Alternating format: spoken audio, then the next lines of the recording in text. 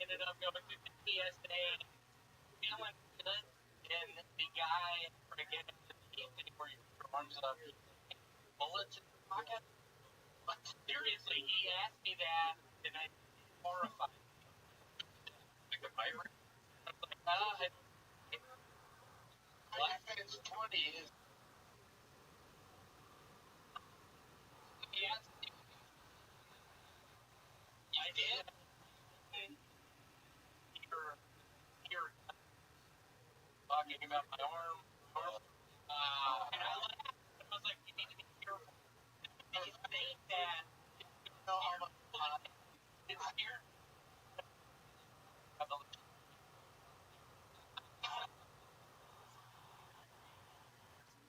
Y'all come to the roast battle of the 15th. I'm playing a Confederate soldier. Really excited. Talk about historical roast. Different.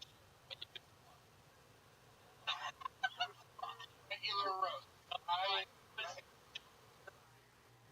White arm. What? William, that we just ended up. My mother Frances saw me the first evening. Years going, she looked at me, sort of did her head to and fro. The next day, I go with Mary, my father, to a sports club. Sports club? Clips. haircut. Oh, that's right. Haircut place, lady, cuts my hair. It's a little too much off mustache. See, it is a little bit, Amish vibe. I don't like sports. Scalp massage? I did. Yeah, you did. See all these scalp massages. Is your parents harsh on you? Did you have like childhood? Yeah. I was some dudes digging. What the? What? Oh God. No, I get. Unbelievable.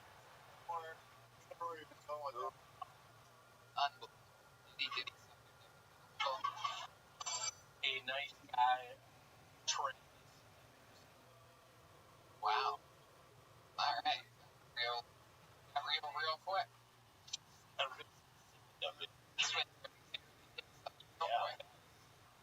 Were they?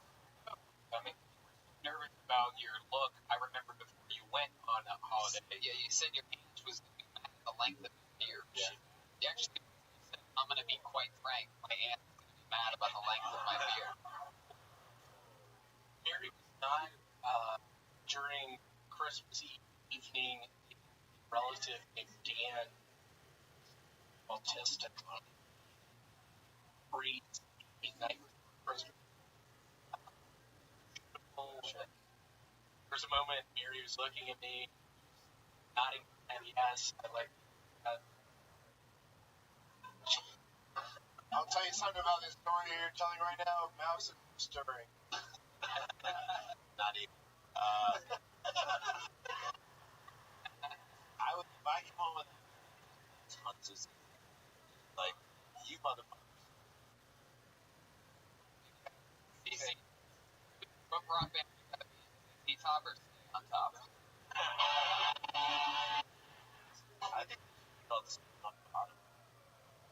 Well, I will say this.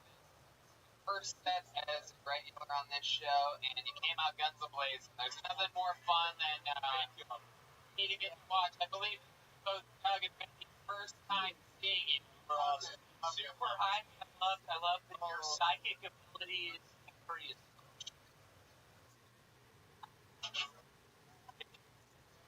Yeah, that great job. I just love that we never know when with a thought. Like we don't know when it's gonna end. Like you could be an hour more could be. Whenever there's a punchline, do this with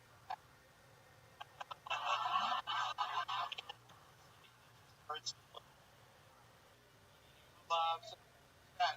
Oh yeah. People love it. That is. Good.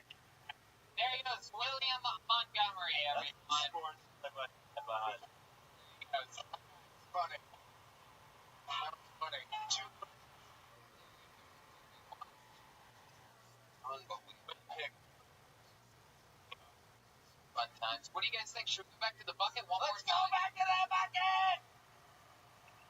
One more time. We're gonna celebrate. Oh, yeah. Okay. Hey, what happened to James Vito? What did we find out?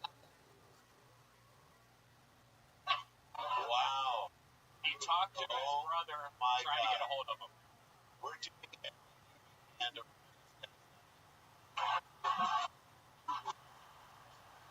Well, you're not a legend yet. Hopefully you have about 7-8 more minutes to get this fucking shit done, James.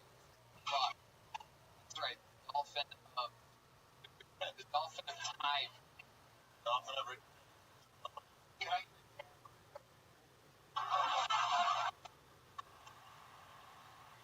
I pulled your final comedian of the night's name out of the bucket. That name is Nicholas Lee. Nicholas Lee. Sounds like a new name to me.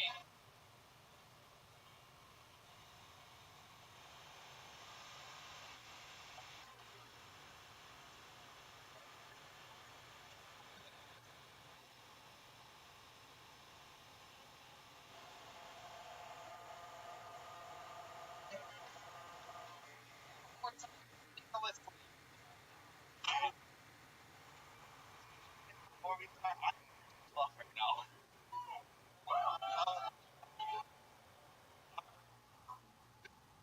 Thanks for coming.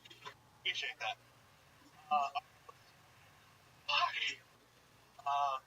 Awesome.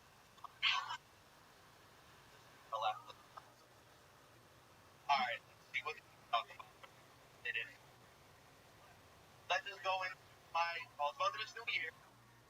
Let's see, for this new year, I came into April and all that. I'm very depressed about that. Sucks myself. At least I get all that. What else? So, I'm sorry, guys. I apologize. Bombing so bad. Yes.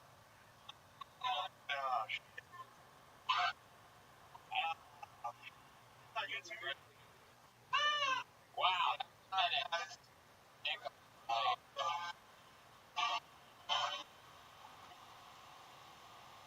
Like the New York.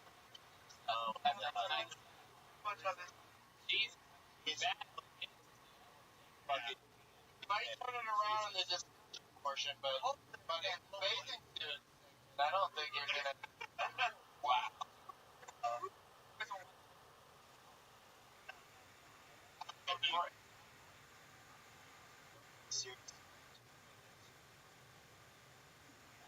I ask you for real, why did you a little and I figured it out.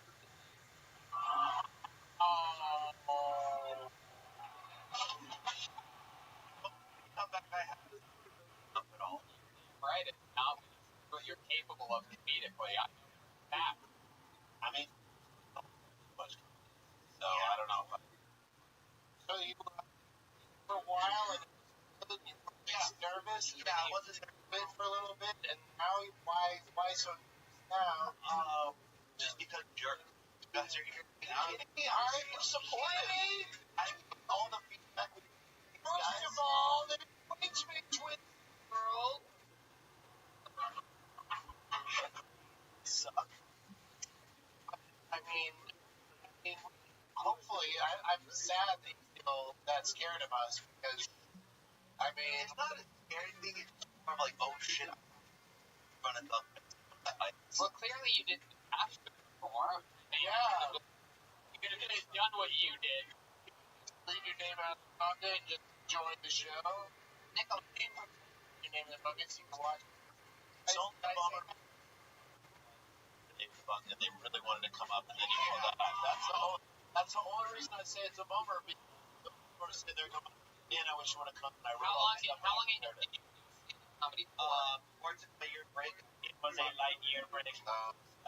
Out before you took your year break? I think they should start calling it a sabbatical. About 2 years. Where was that? A bunch of open mics around the valley. Should open mics. How often would you go up? There were 7 dudes named Mike's. He told one-liners to call them Mike's. his comedy in the sewers with his friend Donatello. So you should put on an open-minded mic. They do. It's called the comedy alt, Doug. So, Nicholas Lee, that was one of the worst things ever. How old are you? You're like a grown man. Actually, 25 minutes. Oh, shit. You went from panic attack to leaning on that mic stand like you weren't on it. Oh, yeah. I don't know. Wait, but when you were up there, what am I going to talk about? You didn't want to revert back to your old act? I honestly forgot majority of it. While I was married and all that, and I just forgot my brain. What happened with your wedding? Wife, you perform? I've been married 3 times, actually. What? I've been married 3 times. Wow. That's hilarious. How the fuck is that possible? Who are you, Ross Geller? Dumb and retarded. I'm dumb and retarded, that's why. You're what? I'm dumb and retarded. I don't know. Here's a word. Who could be all of those? Let's not insult. Come on. Wait. Nicholas, you're horrible. We're getting you out of here. There goes Nicholas Lee. Nicholas, the horrible. All right. Speed. Update, James. Should we go to this bucket one more time? Go to that bucket one more time.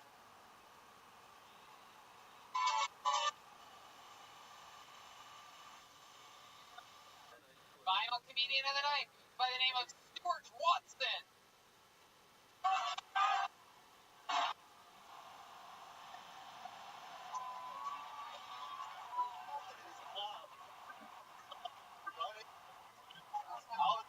Everybody. So, where's my sneaker?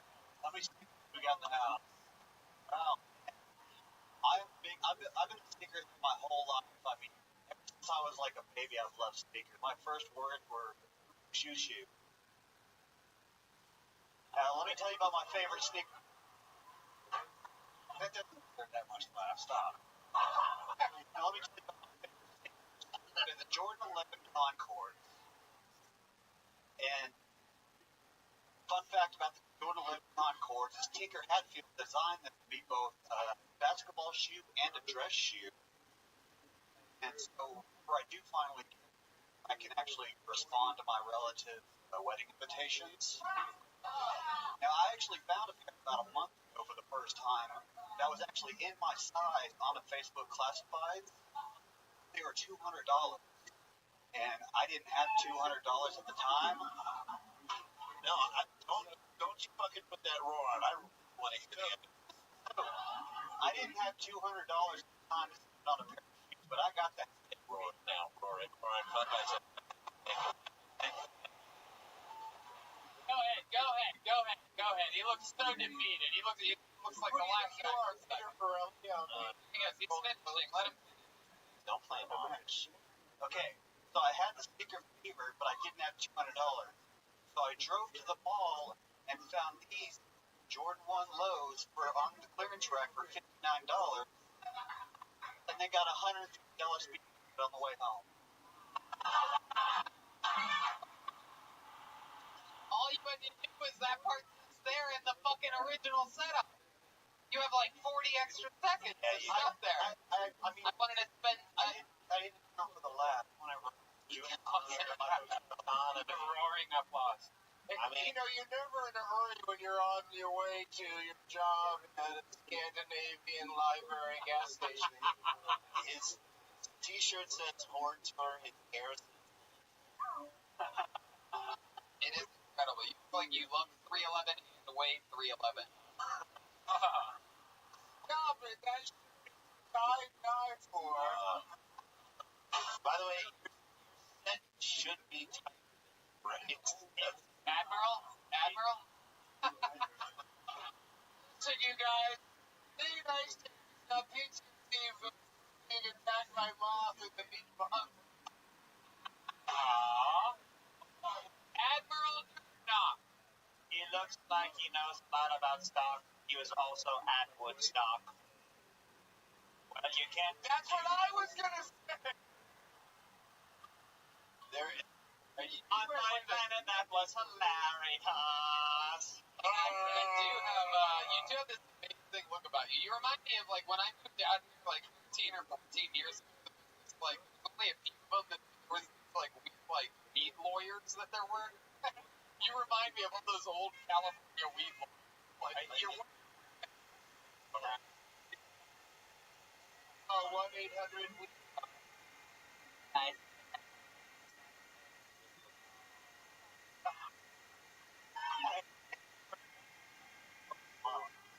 No. But I would have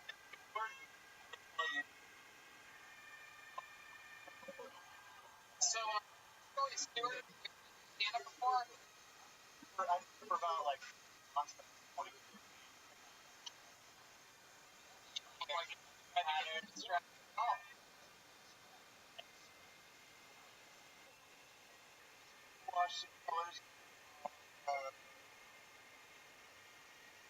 When you say, how'd you get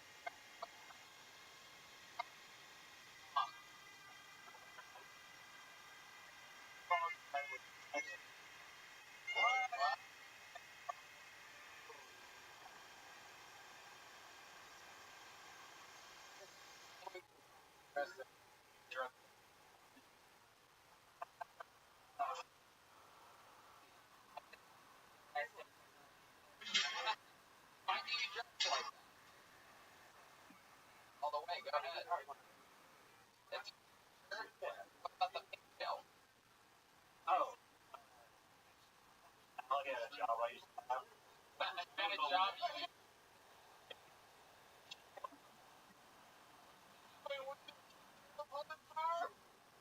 Not that you Research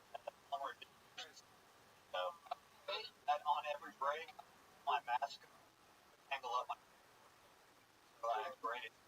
how long's it been since you worked there? Walmart? Yeah. 5 months? Oh, okay. Was it one here in Los Angeles? No.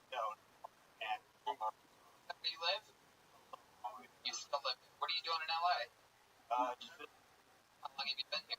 I've been Friday. Friday to Friday, little trip. One of the stops on your trip, huh? Yeah. Love that. Do you stand up in Tulsa, Oklahoma? I haven't done it. But then you did it. Tulsa Bluewell County, where I saw you first time. Yeah. Fuck it, you're exactly what all my fans look like. I'm kidding. Hey, Tony, baby. Hey, I like that. Aw, Stewart. Somehow that was sadder than Nicholas said what you just did. Yeah. My man. Gotta laugh it up. What else do you have planned trip here in LA? You gonna go do anything fun? You gonna go to Universal City and look for the mysterious black man at the Harry Potter exhibit? Maybe. I got a show at the Ha Ha Club on Thursday. Oh. Bring the same heat you brought here. Don't be discouraged in the audience. Say ha. Sometimes people laugh. Tony, I saw this guy's 1 hour special is called I'm Tie-Dyeing Up Here. That was good. Alright. Stuart from Arkansas, what's your favorite race? I'd like to give a shout out. The Apollo 13 is here tonight, ladies and gentlemen. They are live. It's any of that involve running. White people. Yeah, why is that? Why is white people's favorite race? Parents, you look like the kind of guy that would have smart parents. Is it true your dad a professor of some kind or something like that? Who was a baker? The baker. Oh, wow. That was Loud game lower cases. Yes. Gay guys. It wasn't cool gay people when I was a teenager. Came around. Oh yeah, when the sun They always. started after that, you have Taught you how to make candles. How about your mom? She the multi shop. Hell yeah. Well, with the son that dresses like that. That's where I learned how to Stuart, any other Any other fun facts about you? Anything interesting we'd be surprised to know? You ever set any records and things like that? Any interesting fun facts about you? Any special skills or talent? I'm a photographer. Also, I can sew. Hacky sack. And sew is fine. Myself. Oh, if you can sew, you should work on the knee area on both of your families. Really. That was pretty so tonight. Hey-o! Boing, boing, boing, boing, boing. Honest question. Did you do the braids yourself, or did you hire someone to do the braids for you? I actually myself out all my problems. I'm surprised that's the look. I'm surprised that's the look that you went for. You seem like the kind of guy that would have like clean cornrows. How many hashtag cream? Any cornrows? Do you know how to braid your hair and any other design? Just this one. All right. I will teach you. What? Wait, this guy has the power to make all of us more bored. What the fuck is happening right now? It's like, we're in a fucking tractor beam right now, and all of us are giving a TED talk that no one wants to hear. Stop making us boring. Stop it. Stop it. I hate being boring. I hate it. I hate being boring. Quit it. Amazing. I don't think he's boring at all. I think he's amazing. What was your really boring? What? What? What was the question? It went from braids to AIDS in here very quickly. Alright, Stuart. Well, I want you to go have fun.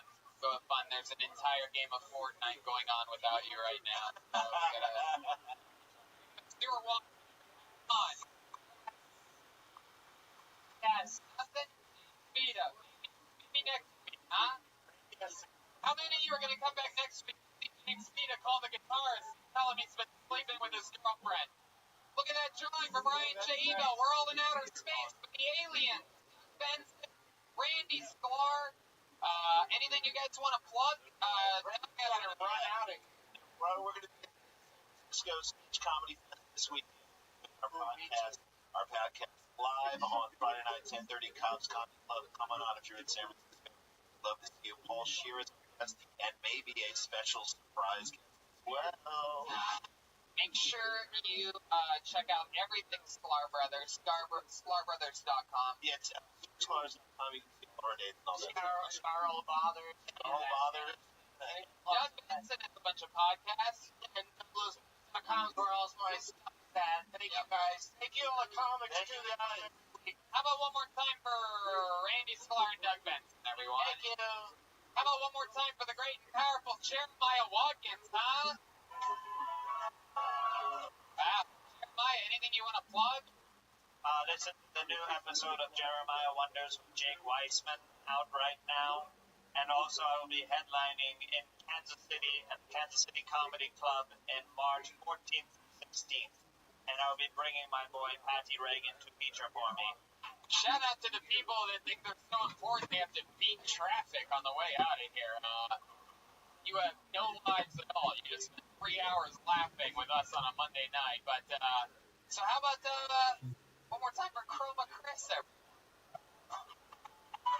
Chroma, what do you think about tonight's episode? Out of the world, Tony. Follow him, Chroma Chris. Joel Jimenez here. I love you guys. I mean, hell yeah. Follow him and Sorry on social media. Remember, Kelly is on the road. Raleigh, North Carolina, Phoenix, Dublin, Ireland, Manchester, England, London, England, and Philly. You got it. Tony's coming here in the next few months. Raleigh, North Carolina this week. So why not plan a trip? Come see us Thursday night.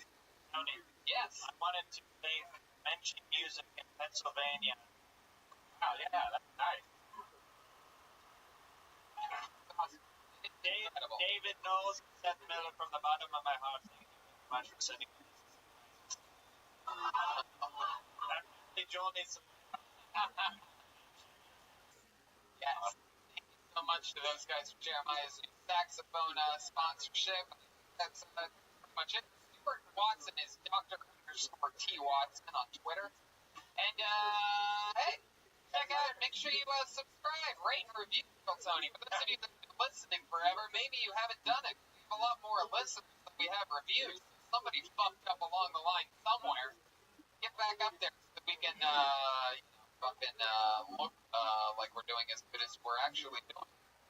Thanks, guys. Good night, everybody. Thank you, live audience. We'll see you soon. Good night. I'm gonna take a picture real quick.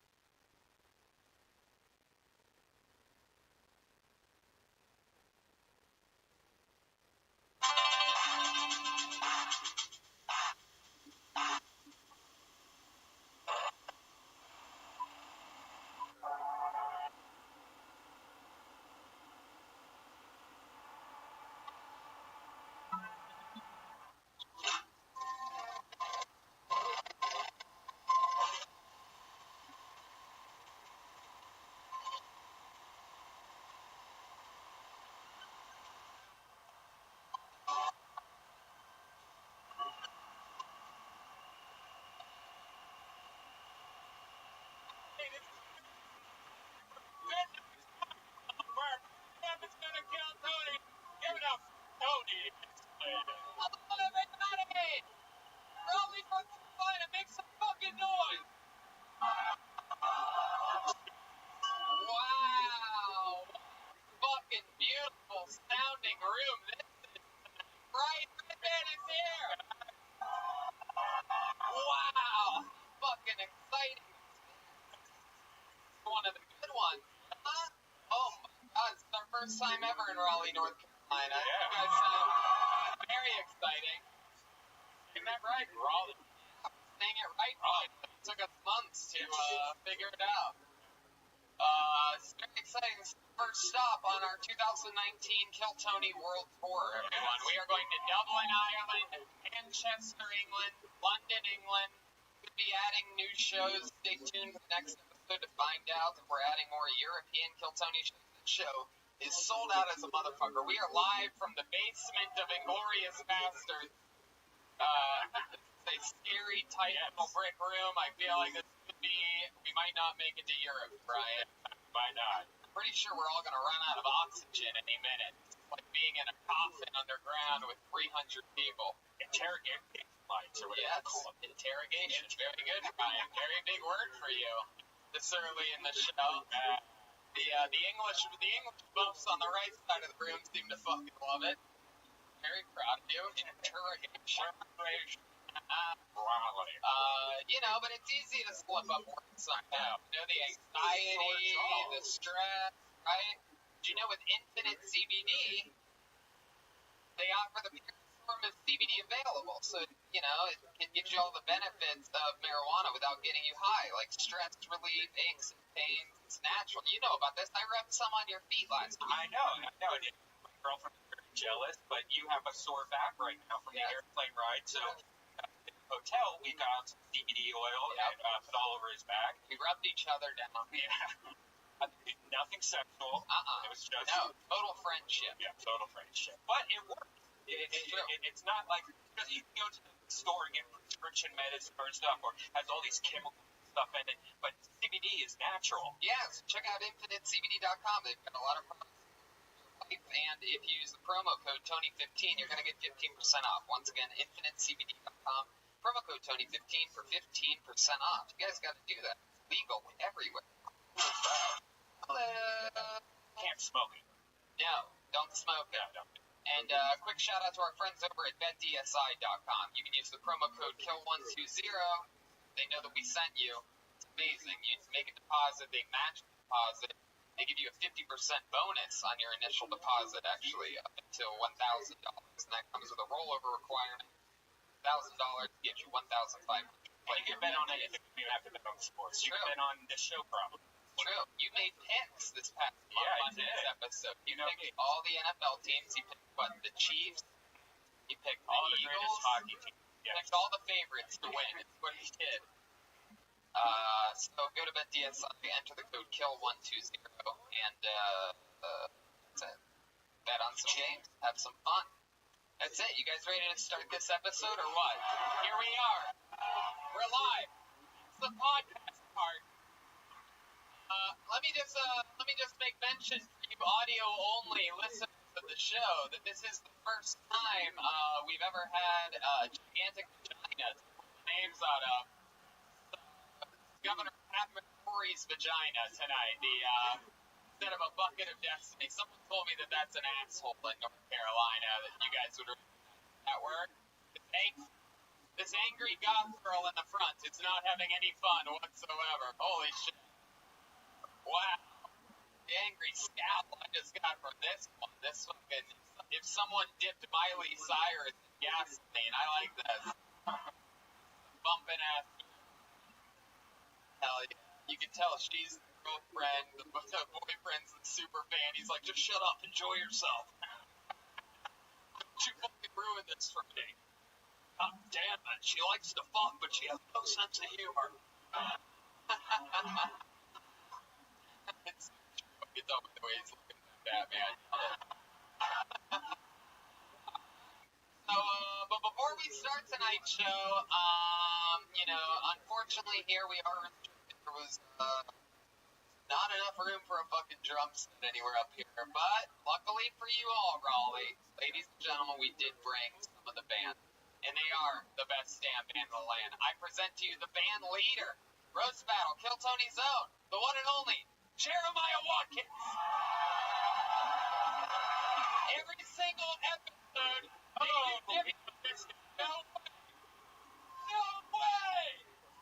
It's the return of Pat Burglar! Wow! This is amazing! One of the most famous characters in the show's history. Every single episode, I never know what he's gonna do or what he's gonna be, but this is a legendary character. Raleigh, I don't know if you know how lucky you are. Wow. Now, Cat Burglar, before we go into the show, I gotta ask you, you are a very famous character in the show. In fact, you're the only one. A few weeks ago, I was retweeting and helping promote. You're the first ever character in the show to have your own T-shirt. Someone was selling Cat Burglar T-shirts. Something knowing about it, yes. Well, you're on. Let's see. What do you? Well, I killed the man and brought some to North Carolina. Hey! Oh, he didn't sell out. There's gonna be some of those available after the show. I bought them all. That's the catch with not knowing what he's gonna be or do every episode. There you go. Cat Burglar is available after the show, and Cat Burglar is gonna be with us all. So, hey, what's that bag you have? That looks like the hotel.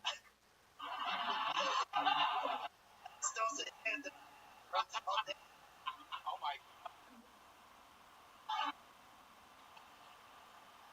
Oh, you really are a Cat Burglar. going to be on stage with us the whole goddamn time. This is very exciting. I have a giant vagina filled with names of people that signed up for the opportunity to get 60 seconds on this stage and go a little bit of an interview with me and Van and the cat burglar here. So anything can happen. I love these road shows. It's usually more organic, sometimes wilder, more intriguing characters that you don't normally get with people who escape to Los Angeles. So I'm really, really excited to see who we meet here tonight. Who knows? Perhaps okay, I'm not even. By the way, the stairs to get on the stage are right over there. One second. You can Russian claws. Yes, do not bump into Jeremiah. Go straight up to the mic. Your time starts when you get up there. And you know it ends when you hear the sound of a kitten. That means wrap it up, or else you're going to bring out the angry North Carolina Panther. Hey, Bear, he made it here. You guys ready to start this motherfucking thing or what? Live from Raleigh, North Carolina. Here we go. Anything can happen around my hand goes where it stops. Right about now. The Funk Soul Brother. Check it out now. First comedian going on stage tonight, getting an uninterrupted 60 seconds. Could very well be his first time ever doing stand-up. He might be a 20-year veteran that's never, ever left Raleigh, North Carolina. You never know. Ladies and gentlemen, put your hands together for Andrew Green. Here we go. Here we go. Here we go.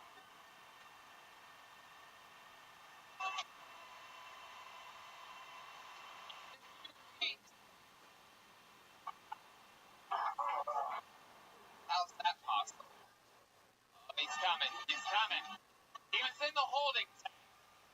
Here we go. Andrew Green. Wow. What's that weight?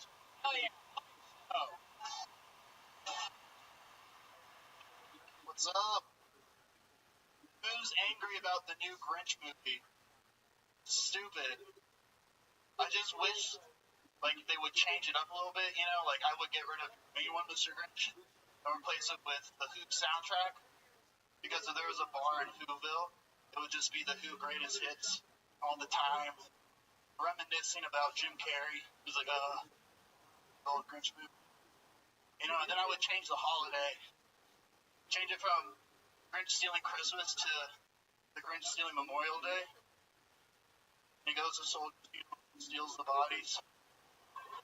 But he returns the bodies. The kids movie, returns the bodies, you know. But then he has to convince the police I didn't have sex with the bodies. And that's when the real climax is.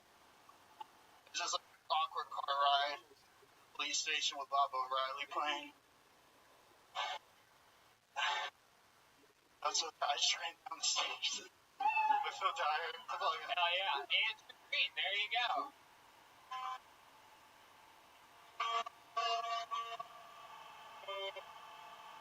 Yeah, okay, Andrew Green. You're working here right now, aren't you? I just saw you in the kitchen.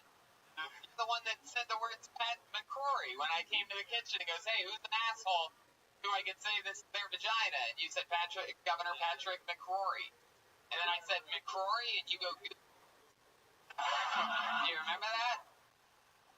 So you're the first one pulled out of the bucket. If you're working here right now and you signed up, how could it possibly have taken you that long to get to the stage? I was upstairs cleaning. Where were you cleaning upstairs? I mean, like, it's the bar. Was a bar upstairs? Yeah, I was wiping down the bar. I heard Brandy scream, Andrew! Wow, yeah. Brandy's the manager. Make some noise for Brandy, everybody. Hid behind the curtain when I make some noise. Andrew, how long have you been on stand-up? About a year. Wow, okay. How old are you? 25. 25? Wow, you don't look a day over Jack White's leukemia. How long have you been working here? About, like, 2 years. 2 years. You were working here a year, and you realized, you know what? I have I could fucking do this shit. Yeah. I hate the Grinch who stole Christmas so fucking much. I'm just gonna put all my energy into that. Do you have any non-Grinch material, or are you just straight up Grinch comedian? I have Monsters Inc. Yeah. Oh wow. Very good. Oh yeah. Do you have any Garfield material? Do you? But what? I didn't. You can't hear through all those calyx. That's a hair joke. Cat burglar? Do you have a question? Here, the cat burglar. So Andrew, what do you do for fun out here, Raleigh? What is you born and raised? Yeah. Yeah. Bars, yes, when I'm not working. Yeah. You drink a lot? Not so much anymore. What am I, your mom? Come on. What are we talking about? What do you mean anymore? So you used to drink all your 25, Andrew. I love that you're talking to me like a Vietnam. Don't drink as much as I used to. Shit. Anyway. I like what he is wearing. All black. Andrew, how much do you drink now, on average? If you had to give us just a ballpark of what you drink in a night. Like, what's your favorite kind of drink? I like gin and tonic. Wow. I realize you were a divorcee in her 40s. Tonic. How many of those will you swap for tonight? I probably won't get any. I'll probably just get PBR or something. Probably cheap. Billiards. What the fuck? The fuck happened to this big top drinking buddy that I thought I was taking a minute ago? Probably just gonna have the old can of beer. What's the most you think you ever drank in one night, Andrew? Maybe like 16 or so beer. God, Jesus Christ. 28 beers. Alright, Andrew. Well, I mean, other than drinking, any special stuff, talents? Like you play a lot of computer games, video games, right? You have known of someone that spends a lot of time indoors. Right on any of this? You have an entire planet on The Sims or something like that? What was the thing you stole? Clearly, it was not a personality.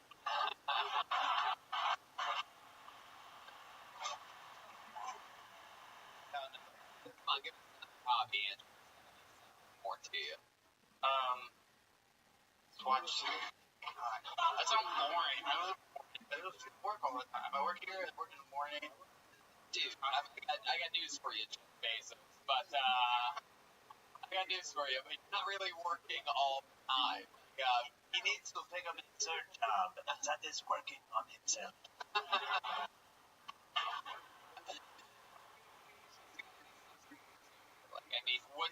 What do you do when you're at home? Yes. Hang out with my roommates. How many roommates do you have? I have 4. How do you have 4 roommates? 25, and you were born and raised in Raleigh. 4 roommates. A mansion? No. An apartment? No, it's a small house. How much is your share per month? I pay like $100 a month. Gosh. Why do I feel like we are getting Brendan Dassey from Making America? I believe we are. He's a lot like Brendan Dassey because neither one of them killed.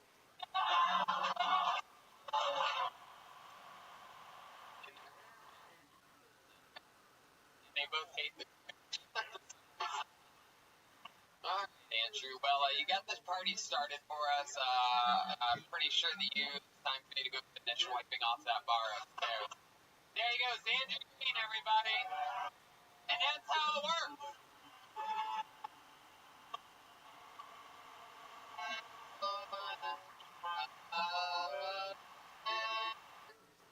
Have you guys seen a stuff before?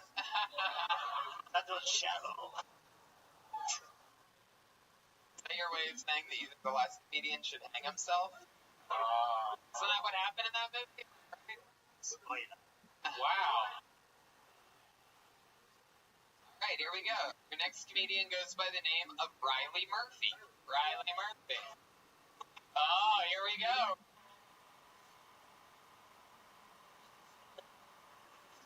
Here he is. One more time for Riley Murphy, everyone.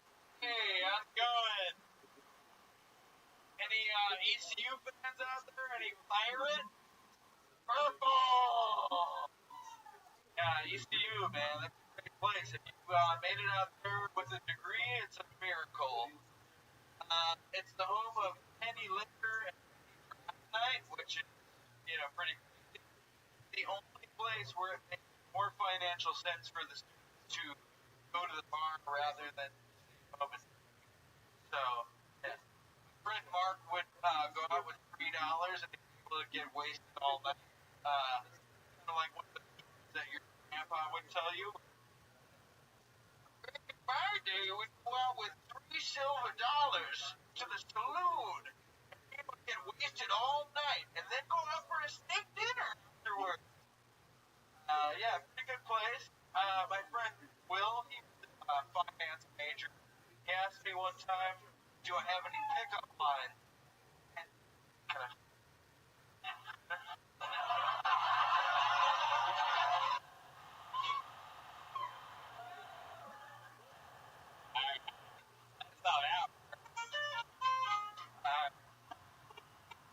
You want to finish it? Yeah. Okay. Asked me, do I have any pickup lines? I said, not really, but for a finance major, if you go to the bar and say, hey girl, you in my finance class? You fine as hell. It never worked. It never worked. Good. Buster. Didn't work. Alright, Brian. We know it didn't work. You don't have to do commentary. I'm taking it right now.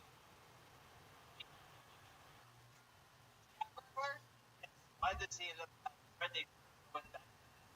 Yeah. He looks like a lot of it. He also looks like both guys.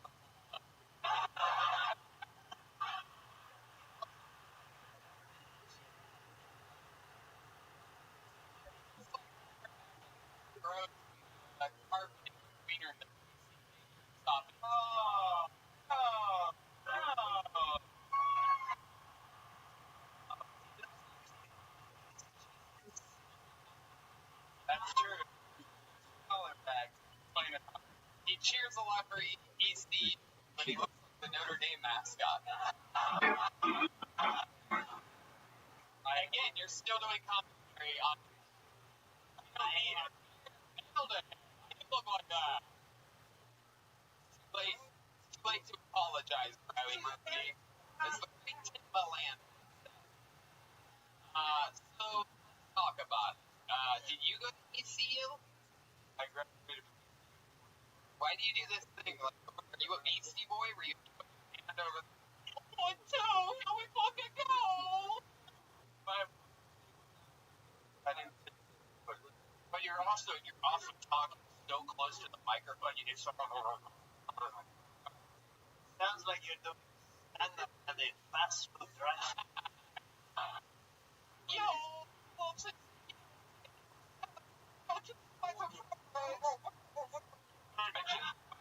no, can you hear you?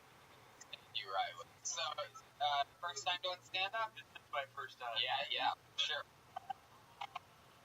There you go. What is the time of stand-up? For a long time? It had bucket. So what do you do for a living? I'm an engineering designer. Build skateboard ramps. I also drive Uber on the side. And it's on snap. So, what have you engineered? To know, there's quite a drop off there. You went from, what was the first thing you said? Engineering what? Engineering designer. Engineering designer of skateboards. My day job is engineering design. I do building. After that, like a piece of wood on a milk. What have you done there? I do electrical. So I lay out the lights. Extension cord technology. Incredible shit. So let's talk about it. You have a ring on here anymore. How long have you been with her for?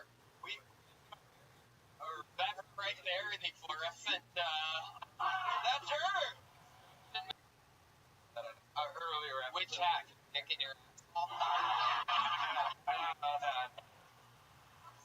How long have you been with your wife? For like 3 months. There you go, that's fun. Where'd you meet her at? ECU.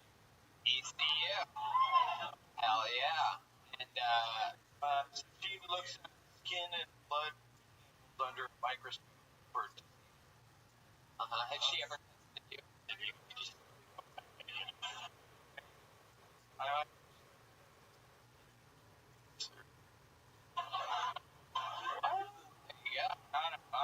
That's what it feels like when you actually say something sort of funny. Right? I might. About this thing, herpes, and he changed his mind. When did you graduate from BC, right? 2012. 2012. Now, was it when you started stand-up comedian, like a pep rally for ECU? They did so much for the whole Uber thing and everything. Yeah, no, seems like you have a lot to talk about with the people in the car. So you're one of those annoying guys that talks to you when you get on the car. If you talk to me, if you don't talk to me, then I won't talk to you. So there you go. I'll turn the radio up 2 or 3 notches. What station was it on? I'll take the. I guess the AM radio. It's either WUNC for white people. Maybe. I want to hear what you call the second thing you're about to ask. For me and You and else. He does not know he is white, does he? Well, all right, Ryan. Well, it was nice to meet you. That was your first time ever on stage. You did it here on Kill Tony, live from Raleigh, North Carolina. You lit the fuck up, by the way, if you're wondering. There you go. Nothing I love more than having fucking some untested skin disease dude's hand on my fucking. Love knowing that he goes and he rubs down his wife and tests people's blood all day, and he has to shake my goddamn hand. That's not part of the thing, by the way. Everybody else that gets pulled out of them, fucking shaking goddamn cold, sweaty, fucking demented, dirty hand. Feels like a first year.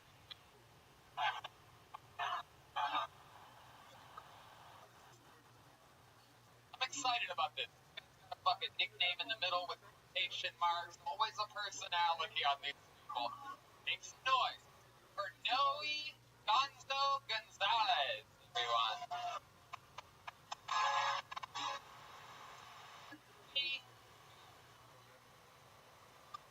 Oh, goodness, here we go. Stop clapping. Here he is. Gonzo Gonzalez.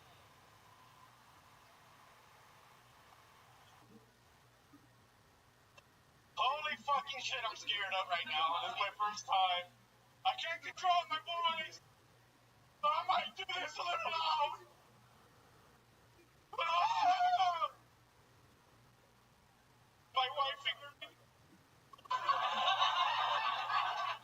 She fist, but where's your finger? I'm on some drug. The good one. Oh. I'm Mexican. I have 5 things. These are not drugs. These are more. What do you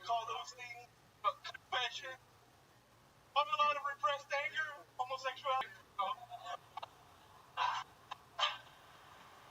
a so no, I don't have a lot of social. I don't have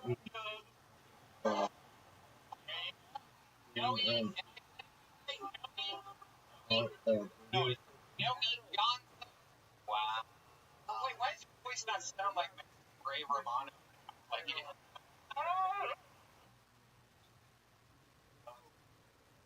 So you had a fake voice just now. You don't have. You have kind of, but well, then, yeah, very new. you're still having. Once I'm living it here, then It's fucking weird.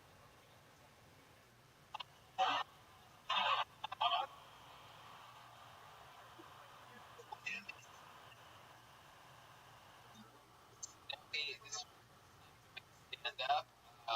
What made you want to do it? your show, Joe's show, all the other podcasts I like this.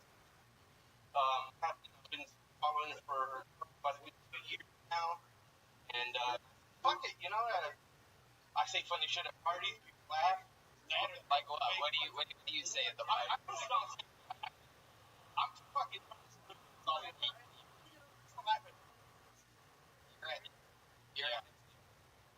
You're a heavy drinker. Me? Yeah.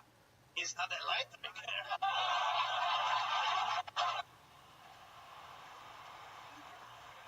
Well, when It's party time. Like what? What do you mean? It's party time. Like you say that, but then what do you end up having a can of PBR or something like that? What do you mean by? What do you get turned?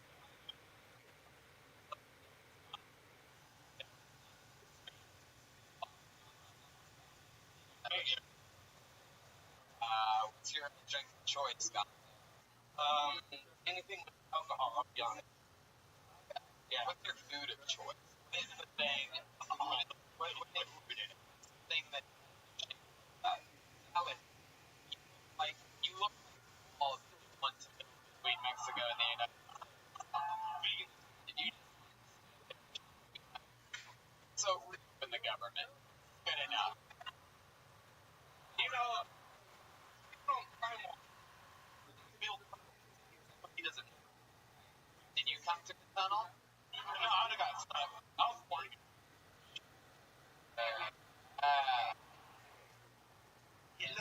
He looks like a sad Mexican or a happy Hawaiian.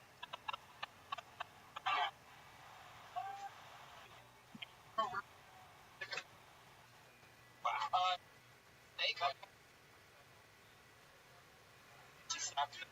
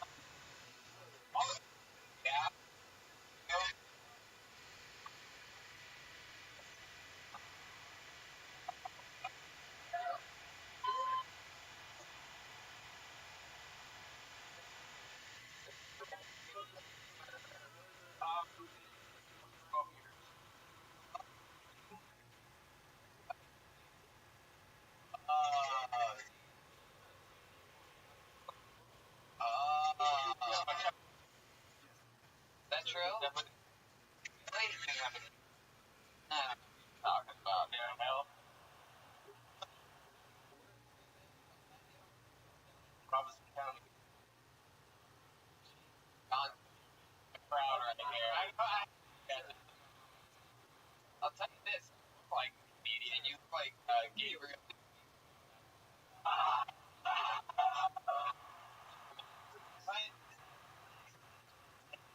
Going in on.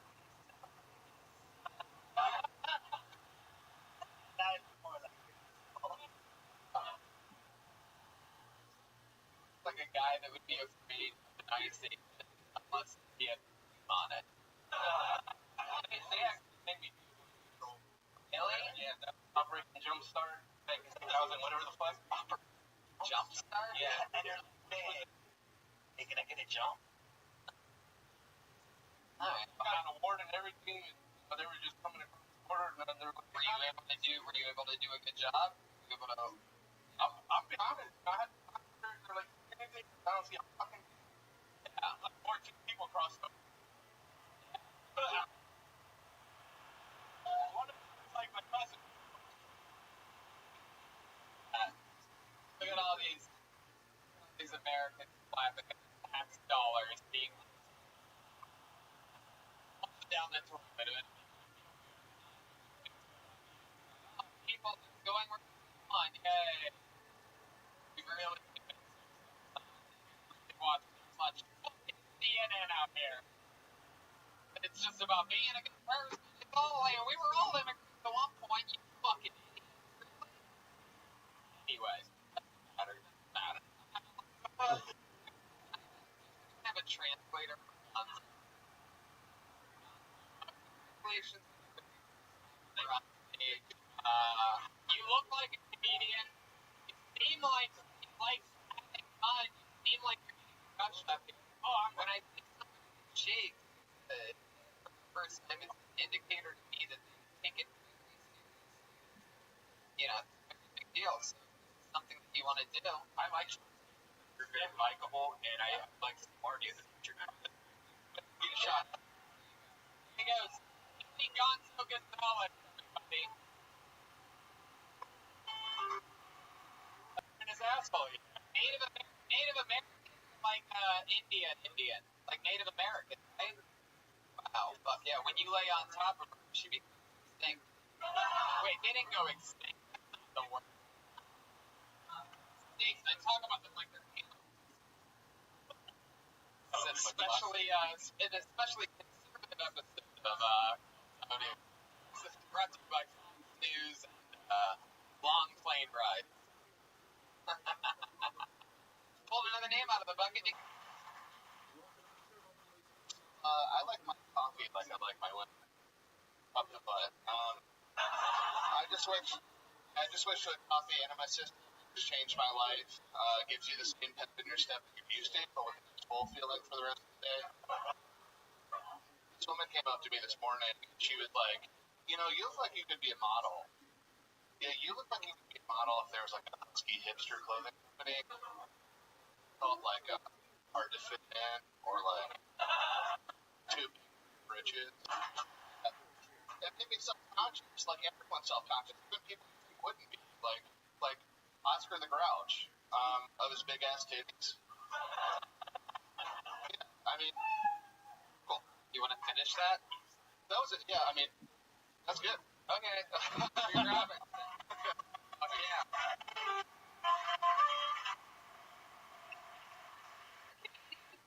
Been doing this a while. Yeah. A few years. 6 years all here in Raleigh. Yeah, man. Raleigh, some out of town shows always here. That's cool. Were you born and raised here? I was born in Charlotte. But yeah, I mean, how'd you end up coming out here? School. Yeah, you went to ECU. No, I did not go to ECU. I went to. Wow, look at that. Here's makeup school or something like that. Yeah, for the. Wow, fuck yeah, you must have got all those pussy. Yeah. All 5. Oh yeah, I love it. For those of you listening. like if Brian Posehn and Gonzo made a baby.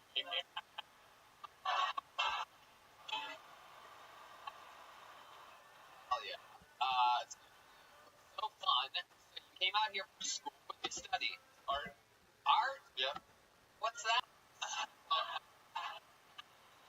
What do you do with that? I work at Chipotle. No, I don't. Just kidding. Chipotle. No, I work at UNC, which is a different college. Yeah. Oh, interesting. I'm into that 3D printing shit. I like it. It's pretty cool. I can build it. Like, should you because parts. Wow. Well, but you're not gonna. Yeah, you just don't grind. Yeah, you just beat the beans. Beans fucking. Where do you go to do something? Like a Place like Starbucks or something? Starbucks. Yeah. But no, you have to go to a special coffee and mud. Best part of waking up is coffee in your mouth.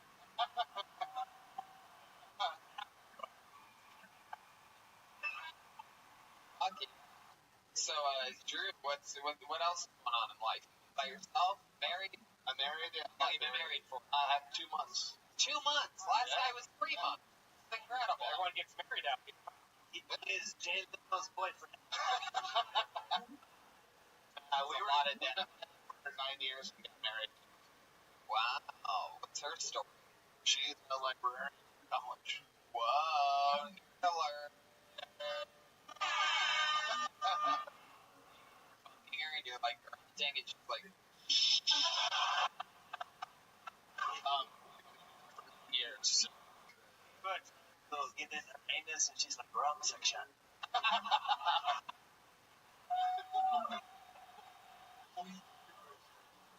That is not things to do with football, though. I don't know. Or like, that's it. Gooey. wow. So you don't have much anymore. Right, exactly. That was what I was trying to say about saying with review. Have you had sex in 2019 yet? Yes. Yeah, what was that like? Sex, like after being with the same girl for 9 years, what are you guys doing now? Where'd it go down? In the bed? No, I prefer chairs now. Oh, you're sitting in the chair? I'm sitting in the chair. Oh, hell yeah. Yeah. And men's My legs are on the armrest, but I'm still sitting in the chair. Cat burglar? Missed something? What'd you say? I said my legs are over the armrest, but I'm still sitting in the chair. Are you making a joke? Are you pulling a gonzo on us right now? Be honest. In all honesty, I have one leg over an armrest usually. So what, you spread your legs and you throw one over an armrest? Hey, we got the goth girl's attention for the first time. Back to looking straight ahead. Oh, she just turned her back on us. Uh-oh. Oh, shit, she's gonna teach us a lesson. Someone used fresh Kool-Aid for that hairdo today. give her a chance. This is her only breakaway from Hot Topic. Oh, no, don't leave, no! Oh, come on! Come on, no! Somebody stop her! Lock the fucking doors! Oh my god! Those of you listening to the podcast, the goth girl got up and ran away and her friend went behind her. The boyfriend that I said earlier on is the super fan that really wants to be here is still here.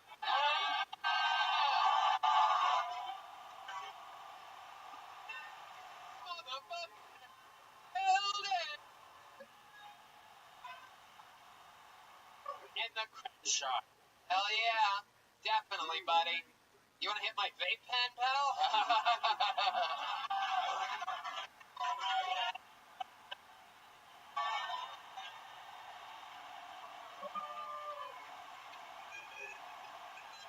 There you go.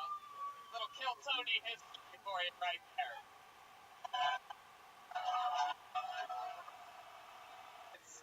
Alright, come back to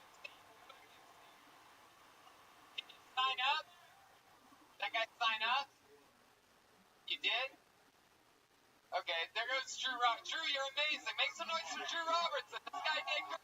Really, really good. Really good set. That's a fucking 6-year comedy bet. If you guys have any common sense, if I lived in fucking Raleigh, North Carolina, I'd find that guy after the show and I'd ask him what other shows he's coming up and I'd go see him again. So what the fuck else you gonna do?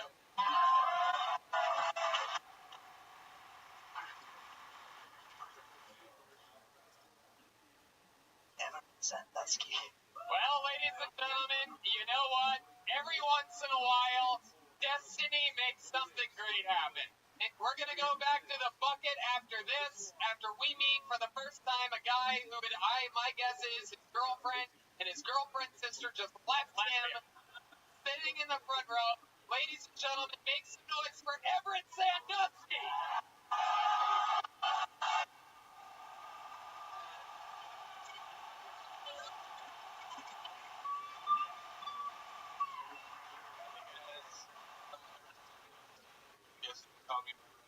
She calls me sleeping coach.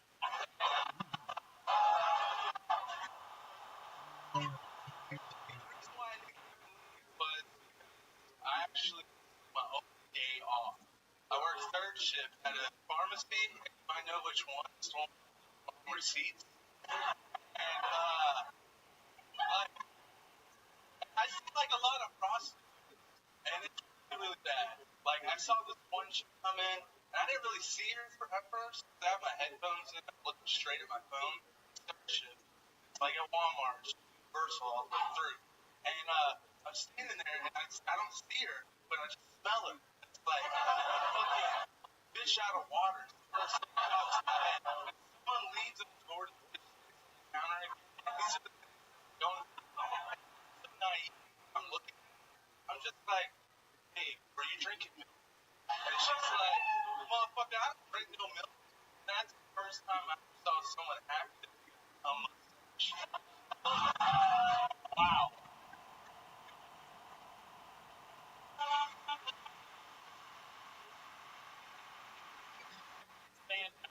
Let's talk about it. Let's jump right in. Questions. First of all, how long have you been on stand-up? First time ever. Phenomenal.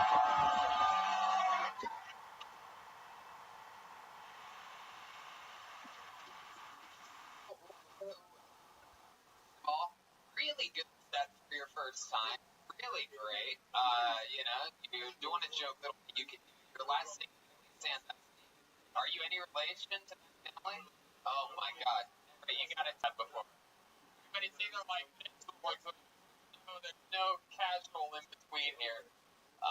So Everett, let's talk about it. Was that your girlfriend that walked out first? Yeah, they're actually both my girlfriends. Oh!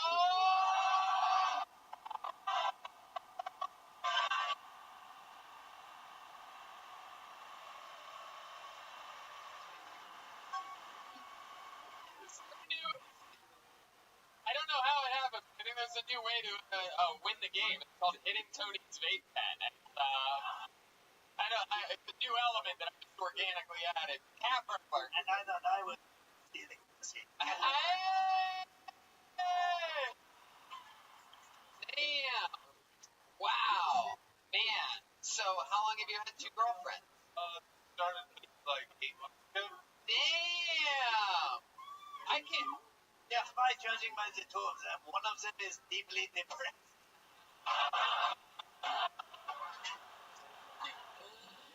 Wow. He's got that CVS money. Oh, geez. I mean, Walgreens money. Yeah. His dick is longer than the receipt that CVS. Everett, can you make both women come? We know we can make them leave, but can you make them come? Really? Is that true? Just with your penis, you have vaginal sex. Penis? That's incredible. The goth girl, mother of a child. Whoa! I regret to inform you, your child is Satan. You're saying it is. You said he is. He's a bad kid? No, he's just 17 months old and 30 this tall, so he just fucks everything up. Really? Yeah. Wow. 30, that tall, 17 months? God, you might have a Gonzo Gonzalez on your hands. Border patrol. That's pretty badass, though, man. Usually those relationships don't last that long. Yeah, honestly, it's honest. Why can't you just talk to them and be like, chill out, we're just having fun here? Just wrecked, man. Why'd you sit up front? Oh, interesting. How about the other girl? He also had to go feed her.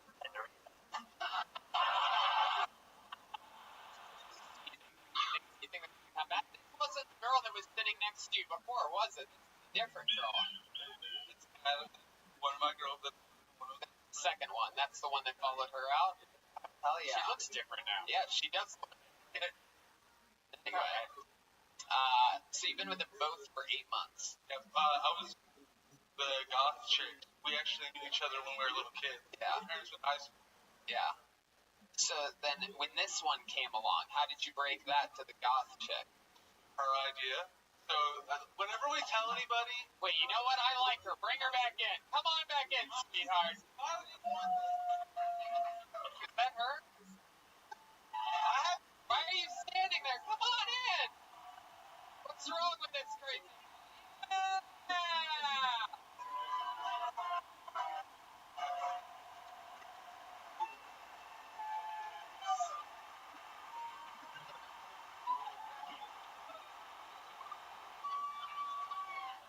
This is my favorite episode of Kill Tony and Jerry Springer we've ever had at the same time.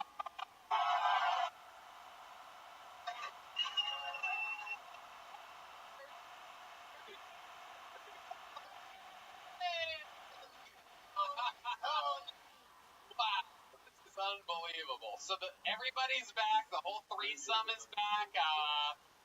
Two girls are yet to crack a real smile, but Everett's having the time of his life right now, getting away with murder.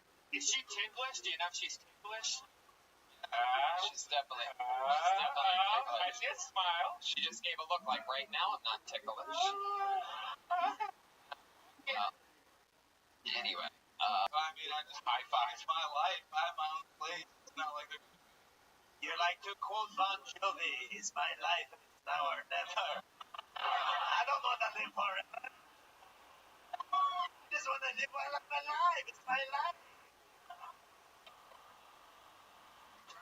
wow. Well, Everett, you know what? I almost feel like this was your own master plan. Now that I think about it, you bring two girls next to you, have one seem angry. You know it's going to get my attention. The only thing that gets my attention is when somebody. And you came on stage, had a great set for your first time, and now everybody's happy, including my new arch nemesis. Anything else you want to say? You're in your hometown of Raleigh, North Carolina. I'm actually from South Carolina. Interesting. Was that the gig? Was that Columbia, South Carolina? The first time I was like, you guys are here. Yep, you're damn right, and you did it. It couldn't have worked out better. You're a legend as far as this episode's concerned. Everett Sandusky, everybody. There you go. Magical. Goddamn magical. When fun, you get it? Vagina does good. How many of you like it watching people bomb? Wow. Comedian goes by the name of David Dalton. David Dalton. Here we go. I heard some noise. One of his buddies was like, oh my god. All the way around, David. Keep walking, buddy.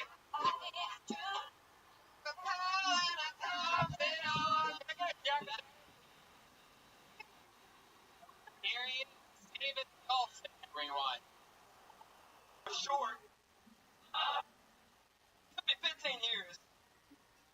So, I was trying to hook up with this girl. She's a little bit taller than me. Yeah, I know I have a southern accent. God damn it, I'm from Virginia. No, that's northern. North Carolina's a little bit taller than me. And, she bends over. I'm trying to get with her. I'm going to show you. Hold on.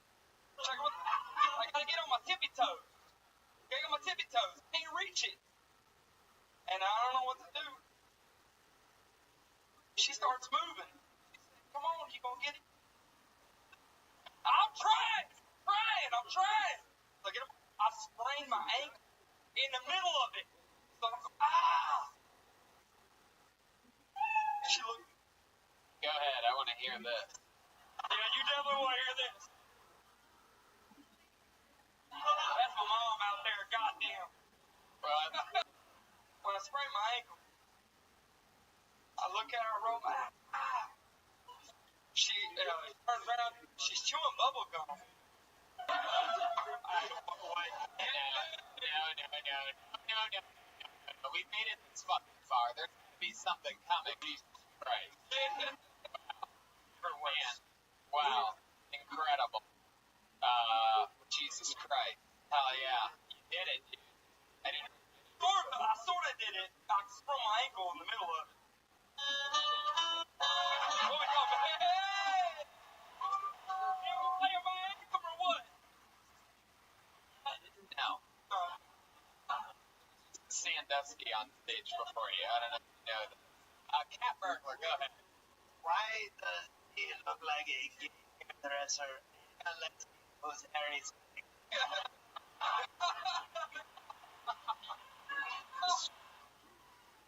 Yeah, you don't sound like how you're dressed. You have like the tight pants on that rolled up, like the If I don't wear tight pants, that looks like I don't got no damn knees. you look like Johnny's. I look like I ain't got no knees. got no he ain't got no You mean? Oh, you. And No, you can tell anyone has these. What the fuck is Are you getting close? Going on. Oh, what is that? Right. man looks freaking. Wow. Yeah, just taking shots at the throat. Taking shots at the throat. I don't look like the guy that You have- Wow, there you go. That means a lot. You're getting roasted by Jordan Stanley. Whatever. Loaded Christian Slater right here. Loaded Slater. Fuck yeah. I was he ain't got no knees. No knees. Hey, nutty. Let's talk about it, David. What the fuck? What's that? All of it. First time ever doing stand-up? Yeah, first time. Right. Your mom here. There's Cody. She lives down here. My parents split up. She lives down here, and I was like, I'm gonna comedy show. I live down here. I was like, I'm gonna probably spend the night at your place. I'm drunk. Your mom sounded like a real, your mom sounded like a real country. Oh, yeah, she's a country bumpkin. I didn't get to see her. She smoked cigarettes? Oh, Yeah, Pall Mall. close. Benson and Hedges 120. Parliament. Virginia Slim. There you go. NASCAR. Virginia Slim. She's a class woman. Smoked Virginia. It was. You have the comedic timing of a 9/11 bomber. Do you know that, David? Anytime one of us starts something funny, you cut us off with your dirt dog bullshit. Which a 9/11 bomber also ain't got no knees. I ain't got no knees, man. Hey, he's got no knees. I love it. I just think it's interesting. Your mom smoked Virginia Slims, and she made Virginia not so slim. I'm a Virginia Plainly Premium. Motherfucker. God damn it. Hot diggity damn. You got me every fucking time. David, why do you look like the Devil's Rejects accountant? Why do you look like Beavis grown up? Oh, you son of a bitch. I don't know if you know how this works, but this does not end well for you. Cat Burglar, go ahead. Why does he look like the hills have eyes?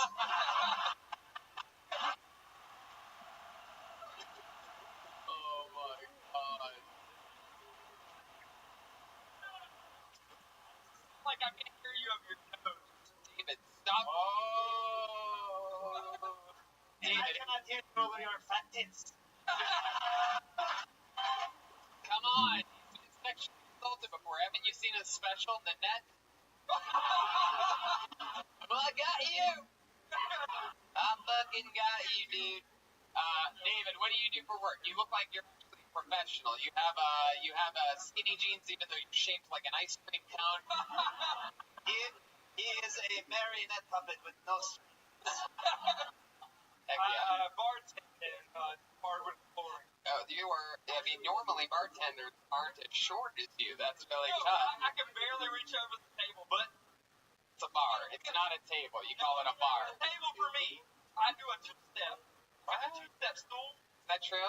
Yeah, I got two steps. You really have to get on a fucking stool? Applebee's Lex? Most depressing thing ever. Yeah. All of a sudden now I feel like the goth girl in the front row.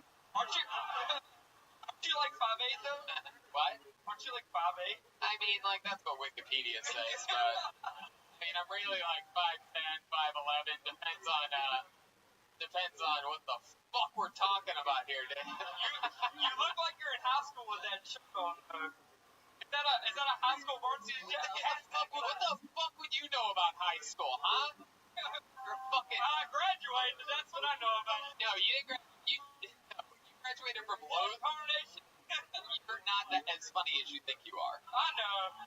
You didn't graduate from high school, you graduated from low school. That's a good short joke. Cat burglar, go ahead. Do not think just strong. Cat burglar is 6'3". Yeah. And his nose is the same size as me. David, you are ruthless. You fire back bad jokes like they're good. It's really interesting. I've never seen anything like it. You're like one of those guys, like every once in a while I'll find like a, I mean, I obviously have a decent amount of haters in the world. And sometimes I'll notice like someone be like, on whatever, like, Tony, faggot, right? And I'll click, I don't mean it. And I'll click on their profile, you find out they have 2 or 3 followers, right? And like everything in their feeds, total dog shit, right? It's like just retweeting, like, Make America Great Again shit. And then that's what you remind me. That was it. David, what's the coolest fun fact about you? What's something that we would be surprised to know about this little boy from Virginia that obviously read a lot of... How many YouTube videos have you written verse on? Answer my question. I play music. Really? What kind of music do you play? Shit, you wouldn't like. Yeah, what kind of music do you play? You fucking fuck. Shit, I wouldn't like. You just have nothing but bad responses. Why don't you just answer one fucking thing honest? Music like folk music. What? Acoustic guitar. That, like acoustic guitar? You fucking play acoustic guitar. I might, play acoustic guitar. Wow. And do you sing or do you just play guitar? And I sing too. Yeah, you have the original music? Yeah. Yeah, will you sing us a little verse from... I don't really know what to You can play guitar? No. Fucking sing, you motherfucker. No shit.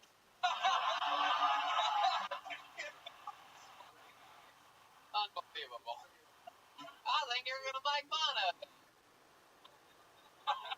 We make fun of every inch of you, including things you don't even have, like knees. Yeah, I don't have no knees. I know.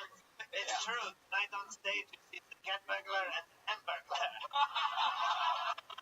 It's been a brand new episode of Kill Noni with, sing a fucking song right now, David. And you can stop. That's not anything. That's... Okay, now singing a song.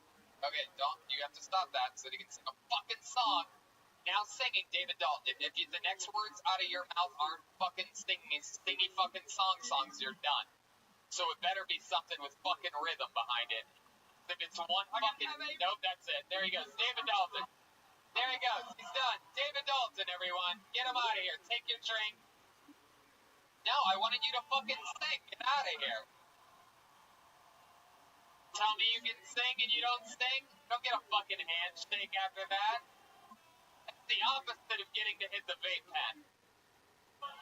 I can sing, I swear to God. You got a guitar? I need that to sing with. Hey, can I get a Jack and Diet on the wait staff? Fuck yeah. Drinking, ladies and gentlemen. Could I get a diamond something? Alright, pulled another name out of the bucket. Sounds like this guy could have been one of the original, presidents of the United States or something like that. Make some noise for Benjamin Harrison. Here we go. Benjamin Harrison.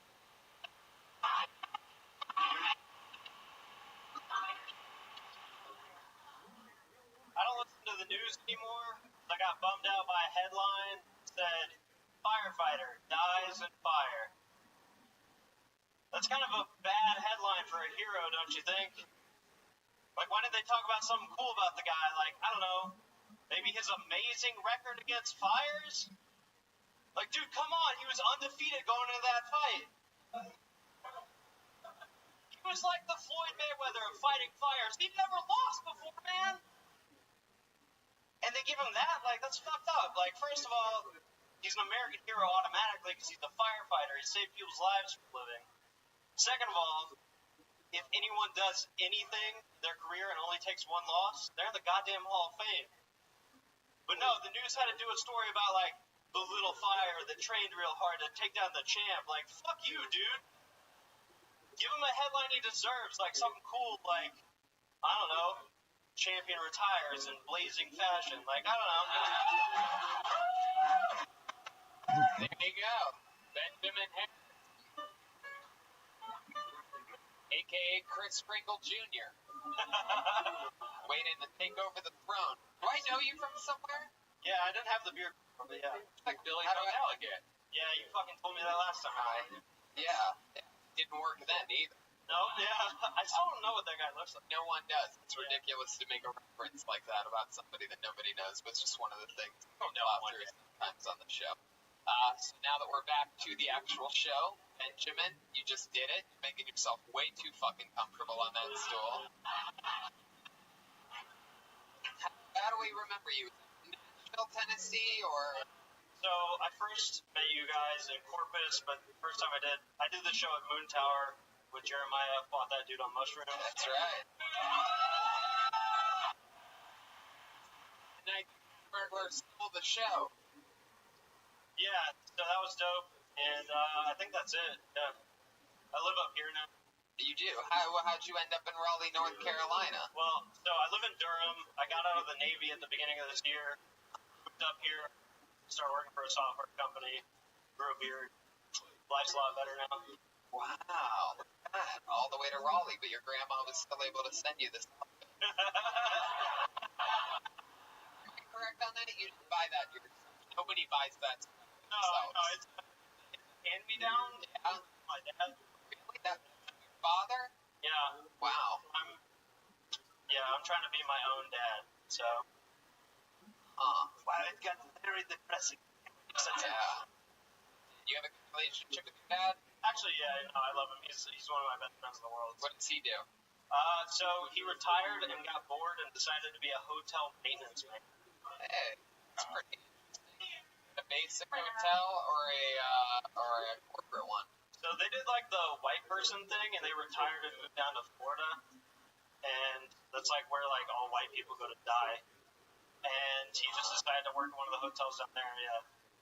So your dad works at hotels and you eat all of the chocolate on the pillow? You're the other half. Tim Allen and you are the host of Tool Time, right? And Cruz tried to grow a beard and like be cool. Well, if I grow this beard, the kids are gonna love me. Fuck, I don't feel so comfortable.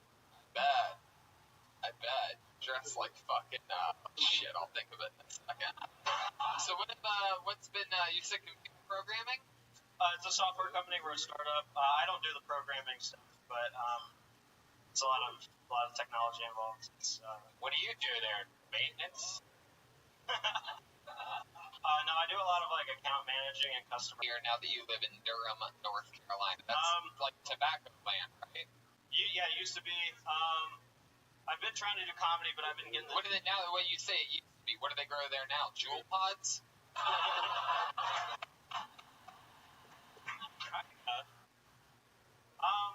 Yeah, no, I tried to do some comedy, but I've been kind of getting the dick at work lately, so I haven't been able to make it out too much. So what have you been doing for fun? What do you mean? I mean, everybody here keeps telling me that they're just working. Yeah, like. But I think that's bullshit. My guess is that you sleep till 2 sometimes. Well, like on the like occasional day I have off, yeah, I'll sleep until like 1, like noon, 1. Yeah, something like that. You look like a chubby white Osama bin Laden.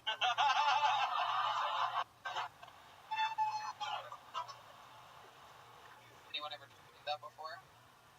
Have Have you tried to fly since growing that beard? Sure. Has anybody ever told you, Marty? Your first day of 7th, something like that. Big giant cutie pie.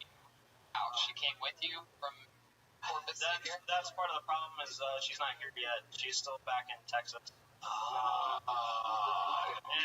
Fucked. She has the dog, too. It's kind of fucked up. Wow. Yeah. She's having sex with the dog right now. While you're here. We have actual audio. We're streaming live. If you're wondering what's happening there, it's your girlfriend eating the dog's ass out. Yes. She likes sex with the cat. We do have, but she doesn't fuck either of them. So, like, Sure. She's done you once? How long have you been living out here? we should get a test.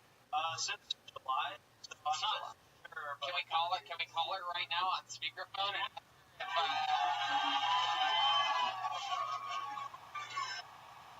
We're about to call Benjamin Harris.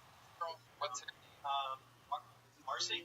Marcy. Hey, you don't, nothing for the rest of the show. Don't say anything. You guys hear that? Hello, Marcy. Hey, Gene, you're on Kill Tony. What? Yeah, you're on Kill Tony. Hey, have you cheated on Benjamin? He's been up here in North Carolina. Have you cheated on me since I moved out here? No, of course I haven't, except with our dog. She kisses me like every night.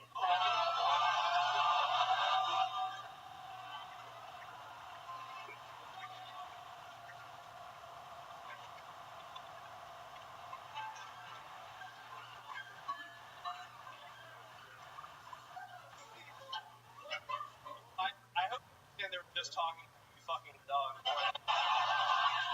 don't hear any of that. No, I don't fuck the dog. Nothing. No, I don't think you fuck the dog. I think you eat the dog's ass. And I think the dog fucks you after you eat its ass. You get it all horned up, and then it fucks you. Am I close to right on this? Jean? Is that what you call her? What? Yeah. Jean? Yeah. Okay. Jean, have you ever let the dog fuck you? The girl dog would be common. You scissored your dog.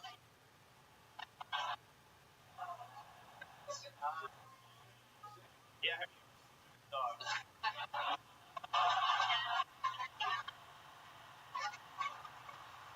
Love the way you ask this question. It's like this is the end of your comedy life and your relationship. You scissored the dog. Do you know how to tie up proper noose? It's like a situation. All right, Gene, can you hear me? No?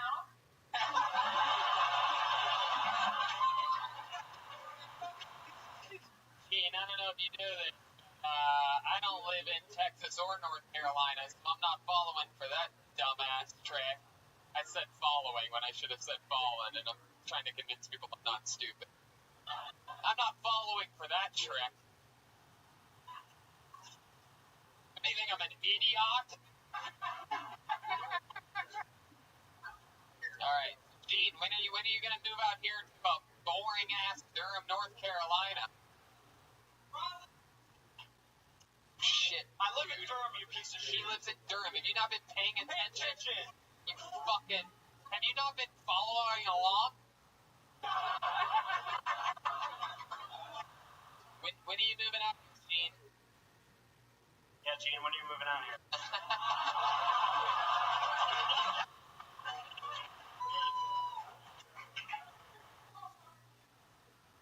What's that? Hold on. She's eating the dog's ass. Let her finish. Gene. What? Gene, when are you gonna move out here? What's that? Y'all are really complicated. I can't understand.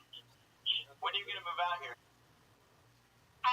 When I get a job in clinical research, Yeah, she's way smarter than me. Okie dokie. Thanks, Gene. Bye, Gene. Whoa, look at this pussy with little bit.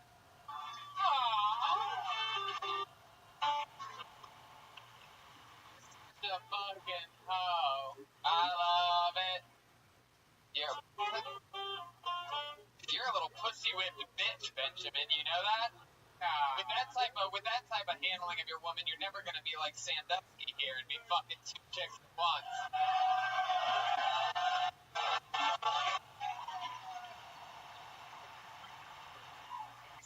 Really nice, man. Really nice. Like, wait. Is she really? What makes you say that? What's so bad about you, Benjamin? We're up here calling you adorable. You know, you're wearing your dad's fucking hand-me-down sweater. You're. What about fucking you? What about you and that sexy new fucking beard that you just rubbed? Huh? What about you? I guess like bad about me. You're right. So how is she better than you? I don't know. I'm just like I feel really happy. She's in Texas eating her dog's ass right now. I feel really lucky. That's what I'm trying to say. Like, Yeah. I understand. All right, we're gonna keep this fun train moving along. One more time for Benjamin Harrison, everybody. He's on Twitter at Benjamin C Comedy. I love it. Your girlfriend needs a dog's ass. I love it. She's never moving here. I know it. people say Vincent, But clinical reason doesn't happen here. I'm sure of it. I pulled another name out of the bucket. Make some noise for next comedian, Luke Sparks. Here we go.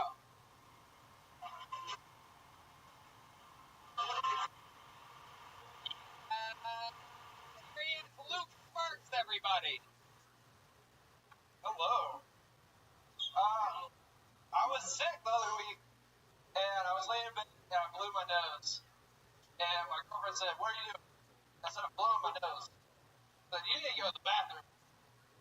What? She said, "You need to go to the bathroom."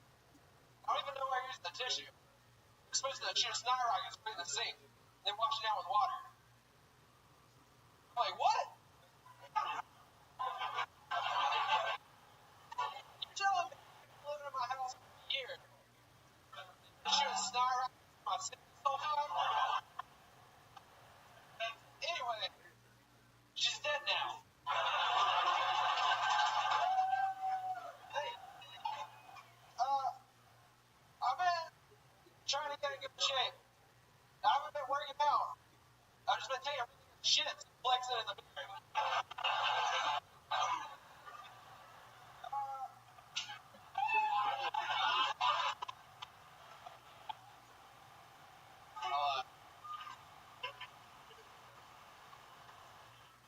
Sparks. You've been doing stand-up for a little while, right?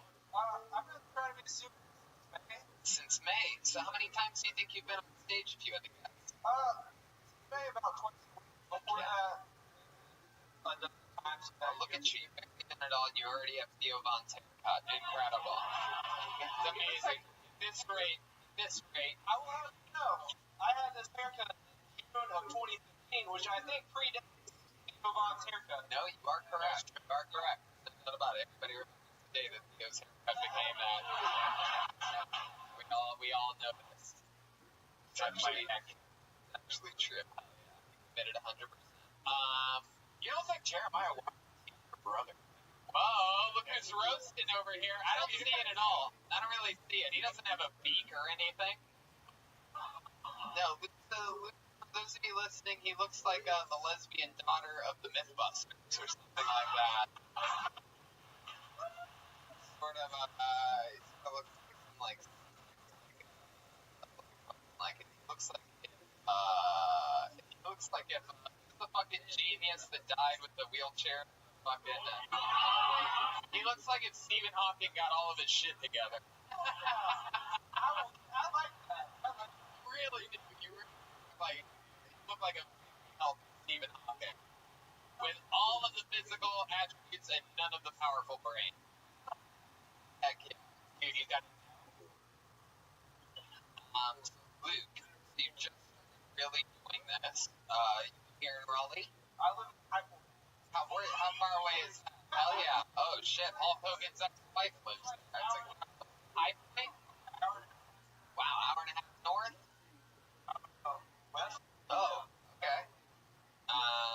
Hell yeah. So what's there? What goes on there in High Point? What's that like? Lady, did you fucking sign up for tonight's show? Fucking unbelievable. I'm the best in High Point. Sounds like more of a local. What do you do for work? No, you don't. I do. You're that guy? You have a vape pen hanging out of your pocket? You repair instruments when you have it hanging out right there. What type of not sharp scalpel are you making? All kinds. How long you been doing that for? Almost 3 years. How old are you?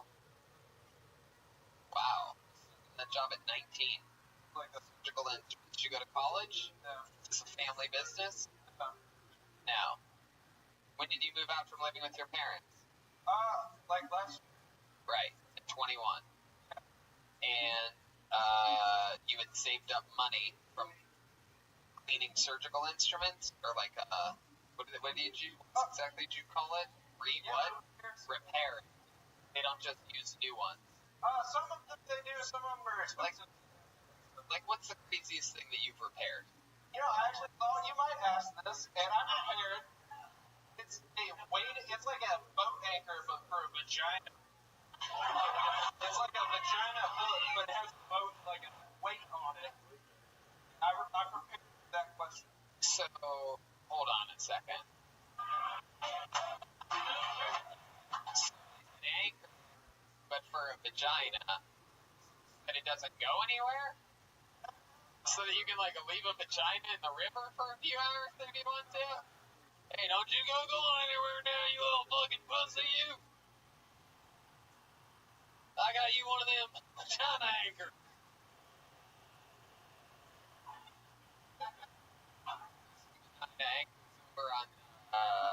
Over on CNN News, they have a lot of vagina anchors.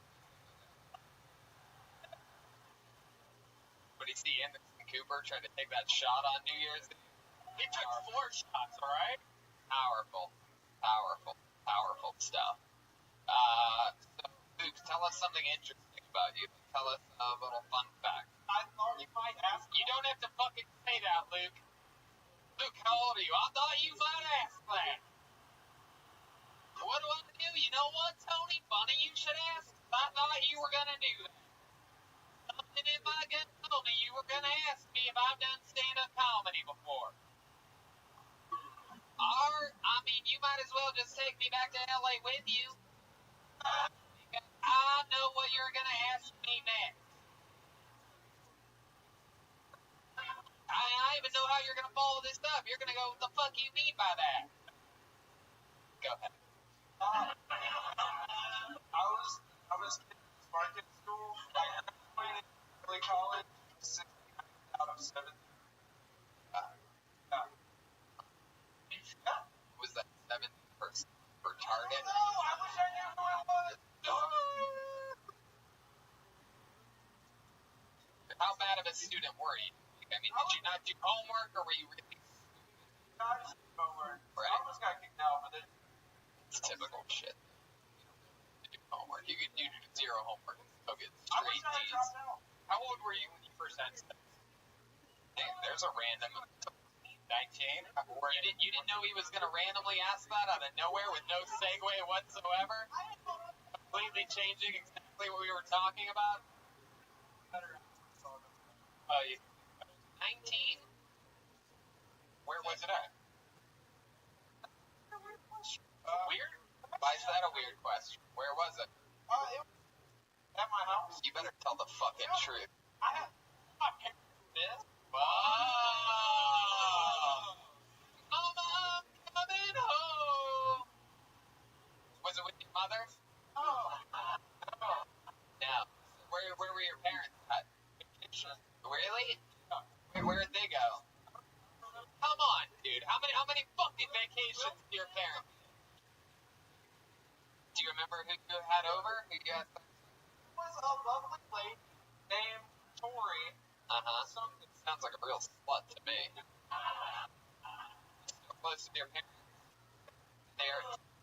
Do you know that? Did they know that you had sex in their bed that day? Yeah, they found out. It was, yeah. You left the spot? Huh? How did they find out? Tears. There was a chalk outline of the dead body after the incident.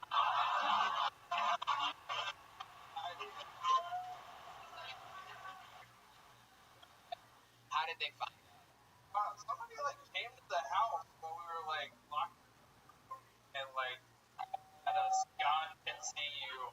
I don't know who it was. It said God can see you? For those of you that, I'm trying to stay in the zone here. You're saying that you had sex with this girl in your parents' bedroom. I asked you, did your parents ever find out that you had sex in their bedroom? You said yes. I said, how did they find out? You said that when you were having sex with the girl in your parents' bedroom, that somebody came to the front door and said, God can see you. In the house. Some stranger walked into your house. Like, a relative of mine. A relative of yours walked into the house and said, God can see you, and then left. And then told your parents. And you don't know who it is? I don't know. Do you know how stupid that sounds, Luke? I didn't plan on telling. Well, yeah, that's fucking life, buddy. Maybe you shouldn't have been so goddamn cocky about what you thought I was gonna ask and what you didn't think I was gonna ask. Nobody knows what I'm gonna fucking ask. Did you know that I'm about to ask you to call your parents and tell the truth? Well, Tony, I've already hit send. Phone? You lucky bitch. So did you come fast your first time? This dude comes fast every time. God knows. I think I wore, like, a condom. Condoms are, like, I don't like. So no one likes them. Like, I've never met anybody that's like, condoms! I'll never fuck without one, dude. I fucking love it, dude. Sex itself. In fact, condoms better than any pussy I've ever been in. Do you know your parents' number by heart? Hey! Wow, Cat Burglar is up to a brand new scheme, and I like his fucking style. Very, very exciting. They are whispering it so the podcast listeners cannot decipher. We are about to call this motherfucker's parents right now, and he's about to confess. We're gonna make sure that they know that he had sex in their bed.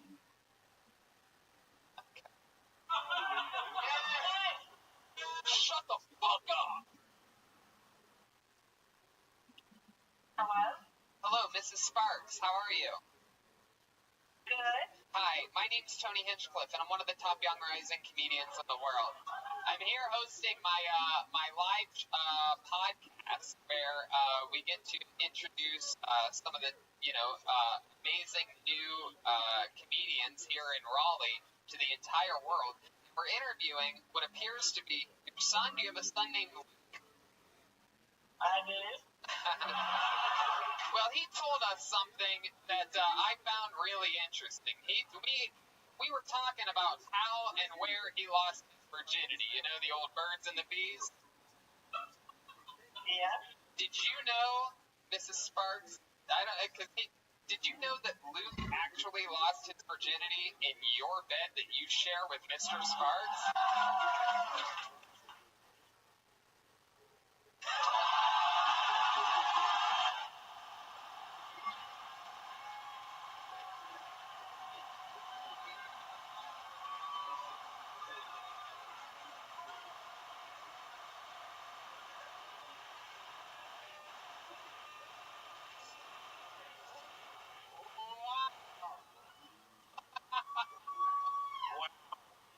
God can see you, Luke. God can see you. Are you close with your mom? Like, this is the problem now. She's gonna laugh about this, right?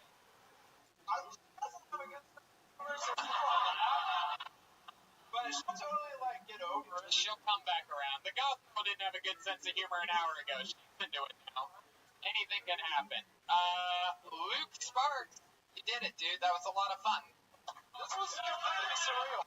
Absolutely. Yeah, it was. Also, afterward, people, like, You're damn right. people think, but, Yeah. Yeah, your time is over. Luke Sparks, everybody. There he is. He's on Instagram at the Dolphin Proceeds. The Dolphin Proceeds. Benjamin Harrison is Benjamin C. Comedy. David Dalton is Dalton0923. Gonzo doesn't have social media at Drew Robertson. Riley Murphy is at Big Moni. And Andrew Green is on social media. Let's keep this fun trade movement along again, though, shall we?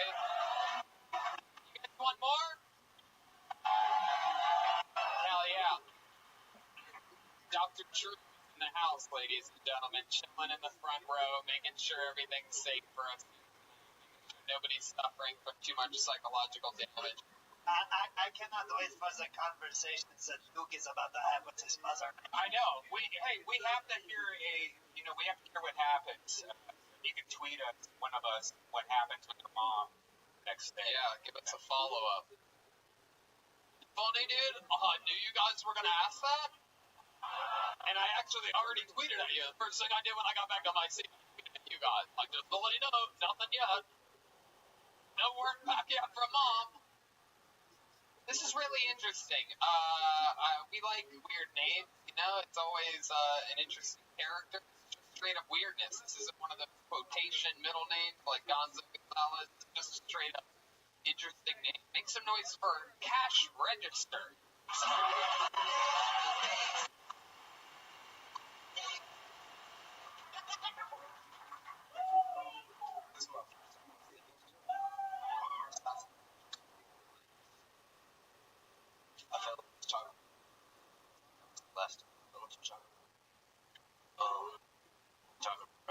King Street. I don't know how many people have that. I thought it was not really this thing. Friend actually had to come up. Train ticket. Resist that scene. Drink. Actually told the guy that get on that he was just coach. He didn't even.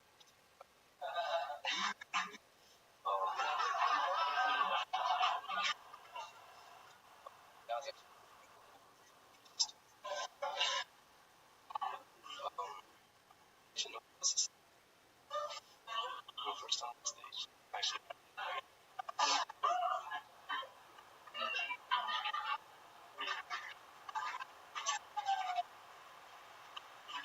That minute, right there. Here he is. This is Cash Register. My name's Trent. I'm actually Trent. Or what? It's what? Trent? Like the Capitol News. Trent Register? His first name is Register, and his last name is Sex Offender.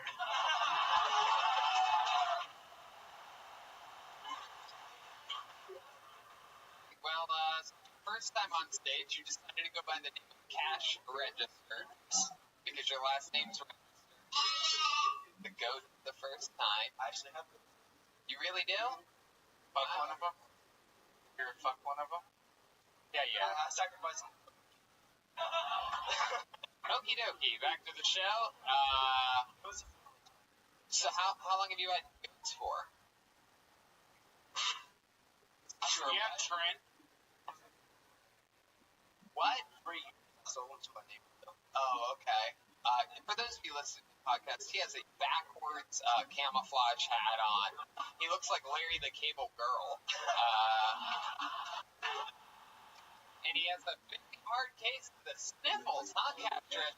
Actually, just got over a cold. You're getting over a cold, huh? Is that true? Cocaine cold or? No. Well, my friend actually. Oh, well, that's just good for him. So like, I'm actually. So you're sick. You're sick like right now, Cash? You got 3 days ago. You're still sniffling? It's just the rain. all drink. This is what patient zero looks like. So, you from Raleigh, real farm? From St. Augustine. Did you drive here? Oh, that explains the racism in your town. Yes. So you really did ride it.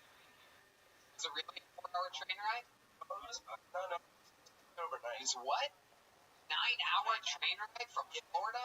What kind of Holocaust train were you riding on? Jesus Christ. And you said that the most racist thing that you saw was a black tranny hooker? That doesn't even... No, a train conductor told the dude to go to coach. Oh, You know what Tony is to do? I totally heard an entirely different thing. You weren't very loud. Yeah, you were really, really quiet. Actually had the volume turned up so high for that phone call. You were quiet for a comedian. You were also pretty quiet for a cash register. I don't think I hit. Normally, they're a lot louder than that. I think I'm still trying to hit. Well, when it hits. I hope so. Were you hit by your parents when you were a kid? Never? No, You never? My dad was hit by. Your dad was hit by a car. Who's this absolute retarded guy? Is that the cocaine guy that you were talking about before? Oh, yeah. Totally getting over that cold, huh? I can tell. You don't need to tell us. You don't need to tell us. The only guy that zips woo more than him in North Carolina is Ric Flair. He's from Charlotte.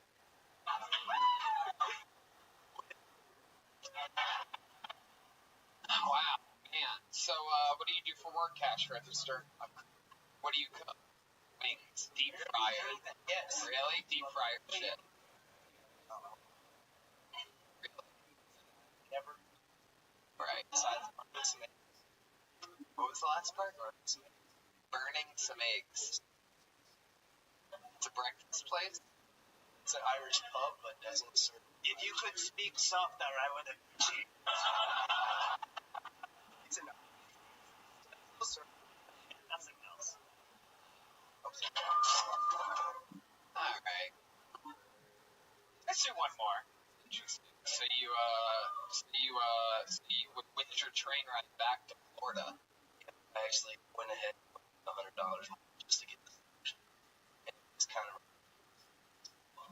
The sleeper? Oh, you're talking about the train ride. You came here just for this? You came up to Raleigh for the show? Just for this. Wow.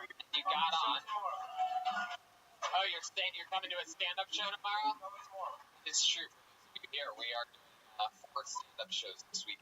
2 tomorrow, 2 on Saturday, where Brian and Jeremiah both do spots and run a long set.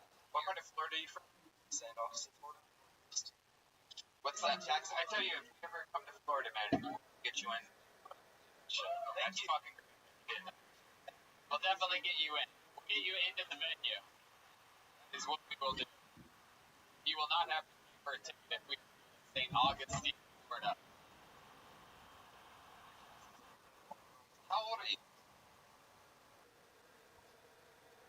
My God. You look like you would shoot up a school of school shooters.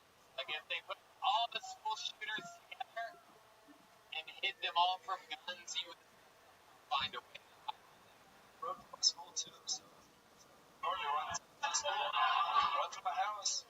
This is called incriminating evidence. Cash register, ladies and gentlemen.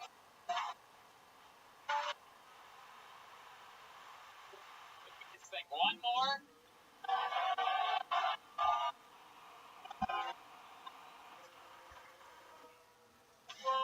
I'm up the deep end, watching the diamond. I believe. Put your hands together for your final comedian of the night, Danny Mercado.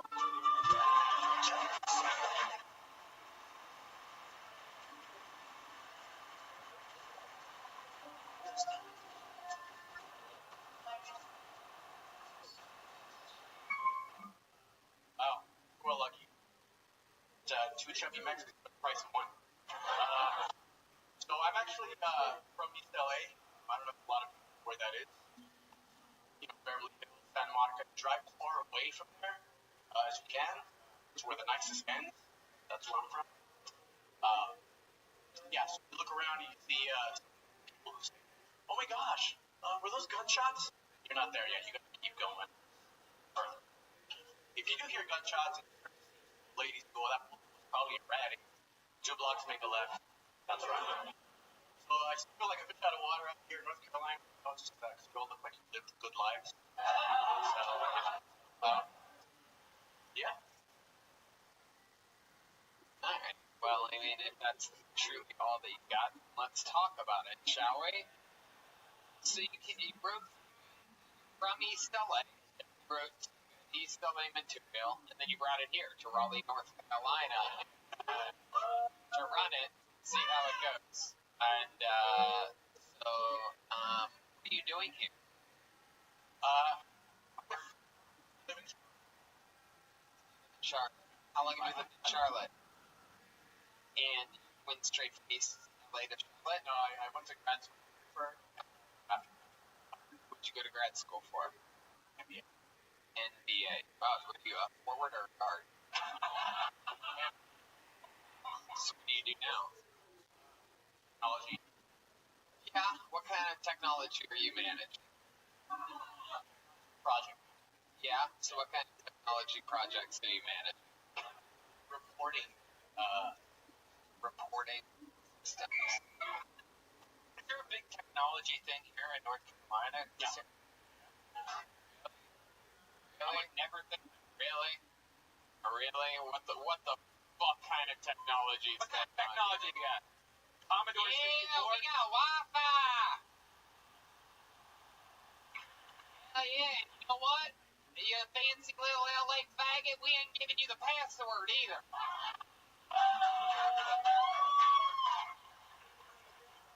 3.5 G. So, when you saw Gonzo, were you just like, what the fuck am I doing? That's me. Did you guys, is Gonzo still here? Gonzo, will you come up here for just a second? I have a photographic memory, and these guys are wearing the same fucking basic hat. Yeah, the paperboy hat. But that's incredible. Live for the first time in Kill Tony history, a live before and after.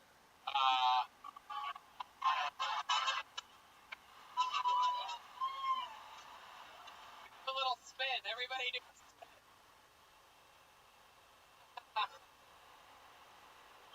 Oh yeah, welcome. Incredible. Question for Gonzo. What's it like to see your younger self? If you could tell you out of grad school anything, what would it be? How old are you? I'm 30.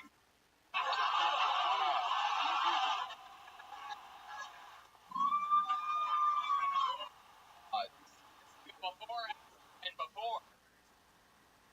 Before and before. Jesus Christ.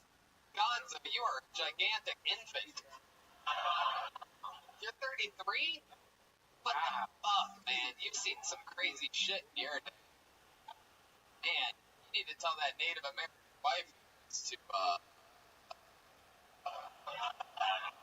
don't know.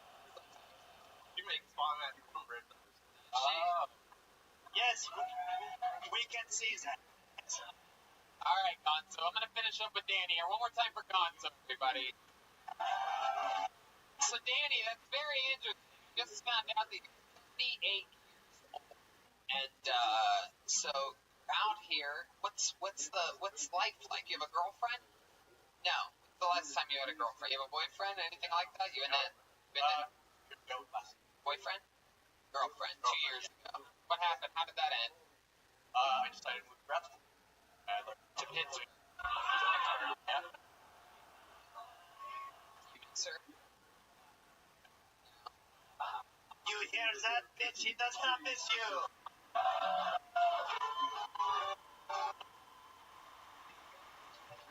Wow. So, what do you do for fun now? Just started actually trying to about 2 months ago. Other than stand-up, you have like a drone? You do photography? You like to take pictures of the most? I've done some portrait work, street photography. Danny, Mostly playground. Is that true? No. No. Stay away. Danny, what kind of car do you have? 2006 Jetta. 2006 Jetta. From East LA, that's where your parents are? Yes. You ever go back to visit? Yeah, they're there all the time. Who's we when you say we're there all the time? My family. I'm the only one out here. So everybody's back in California. Everybody's back in California. So it's just you, bud. You have an apartment? Just by yourself? You have an apartment, 2006 Jetta. You work on technology project management, but you can't really be specific about what it is that you do. Well, I don't want you. Right. And You went to USC. you did? You went to USC? You miss it, don't you? You miss California. Mexican food out here is fucking hard. Of course. So what are you thinking? Of course it fucking is. There are no Mexicans here. Yeah, you're it, dude. You're it. They don't even like Mexicans here. Mexican food. Fuck that, I go to Chi-Chi's once a week. Chi-Chi's? Yeah, never forget. That's what we say here in Raleigh. Never forget. Chi-Chi. This goddamn tortilla chips, you can't buy those in the grocery store. They ship them to the store, all the chips break in the bag. Chi-Chi's had chips the size of goddamn pizza slices. My first Mexican. Damn right. That's what Danny Mercado's born in East LA. Now he's the motherfucking Chi-Chi.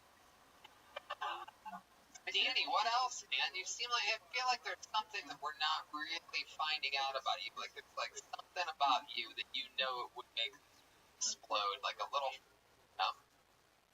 Also a Navy vet. a Navy vet? Wow, that's incredible. Is it an old Navy vet? What'd you do in the Navy? Radar operator. Wait a second, Gonzo was in the fucking, oh, that was the Army. What'd you do in the Navy? Radar operator. Radar operator. Oh shit, that's a fucking, I know something about that, right? We know something about that. Yeah. That's one of the 34 sound effects. Yeah. Often interesting.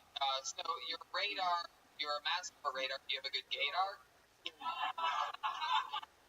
Yeah, I think so, yeah. We're going to lose this audience right now. So just start pointing at Yeah. people saying, you gay, you gay. Let us know. We've done this before. This is the segment we call "What's Up with That Gaydar?" with Danny Mercado. Point out who you think's gay. If you want to kill, just point at me. Oh my god. Are you a gamer? You seem like oh.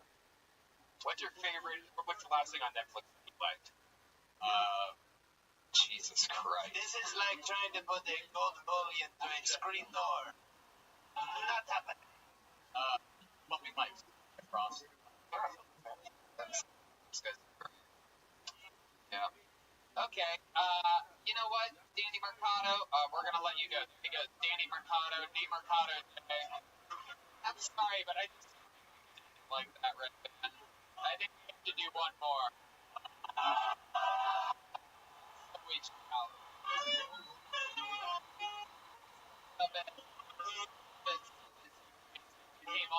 Came all the way from LA for this. Then I end up getting here and I got a guy talking about LA. We had a woman up here tonight. A woman. Let's do a woman. Funny. I should mention that because I just pulled one out. And this will end the show. Your first stand-up comedian of the night goes by the name of Caroline Smith. Caroline, we know.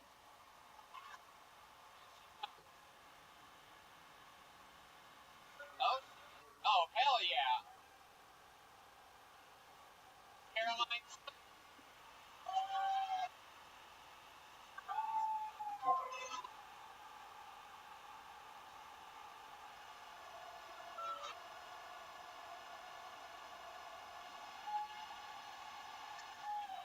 one more time. Your final comedian of the night.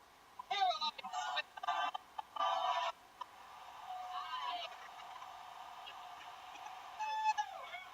Good to be here. I just had surgery, in case you were wondering why my tits are so big.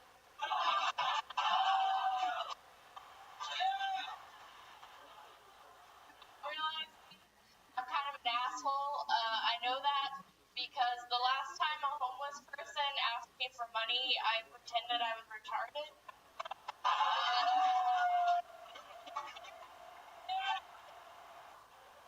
I get that that's like a sensitive thing. I get that watching someone in a wheelchair use the word retarded is like watching a Hispanic person use the N-word.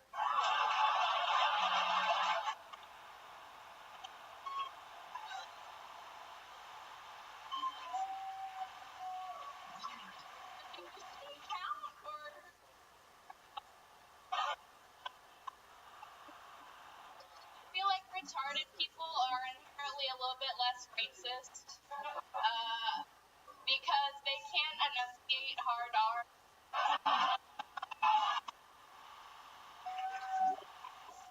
Ladies and gentlemen.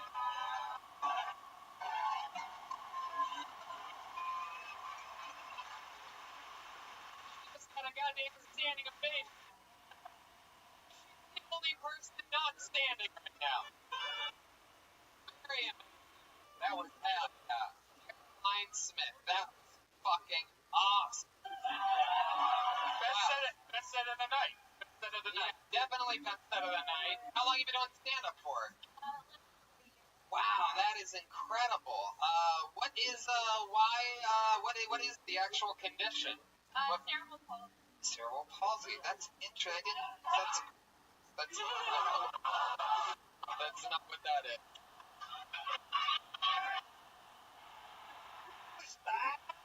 Caroline Smith, cerebral palsy. That's crazy because I always thought that you died at the end of Poltergeist. We haven't touched moment on the show that this gone in 10 seconds. It was incredible. I almost didn't know what was going on for a second. It was like a four-man team that quickly, because the one with the wheelchair, one with you, was very impressive. It was like a pit stop of some kind. And you're just up here yelling. That is fucking awesome. You're from here in Raleigh, North Carolina? Wow, that is so cool. Man. You get up a lot? Wow, you're unstoppable. That's incredible. I think how they do that America's Got Talent shit or whatever the fuck, but I we gotta figure out a way to fucking get you a shot on something. But you are a very, very touching story. So glad I listened to my gut and went back to that bucket. Fucking somehow lucky enough to pull you out. I'm pretty sure there's a lot of fucking names still in this thing, but I'm pretty sure it's much more interesting than this. If you're ever in Los Angeles, you have a spot. You have a spot. There you go. There you go. On whatever show, not on Kim Tony, but yeah. But on some Death Squad show at the Ice House or something. And Kim Tony. You have a Kim Tony. No, I don't care about her that much. President like that. No, I'm just kidding. I agree. Just like with the guy in San Francisco, you have the golden ticket. Anytime you're in LA, you have a spot on Kill Tony at the Comedy Store in LA. Fucking amazing, man. Amazing. Who were those guys that helped you? Your team? Just friends? Also comics. Wow. I mean, and bravo to those guys over there. A lot of comedians, only care about themselves, and a lot of the comedians I know in LA wouldn't be caught for a second carrying someone around with cerebral palsy. You know what I mean? And cool that they're that selfless and good of friends. Obviously, they want you to help their career when you're a star. Yeah. Oh. Fucking awesome. Thank you so much. I couldn't have asked for a better ending to this show. Caroline Smith, everybody. And that is Kill Tony Live, Raleigh, North Carolina. We did it. Infinite CBD, Fed DSI. motherfucking Caroline Smith, everybody. Hell yeah. There she goes. There's some other comedians. That was awesome. Yeah, that was unbelievable. Cat burglar!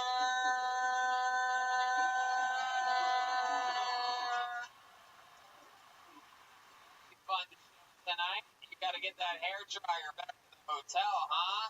Oh, he's got the cat burglar shirts available for sale. Right over there. Hell yeah. He originally stole them. He's going to be reselling them like a real cat burglar motherfucking does.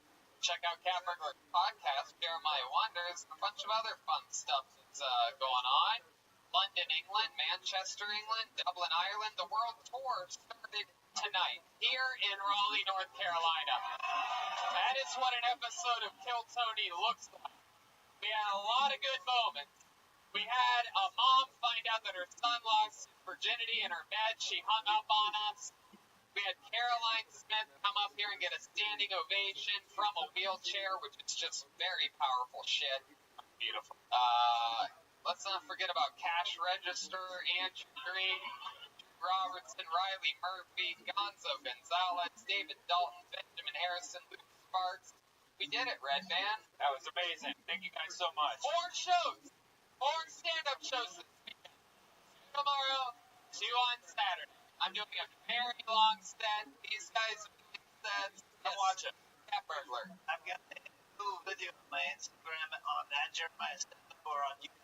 Green Beret, heckler, hitman's involved on stage. That's true. Watch that online now. That's true. I posted one on Instagram yesterday of me having to own a table of drunk ladies at the Irvine Improv.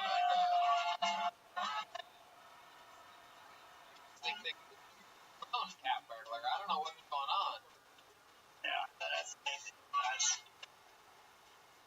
Hey guys, Rowley, thank you so much. Have a great night. Love you.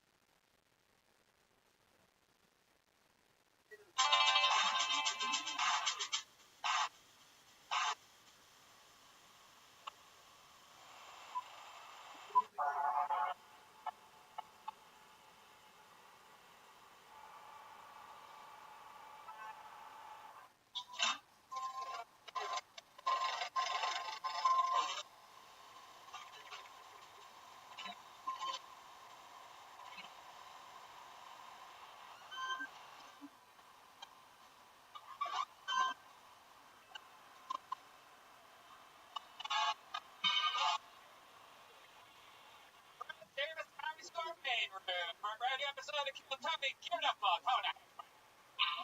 Hello, everybody, and welcome. Right, Red Band today. We're live. Kill Tony on a fucking Monday. You guys excited? You're the #1 live podcast in the world. Damn it. Hell yeah.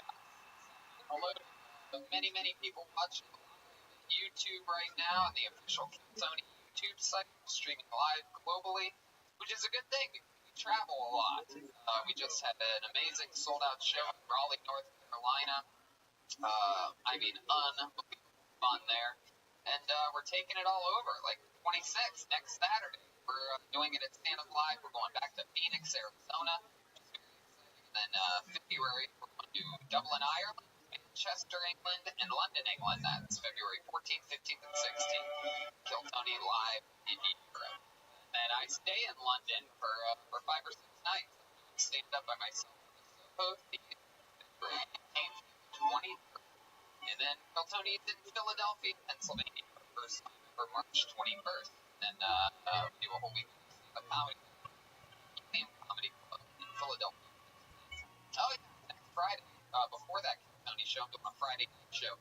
The new stand-up Copper Blues Live at the Desert Ridge Marketplace. So if you're listening to the show out in Arizona, that's where I'm going to be next Friday. The Royal Rumble weekend should be exciting. My buddy's annual pro wrestling silly event that we go to and have a blast at. Anyway, what's that? Brian J. Ebelt's here. Just drawing tonight's episode while you all sit there doing less than nothing. And then shout out to our friends over at LAC. Everything up. Like good. I like this room. I'm excited about this, Brian. A lot of fun stuff happening. And as you can tell by our schedule, we have a lot of crazy work coming up. It hasn't always been this way. The show started off, in the belly room over 5 years ago with just a few audience members. 7 people. Now we're going to Europe. That's cool. Yeah, we sold out Manchester. Manchester is already sold out. Get tickets to London instead of a little train ride. Have it on trolley. It's a whole thing. You know what's smart? Figuring out who you need to hire to take your business to the next level in 2019. You know what else is smart? Starting the new year off strong by going to ZipRecruiter.com/KillTony to hire the right people. Not like other job sites where you just put your, looking for a secretary. This one actually goes through all the resumes, scans thousands of them, identify people, right skills, education, experience. That's why ZipRecruiter is rated #1 by employers in the U.S. The rating comes from the hiring site Trustpilot. With over 1,000 reviews, Tony. Yeah, you're out of breath from reading Trust. And right now, our listeners can use ZipRecruiter for free at this exclusive web address, ZipRecruiter.com/KillTony. If you love this show your support to it and ZipRecruiter by going to ZipRecruiter.com/KILLTONY. ZipRecruiter.com/KillTony. ZipRecruiter, the smartest way to hire. And we're in. You guys ready to start this episode? Let's do this. Get it going. Every single week, I have one of my funniest friends on this show. This guy's done the show a few times. He's an amazing stand-up comedian. It's crazy because I knew him. I was a huge fan growing up as a kid from his legendary performances on all the Jackass movies and Wild Boys. And now, see that he's evolved into one of our favorite guests on this show. So exciting. Here he is, the great, powerful Steve-O.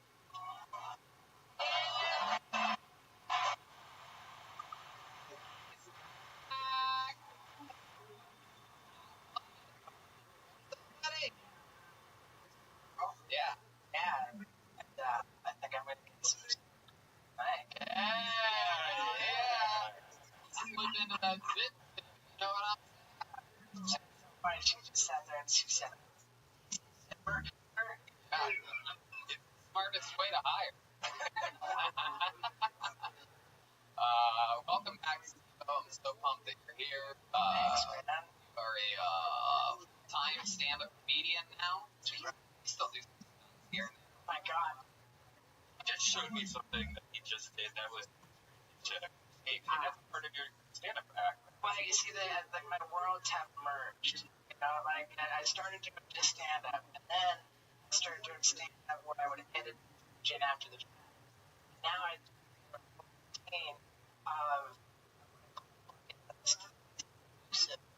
like outrageous, dangerous, stuff that were just too never happened. Now I have take this, and after each bit, I had a multimedia fucking world tour. It's Steve Buckin's tour. I just showed him me butt naked in an airplane, tandem skydive instructor strapped to my back, and I was jacking off. And then straight up, we were alone on my way out of there. I call it skyjacking. Love that. Yeah. That's where it's at. Can I tell the uncensored? When you play It's not censored. You can't censor skyjack. Well, another fun. Where can people get tickets? Steve.com. That's right. I'll be in Denver this weekend, Denver Improv. The weekend after that, Virginia. Then I got a little break before the Just for Laughs Festival. Oh, very cool. Always fun. I love it. You know what else I love is the band that we have on this show. Me too. They're wild and crazy too. They can do a lot of things. High kicking, a lot of crazy stuff. Everything they commit to being different characters. I never know what they're going to be. Nobody ever knows. Sometimes accountants. Sometimes some Game of Thrones. Yeah. Wine tasters, I remember. Yeah. It's always something. Sometimes it's something new. Sometimes it's one of the legendary characters that we've seen before. Jeremiah, when we were in Raleigh on Thursday, brought back the Casper. That crowd went crazy. I saw that on Twitter. Raleigh Good Nights. Oh my God, fun club. It's a must. Club. Man, congratulations! I think that's the mark of success when a podcast starts broadcasting from various venues around the world. Yeah, we're going to London and Manchester and Ireland. Oh, tickle my pickle! I can't believe it. So let's see what the band is tonight. They're the best damn band in the land. It's the Kill Tony Band. Jeremiah Watkins, Stolberg, Joel Jimenez, and Chroma Chris. Here we go. I don't recognize the people say. Oh!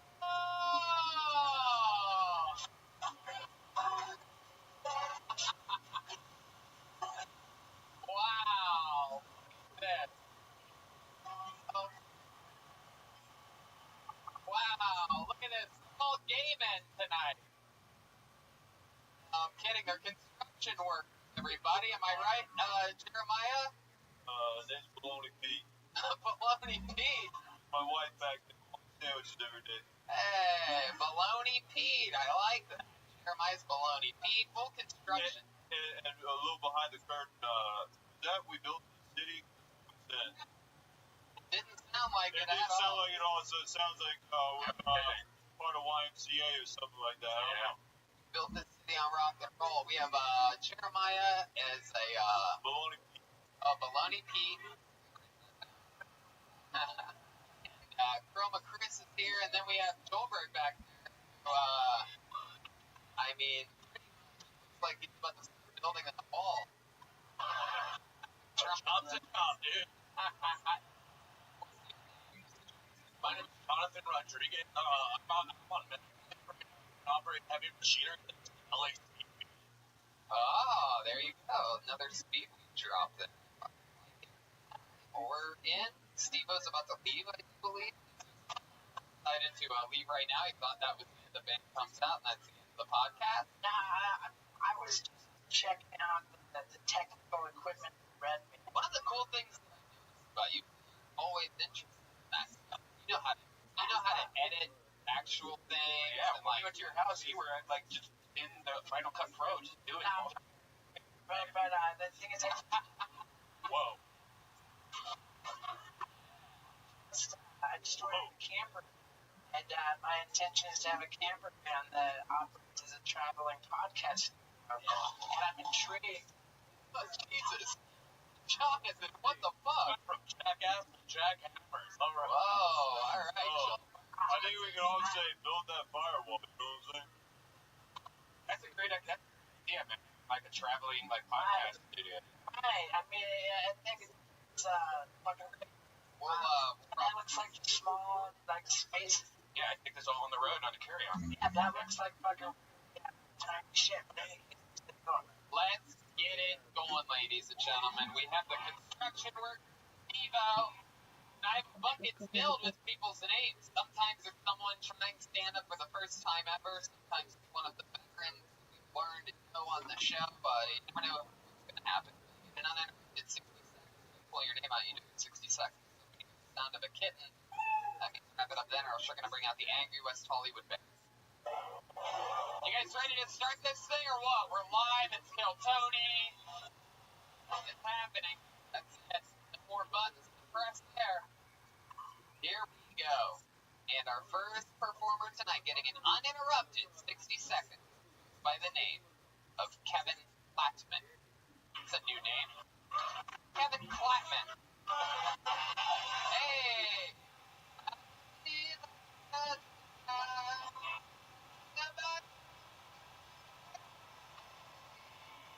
One more time for Kevin Plattman.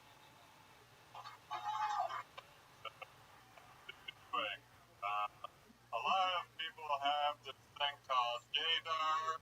I can tell when a girl is a lesbian because they're, in general, pretty nice to me.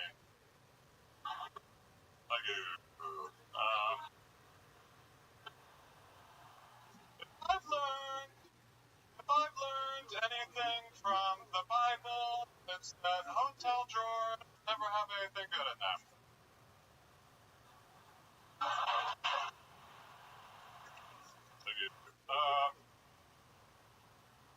I like to go to college parties so I can call the cops, so I can warn everyone, so I can be the hero.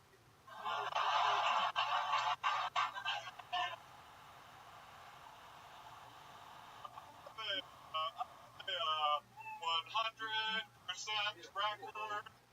Oh, that's it. Sorry. Go ahead. You have a 100% record. Talking people down from ledges. That's only if you don't account for how they got down.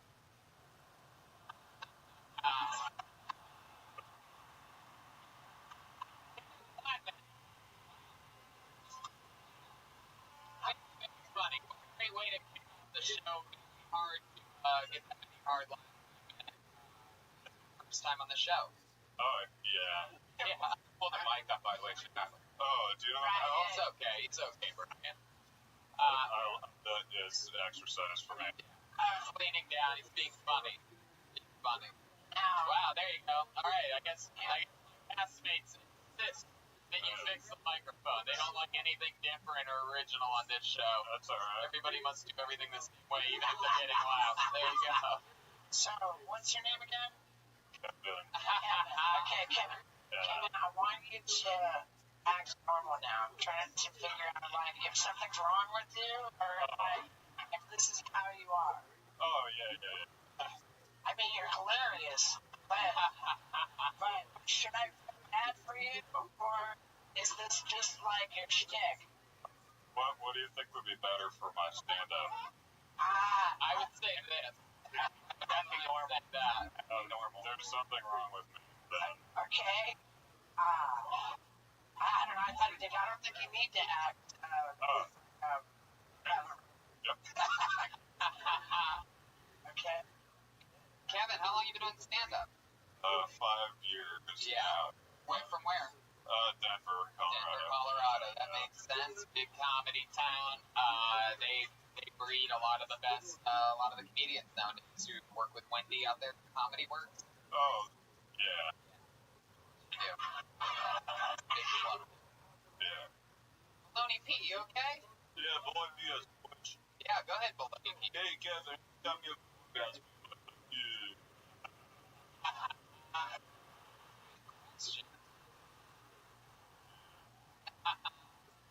Oh, yeah. How old are you? My roommate's wonder what's going on when I do that. But yeah. How old? Yeah. 24. 24 years Yeah. old. Love it. What, 19? Yeah, 19, yeah. That is so cool. What did your parents think about that? You started comedy at 19. You dropped out of college, or did you finish? I did finish, yeah. I finished college, What did you get a degree in? marketing. I thought I'd have a knack for sales. What are you selling? What? Have you ever sold anything? I worked at Target. Hell yeah. I sold the first red card once, and I got a gift card to the Starbucks in the Target, and that's not really that impressive on a resume, it turns out. It's true. It's not that impressive on a resume. What's it like being 20? How long have you lived in LA? A week. Week. Yeah. You've been here now? Did you just move? Yeah, a week. Wow. This is so cool. Yeah, I know. It's always exciting. Signing up for custody? No, I did last week too. Yeah. Cool. Look at you. Yeah. Luck's already in your favor. What's the living situation? I hope when you first move out here, it's such a tough city too. It's excellent. I'll be spending all my savings on my first rental payment, and then Maybe light shampoo. yeah, I know. Dude, what's a good place for that? He was scratching his hair for a moment, for those of you wondering. He's been on stage at the podcast. Guys, we got a crane to straighten these guys back out. So is that true that you're really going to run out of savings the first month? Yeah, probably. Do you have any money that I could? Nope. You live by yourself? No, I have a roommate. He's like an actor or whatever. He's from Australia, if you know where that is. Yeah, that's weird. Where'd you find an actor around here? Yeah, I know. Yeah, he was in LA. Tell us something about the real Kevin Flatman, like something we can find interesting, something, a hobby or something that you like to do when you're not doing stand-up. I'm guessing he's got a huge cock. Yeah, for sure. That, like, Pat Reagan, big dick energy.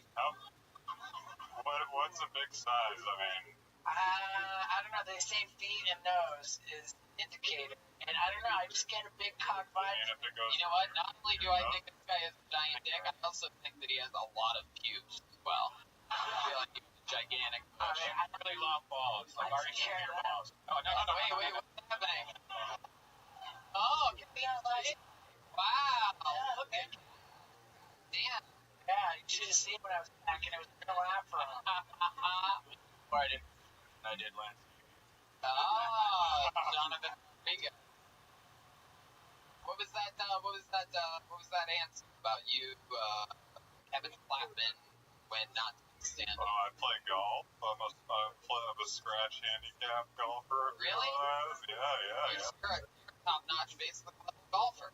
Oh yeah, I'm definitely on the notches. Hell yeah. I fucking like this On the spectrum. My doctor said I was off the charts, so tell them they're kidding. But yeah. Well, Kevin, I mean, you know, just fucking keep doing what you're doing. Keep doing it, man. You're funny. Your response is funny. Everything about you is funny. It's so funny that it's making I feel like some people very uncomfortable up here. Oh, sorry. Is this a... Yeah. You too, by the way. Thanks, Kevin. Thank you. Yeah. It was started with Kevin Flatman, everyone. He's on Twitter at Kevin Flatman. KLATMAN.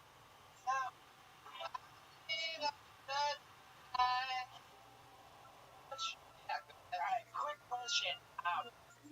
I see that this room has just exploded. I mean, it's fucking old main room. I mean, the rate of ascension. I mean, the meteoric rise. Show the way that it's blowing up. You're traveling the fucking world. Does that mean that the level of performances we're seeing are getting better? No.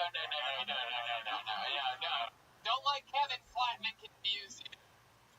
How many of you are fans of the show because you like to watch comedians? How many of you are fans of this show because you like to watch comedians bomb? A lot of you at Netflix calling you from across the room, and you made the right Bandersnatch decision in coming here tonight. Pulled another name out of the bucket. Your next comedian goes by the name of Jacob Cowley. Oh, wow, right there.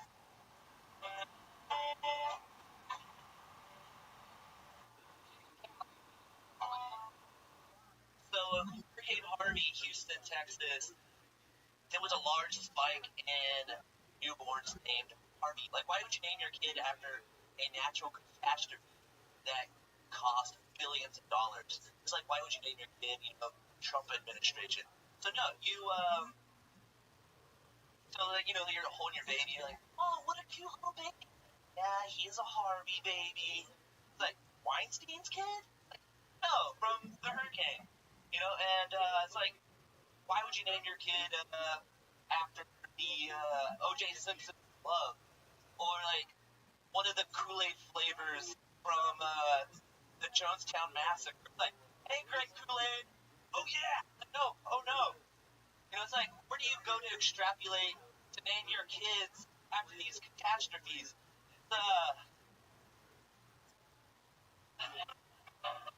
It's like, how do you explain that? And you're like, hey, how did you come up with your name? Like, well, did you, Go ahead. I want to hear. hold on. I want to hear what all this build-up's about. Go ahead. Okay, so I got my name, United 93. You heard of 9/11, right? All right. Wow. Oh my God.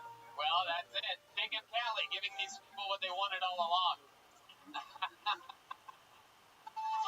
Steve, question. I think so.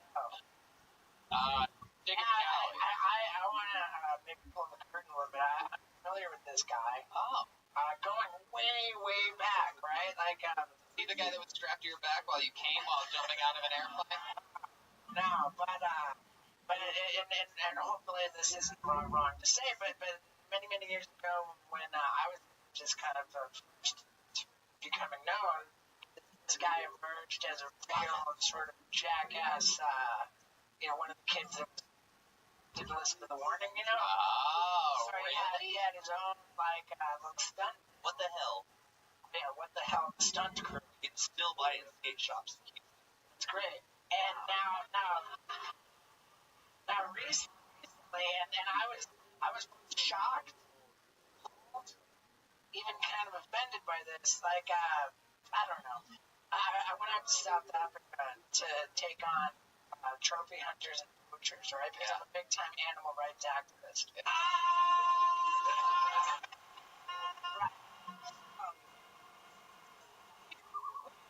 We teamed up with animal rights organization and cops to go arrest turtle poachers, right? The cops found out that Steve O was involved and they backed out of the sting.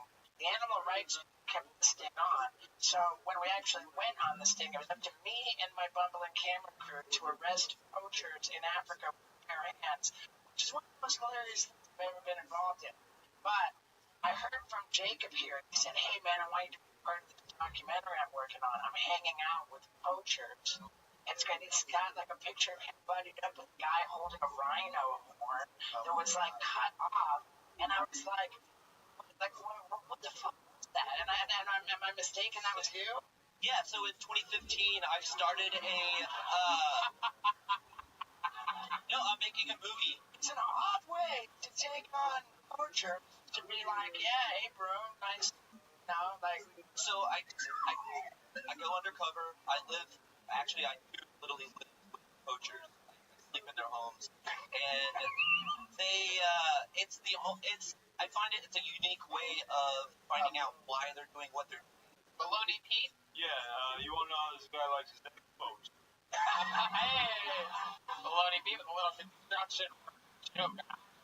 Alright, so now I feel like this sounds like an episode of Intervention, just without the intervention, just like hell and shitty bad stuff. But what are you looking toward when you're living with poachers? What's the end game? Yeah, what's your perspective on that? How long you been doing? For 3 years. These poachers get you all horned up. What I've learned is a lot of these operations, whenever the poachers get caught, they just get bought out right here by the magistrate. The police just actually just give me money and you can go off. And so in South Africa, crime does whether you think they're the good guy or the bad guy. And that's where my film comes in. Where it's not always the poacher's fault.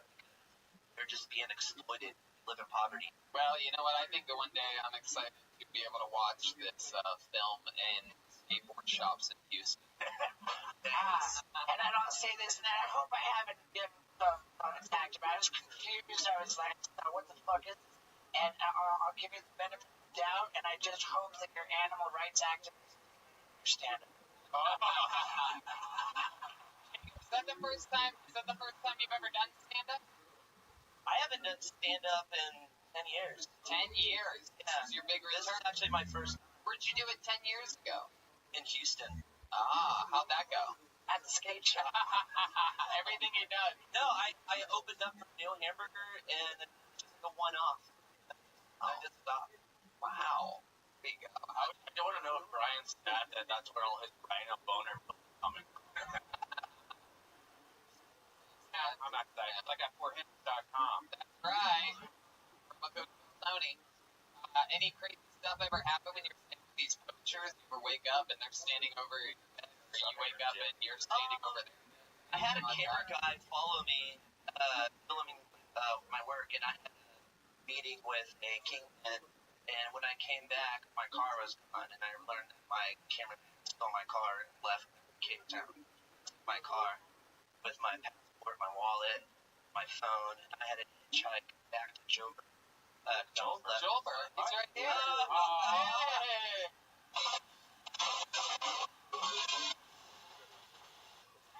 I got left out in the bush, so. Wow. Yeah, me too. So, I mean, if we're still on the subject, like, you're gathering evidence against these guys, and when's the big sting? When are they going down? I leave back to South Africa on the 10th of February, and Hopefully they're not big fans of Kill Tony. I hope not. Only Tony is a Rhino. Anyway.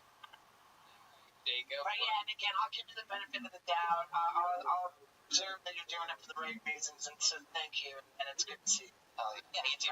Jacob, let me ask you one more question. What made you want to come back from your 10-year hiatus here tonight?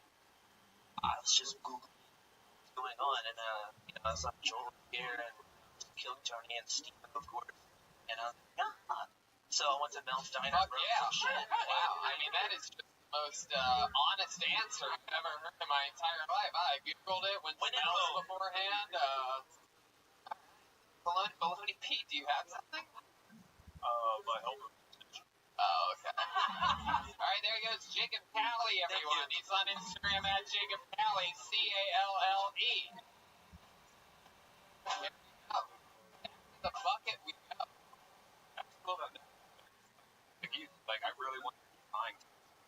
I mean, dude, this photo of, like, he's just like, yeah, what's up, bro? And it took me a while to figure out what the fuck they were holding, and then I was like, holy shit, that's Rhino horn. I was just like, it was just all of this emotion, and so I'm glad that I got to bring it up, and hopefully things are going with that undercover operation. Where were you when you did Miller Time, where they poured the India, right? It's my favorite. And that guy was in the news. This was the Guinness World Record, guy with the longest finger. It's almost like poster boy of the Guinness Book Record. Recently, he cut off his fingernails. Oh. Yeah. One of my stunts for Jackass was poured High Life down his fingernails and into my mouth. It's my favorite stunt ever. You have to look that up. That's Jackass. What is it? 2.5 or something? Something like that. Yeah. Boy, do I have some stuff for you to check out. Oh, I can't wait. I'm used to those guys. Okay. Pulled another name out of the bucket. Anything can happen. Make some noise for Brand live in the flesh.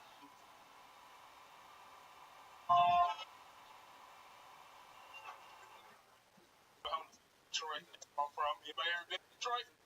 What y'all cheering for? Like 17 degrees down out there. When I got there, though, I ended up with my ex-girlfriend. And I don't understand this, fellas. Why is it that women don't mess with you no more? Everything they do, everything you do from now on is good. Brandon's my ex-girlfriend, we talking. She like, well, Brandon, I heard about you. Heard about the little things you got going on. Heard about the little competition you won. Little $10,000. Heard about the little TV role that you got coming on TV. You doing little things with yourself. I'm like, all right, bitch, okay, that's cool. That's all right. But when a woman loves you, she'll make it times 10 to everybody, no matter what you do. I'm like, okay, what's up with you, girl? She like, nothing. My baby daddy, he's doing good things now. He only went to jail 2 times this year. Oh, shit. All right, Brandon Jordan. Is there an end to that? Was there something coming? You want to finish it? Okay. You know it's a 1 minute spot. Yeah, I know. Brandon Jordan. It was that was, if I could think so myself, that was a very fast minute. I looked over and I couldn't believe it, but that's a regulation minute, and a little minute. Yeah, it was. I have something I found interesting was your method there. You talked about going to Detroit. You gave us a weather report. Talked about how Detroit, which is north and equal to the Great Lakes, it's basically southern Canada. And you told us that it is. And you told us that it is. We are in January, and the weather is cold there right now. Very cold. And then we got into the humidity. Very cold. Yeah, exactly. And you segued that into since you were home and it was so cool. You saw your ex-girlfriend, and you bragged about every accomplishment you've ever done before. Yeah. What did you win $10,000 for? That was my next one. Oh, for a competition. What kind of competition? A comedy competition. Yeah, where's this comedy competition? Because I'm going to go win $1 billion.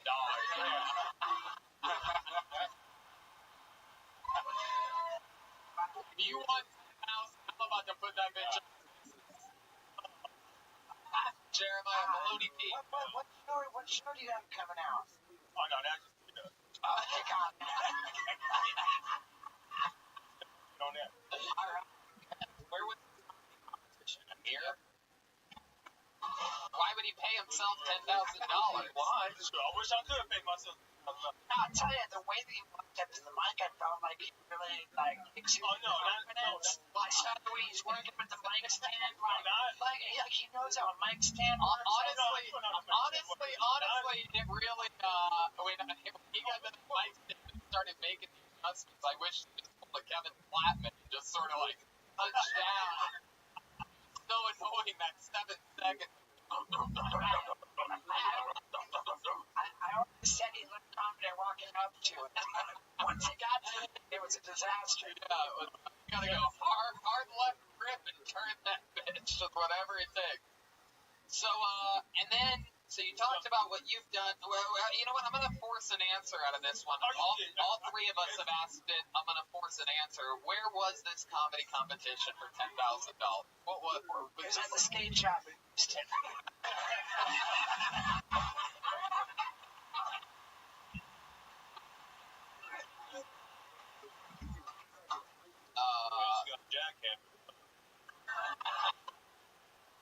Brandon waiting for us to change the subject No, again, and I'm gonna stick with it. No, I'm kidding. $10,000 comedy competition. Where was that?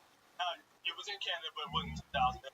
Extreme for the joke. It was that way. That was. It was free French fries. How did this ex-girlfriend that you ran into in Detroit find out all these lies about you? Hey, Brandon, I heard you want $10,000. A new show coming out. You know how to fly airplanes now.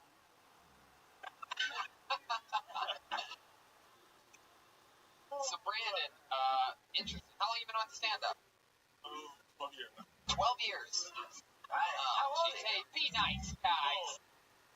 Comedians are acting like that. Hey, it might be a fucking brand new minute that he wrote today. So stop being a hater, pussies. Oh, no, you won. Don't tell me that you've been doing those jokes for 12 years. It's my closer. Well, actually, tell me those are the jokes I did in that made-up comedy competition. Is that a weird amount of years for a black guy? What? 12 years? Oh, wow. Yeah, 12 years. Construction worker, locker room talk, people. It's last time. And in 12 years you've been doing this. How long long have you been in LA? It's about to be a year next month. A year next month. And Hey, you got a nice butt. oh, that's a back call. Call from Maloney Pete. Brandon, how does that make you feel, Maloney Pete telling you you got a nice butt? You believe him? Oh, I guess I gotta believe him. There, I got a nice butt. Hell yeah. Oh, hey, Baloney B needs some payday. Are you straight on that? Oh my God. All right, Maloney Pete. I'm kidding. That's gay.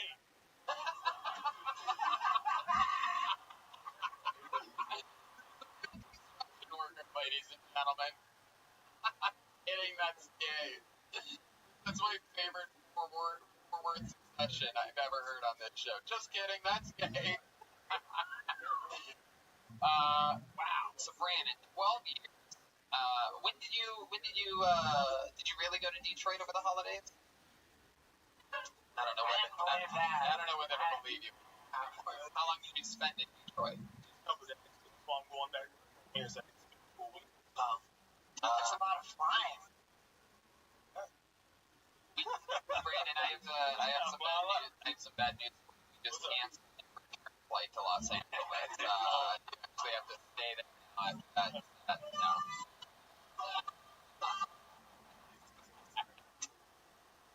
I'm just kidding. 12 years. What is your favorite accomplishment in 12 years of stand-up? My favorite accomplishment Okay, right. is opening up for some press. You opened up for Tony Braxton? Yeah. Holy shit. Yeah. What? Are you slowly getting gayer and gayer, Maloney? Come on, shut up. That's gay, man. Oh, Brandon, Jordan, where'd you get to open up for Tony Braxton? Do you wish you could undo your success? No Tony Braxton fans. Tony Braxton. Unbreak my heart, you idiot. Maloney Pete. Now that's gay. I dabble. Brandon, sometimes some sets are better than others. This is horrible. Yeah, clearly a rough one. Tell us something interesting about yourself, like a redeeming quality, something that'll make us like you more.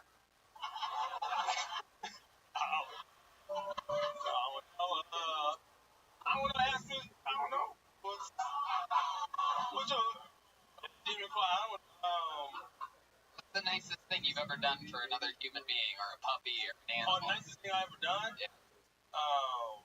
I help people all the time. You donated imaginary $10,000 to the Salvation Army? I donated money before. Got that. What did you donate money to? What do you do for a living? I'm a retail manager for Shishu.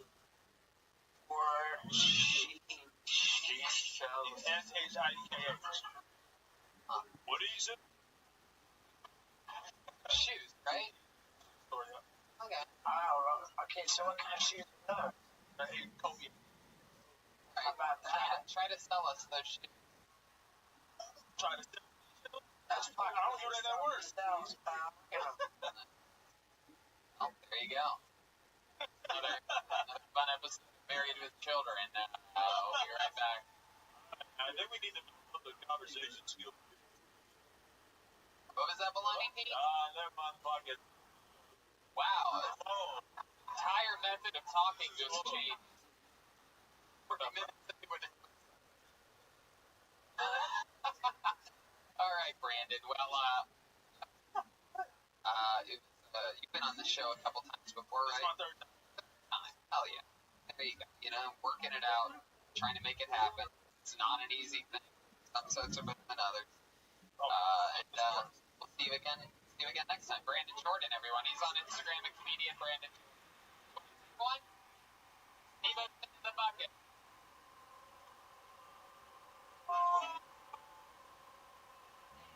So fucking that whole section show just sucked all the money out. A little interesting thing there. It always goes back to the backbone of this show is honesty is always funny, and like one thing I think we sort of I'll be honest, that wasn't funny. Yes, it did. Nothing he said really felt real.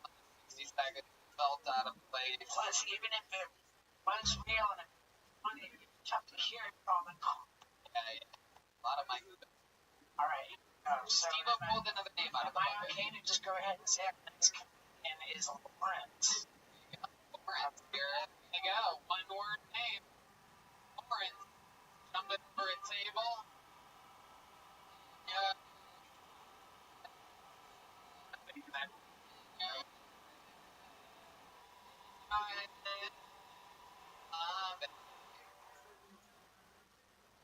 More time for Lawrence, everyone.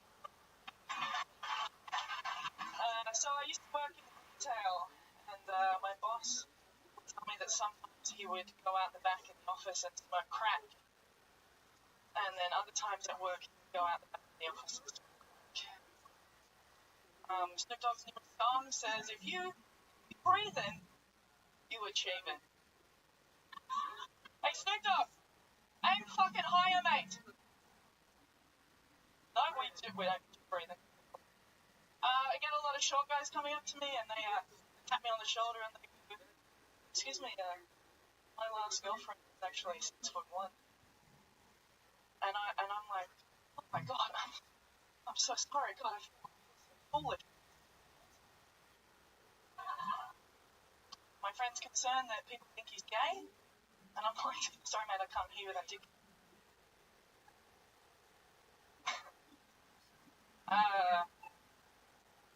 Fuck yeah. It's another episode of Be Careful What You Wish. Hell yeah.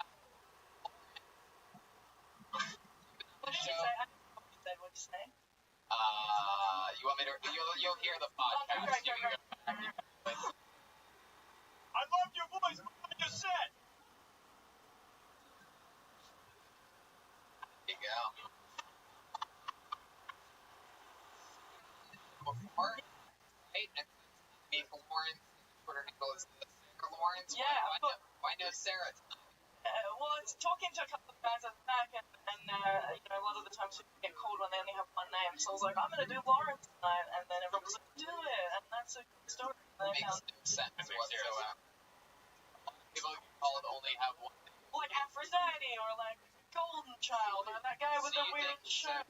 Let me understand this theory correctly, but there's a rumor going around amongst comedians that my hand magically gravitates more towards in a bucket filled with names, more towards a one-word name. Yeah, you're correct. Yeah. Also,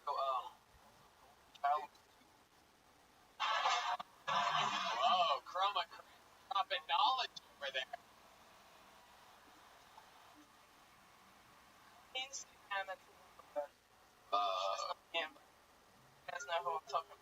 You look like a hot lesbian Kurt Cobain. Hey, Maloney is correct about that. He does look like a hot lesbian Kurt Cobain. It was raining and I walked. Yeah. Of course you did. Yeah. So Sarah, what were you saying what did you say at the end of the Snoop thing? I couldn't understand. Breathing. You achieve it. Yeah, the next part is what I said, hey Snoop Dogg, I'm fucking high. Aim fucking higher. Okay, so if you're saying if all you need to be achieving in life is fucking breathing, you're not aiming very high, are you? I'm saying maybe let's have some goals, some hopes, dreams, not just breathing, or else, you know, I mean, I think there is potential starting out with that. It's killed at the open mic. You would be great at TikTok. I mean, really, Sarah, the catch there is that, you know, you're telling Snoop to aim higher, you're putting it on him, but he's like, worth like $500 million. Better than me, yeah. A little bit better than me. He runs a bunch of companies, he works continuously, super creative. At the end of the day, you're telling Snoop to aim higher, he's basically like, bitch, you on a podcast. You know what I mean? But I'm friends with Snoop. That's my guess. Sorry, Snoop. He's not listening. He's running company. Christ, aim higher. Sarah, tell us more about you. Do you have a job? I have a company. Wait, you want to hear another room? Stop pointing at me like that. Sorry. You have a job? Go ahead. I run a company. I run an events company. It's like a party. Bartending. Party. Yeah. Okay. How's that going? Business? No. I mean, there's like nothing going on in December, January, and February. So Oscars, Academy Awards, Super Bowl, Christmas, New Year's Eve, my birthday, Martin Luther King's Bloody PJ. Seems like you got to aim higher.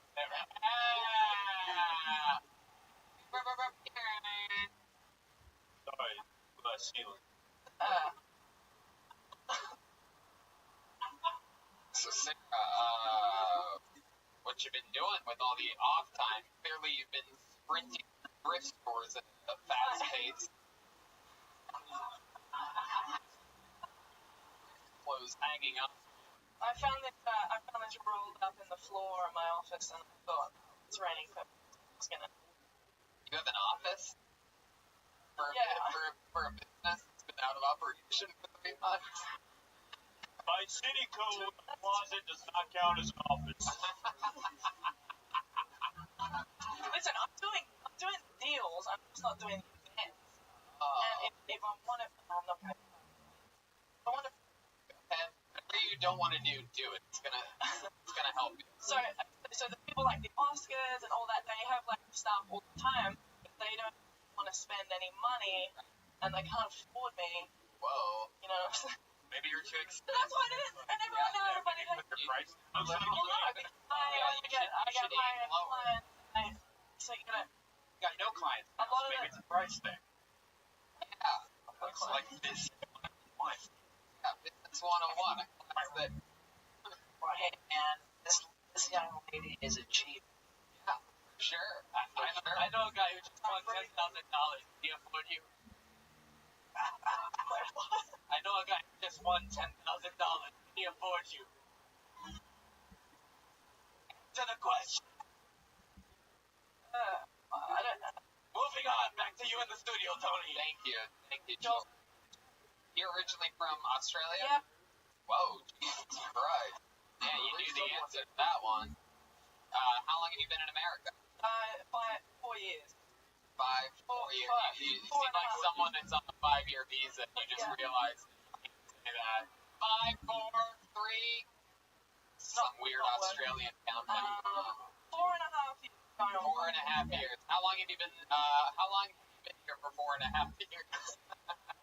Mentally, 3. 3. I don't know. Sarah, what do you do when you're not working or doing stand-up comedy? What do you do for fun?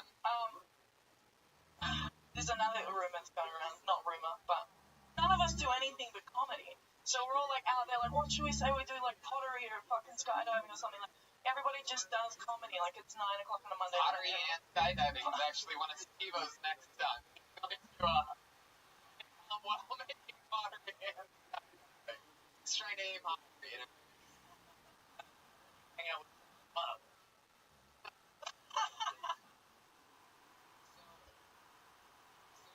Pottery, you're not skydiving, but there's Comedy. I don't know, labeling yourself. I don't People, guys, hell you are you back me talking up, about? please. Thank you. I mean, the entire like, take me through your day today. What did you do fucking today? What time did you wake up? What time did You look like Helen Hunt after the twist took everything.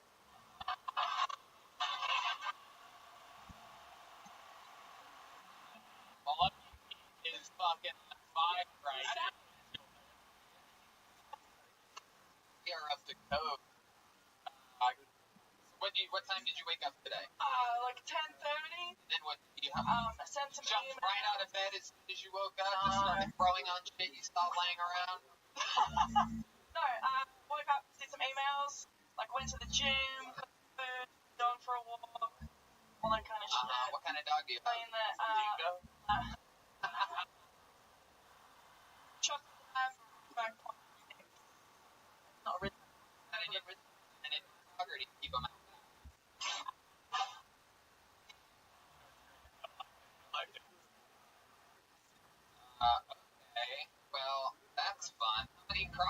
send you content.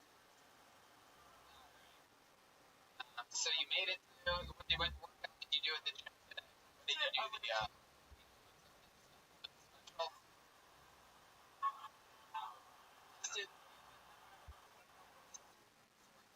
Velvet? No, I don't. For basketball, I can. So We've talked about this on Kill Tony before. Sort, maybe not I actually. don't think so. I think I remember on a basketball court. Yeah. Wow, what happened there? Because I did a joke about it. So I pulled my adductor and punctured my pubic bone. I'll just say the word pubic. It's gross, isn't it? Yeah. That sounds weird. So let me ask you this: you're a rather tall woman, and now that I know that you play basketball so hard that you broke your pelvic bone, I'm sort of interested. Are you straight or? Yeah. Oh, okay. But you would make one hell of a lesbian. I know. You would just. There's a super lesbian not here. Super lesbian. Super lesbian. Wow. What kind of weird superhero is that? Oh my God! It's super lesbian. She's the evil eye. So it's scissor time! Oh my God, I think super lesbian is under my bed.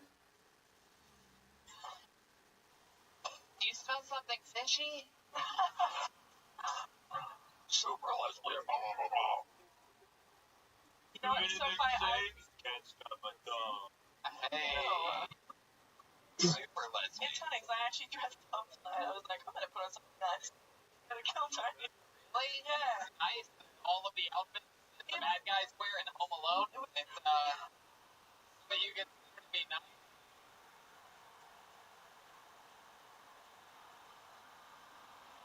I'm like, anyways, super lesbian came out to me. Like, I love your from, and I was like, oh, that kills someone. Lesbian. Right. Great. The lesbian likes your pants doing something wrong. Exactly. Oh. All right. Yeah, let's do it. I'm with you, Steve. Lawrence. Sarah Lawrence on Twitter. On to the next one we go. She goes, I remember what I was going to say. I was going to say she's dressed like Kanye West if he was retarded instead of bipolar.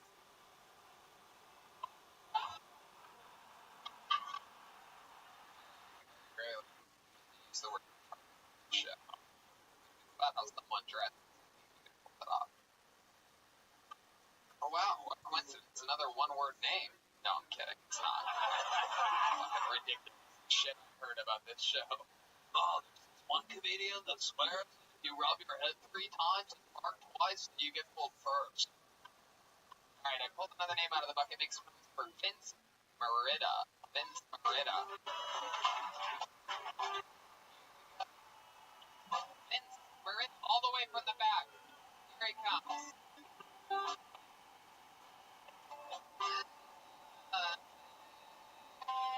Alright, what's happening?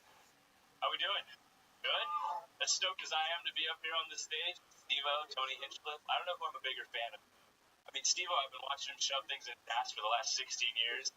And Tony, I've only been watching him for like 6 months while shoving things in my ass.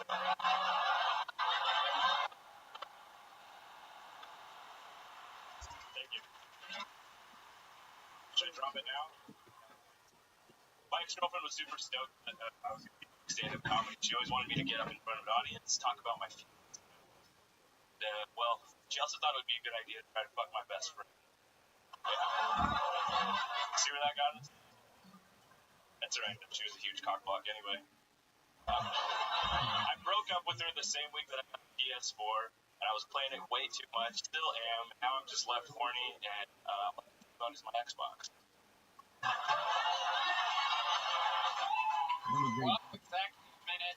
Vince Merida. Alright. A solid set, my friend. Very, very interesting. I loved your opening joke. I guess that's a compliment that you would watch me and shove stuff up your ass. I'll take it. And then let's move on to the fun stuff. Is that true? Did your girlfriend really fuck your best friend? She tried to. Wow, how did she? How long you been with this girl for when this happened? Well, it'd been about 2 years. Years. And how long ago did this happen? This was in October. It was on Halloween. Okay, it was on Halloween night. She tried to. Right. Crazy. You know, there's a lot more backstory to this too. We were talking about having like an open relationship recently. So things were going well. Yeah. Yes, of course. Yeah. Who suggested? How did the open relationship thing come up? That was my idea. Oh yeah. Oh, I'm blown away. No shit. Great idea, Ben. Great idea. So, and what did she say to that? Yay or nay? She sounded like she was down. Really? There's someone in particular who she wanted to hook up with. Did she find out about Super Lesbian or something like that? No. I mean, it was just kind of being open to the idea of it, and I guess like threesomes and whatnot. And she decided to try that out. Two guys or two girls? One. All right. Apparently, yeah. Wait, what? How did the conversation go? You said she sounded like she was. Well, it was not just like one conversation. It was a series of conversations. You know who really wanted you guys to have an open relationship? Best friend. That too. Maloney Pete. Maybe your girlfriend wasn't cheating on you, but she was just bad at threesomes, bad at math.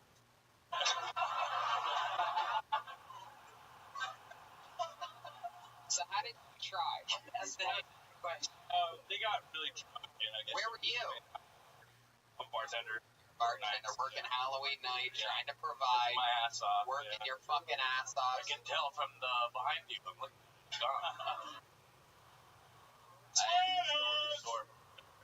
So you're out there bartending. What did she do? Where'd they go? went to a party together, and I guess she made a couple of passes. Really? Did your best friend told you this? Yeah, he did. And he held strong. He held strong. What did he say that she told him? What was the pass? What counts as a pass? I think it looked a little like this. Oh, she grabbed his dick. Man. Wow. Look at that. Straight with the fucking Terry shit. Just the old dick grab. If you want it, grab it. Women think they can get away with that, but you know what? Us men, we're gonna start our own Me Too. All right. You think you can just grab our dicks anytime you want? We're sick of it. No. We're sick of it. Yeah. Hashtag me, please. Come on.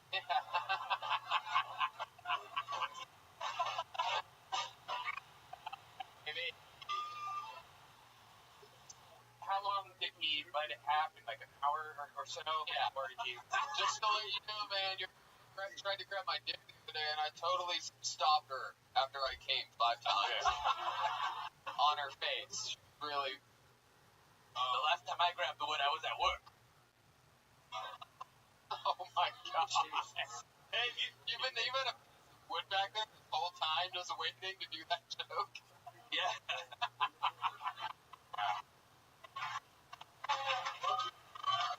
Wow. That's Tony. Wow, they love you. There it is. Oh! Wow, not the first time you do something across before. What happened? Did he, like, stop or... Yeah, text Always the next day. Oh, the next day. He woke up. What was, let me ask you this. What was she for Halloween? Maybe she was being a fucking, maybe she was like, A cheater? Yeah, maybe she was just really committed to the character. I have no idea. What was it? I wasn't You don't even know? No. Oh, God. Geez, maybe. Clearly things were going well, yeah. Not asking. What was your buddy? Do you know what it was for Halloween? Really? No clothes at all. That doesn't make any sense. A backstabber. Yeah, no clothes at all. Halloween night.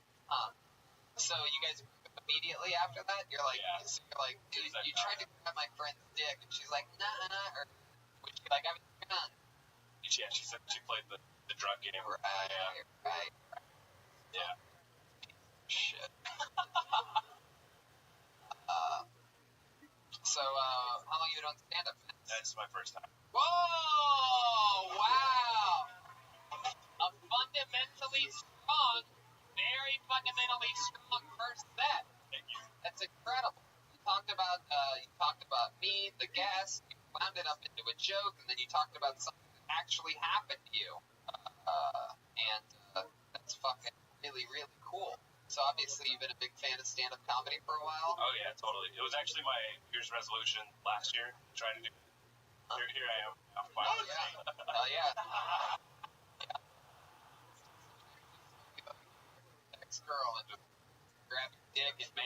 know what I mean? Just fucking get out. Yeah. Glad to see you're aiming higher. You still bartending? Yeah. Hell yeah. And what else are you into? What do you do for fun? Is that true? You have a PS4? What are you hooked on there? Honestly, the new Spider-Man taking ruining my life. Wow. A couple of nerds yeah. up there. Hell yeah. Doing it. living your best life. Old Spider-Man. Steve, what do you think about this guy's first? That crazy, right? Pretty good. My girls said that I should get in front of an audience and talk about my feelings. And there's like a better, and if you got something that can be better, it's like, how you feel about her fucking best friend. You got a lot of potential there. I agree. I think the Xbox thing is cute, but it's almost sort of just like, we want to know, like, more. You know what I mean? It's so good. Like, I really aggressively think that video games are awful. I always said if I had kids, I would rather that my kids smoke pot than video games. Because it's just, I think video games are everything that's wrong with our society. when you were coming out of an airplane. Right. But dude, so Steven, you not have like a Nintendo in the day? I had a Nintendo back. Hold on, we gotta go to Baloney P for just a second. Okay, little Taylor. All right. You can't play video games, but you can swim with sharks with Dad. Right. So I was on an airplane. And I'm going through their little on-demand selection of movies. And as I came upon a documentary, it said, video games, are they really that bad? Or are they addictive? And I was fascinated. They said science has no link whatsoever in game violence and real-world violence, right? There's actually no link there. But there's a distinct link between playing a lot of video games and being a complete fucking loser. And then I chugged a beer with my ass. Oh my. But Steven, it's awesome, 17-year-olds that are making $2 million a month. That's and true. esports, I think, are in the future. I think it's Yeah, there are a lot of people making money in the NBA too. Yeah, and they're all doing drugs just to be better at basketball. Yeah, hey, who am I to They're all doing. Brian, what are you talking about? Working out too much. Yeah, they're working out too much. Yes, that's a symptom that people suffer from in the world. Working out too much. But the Xbox joke was it was sort of a pun on the word X. Yeah. Okay. I mean, for your first time, you're going to have this kind of joke, but you're not going to have that joke slapping yourself for it. Right. Much like your girlfriend, that joke's going to leave you long before. An amazing first set. I'm glad it happened here on Kill Tony. There he goes, Vince Merida, everyone. He's on Instagram at Vinstagram. Vince. Vince. VINSTAGRAM. It's a fun episode. We have a first timers. We have a guy that's been doing it 12 years.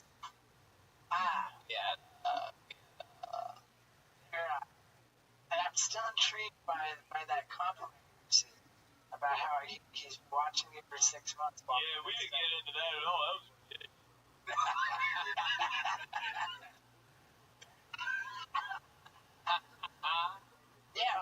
How does that work?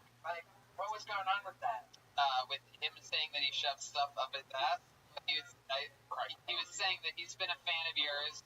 Sure, I can't get that. You shove stuff up your ass. And we he's all been got a that fan one. of mine for 6 months. And I think that he was saying that he thinks I'm so cute that in order to help him come even faster than you would from just masturbating to me, that he actually took chances and shoved actual physical objects in his ass to facilitate with the ejaculation process. Hashtag Bill Doty.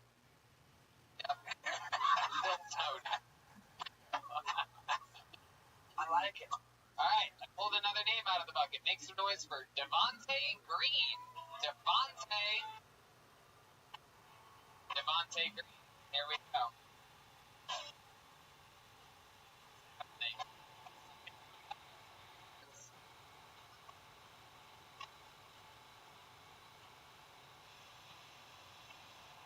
Happy New Year. I'm so happy to be done with the holidays. The holidays gives me too much anxiety, right? Christmas is what I like to call prime time lie season. That's the D-Day of having your shit together on your lies. Thanksgiving, that's your practice lies. You test the waters. But Christmas, you gotta have prime time lies. Nobody needs to know you're in the negative all year, right? Nobody needs to know you're on your final write-up at work at all, right? But you gotta go in there and tell people, shut the fuck up. Your aunt's wondering, why you gotta go on a walk before dinner? Listen, Aunt Pat, you in charge of the deviled egg. Where's the paprika on the deviled egg? No paprika, it's just fancy potato salad, bitch, okay? Why don't you take a walk around the block? You'll remember the paprika. I did a show over in Sherman Oaks, but I had to go early the other day. Everybody's like, why'd you have to go early? I said, black people should be, all right? I got to go where black people are supposed to be. I got pulled over, and sheriff came over. He goes, Mr. Green, why are you out here? I goes, oh, man, I'm going back. No, so sheriff pulled me over. He goes, Mr. Green, what are you doing out here? I go, Sheriff, I know, don't hit me. He goes, what are you out here for, man? I go, I got to tell you for comic, going back home. I go, but I respect you. You guys got a tough job. You teachers, you know what I mean? But I don't know who's got the tougher jobs. Cops and teachers. He goes, yeah, no, don't worry about it. Bro, I go, teachers. He goes, what? I go, because listen, man, between me and you. Okay. I go, between me and you, teachers don't get the thing to hurt every now and then. You understand? I'm still going to let him finish. Dead air. Go ahead, finish. No, I said it. Listen, Red Band, you've been fucking up for years, man. You gotta settle down. Devontae, no, you're going to throw him off track 40 minutes after. Okay, I still want to hear what he said. So, listen, so he goes, well, what do you mean, cops and teachers? I go, listen, teachers and cops, you guys get to deal with the public. You know, I go, to you, teachers are, you know, teachers don't get the thing to hurt every now and then. So, therefore, they've got the harder job. Oh, my God. Exactly, right? Hey, man. All right, Devontae. Incredible stage presence, delivery. Yep. Just need some material. I can't believe I'm talking. All you need is... Can I say that I can't believe I'm talking to Steve? The black person you got to know right now, Steve-O, black people would hate fuck, jackass. Go, look at this. Look at this, Brad. Only time I ever saw jackass was like I went to visit somebody in the hospital, and this is how we would avoid talking about the death.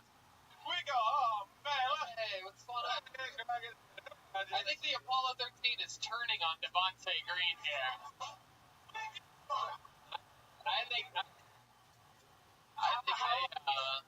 How old are you? 25. 25.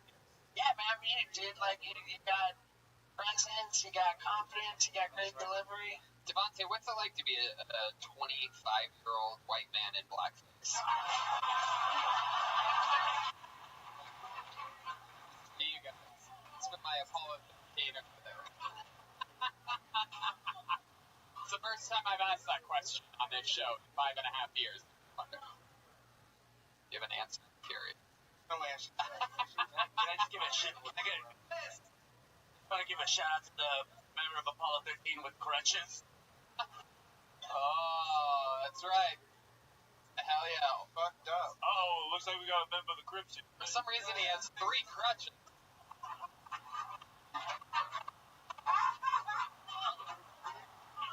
This party is out of control. Wants his dick. There you go. So, Devontae, well, you were just on this show, right? Last week? Last year. 2018.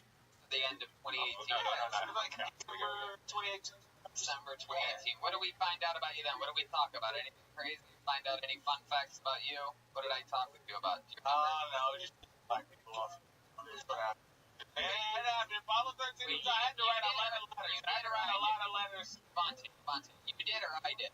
I did. How'd you do that? Oh, no. You look like a hawk. Not doing it again, dog. You're not getting me again, Tony.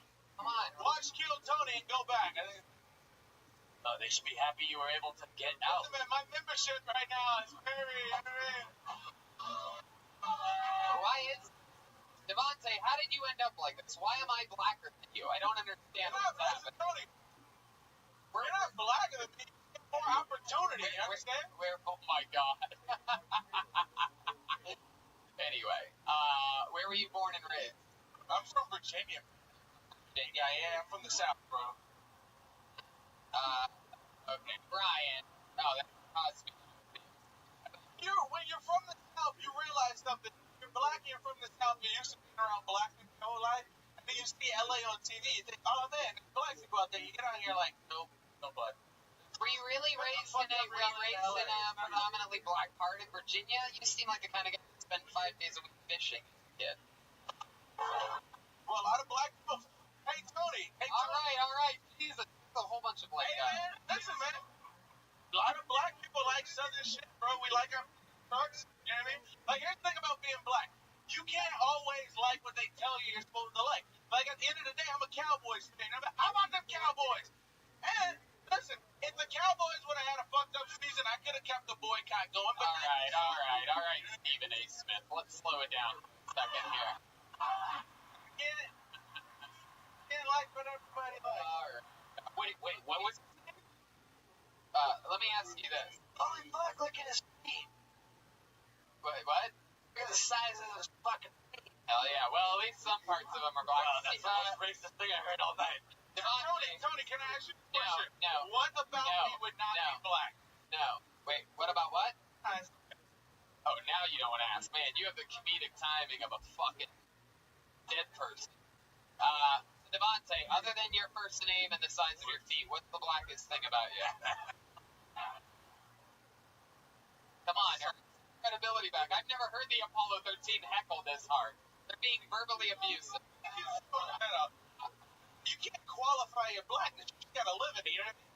Like, I'm uncomfortable around white people in general. That's the black. Is that true? That's absolutely true. All white people? I tend to like the poor. This poor racist man's leaving. You heard his deal. Oh, there he goes. That's horrible. I've never seen an offended skinhead in my life.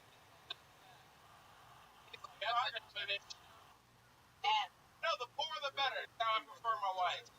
Yeah.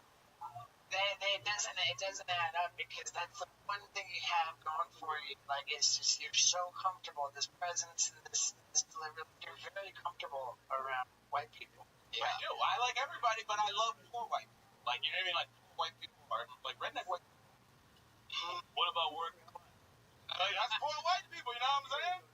They're like Springsteen concert. I see you at a Springsteen concert, you'd be like, oh, he knows the words of Born to Rock. Come fuck my wife. That's what working class white people love. I love a black guy to fuck their wife. Can I watch? Devontae, relax. I'm sitting the categories on Pornhub, Tony. It's the puck holding is all the rage. Devontae, shut the fuck up for a second. Jesus Christ. You know all words to a Bruce Springsteen song. Again, I love working class white people. I think we just found the third one. Hey man, Springsteen had Clarence, right? Can't even get it out. Okay.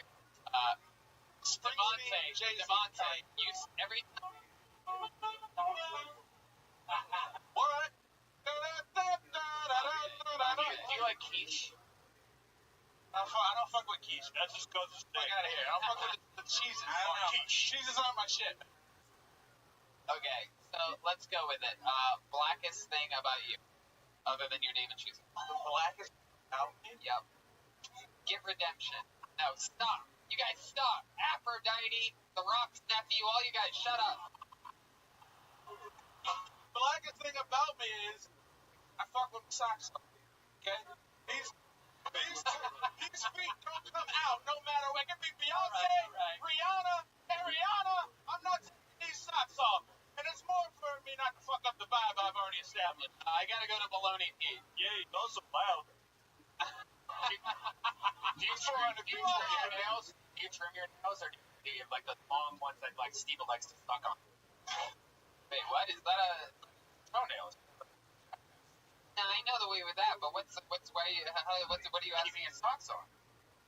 Not keep my socks on because I'm a slave. You understand right What, there? what, All right, that would be another thing to mention. what do you mean by slave fee? What does that mean exactly? Listen, as black men, right, we're really good at fucking. But what we can't do is take our socks off because it's just not, you know what I mean? Nobody needs that in their life. I mean, you get dick, you don't need black feet. Nobody needs black feet in their life. Somebody said, you sick fuck. Keep that shit to yourself now, baby. Again, there's a category of food up for you. All right, let's keep. Yeah, I agree with Steve. There he goes, Devontae Green. Have a good night, everybody. There you go.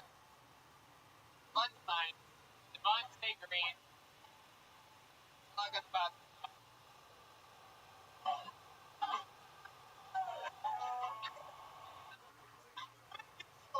All right, on to the next one. We have a regular on this show. Before we go back to the bucket, we have a new regular in the UFC. Steve-O. He's very special, interesting. He has an unorthodox comedy style. Extremely funny. And he writes and performs a brand new 60 seconds every week on the show, and he goes by the name of William Montgomery. Yeah.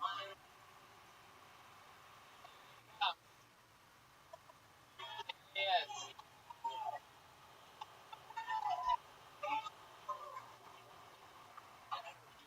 I lived over here, the Lyft driver and the other African American man up front.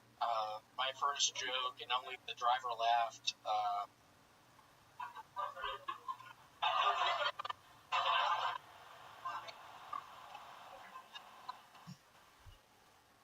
I have an aunt. She looks a lot like my cousin.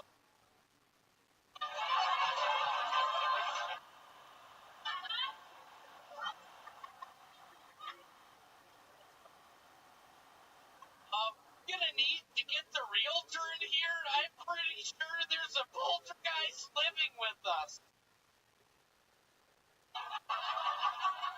It's my strongest joke. It's scary. You did not laugh at me.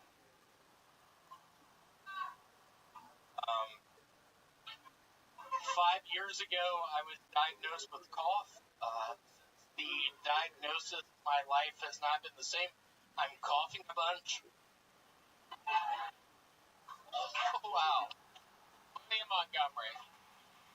You have such a knack. You have such a delivery system. The whole fucking, I'm pretty sure you could say anything and it would just be funny.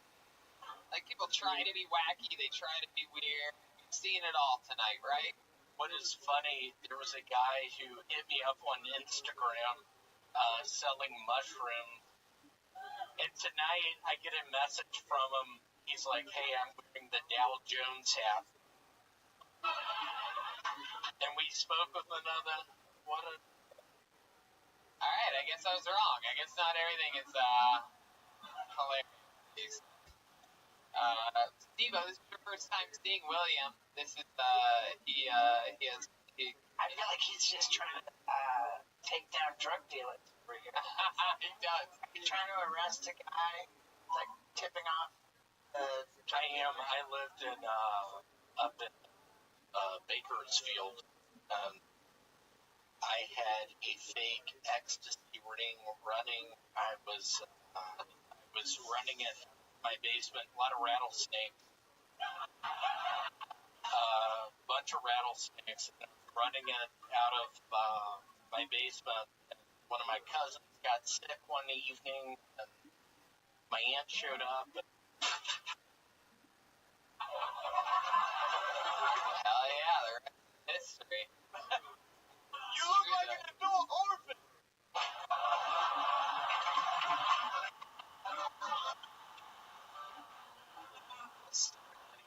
William and Baloney Pete.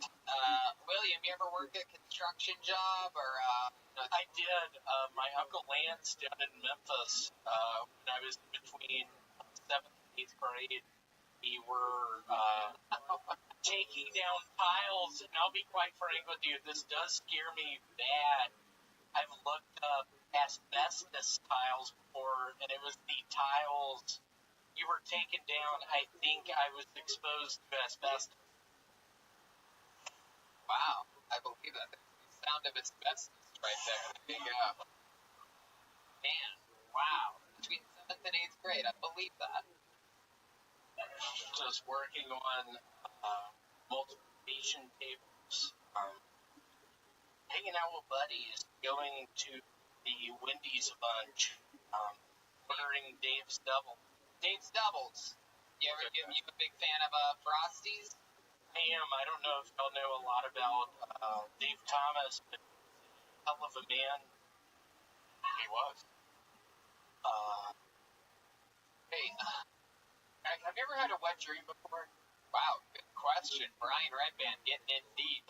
Asking the tough ones. Have you had a wet dream before? A strange one. One evening, I was on a bunk bed, and my now deceased mother, B. Vance, God rest her soul, the bottom bunk, and we were talking. We were having fun. It got to the point where she came up to my bunk. Do you know what a wet dream is? She came up to your bunk. The rest is history. Again, it's a slow roll. When you pull that mic away from your mouth, you're done. Yeah. Wet dreams aren't real. You don't think so? No. You've never had one before? Jeremiah's had like a mini wet dream. Evo, I'm glad you're doing better. I have a memory of watching the video of you doing whippets, jumping out of that window. And at the time I was doing whippets, I'm currently doing whippets. But watching you, I'm glad. I'm a big fan of Jackass. Nice to see you. Cool to see you next door. So that's the thing. They can be fucking real because that's like to presume they weren't already jacking off before any goo came out. Like, That's a good point. Baloney Pete? Baloney Pete is actually masculine. But let me pee. That is catchphrase to speed to. Baloney Pete, go ahead with the Bad joke. Wow, you interrupted Baloney Pete for that, William. How does that make you feel as a former construction worker? Between 7th and 8th grade that you did that to another construction worker. All right, once you're in the union, you're in the union for life. I'll let this guy do it. With nobody else. This is Steve's question about wet dreams. I've actually masturbated like an hour before I went to bed. And during my night sleep, I had a wet dream. So it's not about cum, it's just about how horny you are. I had a wet dream during a nap once. Wow. Is that true? Yeah. I had a wet dream when my lunch break was. I've never had one, but I can see where it's a real thing. I mean, a lot of well, when the area between your thighs is always moist, I guess there's never really any knowing if you had a wet dream. like the idea of a guy just forgetting to jack off to me just doesn't. Yeah, like religious people, like people that are like, I can't. Religious people jerk off the most. They just say they don't jerk off. Come down. For the record, we all die, believe in Jesus Christ. Is that true that you really had a wet dream? During a nap. It was a wet nap. Alright, William Montgomery, you did it again, buddy. Funny. William, are you on Twitter? I've been trying to find you on Twitter and I can't find you. I was on Twitter when I was on AOL, meaning my name is Pat106 at AOL. William, wait, no. Alright. I guess follow him on Instagram. It's a weird handle. It's impossible to find. Literally, yeah, I think it's William Montgomery on Twitter. It never pops up. I don't know. Oh, you know what? You know what we forgot about? Is James Vita here from last week? We'll go back to the bucket just a second. James, I don't want you to do a minute, but can you come up here and call your guitar player and think we can do this shit? Oh, really? Forget it. There you go. That's all. Back to the bucket we go. You want to go back to the bucket one last time, huh? That was on last week. Played bass in a band and had sex with the guitar player's girlfriend for 6 months without telling him, and he was going to tell him on the show. And then last week we tried to call him on the show, but went straight to voicemail. We were going to do it tonight, but apparently he forgot. Did he find out though? Told him already.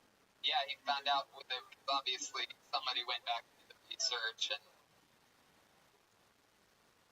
found it. Hell yeah. Did he say anything to you? Any threats or anything? Doesn't give a shit, really. Right.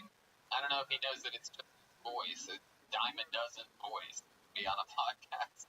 Wow. I can't have my vocals out there, bro. I don't want to tarnish my career, dude. Man, that was suspense. Okay, pull the name out of the bucket. This is interesting. This is a one-word name, and it does appear to be the first time I've ever said this name. Make some noise for vocals. Vocals. Wow. All right.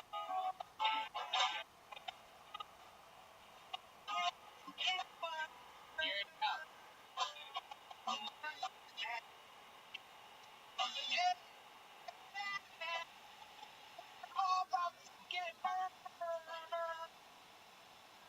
Final comedian of the night, vocals, ladies and gentlemen. What the fuck is up, creatures? Before I start this shit, I just want to give a shout out to Steve-O. He already knows. This man is the reason he inspired me to come out here to LA. I'm originally from Buffalo. I came out here for a TV show I can't really talk about now.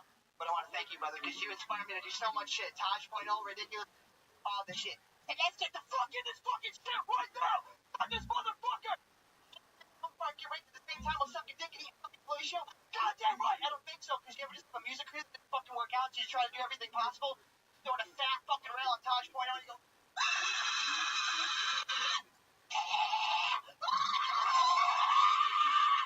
God fucking damn it! Every time I come here, I love you guys so much. There's just not people that really, they're fucking funny, and I just die down inside and start fucking coagulating and fucking foaming from the mouth. And I love all you guys so much, but what the fuck, dude? You gotta have some motherfucking heart when you jump up on this fucking stage, and you gotta fucking kill Tony! Came here to fucking kill Tony! You just, we're just gonna all sit here for the rest of the night. You just keep going. I love you guys. Wow. God damn fucking right, dude! Fucking. Shout out to Corn. Absolutely. Alright. Go kill. Yeah. Sorry to stop the show, everyone. Chroma Chris Seems to be a giant tool on stage. Did any of you guys see this? No, come on.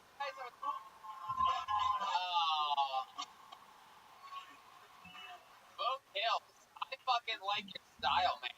Going for it. You knew what the fuck you wanted to say.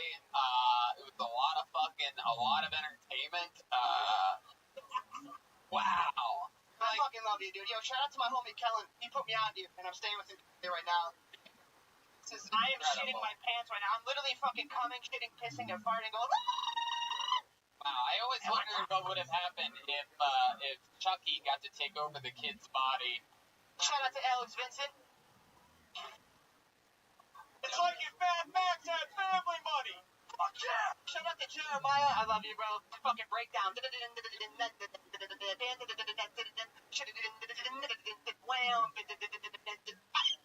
Vocals, you give it, yes, Chroma Chris. Call your jokes tool bits. Okay. Yeah. Motherfucking tool! Okay, Hot Topic gold member. Wow, Chroma Chris is on fire. So vocals, Steve-O, what do you think about this guy? Tracks? Actually, yeah, I really did go viral on it. So, I don't know if you guys ever seen this video. This one went hella fucking viral. That's why, shout out to Steve-O, because this man inspired me I did the fattest fucking rail on Taj.0 and did a loud ass pterodactyl scream and went viral on Twitter. It actually got 1 billion views. So another reason I came out here is to find Taj to get my web redemption. I shit you not. Wow. How long have you been in LA? I don't even know if I'm allowed to say it, but I don't give a fuck. I actually came out here for American Idol. Yeah, that's Well, hey, this is what this this is. man right here is inspiring me. That fucking went hella viral, and literally, shout out to Steve-O. He's inspired me to do all this shit, make the moves. Way to go, Steve-O. Hey, man. Steve-O. Thanks a lot. Hey, Steve-O, you want to tell him what happened in Buffalo at the Helium Club? What happened in Buffalo when? At the Helium Club in Buffalo, New York? I remember it well. It was a great weekend. We performed, remember? We performed together. Yeah. Wow. Hey, Steve-O, remember that one time you performed in Phoenix? Yeah. Yeah. Alright, I'll break it down to you guys. So pretty much, we went to see Steve-O, and I gave him a CD, and I was like, fuck it, man. You know, I don't know if you're going to listen to it or not. So we decided just to perform for him on the spot, and fucking sang Tales from the Hood. And we got down, we got a load of fucking bass drops and breakdowns. We spit fast bars over 808s. It was like, I'm up with the fucking... Smoke kills. All right. When you start talking fast like that, I knew that we lost you. Is stand-up comedy something that you're interested in doing, or is this just all, like, what were you going to do on American Idol? That? Alright, so to be fair, I really can't talk about it, but I'm gonna let you guys know I came out here for that. I will let you guys, March 3rd, this actually airs on ABC on television. The craziest fucking shit ever. Yeah. Did you also win $10,000 in a comedy? I'm not that. I'm not gonna get paid for it. Okay, so I'll tell you the story, so check this out. I used to work at a gas station called Sunoco, and I called it Sunoco's. And I said, fuck that, don't donate to charity, donate to me to get out here for American Idol so I can make this shit happen. Every single motherfucking day, they've been doing the craziest shit, running into celebrities, fucking going viral, and having fun. And, we're just been doing the damn thing. By going viral, he's got chlamydia, he's got gonorrhea, he's got... I don't have any of those, but we'll start to happen after your plague spread after March. But, yeah, bro, seriously, every day we go viral doing the craziest shit, and amazing. For those of you listening to the podcast, by the way, Bo Kills looks like the final boss on a school shooting video game.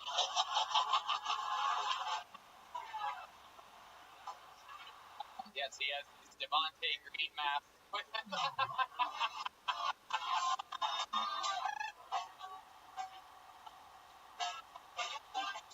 was him all along.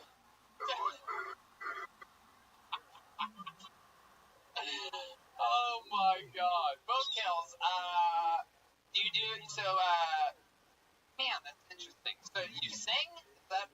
I'm actually a mystic death creature vocalist from Buffalo, New York. Yeah. No, I've met a lot of people from Buffalo. You're all that. They're all the same to me. Oh, mythic, go ahead. Mystic death creature vocalist, and I started a new genre called mystic death trap metal. So it's pretty much like some old school 3 Mafia. Oh, yeah. Do you call it trap metal because that's how people feel when they're stuck listening to Oh, it? they fucking hate it, dude. I'll tell you one thing. I have so much haters. Fucking dope because it makes you famous. So what I do is I go on these Facebook online, and I'm like, don't listen to this fucking trash. Bo Kill sucks. What is this garbage? And I'm literally trolling all these people, and I'm getting views. I'll rack up like 50,000, 60,000 a night just from talking shit about myself. So if you guys ever get a chance, do not listen to my fucking bullshit. Yeah, where could they find that? You can find it everywhere in the world. Type in BOKILLZ. It pops up. We got some shit produced by Suicide Boys. Oh, wait, were they Suicide Boys only after they listened to your music? Yeah, they listen to music because they're listening to fucking trash. Love it. Heck yeah, man. I love it. You do more stand-up, you should go by the stage name of, like, Scam Kennison. Something like that. Scam Kennison in this bitch. Where do you even get a jacket?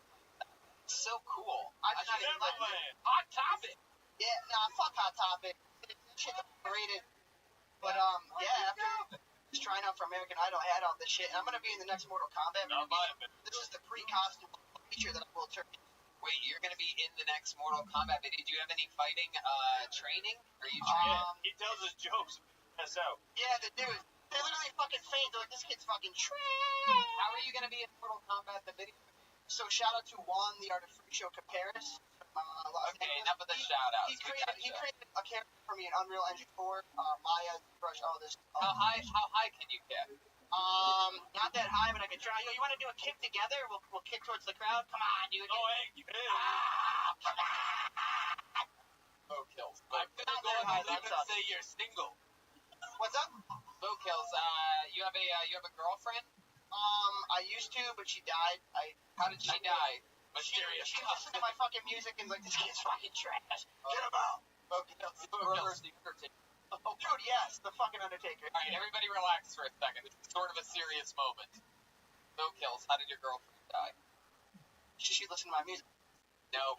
Okay, she was. Did she really She was die? choking on dick. Okay. All right, we lost it, folks. He's gone. No, she didn't die. I don't have one. Full story, bro. Wow.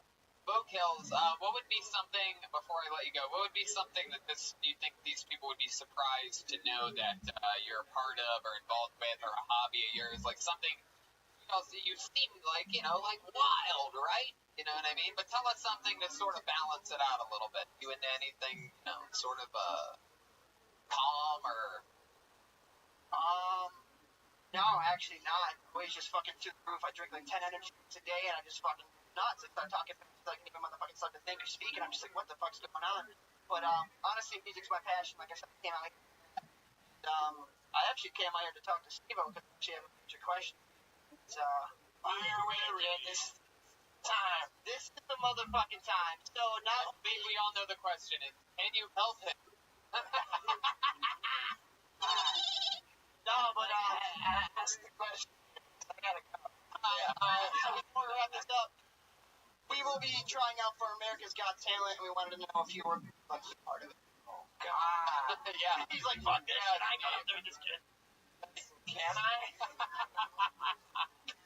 I'm Steve-O, and that's a big nub.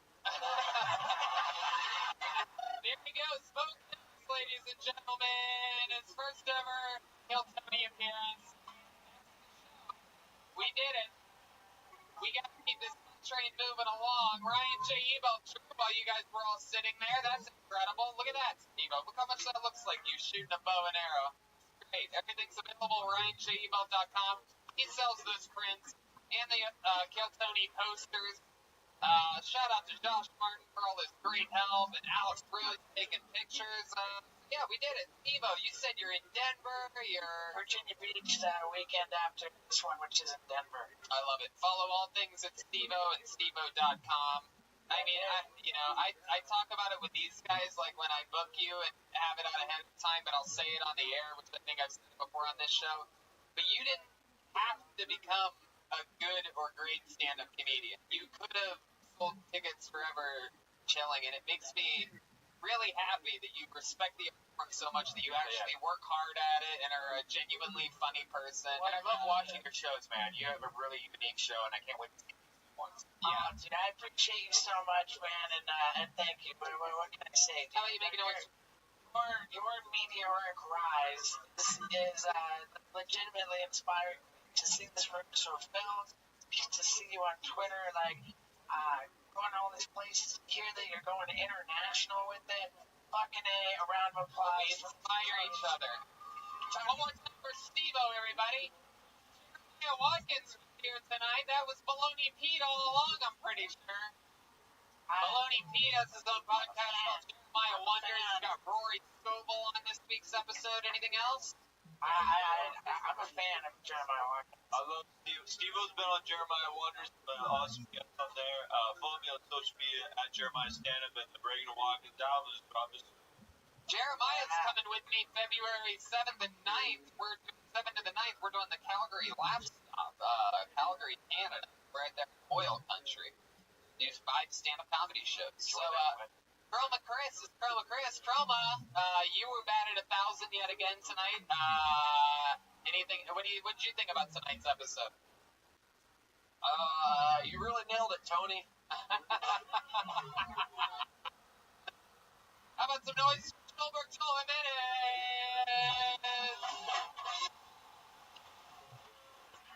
Yeah, Stolberg's on Twitter and Instagram and most. Sorry, what else, Joel?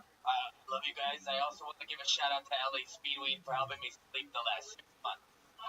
Absolutely. Kill Tony's going to Phoenix next Saturday, and then Dublin, Manchester, London, Philadelphia, Pennsylvania, and then stand up a bunch of other cities. TonyHinchcliffe.com, DeathSquad.tv. Follow.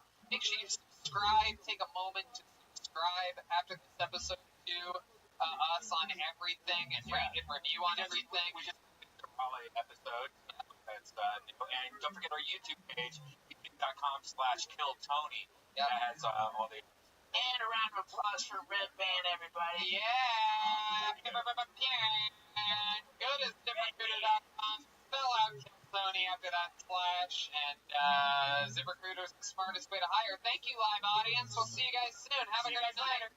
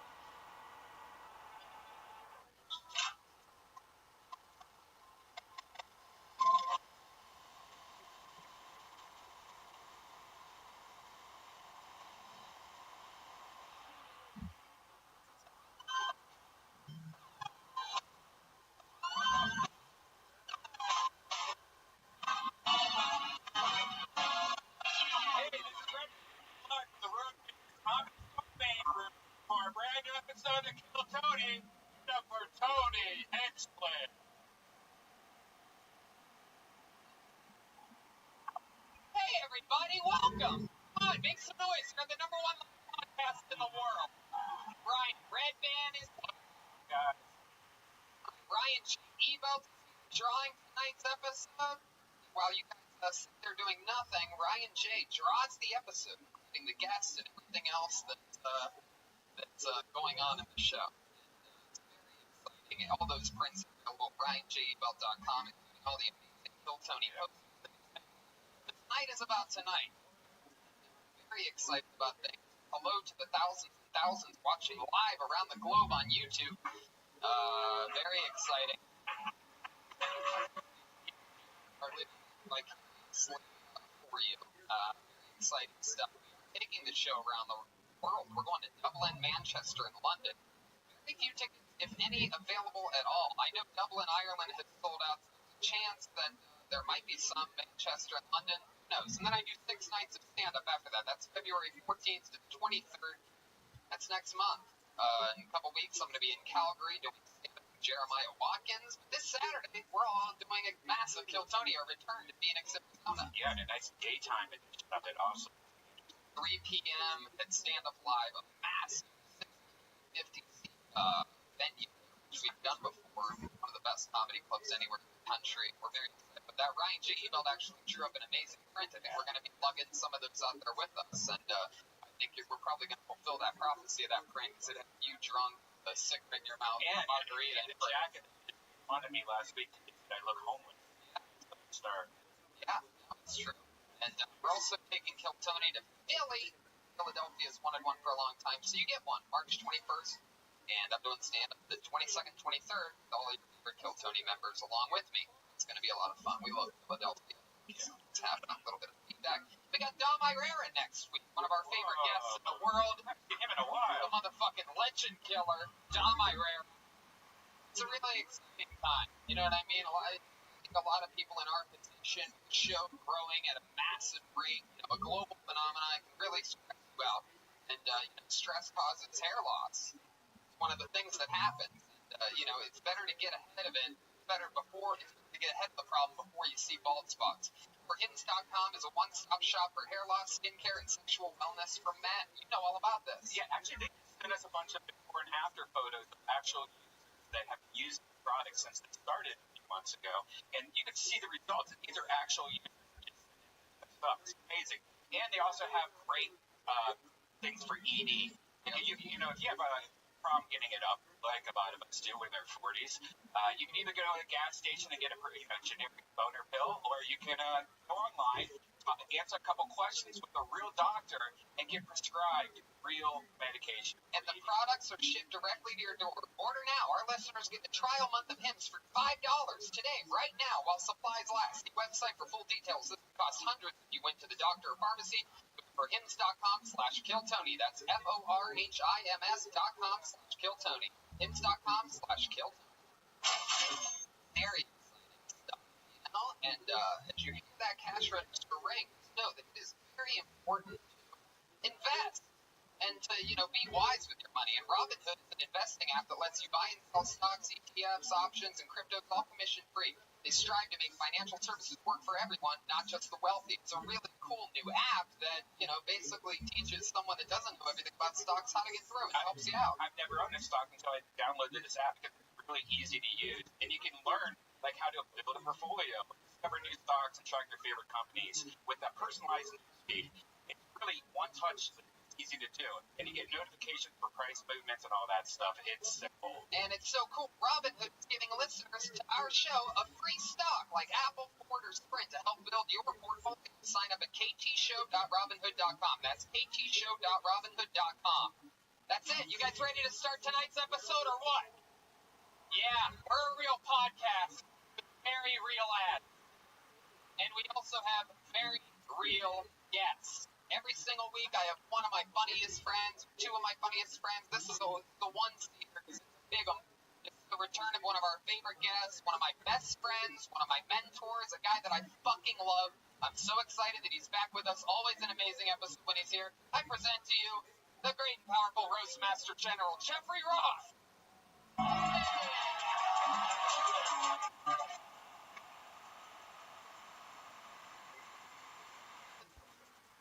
Hey, Jeffrey Roth, fresh off of Netflix's Bumping Mike. He presents Roast Battle on Comedy Central. He has Thick Skin, available on iTunes and where all podcasts are. And he's going to be at the Borgata with David Tell Memorial Day weekend. That's right. Hi, everybody. How you doing? Great to be back on Kill Tony. Yeah, well, we're excited to have you back.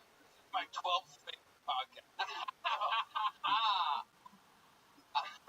Your podcast? I know. Wow. Big Skill with Jeff Ross at 2007. Well, we're excited to have you back. Shop of Bumping Mike's extreme success. Thank you. You're a Netflix guy now. Yeah. Feels good. I like to be a citizen of the world. Yeah. I like to spread it around. Yeah. Gonna do it. Netflix, Comedy Central, the Comedy Store main room, Dream Come True, sure, one took a shit. That's true. And he once took a shit on stage, too, I do believe. I think I'm good tonight. Well, as Sir, you know, are you texting a better comedy show right now? What's this fucking guy doing in the front row? we're these two Mythbusters that they had AIDS here in the front row. phone away, jerk off. Put it away. Stand up for a second. Stand up, say hi to the people behind you if you want to text. You want to communicate with others? Is that standing up to you, you piece of shit?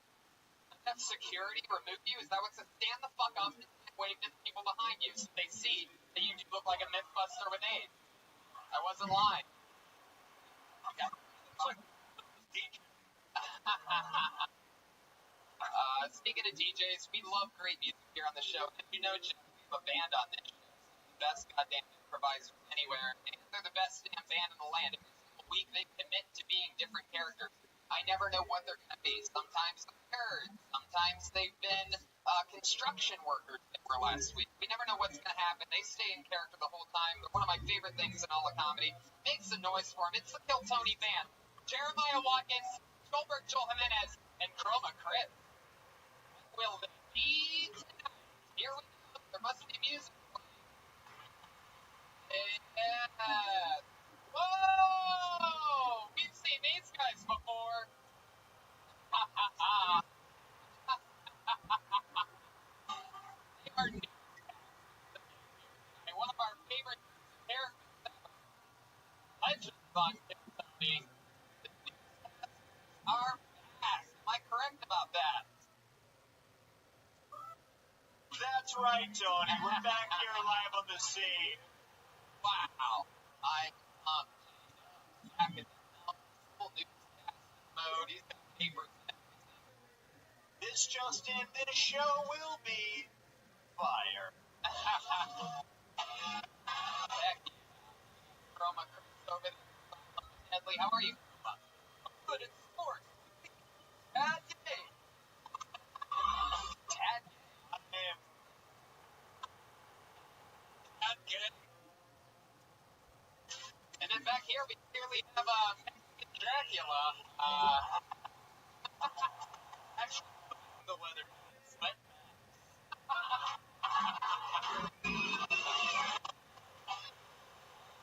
Yeah. lightning, and this is your kid. Wow, I am so excited that the newscasters are back on the show. Some of the biggest legends in Kill Tony history. Breaking Jeremiah Porter. Breaking news, it was definitely Jeff Ross. Wow, I mean, we have it all here. The whole cast and crew is here. We have Jeff Ross, the Roastmaster General, and the newscast team. Let's get this party started. I here have a bucket filled with comedians' names. 2 hours ago, while you guys were all eating dinner and relaxing, drinking coffee, getting ready, a bunch of comedians were already on the patio signing up for the opportunity to get their name in this bucket. If I pull their name out of the bucket, they get 60 seconds on the stage, and they get interviewed by this whole crazy thing up here. Find out more about them and about their lives and what makes them different. You know, your 60 seconds is up when you hear the sound of a kitten. That means wrap it up then, or else you're going to bring out the angry West Hollywood bear. All right. You guys ready to start this thing? Here we go. This is the... We are live from the World Famous Comedy Store. Something. And now it comes down to someone getting an uninterrupted 60 seconds. First time, could be one of our favorite characters. Let's see what happens. Make some noise for your first comedian. He goes by the name of Rob Smallwood. That sounds familiar. I think I know Rob. Rob Smallwood. I'm not seeing movement. Movement. Alright, we got black. Maya, what do you think about this guy getting blacklisted? Crime is on the rise here in Kill Tony. Back to the bucket. Comedian of the night. Uninterrupted. 60 seconds. Molly. That person's here. Molly Kaufman. Back.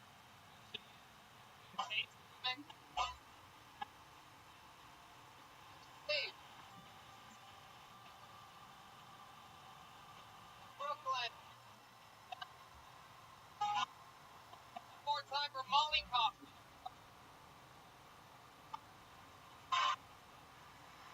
Hi. Cute. So my mom is adopted, and she recently did a DNA test. Is anyone doing 23andMe on that train? Yeah, chugga chugga. Who am I? My mom found out she's 97% Jew. Ah! I'm from Montana. I didn't realize Jews were real. So, big shocker. Actually, on the books, it's 97% Ashkenazi Jew. Ashkenazi is like a scientific word for European descent. And Jew means you're white, but just barely. Gotta trick them. Gotta be sneaky. That's how I'm here. Thanks, ancestors. No. Oh, and 97%, that means, like, I'm white, but kind of like an off-white. Because if you're 97%, that means I could die of a hate crime. But still can't apply for diversity scholarship. We out here. Thank you. Hell yeah. All right. Molly Kaufman. How's it going, Molly? Good. How long have you been doing stand-up? 3 years. 3 years? Where at? Montana. Oh, hell yeah. This just in, there's been a bombing in the main room. Oh. Dolmer is here in the flesh. Our job story tonight, a woman looks like the inside of a mess.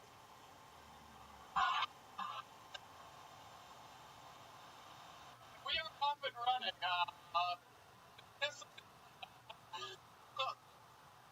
Oh my goodness. Molly, I like your style. How long have you been here from Montana? How long have you been in Los Angeles? A year and a half. A year and a half. You've been doing stand-up. So you started in Montana in a year and a half here. Hell yeah. What do you do for work? Like, I'm a full-time student, and then I do odd jobs. Oh, what are you studying? Oh, theater. Wow, hell yeah. What are you going to do, tear tickets? And projection. I know it's wrong, but Now, Molly, is it true you were adopted? Your mom was adopted. my mom was adopted. And you found out your ethnicity? Is that true by a DNA test? Yeah, 23andMe. We also found 7 half-siblings of hers and her bio dad. Wow. So it's been a fun Christmas break. So her bio dad, that means what? Some guy that came in a cup or something? No, like, 'cause she was adopted, and so her actual dad's still living. Her Actual mom. biological father. Bio dad, I think that means it's Polly Shore.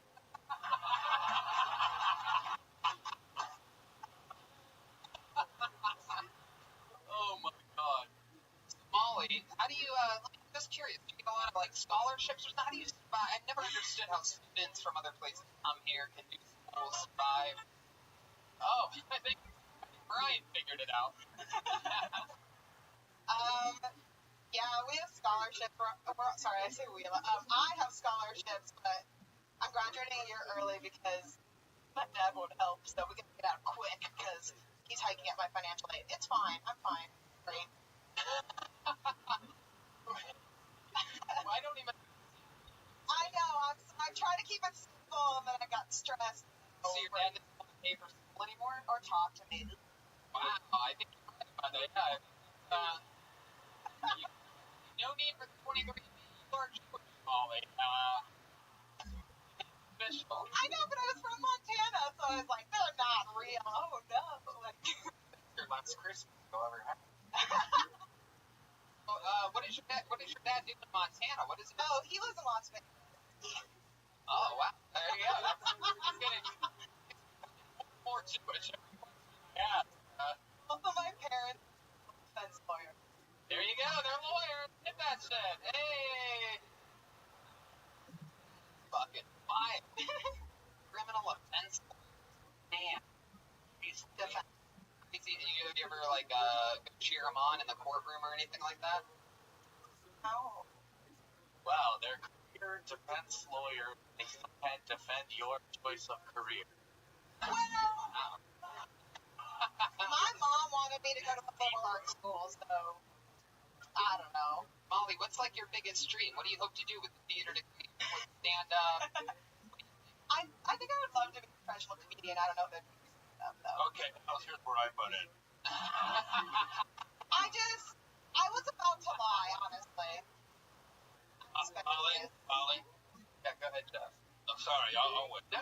It's like, it needs something. Oh, I'm here, do I get No, you can comment, it's whatever. just sort of free flowing. We're all like, jumping. Molly, that was a great effort. Like how you just went the extra mile with the racist, anti-Semitic jokes out of the gate. Oh, your jokes are bad. The premise is anti-Semitic. I like dumb shit how you're just willing to like put it all out there. Molly, is that your name? Yeah, like the drug. I think you are what you eat. You think I'm what? I literally spaced out. What's the matter? What's the matter? Why are you so dead? I have the so most much fun anxiety. ever. You fucking killed it. The crowd loved you. You got like half a laugh after the second joke. Yeah. I mean, you got picked.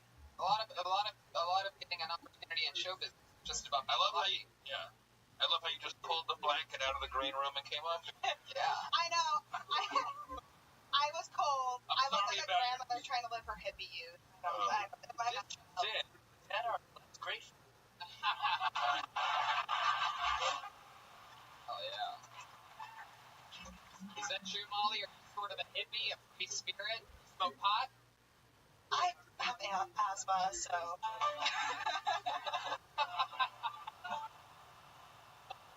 I'll eat pot. Oh, I bet you will, Molly. I bet you will. My hometown's and I think it rubbed off on me. Your name, the. Oh, wait, what? The name of your hometown is actually called Granola? No, it's Missoula, Montana, but it's very hippy-dippy compared to the rest of Montana. Oh, okay. Well, tell you what, Molly, one thing we are grateful for is the fact that you got us kick-started off here tonight. It's a tough position, the number one spot, so thank you very much. We'll see you again soon. Molly Kaufman, everybody. She's on Twitter at Molly.Kaufman. That's 2 F's. Kauffman. Follow her on a booming LA. She is. All right, I pulled another name out of the bucket. This looks like another new name. Let's all meet Corbin LeMaster. Corbin LeMaster. Corbin. We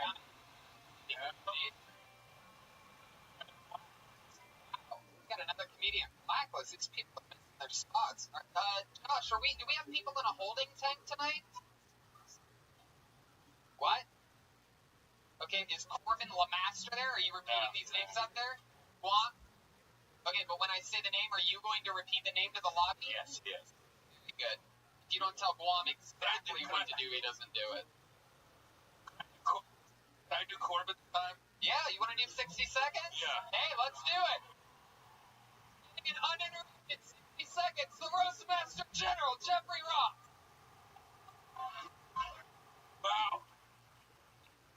So much crazy shit going on. I mean, can you believe they announced today that R. Kelly is hosting the Oscars? Can I get a rim shot for the news? Oh, no. Anyway, the shutdown, 32 days, and, wouldn't it be crazy if we found out that Nancy Pelosi and Donald Trump have been fucking?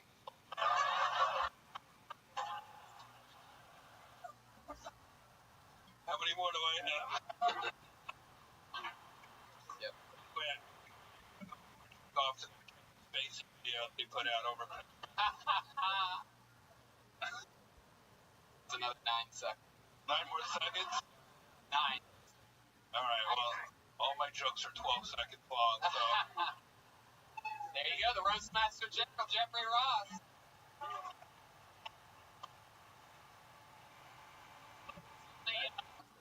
Only 2 other guests in the history. A little fun fact, you know this one offhand. Only 2 other guests in the history of the show have ever done 60 seconds. Done that. It's Ron White and Myra. Little fun fact for you. Jeffrey Ross. Adding himself up with the.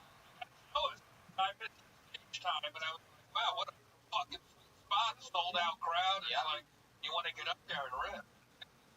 Well, I pulled another name out of the bucket, and I'm excited about this. I know for a fact that I've never pulled this name out before. I would remember this. Make some noise for it. The Leitch Brothers. The Leitch Brothers? The Leitch Brothers.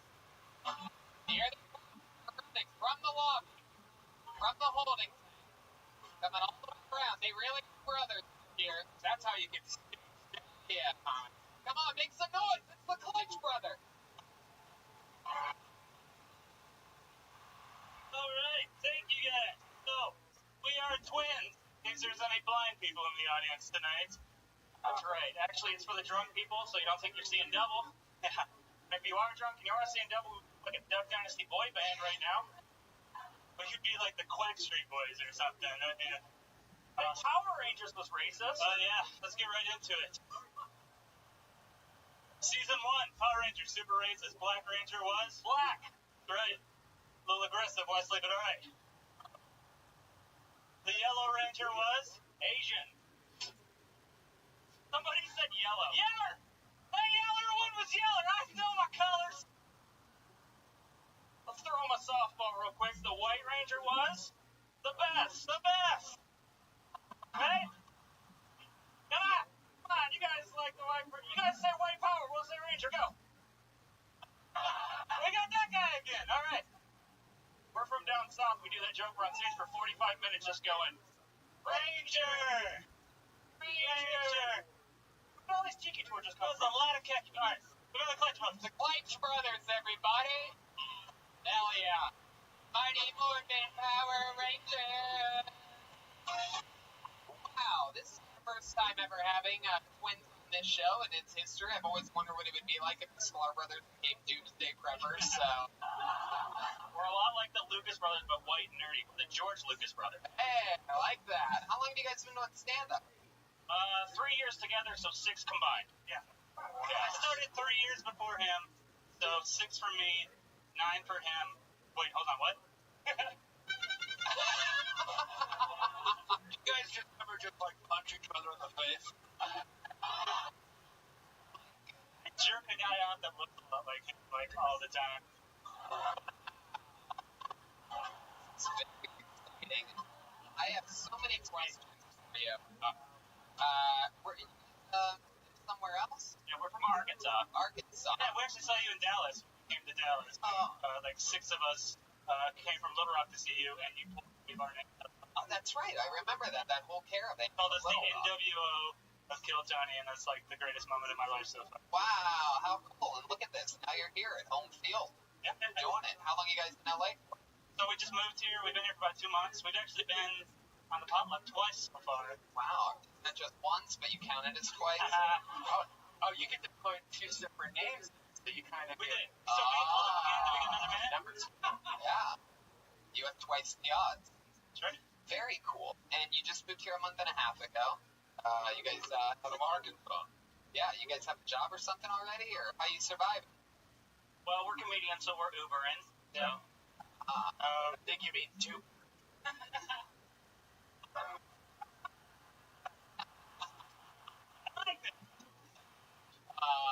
On Twinder, we're on that app too. There's a bunch of apps. Did you guys Uber in Arkansas, or is this something you just started out here? Yeah, they don't have Uber in Arkansas. Right. And you guys have 2 separate cars. Well, only one of us has a driver's license. Technically, you both can use.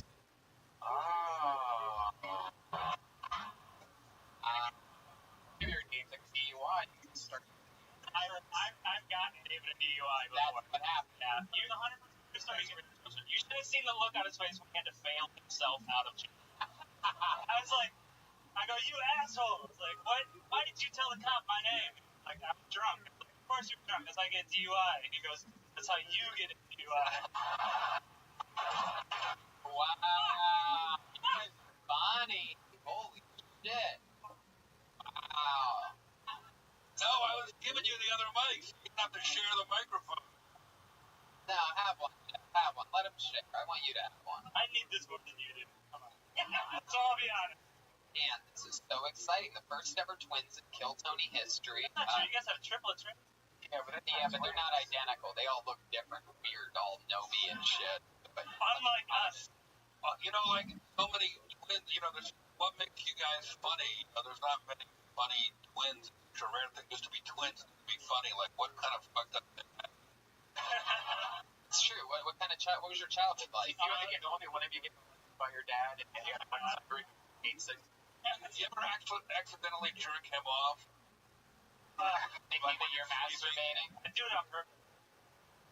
That was a twin sets joke. Oh shit! Give me a spot on the ice house already. They only have one Kill him, fuck microphone this guy. there. I'm doing all the work. Man, what else did you guys ever use your twin powers for anything else other than like driving and things like that? You asked me if we switch girlfriends. Sure, Abby. That's rape. Just casually asked if we rape people. Well, you. This must be Kill Tony, I guess. Yeah. We're identical brothers, not fraternity brothers. Man, these guys are good. These guys are good. And I knew you were good, actually, in your set, you know. People over here started yelling, which I don't know, obviously, must be new people or something. Zero heckle policy here. Everybody only gets 60 seconds. You had the balls to sign up, or you didn't have the balls to sign up, and either you got it or you didn't. But even though they did heckle, you went with it. You went with that Yellow Ranger thing, and you went with the flow on that, which is, again, not easy to do.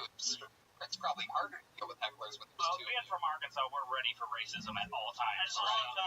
You two do look like you can stand in front of a Native American tribe while they are, You're even wearing hoods.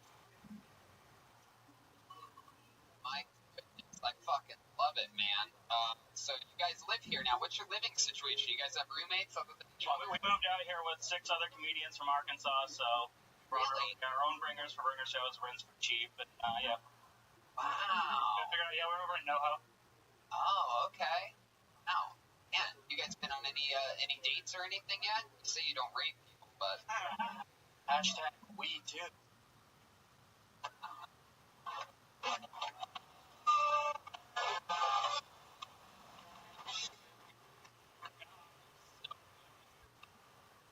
Totally delighted by you guys. What are your names? David and Flex brothers, David and Wesley. David and Wesley Leitch brothers? That sounds like a disease. They started a clutch. Spelled just like it sounds, like shit. It's funny you say that. My mom went to the gynecologist one time and they called her back as Pamela Clit Itch. How long was the walk here from Arkansas? Yeah.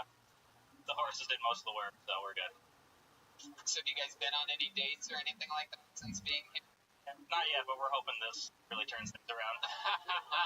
You know, One live podcast. usually I don't like if you brought it up. I would like to invite you. Hey, look at that! Everywhere you go. Wait, we are in. Fun fact: we are definitely in Manchester tonight. So, Well, pick another no, date. the show's still on. Oh, You guys, okay. it just won't be a podcast. There you go. February 15th at the Ice House. Hell yeah! Here they go, the Fleitch brothers, everybody. You saw him here first. KLEIT. Go, they're in a double hug from the Roastmaster General. I think this goes without saying, guys. You definitely have to fucking make sure you sign up for the next America's Got Talent, whatever the hell, because you guys have definitely a natural knack for this. Get rid of the other 4 people you came from Arkansas with. Stab them in the back, Game of Thrones style, and make something out of yourself. They're actually they told me they're going to be on a reality show, so you think you have a recessive gene. Isn't it crazy the difference between someone with 3 years of experience from Arkansas and someone with 3 years of experience from Montana? It's just amazing. I love that noise. Whoa! On to the next one, shall we? You guys having fun out there? All right. I pulled another one out. Make some noise.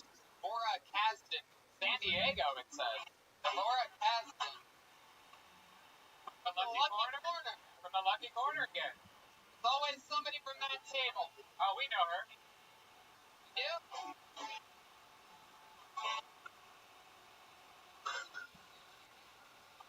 Laura Kasdan. Hell yeah.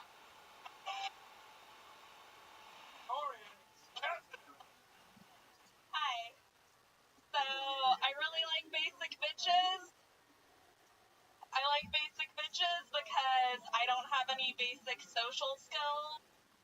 So I feel like every time I go to a party, I just need to, like, have a troop of basic bitches around me. Ooh, I wanted okay. To remind me of, like, basic social cues, like, you know, just, like, have them tell me, like, make eye contact, smile, don't stab anyone, like, why not? Yeah, I'm trying to figure out what I look like so I can be more relatable on stage. Like, some people have told me I look like the Mad Max Furiosa chick. Other people have told me I look like Eleven from Stranger Things. Someone told me the other day that wow, that got opposite of everyone. Someone told me the other day that I look like the boy that's on the cover of Mad magazine. Forecast. Yeah. What you were. Wow. I think you look like the guy that organized the Fire Festival. I'll take it. Try that for that one. Like a young Mark Cuban. Has anyone ever told you that? Mark Cuban? No. Tony, come on. I love you and get on the Wondering Girl. I love it. Deborah, welcome. Am I saying that right, Deborah? Yes. It's just that Neverland has been confirmed as a real place.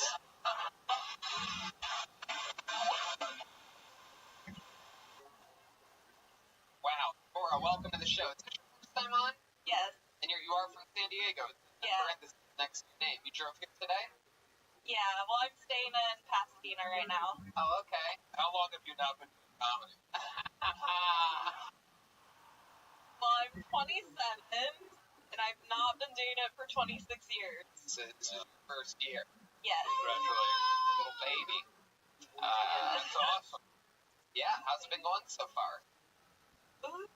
I love the part where you said that joke has never gotten that big of a laugh before, and it's because people were laughing at the lady that overreacted to the one part of it. I don't know if you heard it. But someone was like, ah! And everybody's like, ah, that's funnier than what's going on stage. Wow. It's very organic. You can't make stuff up. So, Deborah, you've been with the year. You started at 26. Is stand-up something you always wanted to do, or did you just sort of get that Netflix itch, or what happened? By Netflix itch, I mean a yeast infection, by the way. Yeah, it's a combination of a yeast infection and podcast. Yeah? Yeah. Well, that's fun. Did you start a podcast, too? No. I've yet to start it. Should I start a podcast? Are you suggesting I think that? you should just put it in your house yourself. That's about right. That'd be awesome. You said that you like basic bitches. That's your way of saying that you're lesbian. No, I thought that and the haircut, but I know, full suit. No. In a I mean, shocking like turn of events.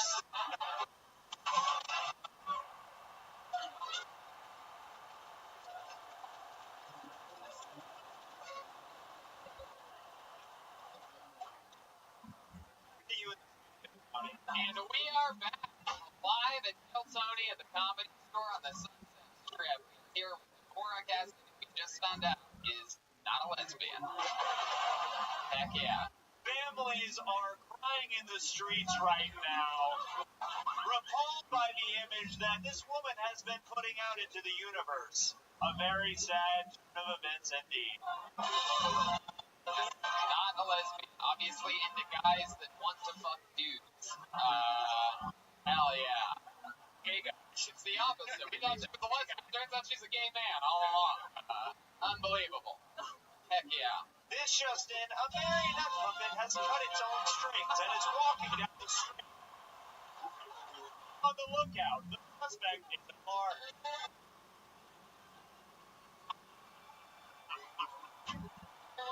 Hell yeah. Wow. So Deborah,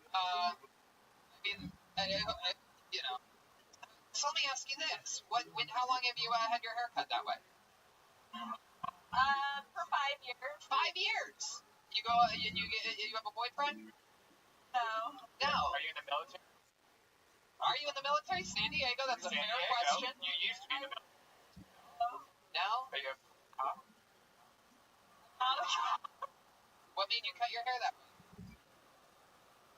Just out of curiosity. Nothing offensive here. This is not like a Bit of the North Korean hockey team.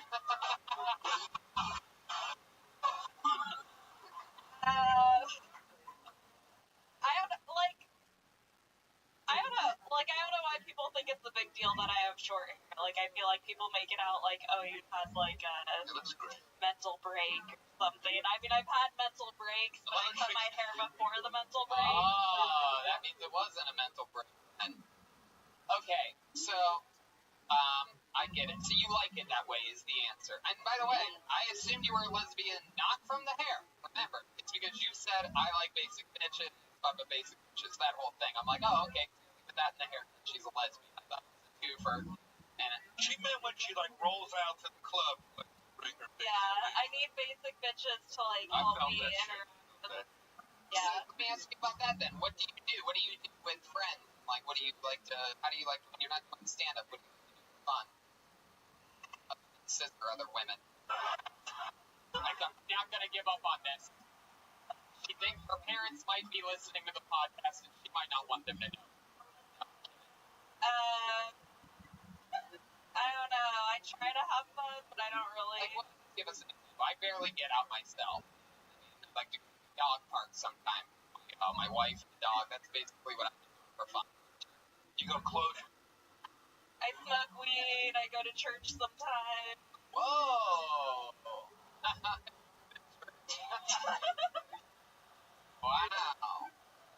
You buy your clothes at a pet store. Yeah.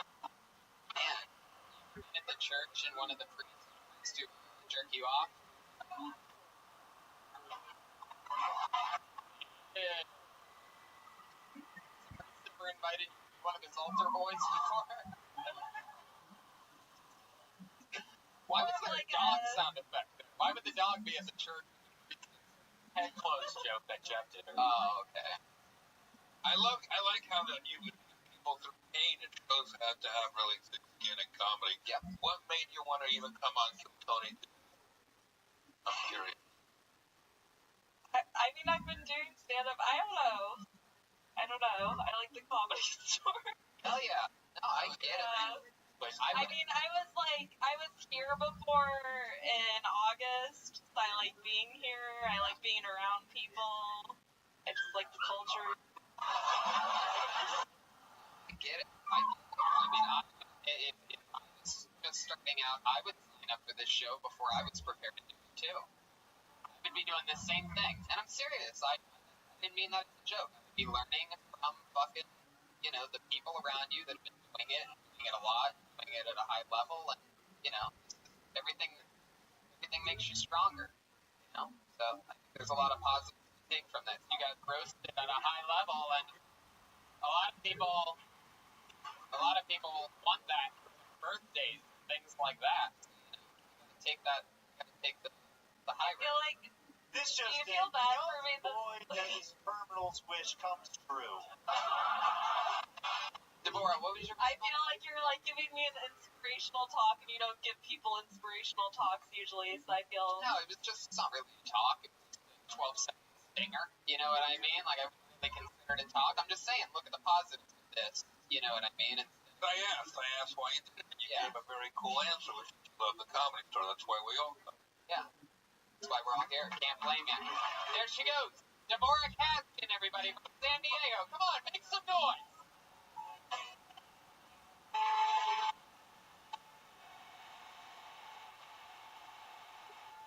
They're up and running. Anything can happen. We're meeting all different shapes and sizes of people so far. Whoa, Tony, I'm glad you're on the scene. Gunshots have been fired. Jeff Ross. Tony, I just want to say I've been watching the show for years, and I love how it evolved. Like, the comedians used to be so funny. Let anyone come up, but I just think it's beautiful. Anything can happen. His name actually sounds familiar, so maybe it's someone that's getting maybe someone's gonna have a better set than they had last time, maybe a worse set. Julian Shakuna. Julian back corner. From the the farthest possible walk to the stage. Here you go. Come on, one more time, give it out for Julian Shuna. What's up, people? Man, very happy to be here, man. I just landed back from Europe. I'm still on jet lag, so if my jokes are not funny tonight, just laugh at it. Just laugh with me, think about those hours spent on the plane. Maruta from the Congo, and sorry, out of breath. Long run up. Maruta from the Congo, guys, and I'm really grateful, I have to say, because I used to come in a very different condition. Just to hold the mic, it's a blessing. And I used to do comedy with my whole family back in the Congo. Now I used to be focused on the jokes, the structure, the way comedians move on stage. My whole family would be focused on the bottle of water on stage.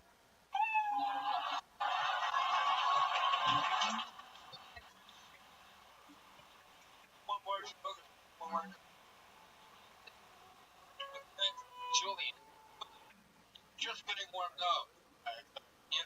Tony, is he allowed to? If I'm breaking the rules, you can stop me. But I feel like if you do one more joke, I get a better sense. Before, I'm gonna let him. But before that, I have some breaking news. I'm gonna check up the newscaster Jeremiah Walker. Breaking news: this comedian did this exact set the last time he appeared on Bill Tony. Whoa! Wait. Is that true? Julian, you were eating minutes on Bill Tony? That's like golden rule. Yeah. I have just very good memory. Yeah, dude. You're not in the Congo anymore. Full nutritional value here. I know they were getting but vitamin up. That's true. Bond, dude. Is that true? Did you really do the same minute that you did last time? I was working on that. Damn it, Julian. We just gotta get ready. We gotta move forward. Julian Shakuna, everybody. There you go. There's no repeating minutes on this show. 1 minute. It's a live podcast. Cut the rope, bro. Cut the rope is right, baby. It's a global phenomenon. People don't want to hear the same minute. This kid is cut the rope, Tony. It is. It's a fucking serious You're round a show. killer, bro. I think that's sort of what makes it special, right, guys? Maybe not. Maybe you guys wanted to hear. You wanted to do a minute again? You pieces of shit. Breaking news. Julian just hung himself in the bathroom. By his own penis, by the way. Alright, I pulled another name out of the bucket. Let's keep this fun train moving along with the comedy stylings. Eddie Navarro. Here we fucking go. Brand new minute from Eddie Navarro. Eddie, Brother? yell into the tank. Navarro? What's happening here? This is crazy. Blacklist. Juan, did you yell at the tank? Okay. No Eddie Navarro? Alright, jeez, this is a goddamn It's anomaly. just saying, your man at the Comedy Store starting to get angry. Tony Hitch. Fun fact, I'm for you. Look at me now. Yes, now I am a dolphin. Everybody, I am a live dolphin, and it is able to be in both water and land. Super dolphin. Yes, indeed. And, you know, else might be a super dolphin. Our next comedian, he goes by the name of Dune Sandor. Dune Sandor. It comes from the lobby. Lobby does not even have room for the comedians to sit in the main room of the comedy store anymore. Hopefully it has a on. One more time for Dune. Alright. Awesome. Kind of winded after that run, man. I know. I look like Winnie the Pooh on parole. That shit's not right. She's just plain wrong. I know. Look like I just got done doing 100 days in the 100 acre. Right? That's just not right. It's all right. I like marijuana. Anyone else marijuana in here? Just me? All right. Yeah. No, I'm not one of these people that I'm not going to tell you marijuana's a miracle drug. All I'm going to tell you is that marijuana makes me want to go to the gym. So that's kind of a miracle. That's all. Just like I got to think. I'm sorry. For you. Now, I found out that comedy doesn't work out for me. My hidden talent is that I can actually name weed dispensaries. So I figured this out. Like, if you want to name weed dispensary? Just come in. Yeah, say okay. Redwood Holistics. Ocean Pharmaceuticals. All you do is take something white people go see on vacation and you add a medical. That's all you gotta do. That's it. So if comedy doesn't work out for me, I'm gonna open my own dispensary. It's gonna be Killer Whale Suppositories. Okay, that's gonna be. That's it for me. Thanks, guys. Hell yeah, dude, stand doors. Fun time. You talk really fast, really out of breath. I'm so nervous. Really? My shit. Why are you so nervous? I don't know. I'm kind of a fan of the podcast. I really can't believe I'm up here right now. This is awesome. I'm loving it. Very excited. Congratulations. Where are you from, dude? Orange County. Orange County, born and raised. Yeah. Well, I mean, there you go. How long have you been doing stand-up? Almost 5 years. Almost 5 years. Interesting. Wow. What do you do for work? I'm a videographer. I shoot and edit YouTube videos for small business. You look like you do. Absolutely. Is it true that pot makes you want to go to the gym? Yes, absolutely. Like that's my motivation. I don't know what happened. Pots of what, chili or like doesn't really look like you just smoke pot. You don't really have that feel. The build of a guy who eats a lot of the cookies that's left for him on To Catch a Predator.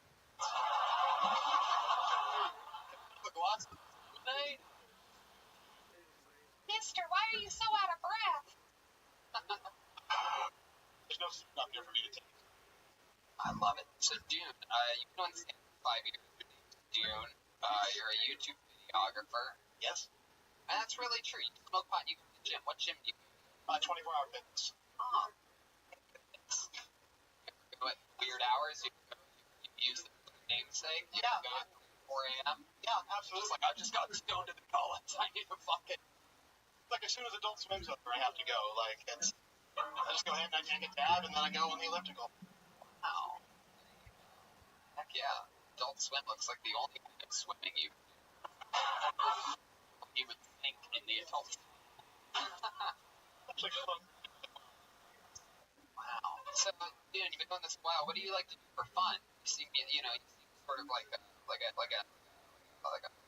with sort of a younger spirit.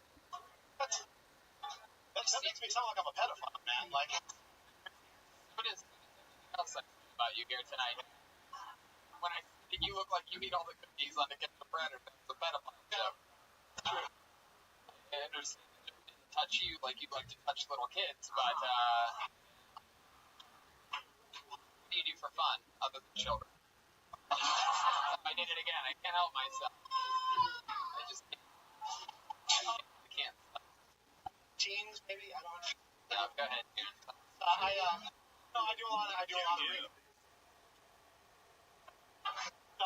I do a lot of reading, but I'm reading a lot of. I'm actually coming out of a depressive episode now. What? Children's books to children? Fall asleep now, little boy. Alright. Yeah, a lot of Dr. Seuss. Yeah, what are you reading? Right now, I'm reading a self-help book by Brene Brown. Oh yeah? What's it helping you do? It's about shame and like trying to cast off old child. Oh, a cookbook.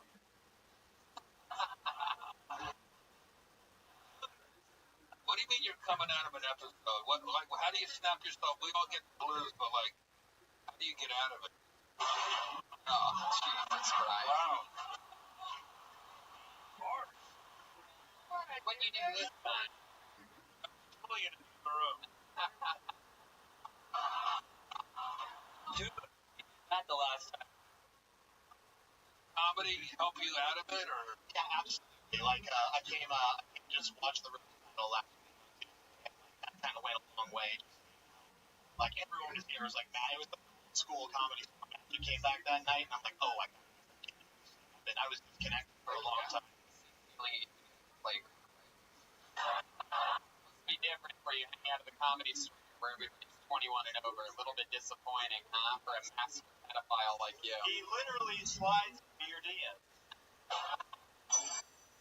Uh-oh, boner alert.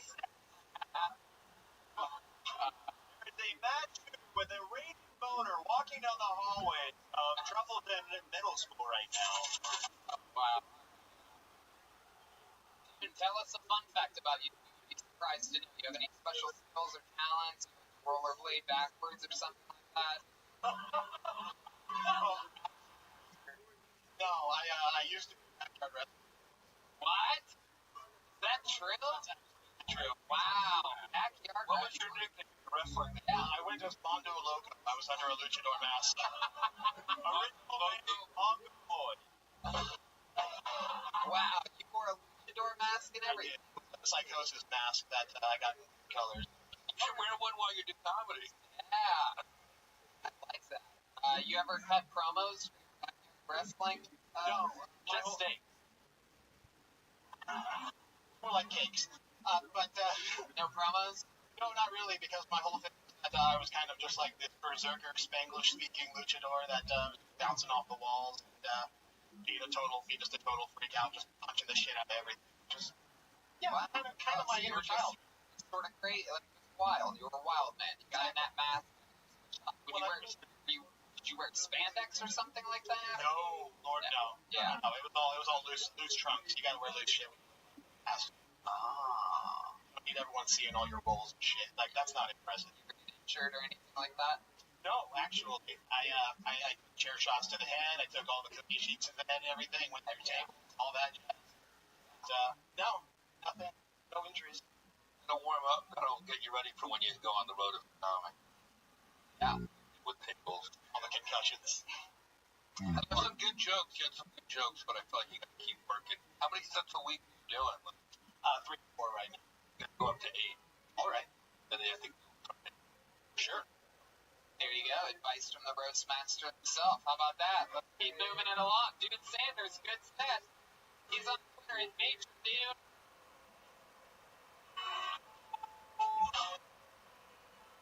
And before we get to our next comedian, let's find out a little more about the amazing sponsors that help with this next episode. And we are back live here at Kill Tony. So exciting. We're having the time of our lives. A little more time for Dude Sanders on Twitter at Major Dude. On to the next one we go. The next comedian could be anybody. Jason Eckstein. Jason Eckstein. Let's see what happens. Here is Jason Eckstein. Everybody. Thank you. This must be my lucky night. I got picked for potluck for the first time. Shit. You guys ever wonder what your loved ones would think if they were gonna judge you only based on your asshole? These are things that go through my mind, the life that I've lived. But it's not because I got to enjoy like a bunch of gay sex. No, it's because I'm a disabled veteran, my body's falling apart, and I took some drugs that were prescribed to me that made me beat down my ass. I call that a man's.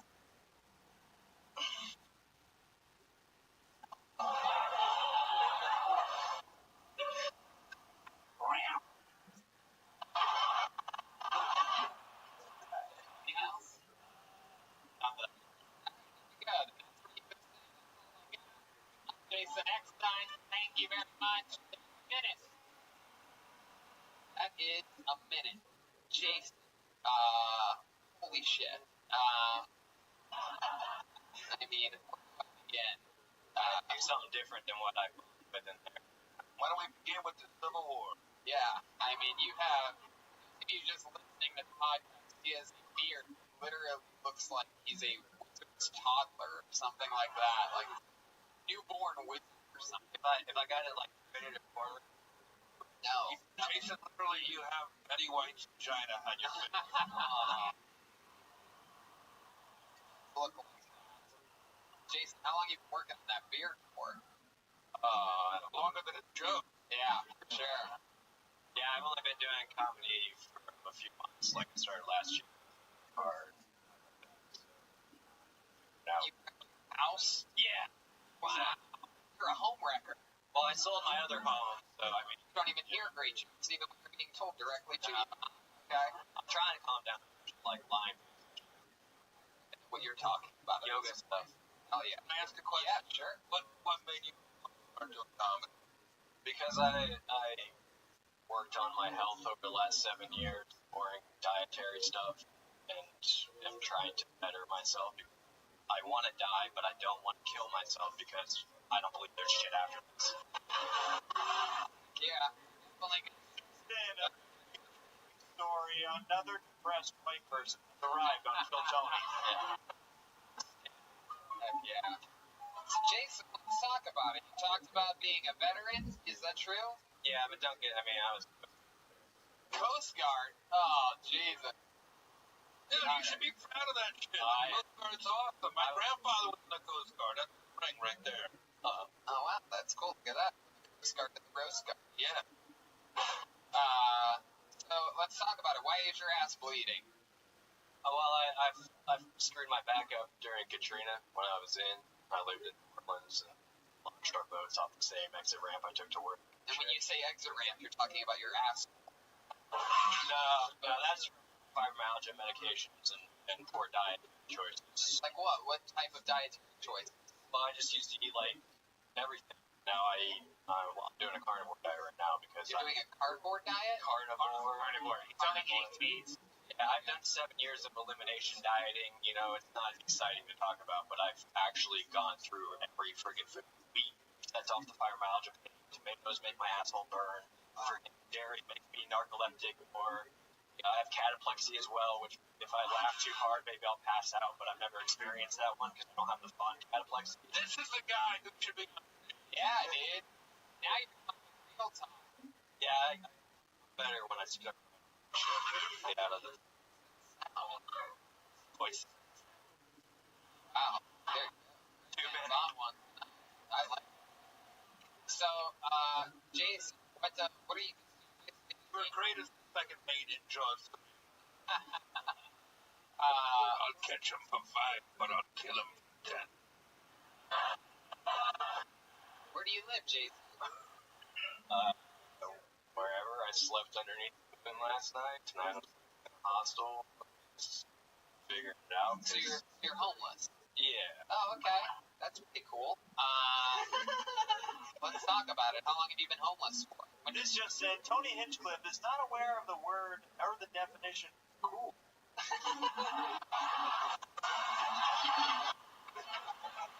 No, it's very trendy now.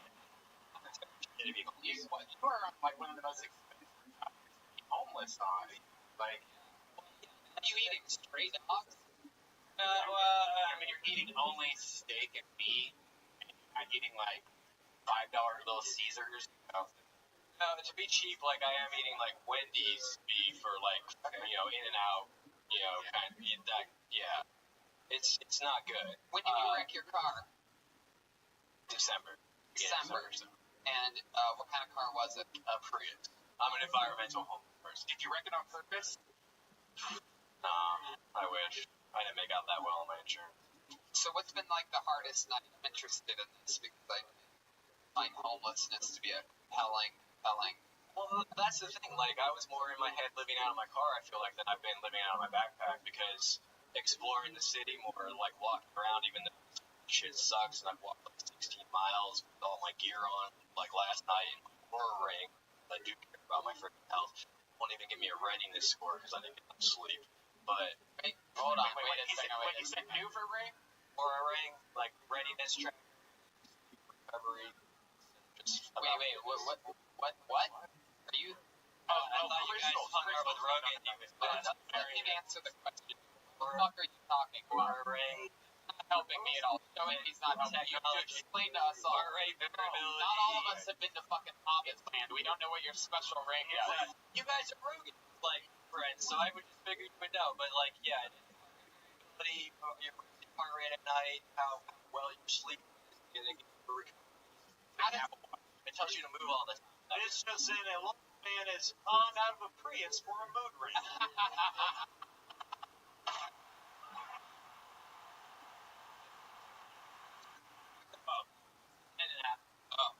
And it works? Things keeping you happy? No, it just shows me that things I know, like I should get more sleep, and I should and that kind of stuff. But it's nice to have data when you You don't have anything. I was 23 when I fucked my back up and lost my mobility and all my shit because I lived on the lake in a lovely boathouse, and all that shit, and had no renter's insurance or anything because I was an idiot. Internalized all that shit because I didn't want to be like my fucking fellow shipmates crying to everybody about, oh, this is my life. And I still don't want to come across about that like that. Fucking get over it. Fucking move forward, figure out a way, and do it. That's what you say to your Coast Guard mates? No, that's what I say to myself when I'm a bitch. Wow, I like that. You know what? I like that. I think a lot of people can take a lot from, a guy like you that's fucking sick and, out there on the street having to fucking survive, and look how happy you are, The beginning. My therapist is going to love this because she told me to take a break. You got jewelry and therapists. A lot of shit going on for a guy. Brains out with no house. You're a fucking. This is a hard time right now, but you're a winner. I can feel it. Well, I have you stick with this, and stick to your guns, and keep following different creative pursuits, stuff like that. Like, there's a reason you just started comedy, and like it's usually when people are going through shit. So like, wherever you land up on the other end of this will be experience. Came up here, been doing stand up and talking about.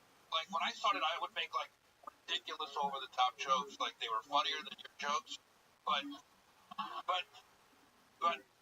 wasn't as honest as you are right as a beginner. So if you have that in you, you should keep following. Oh yeah, I've been through too much to give a fuck anymore about that kind of stuff. Most of the time, I mean, there's still some I don't know how to navigate. Hell yeah. Well, Jason, you fucking did it tonight. I never would have guessed you eating asshole and homeless. There goes Jason Eckstein, everyone. He's on Twitter at Double.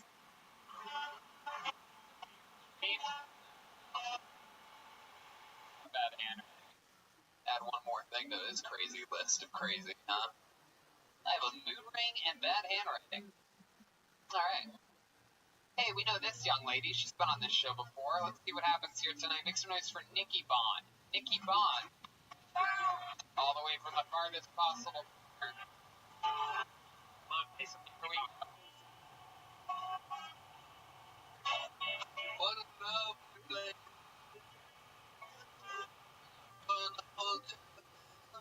One more time for Nikki Bond. Thanks. Hey,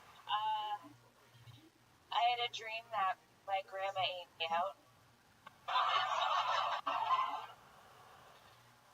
You know how fucked up it is to wake up and be like, oh cool, I just dreamt that my dead grandma went down on me and I kinda liked it. It was nice to see her though. Pretty close. I'm a millennial and I'm sick of everybody ragging on us being like, you guys want everything to go fast. You're never gonna pull down a job. You're never going to be in a long-term relationship. You're never going to own a home. We're going to own homes. Just waiting for our parents to die. My dad has too, so I'm sad. I'm in my 30s, and the worst part is when people are like, how old are you? I say my age, and they're like, oh, me too. And all I can think of is, fuck, do I look like that? Nikki Bond. Yeah. Fuck yeah. She's up here, back on the show again. Welcome back. Yeah, it's been a year. Yeah, where have you been? Here. You've just been signing up and you haven't gotten up? Just sitting, watching, waiting. Yeah. Watching, waiting. Hell yeah. You have a full fanny pack. I know. You're not living out of it, are you? Everybody here's fucking homeless. Rest. Fucking no.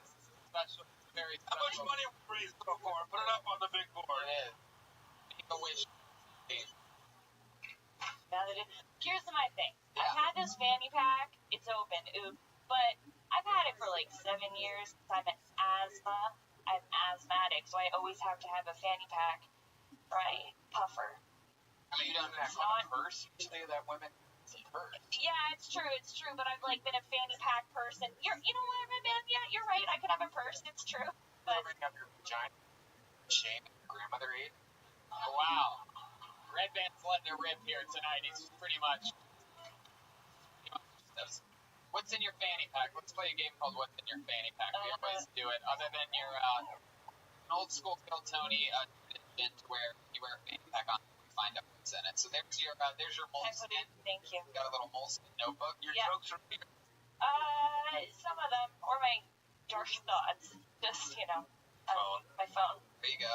The phone. Yeah. Heck yeah. No case. iPhone 6. Actually, just a really thin case. Yeah. Almost as thin as the grade Doug's daughter, Kaylee. All right, go ahead. Let's see. Wow, it's true. You really do have an inhaler. Everybody up here is also, they're also struggling and half dying, by the way. It's very... It kind of doubles as an air horn. Can I get a...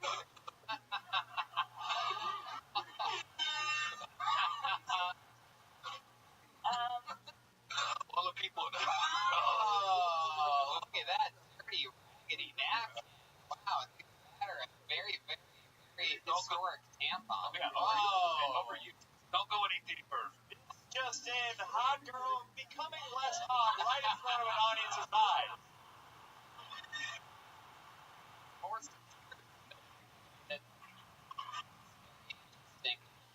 Bond, still digging through the fanny pack. Those of you listening to the podcast, looks a lot like a young Howard Stern. Wow, I normally get John Cusack, but I'll take that. John Benet Cusack. Eddie Pacquiao. And yeah, that's Regular old in the pen. Yeah, that's it. There's probably something else in there, but it's okay. I feel, Nikki Bond, how long have you been doing stand-up? 2.5 years, almost 3. And what do you do for a living? Waitress. Yeah? Yeah. Where at? Little place. Somewhere corporate? No, not at all. Well, kind of. It was owned by Mario Batali, so it's like semi-corporate, but then he did things, so now he's not. Oh, yeah. Right. Yeah, he's what did he do? He fingered people when they passed out. Oh, the you old guys know class. that? Definitely getting fired after announcing that. Do that sauce with Jackie.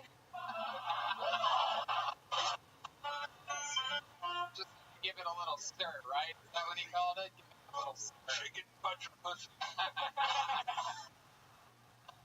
Wow. Did you ever work directly with him? No. At least you don't remember. Yeah, that's how he...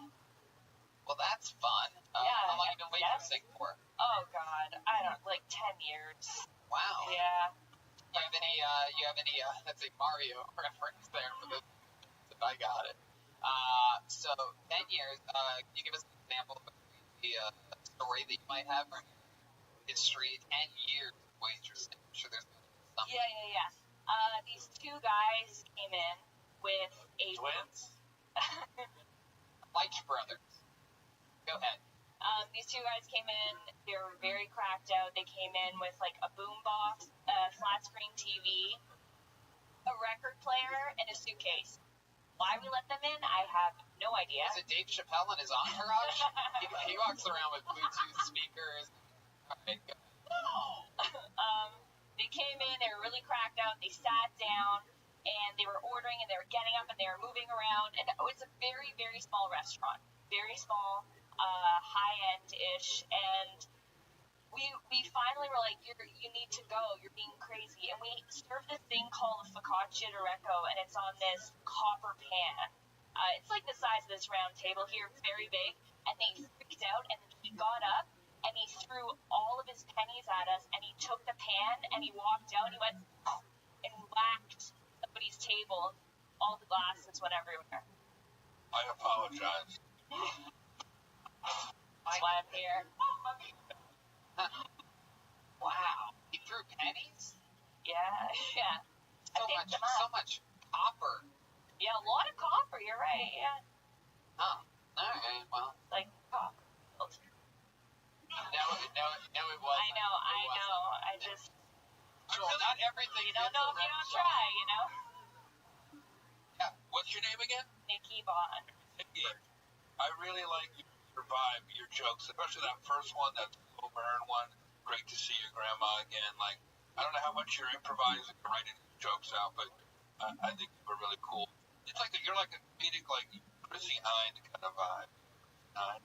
The Pretenders. She cares, but she doesn't care. It's just in reference goes over audience's head. I'm glad it wasn't just her. Look it up. I will. Like she wrote great songs and she really like went for it, but she also acted like she didn't, kind of aloof. So I think you have that. I love the joke you said when you said that you were a millennial.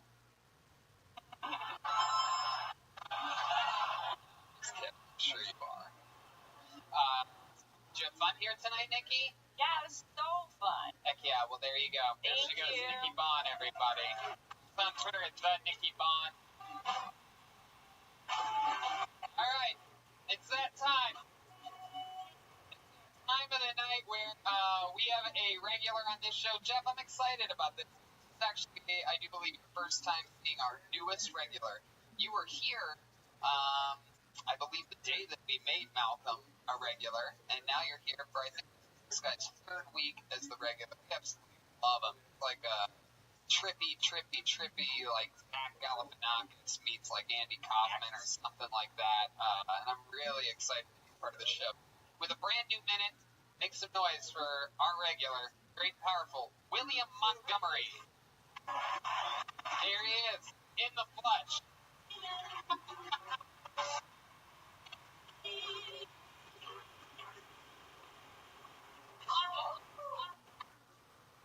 So I recently got fired from the shop. I knew I was addicted to the drug spice that I the tree. Weirdly enough, last night I was trying to do clips. I rolled off the limb I was on and landed on my neck and hurt my neck real bad.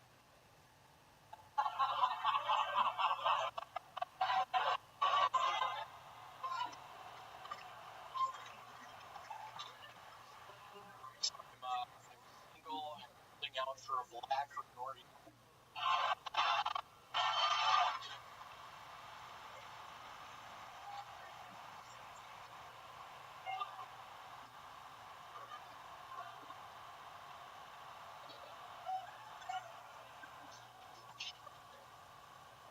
So I started working for the quality yesterday and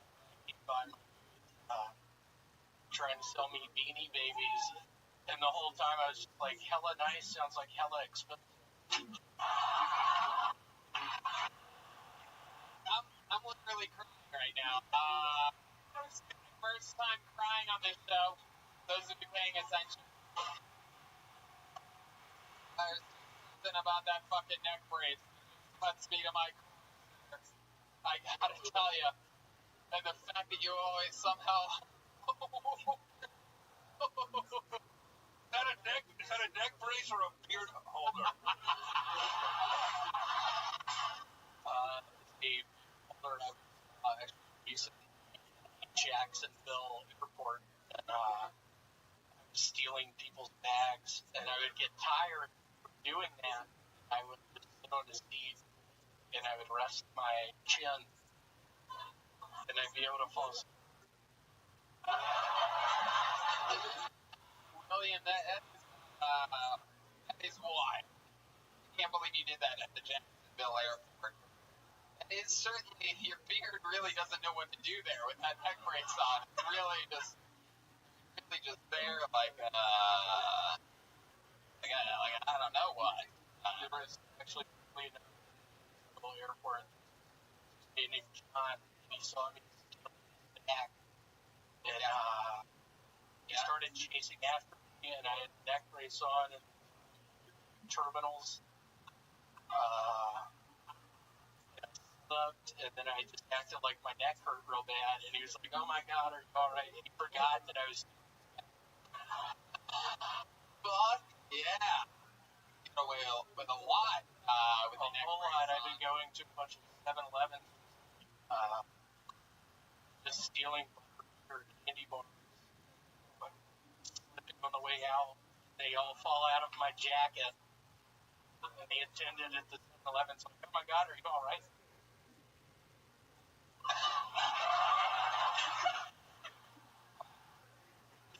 This is your first time seeing William Jeff.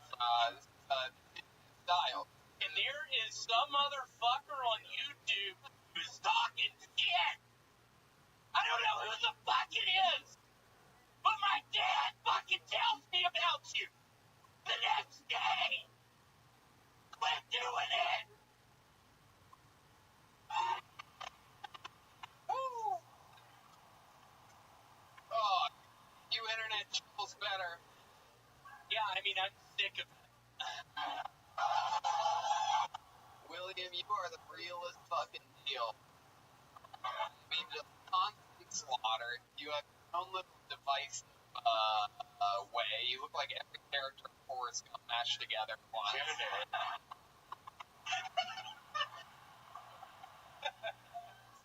Have you ever been with a black or a Oriental woman? That's how. Back in Memphis, there was this open mic called the P&H Camp. There was this black girl that made out one night. It was fun. The next week, I saw her with a black guy. I was like, God, there's she being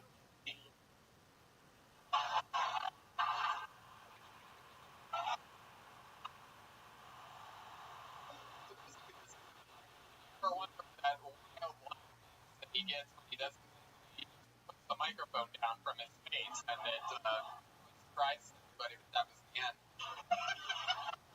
People who are listening, I'll kind of describe him. An intern Civil War reenactor. Honestly, physical therapy. Accidentally wander into a comedy club.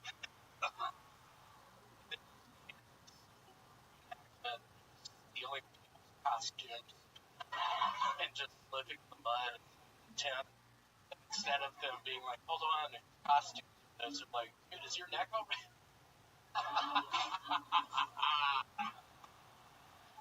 Wow. Will. So funny. How long have you been in Los Angeles? I've been here a year, like February 3rd, something like that. I know my parents, I told you about this before, my parents are here next week and they go out to. Oh, that's right. You did tell me this. You did tell me this last week. I was very surprised. And your parents want to take me to dinner. Now, are you going to come as well? I am not. You're not? I am not. Oh, wow. Why not? Where are you going to be? Yeah. I don't eat at Wendy's anymore. I'm kidding. I set myself up for that one. I wrote. I'm kidding. So when are your parents going to come into town? Next week. Oh, well, we'll have to do this. Jeff, you want to come to dinner with me and William and his parents? I think you should invite them to the show. Are they going to be here? On a... Wow. Larry Francis, y'all. Oh, my God. Well, they better brace themselves. Yeah, sure. I know I've run out of all my jokes. So. It's going to be a downhill fucking spiral after this week. I give myself maybe 2 more weeks. I quit showing up. You know, William, let me tell you something. You realize I got 2 more weeks. William, you realize that if you do that, the internet troll that is affecting you on YouTube is going to win. I know.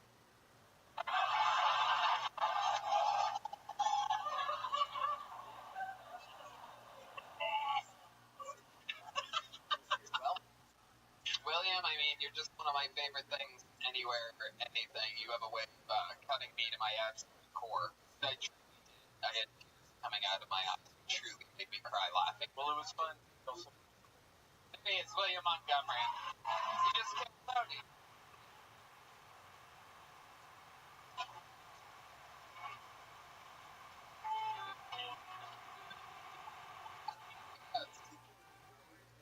Great William Montgomery. Wow. Look at that. How exciting. That's fun. Wow. There you go. All right. Back we go. Let's get another one up here. Who knows? You know, that's how, by the way, William started off as just a guy that we just randomly met right out of the bucket. It's like it could be this next guy. You never know what could happen. It's true. Absolutely. Make some noise for great Jake McCown. Let's all meet Jake McCown together. Anything can happen. Here he comes. Ba, ba, ba, ba, da. Oh, boy. Ba, ba, ba, ba, ba, ba, da. But Jake McCown, everyone. Holy shit, the Comedy Store. I don't think I should be doing comedy, though. My ex-wife recently died. Actually died during the divorce. She had cancer. Her whole body was filled with the disease. I was with her on her deathbed. She's holding my hand and was crying out for it to end. God is good, ain't he? She said, you can have the house over my dead body. And our God is a righteous God.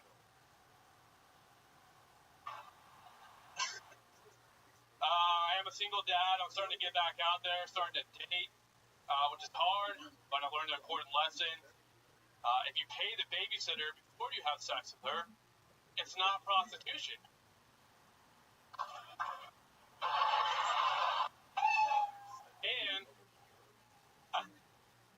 And if you ask her if she's a cop, she has to tell you. Or it's entrapment. All right, thank you. There you go, Jake McCown. Bugs and when you make that sound. Ba, ba, ba, da. Jake McCown. You did it. Was any of that true? You seem so young to have a dying ex-wife. Actually, the truth is, my best friend from the Marine Corps, that's his story. I was trying to convince him to get up on stage. So I wrote the jokes for him, but he never did it. So I just said, that's a great bit. So I'm going to do it. Hell yeah. Wow. So, man, look at that. I don't know how I feel about it. Yeah. What balls for? I was. Just checking. Went back since talking to you. My goodness. What was you in the Marine Corps? I was an infantryman. What? Infantryman? Yeah, but what did you end up doing? Any missions or anything like that? Did you go anywhere? Deployed Iraq, Afghanistan. Wow. American. Yeah. Clearly you went from a desert. True. The old pan, the pan. I don't know. I think if he takes off his shirt, he's going to be all ripping. Is that what you think, Brian? Wow. Well, Just did. He went from the military to military. It's just in Red Man tries to bait military man into taking his double shirt off. Wow. Red Man. So, how long were you in Iraq and Afghanistan? Both 7 months. Any crazy stories that you're willing to share? Anything like that? Any more made-up, depressing, crazy stories? Anything happen to any of your I mean, I feel like I don't have PTSD like Coast Guard. Yeah, isn't that sort of crazy? Coast Guard guys, bleeding asshole, who's homeless, and here you are. The pirates. Living the fucking life. I didn't know they made bulletproof vests in XXL. Bulletproof and button. Wasn't always in the shape. Really? You were smaller? What happened? You came home and you realized that Chick-fil-A is a thing? I always knew about Chick-fil-A. Yeah. What are some of your favorite foods? What are you a late night eater? Sweets. Yeah. Sweets. But you got guns. You got guns. What are some of your favorite sweets? Listen, what are you, like a peach cobbler? Landmine, red mine. Silver. Big deal. Chocolate. Love chocolate. Yeah. Shout out Aphrodite. Wow, look at that. Jesus. Hell yeah. You be careful. Well, Jake, you think you've seen a battlefront before? I don't know if you can handle all that. A battlefront and a battle back. I'm ready. Is that true? Have you ever been with an African American woman before? I have. Really? Where at? Where was that at? Iraq? Florida. Where? Florida. You are a no limit culture. Goldberg here at the final, coming around the final lap. Jake, what was that night? Was it one night stand? It was a New Year's Eve party when I was in high school, actually. Oh. The New Year's Eve party. What was the last thing? When I was in high school, senior year. Wow. And you went all the way. You had sexual intercourse with a black woman. I did. It was a New Year's Eve party. So when the clock struck midnight, you did too?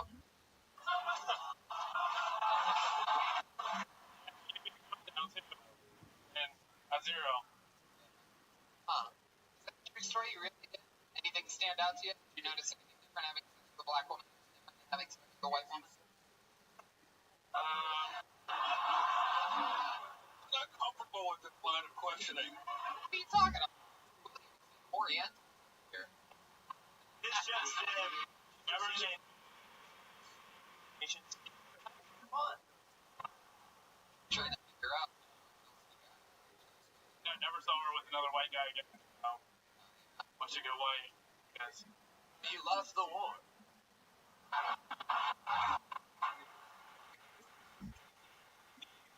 Hey! Yeah, baby!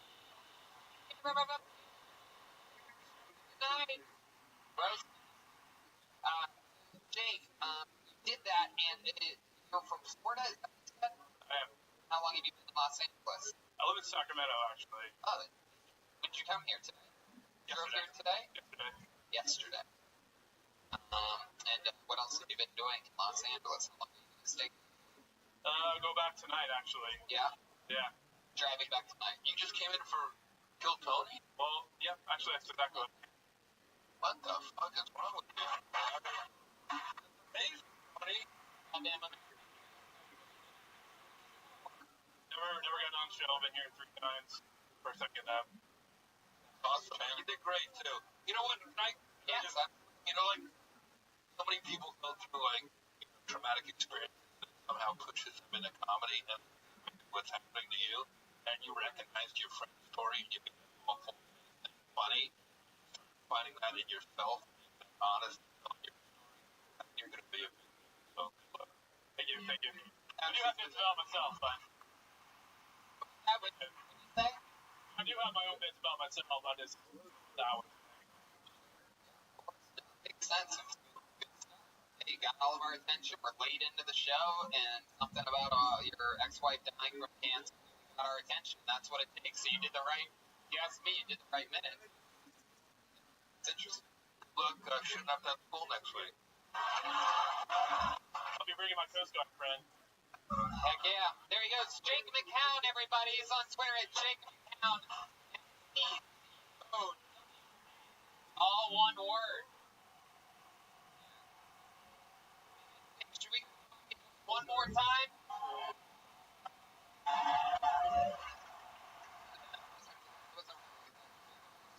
End it now or go back to the bucket one more time? Alright. We just lost the Palati kid. Palati kid? Is that what you heard?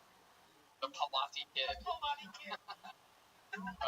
final comedian of the night.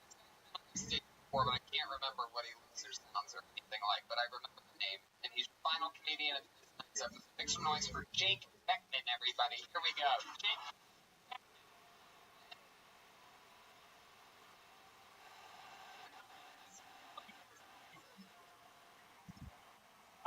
Oh, here comes Jake.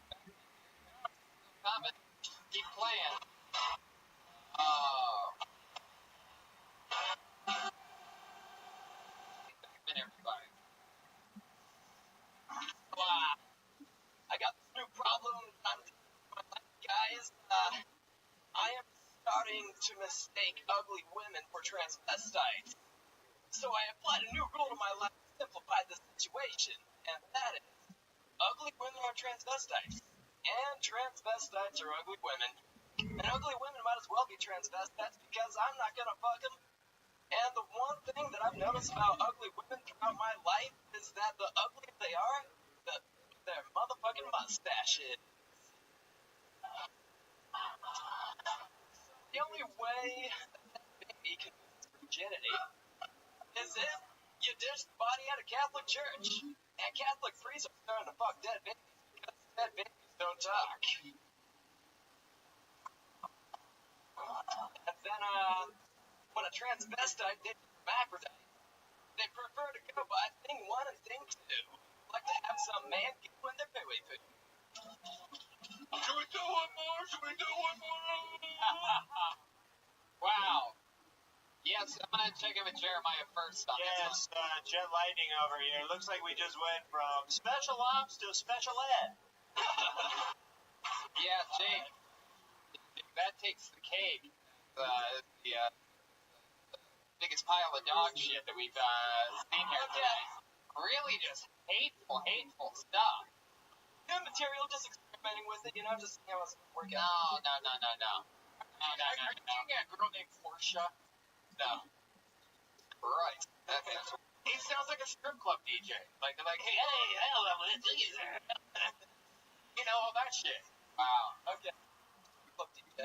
So, fuck, man. I mean, it was just so bad. The weather report has come in, Tony. Cloudy with a chance of hate speech. Now, I mean, when you say transvestites, what exactly, are you just calling everybody that's transgender a transvestite? No. Yeah, exactly. I'm on Cassandra Cass's side. Let me ask you, Cassandra, stand up and take a bow for a second.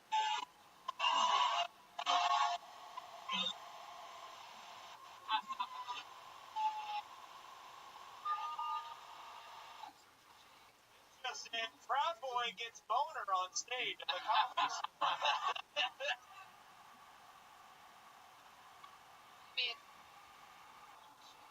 I mean, how does that make you feel? Look at you came out, you insulted, put a complete, label on an entire group of people, and now this beautiful woman who just threw her jacket at you, and you look like a huge pussy right now. I'll take it, I talk shit, I get shit. That's just a wholesome thing. It's how it works.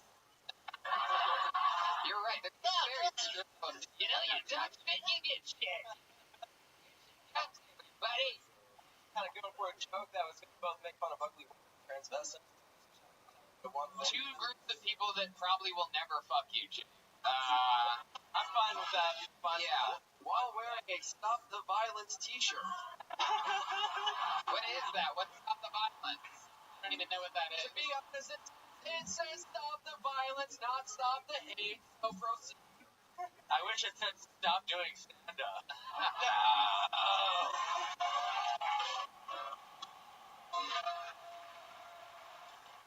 Jake, you've gone full pro wrestling heel here tonight. You've turned this entire audience against you. How long have you been doing stand-up comedy? The twist, he is a trans woman. March 2014, I was that guy that dropped before I did comedy. The thing. What? Dropped my album on iTunes. I did that.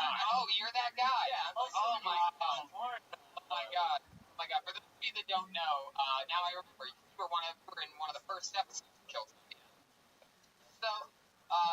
So, this guy actually made his comedy album. I hate to say what his fucking jokes were like 5 years ago.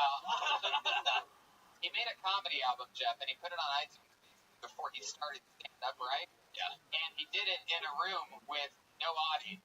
So he's basically just talking to the recorder on his phone. Yeah. Getting the same amount of laughs that he got here in a sold-out Mania. Yeah. Yep. transitioning from bad to worse. Man, Jake, I mean, when you say that you're experimenting with new material, like, I mean, do you go other places and try that? In the how long has it been since you were on this show? About a year. Yeah, and since then, you didn't have a minute that you wanted to debut on here, that people listening around the globe hear? You didn't think about that? You're like, I'm gonna try to fucking work out this brand new minute that probably isn't gonna work, like, at all. There's really no chance of it working. Yes, the live audience, you know, is the best way to see it. They were a live audience, Jake. They were, until you got up here.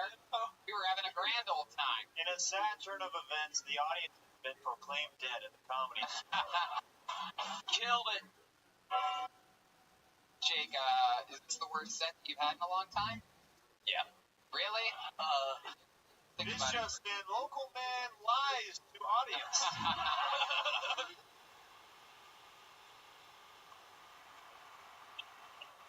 Well, Jake, something special. I think, you know, in honor of our love for Cassandra and the hateful set that you had, I think that, how many of you think we should make Jake retire as a stand-up comedian here tonight?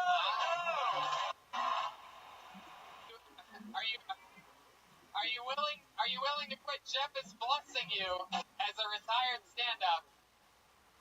He just blessed you with the Retirement blessing. yeah. Is that cool for you?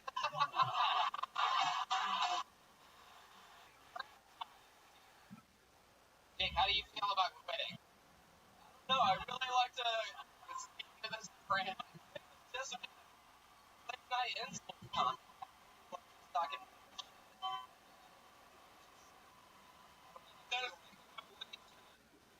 Where you're not, trashing people. You got to think about that a little bit. Think about friends, people in the afternoon. Jokes, but Cassandra did your dick. Just punch it up. You know what I mean? That's being a pussy and become one. You know what I mean? For me, dick. I know. Okay. It's really, tuck some of your best material behind you. All right. I believe you born well, right? Hey, that is true. We did. Oh my God. Right? Wow. Digging yourself a deeper and deeper hole. Which brings us back to what Cassandra did. I did no. do any weird carbon out. I love it. What are you gonna do? Oh, no, we love you. You're fine. Yeah, I'm so sorry. No, she can handle it. This just in, the jacket exchange could have waited 5 minutes. Yeah. Jake, is there any redeeming quality about you? Everyone in this room hates you. They went crazy when I asked you can you tell us something that will make us like you more? That's for the last 5 years I've been on cannabis cultivation operations. CBD strain that helps with epilepsy. Charlotte So, the last 5 years I've been contributing to helping kids get their motherfucking medicine. Wow. There you go. Jake back. Can I say one more thing? What was your porno name? Jake Harrison. Yeah. It's just in, all the weirdos at home just look that up. How do you spell it? How do you spell Jake Harrison? ARIST. Wow. And a very troubling, sad story. Everybody has vomited to death at home after watching the Jake Harrison porno films. Oh, that's play the Pizza Boys. Boy. Yeah.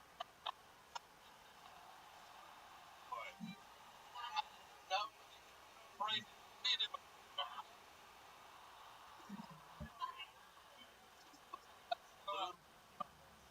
I like to see porno when you go up on tantrum. No, thanks. I do got yeah, what is it? You're quitting. He just saved a bunch of money on his car insurance. my rap on iTunes.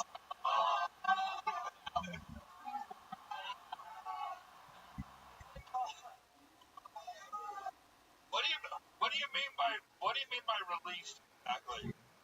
I had a buddy who worked for a music label, and he recruited people, and I had a response run for Katy Perry. The song was called To Katy Perry, and it's a response run to her song Bon Appetit. To listen to it, it's about eating out her vagina. Great song, Katy Perry, and I got inspired. Nobody's gonna listen to it. They don't like it. That the plugs work after you do something good. You know how promotions work? Like, it's like people don't just bomb and they're like, hey, go, if you want to see more of that shit, go to fucking blah, blah, blah, blah. Alright. When Brian gets upset, he just sabotages everything. So, there you go. Okay. Point taken. Take back then, everybody. There he goes. Come on, boo him if it makes you happy. That's right. That's right. I like that. I like the hatefulness. Check out this amazing drawing from Ryan Shaheba. Look at that. Look at that. How crazy. Looks just like you. Look at that guy. How about one more time for the great and powerful Jeffrey Ross, everybody? He's at the Borgata Memorial Day weekend with Dave Mattel. They're both in Mike together on Netflix. It is on iTunes, everywhere where podcasts exist. How about one more time for the great and powerful Jeremiah Watkins, huh? Jeremiah has a brand new episode of Jeremiah Watkins out with J.D. Witherspoon, and he's headlining Kansas City, his hometown, March 14th, 15th, and 16th. Best football team ever, right? Next year. That's right. Very excited to be going on the road with Kill Tony coming up. Thank you guys for the love and support. Follow me on social media at Jeremiah Stand Up. That's right. We're in Phoenix this Saturday. Can't miss that.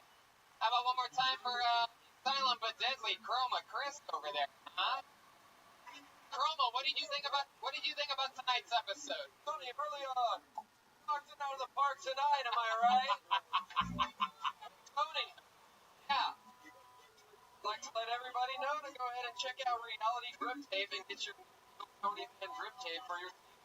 Oh, look at that. Incredible. RealityDripTape.com. Hey.com. Don't forget to hang out with our friends over at Speedweed as well.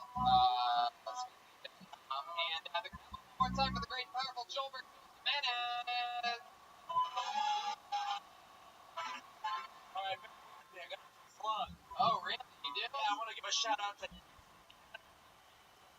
Wow. I want to give a shout out to Nick at Clothing, my new official clothing sponsor. And also David Knowles and Seth Miller at Minty Music. Yeah, Minty Music. We hooked Jeremiah up with his saxophone. It appears worked out a deal with Joel Jimenez. That's right. We're in Phoenix this Saturday. We got Dom Irera on this show next week, one of our favorite guests. I'm taking Jeremiah with me to Calgary, where we do stand-up the 7th and 9th of February. And then we are across on the other side of the goddamn planet. We're missing only 1 week here. We're going to Dublin, Manchester, and London. Up in London. Pennsylvania, March 21st, stand-up the 22nd, 23rd. Hitchens.com. You can do you can check out pictures. Subscribe on our podcast and YouTube on iTunes. I want to send some love to Malcolm. He had a quote that I had last night. So give much love to Malcolm. Yeah, we love Malcolm. Don't forget Dom Irera next week. So, and to this live audience that we had here tonight, thank you so much. We appreciate you every single week. Driving from all different parts of and Northern California. Come hang out with us. Thank you so much. Good night, everyone.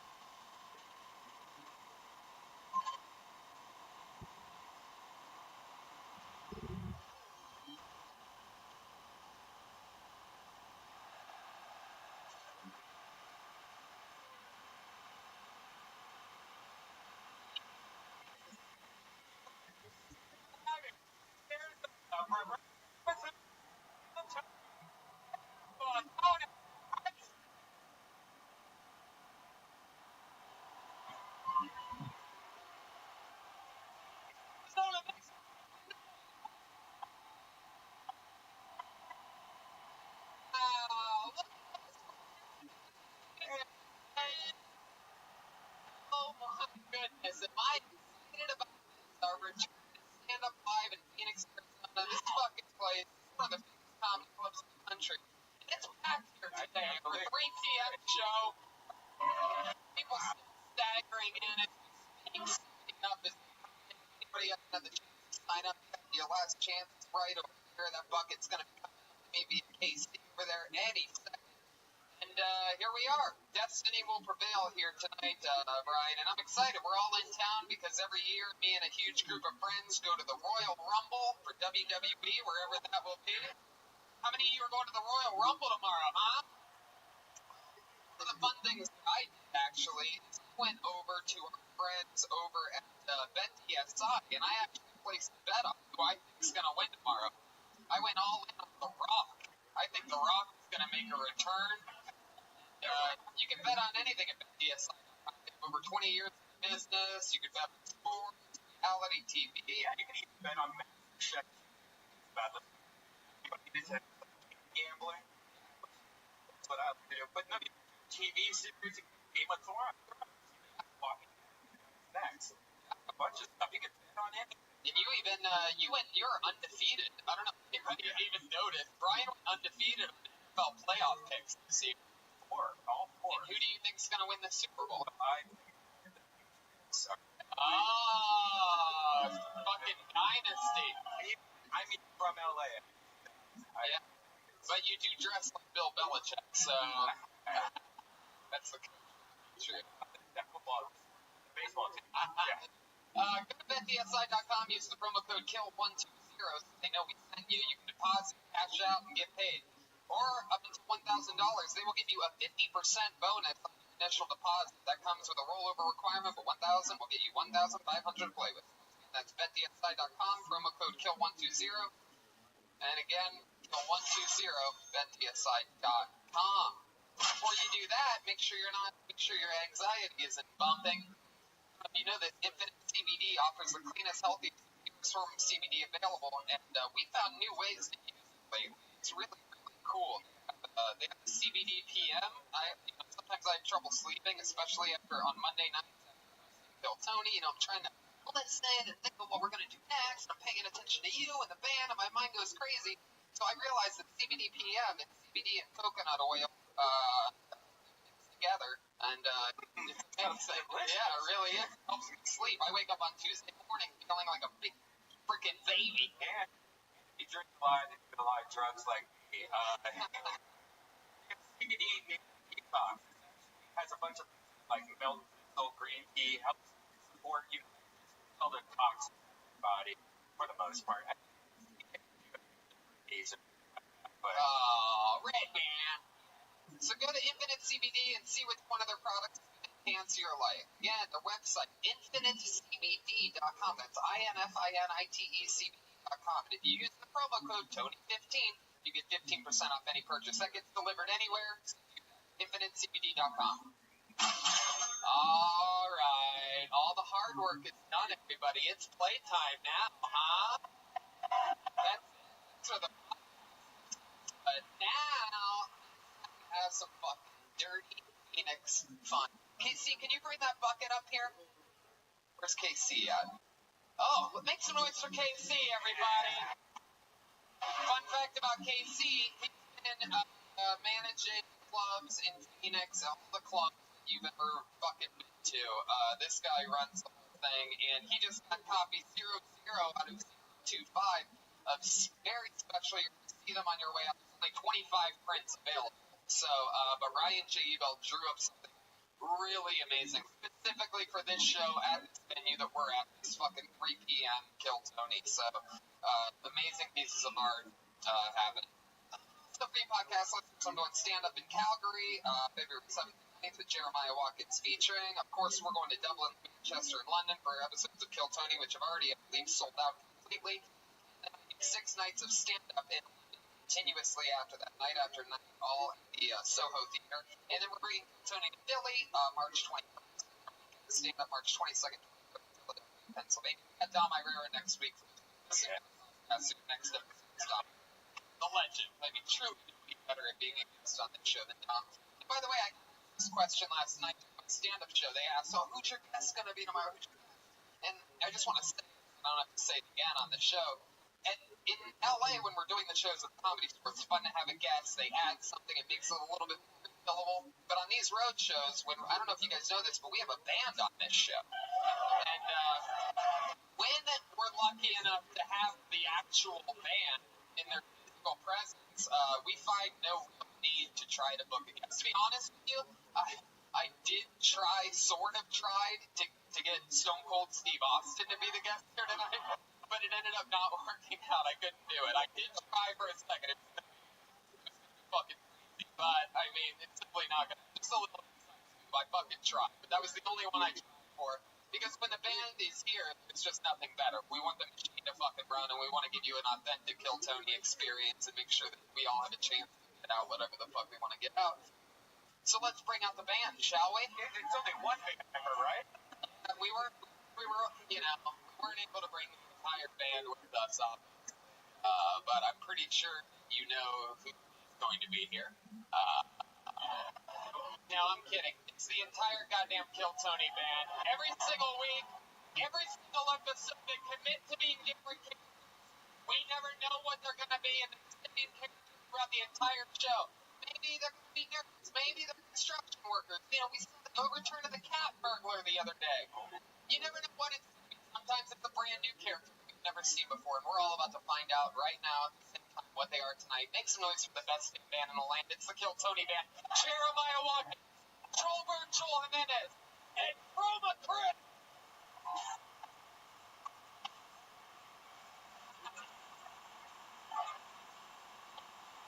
What? Oh my. Oh no. Here's the dancers. Ever. I cannot believe this is obviously their first time on the show. So it is new characters tonight. Am I correct? Are you a break dancer? Yes, we came all the way from Russia. Whoa! Russian break dance. Oh my god. This is incredible. They are in full tracksuits. Man, you guys have a sponsorship? Is that what that is? Is that a jumpsuit sponsorship? Yes, distant jumpsuits. Get them in Russia. Wow. And The President Donald Trump. hey! Chris is 1 for 1, and then back here, Chris is appears as though we have some form of I don't know, Mexican Howard Stern or something. Well, my fashionista inspiration is started from Roseanne. I am Petrushka. Wow. Number one female breakdancer in all of Russia.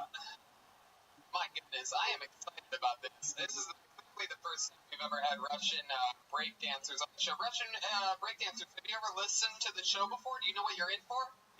Gorshkov. All right, well, we have Red Band, we have Russian breakdancers, and I have, thanks to our friend Casey and all of you, wow, this is a filled-ass bucket. Filled to the brim. This is our bucket of Phoenix Destiny here tonight. It's fucking exciting. So, shall we get it started? Our second ever episode in Phoenix, Arizona. Everybody, I'm so fucking pumped about this. Let's just jump right into it. You guys know how it works. You get 60 seconds of uninterrupted stage time, and then we talk to you afterwards. We find out more about you. Maybe we find out, what sets you apart from the pack, other things you can talk about your life. You know your 60 seconds is up to the sound of a kitten. That means wrap it up then, or else we're going to bring out the angry Phoenix Bear. Oh, so much louder than the cat. It's almost okay, here we go. First comedian. Anything can happen. Could be this guy's first time ever. He could be the king of the Phoenix open mics. Who knows? Make some noise for Colin G.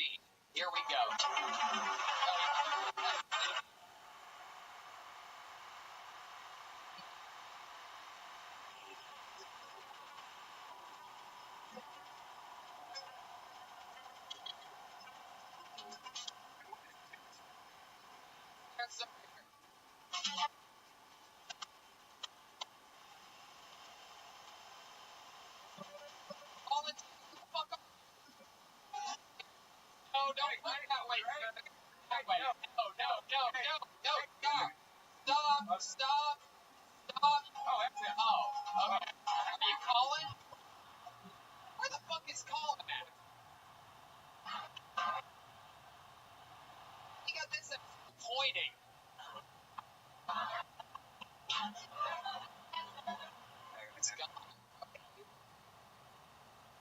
You guys play people up, right?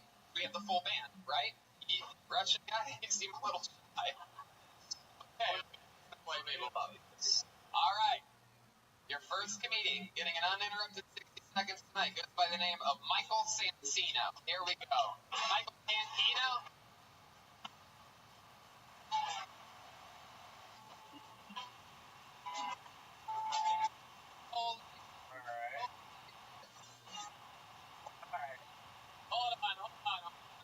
Hold on.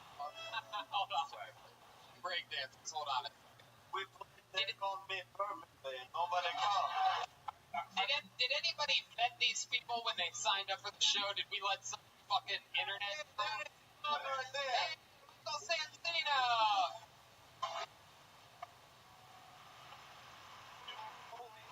All right. So I go apartment, right? Where I worked, a bunch of old seniors, like drugged out. They're fucking insane, right? I get a work order, go to the apartment. I go in, I do it, I fucking leave. Later on that week, my supervisor comes up to me and tells me that that guy's accusing me of stealing a Jarvis Brothers ashes. Kind of fucking person. So late that day, I'm just walking around. Same dude comes up to me, asks if he could buy some weed off me. I don't hold any grudges, like fuck it. But he has arthritis, so he asked me if I could wrap a blunt for him. I'm like, yeah, sure. So I go home, I wrap the blunt, right? It's fucking good. I'm a little pissed off, right? Like, fuck you, man. So I grab a little bit of his brother's ashes. Just fuck that guy.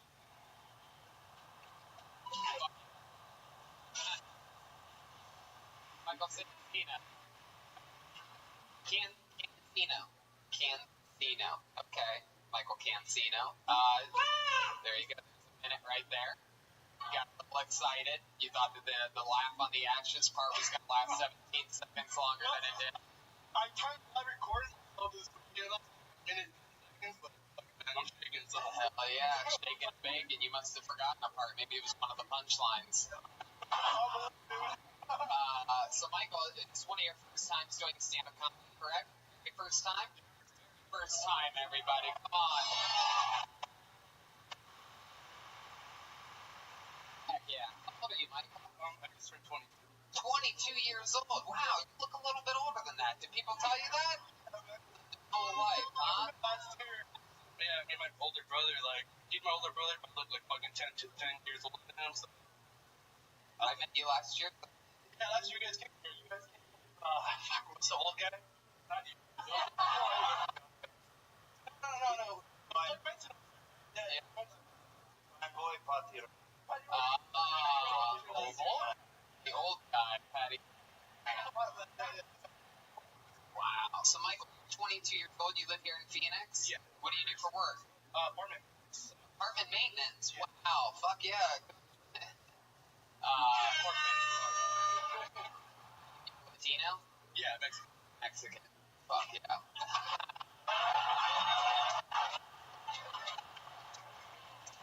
Apartment building you do maintenance for? Sorry? How big is the apartment building you do maintenance for? Man, it's like 180. How many units? Like 180. 180 units. So you had a whole family. We used to live there, man, when I was a kid. These ones.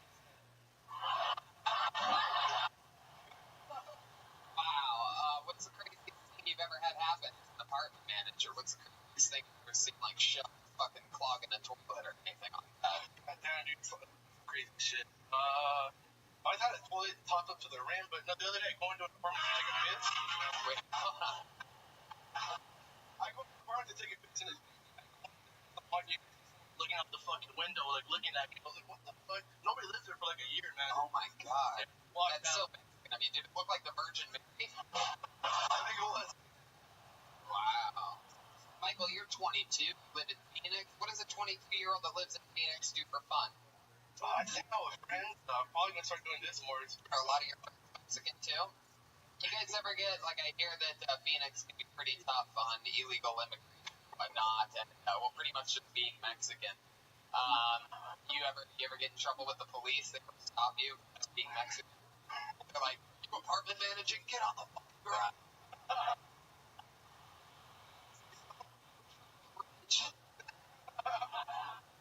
No, never got pulled over. Like, I got pulled over, but it was my fault. I got pulled though, so. yeah, was What did you get pulled over for? I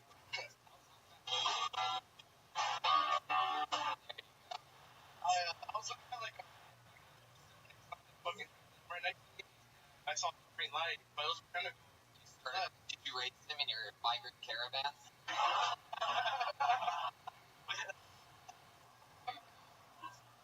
Michael, tell us something else interesting about you. You'd be surprised to know. Something about your family or a hobby that you like to do, anything? I'm not gonna. I was gonna say I play guitar, but not really. What do you mean, not really? I'm not trying to play guitar right now. Why are you laughing? You've never dealt with a Russian band before. They don't. I'm not trying to go the. No. I share my physical with my wife's mama. Michael, you play in a band? Oh no, I just. Acoustic, electric, acoustic. So you ever get paid from playing guitar like a party? Definitely not. If you say definitely not, like you've never gotten played before. Still a nah, man. Don't nah, man. You can't go from definitely not to nah, man. If you played for a woman here, then play in a club. I have a pussy gushing for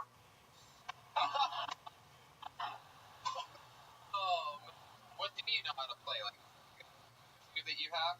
Fucking around on it. mariachi music. Burritos, all that.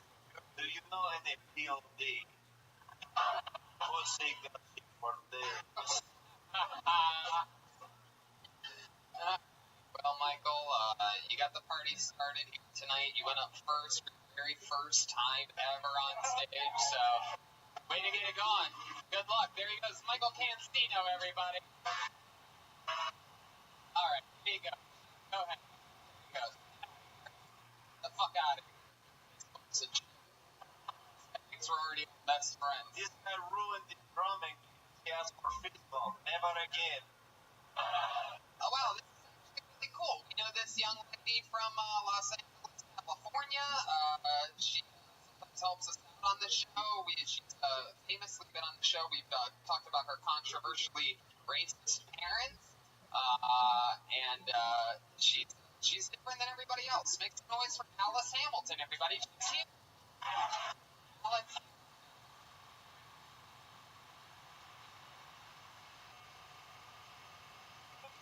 Come on, Phoenix.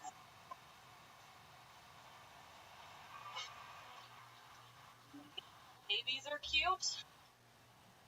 My mom opened a daycare center in my house when I was 7 years old. I've nannied and babysat for over 40 families, and I ran my own daycare center for 3 years. So if I tell you that your baby is ugly, that is my professional opinion. I don't like nannying for white kids. When they cry in public, it looks like I'm kidnapping them. I have a car seat in my car because I'm a nanny, and when you have a car seat in your car, friends don't assume it's your nanny. They assume that you've had a baby this entire time that you just never told them about. Your new boyfriend will also think that, and there will be a lot of fear in his eyes when he looks over at you and goes, "Oh, you have a kid?" And I was like, "No, I am just planning for our future." There you go, Alex Hamilton, everybody. In the box. Alex Hamilton.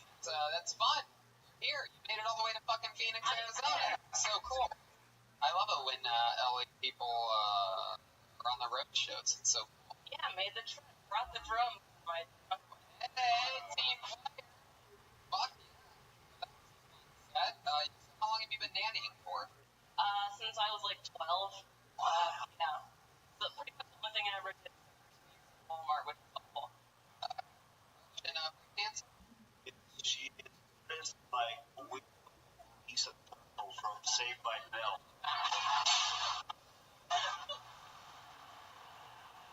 I've only seen one episode of the show and I saw it today.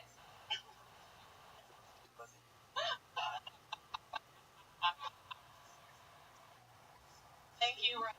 Wow. Yeah, nothing better than knowing that you have a full erection right now. She is Reese's widow. Redman is mortician. Yeah. Like yourself. Just gonna boom. Anyway, Alice. So you are an African American woman. We have talked about before how you have racist parents. Yeah, very much so. You have a black dad, right? Yes, black dad, white mom. And your black dad is racist against, here's the twist, black people. Not a huge fan, yeah. Which perhaps make sure to have a white man, by the way. You know this, but that makes him white. Is that the rules? That's I'm sorry. Wow. The professional Brian he drops the mic before he does a joke. Light skin? No. They don't make people blacker than my dad. Like, that's as black as they get. Like, Black. he's not Anthony Anderson. But not meant to rush. Have your parents Swallowed up people for centuries. have your parents found out you talked about them on the show at all? Did they know anything about it? They have not. I showed my, like, sets on the show to just 2 of my 4 siblings. The other 2 would tell my parents. Right. But no, my parents, apparently, they know that I've been on a podcast, but they don't know what podcasts are, so still in the clear. It's like for fun. Listen to talk radio, pray that gay people that they know will turn straight. Wow. Yeah. My goodness. I think they love the show. I just love your black witch in crap. Deeply. Talk about black magic. So, tell us something about you we would be surprised to know. We've had a few conversations. You've been on the show 4 or 5 times before. This is 4. 4. So tell us something that we don't know about you, something that makes you different. We might be surprised to know about you. Anything else, any special hobbies or anything? That's the one question I have no answer for. I literally just nanny and do comedy. Just nanny and do comedy. You ever bring your baby to a gig with you? No, I've never had to bring a baby to the gig. No, thank fuck. They don't let babies into bars and shit. I feel like I wouldn't You get need away to with come it. to Russia. In baby Barton, my favorite spot downtown. There's 3 kids that I used to watch at my daycare that I have Google alerts for their names because I'm pretty sure when they grow up they're gonna kill people. So they were doing some bullshit. Is there ever a time when you thought a kid might die while you were taking care of it? Like, did you ever have a kid that you were watching, like, fall into a pool, and you're like, oh, shit, I can't swim, what am I gonna do? Okay, 8 years of swimming lessons. I would save that baby. Wow, that's how many years it takes for a black person to learn how to swim. 8 years. You could have gotten a master's time.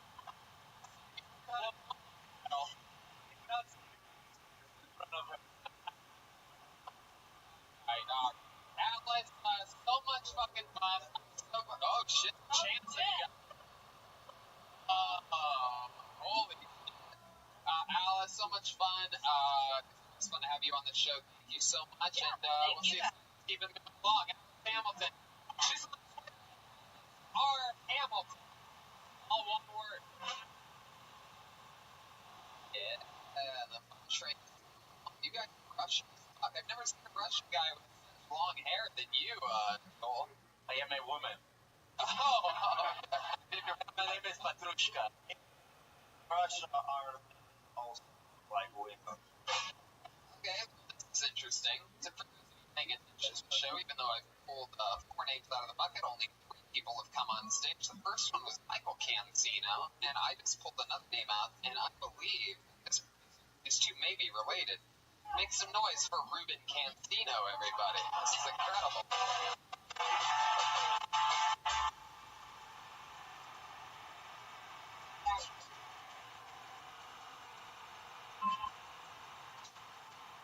Ruben Cancino, get your fucking ass up. You are next. My guess is they're probably brothers. one thinks they can hear it. One, here he comes, Ruben Cancino, everybody.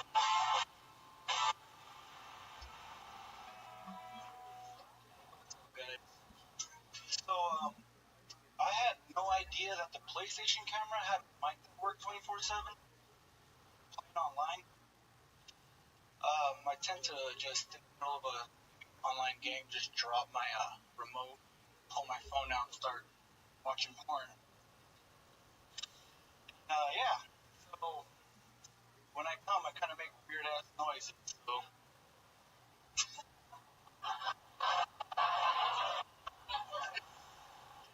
I don't know how many people heard me fucking.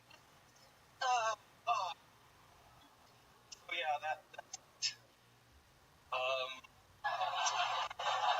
did not expect to get called up here.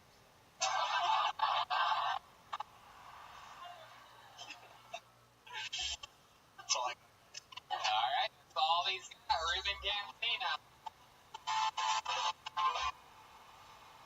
Incredible. Am I right in guessing that you are the brother of Michael Cancino? Yeah. My goodness, that is. He pushing out, or what happened? No, he was up. Oh, okay.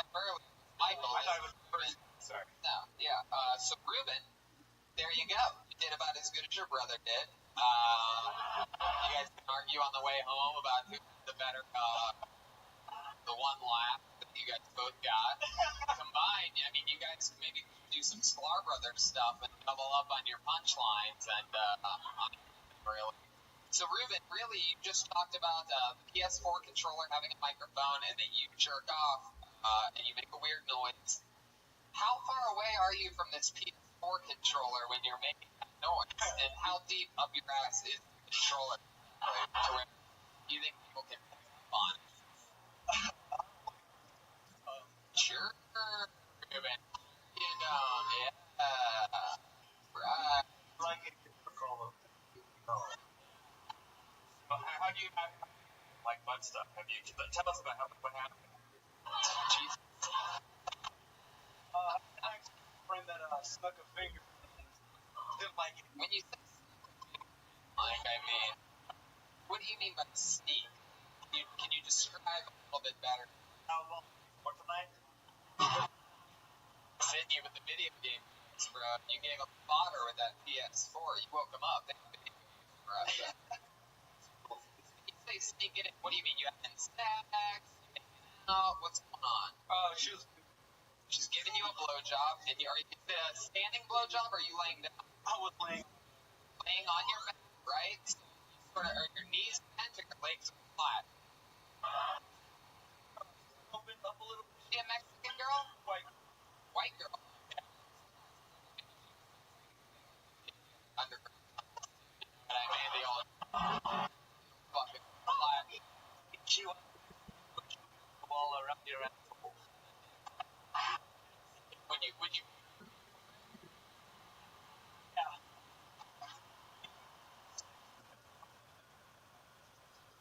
Brother.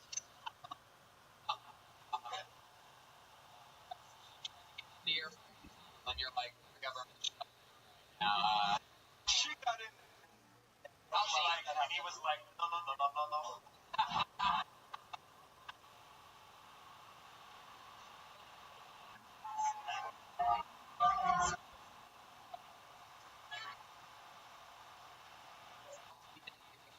Brian, that's a great way. How many goals? 10 questions. How Right? many lipstick oil? How many levels did she do? Yeah. She almost made But you came before she could get. What exactly did you say? You're up. Did you start to speak Mexican or something like that? Like, Ay. She's like Colgate El Chapo. It's like I'm escaping the tunnel.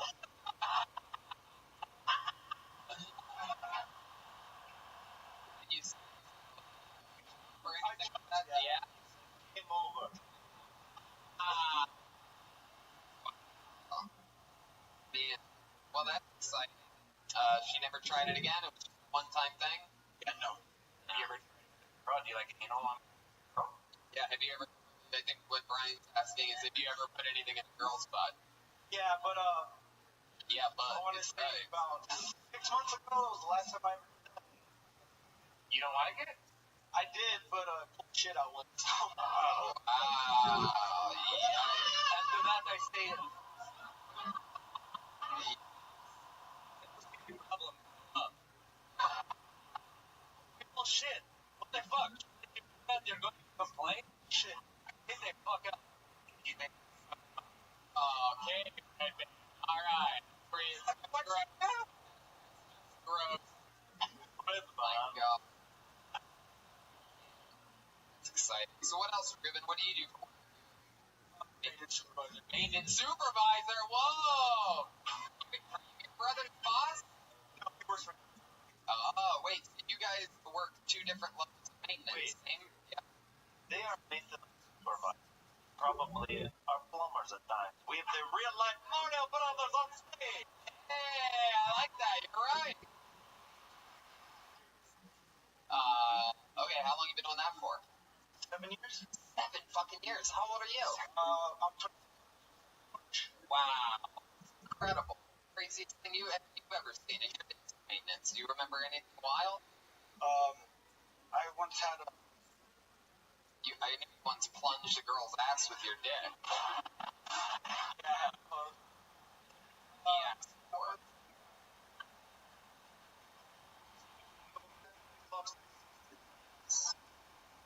A girl once.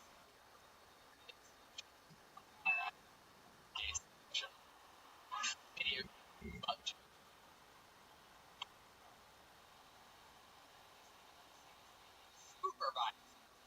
Supervisor of all of them. This didn't happen when I was a supervisor. Almost all tried stuff like. I don't want to use the wrong term, but training. Oh. Good. I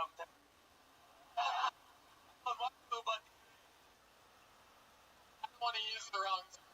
Or with a dick tucked between the legs.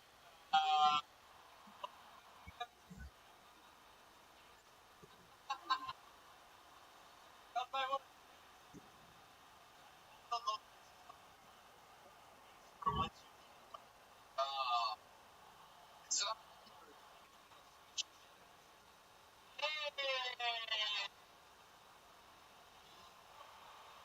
wow. Wow. Scott, love it. And person try to look for you. It's kind of a long story, but try to cut it short in a few seconds. Okay.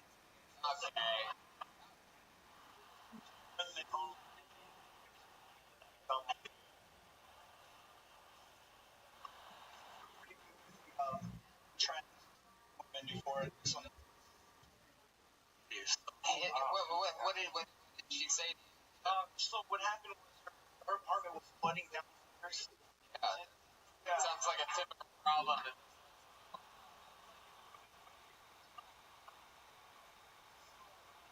Apartment started knocking.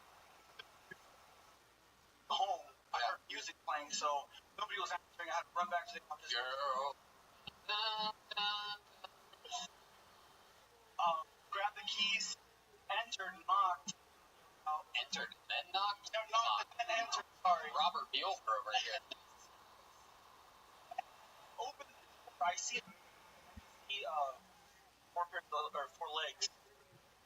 You see 4 legs? An injury. Turns out transvestite was spider all along.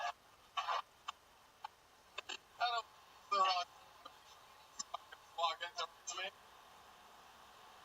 4 legs and then what? Open up and it's I crack open the mirror, legs, and all of a sudden, oh hell no, I'm fucking in here. And then I just fucking shut the door, and I leave. I was having fight.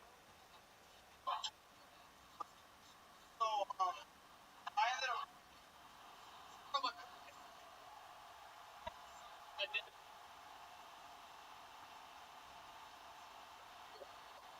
The nice one is that a person for you by letting plumbing go haywire, and while they were fucking, you barged, then knocked, and they're like, we're fucking away.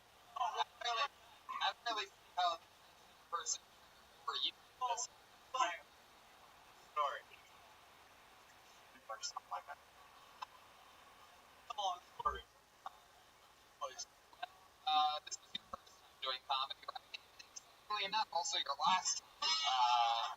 But I'm glad you did it with us. You and your brother can talk about this crazy casino.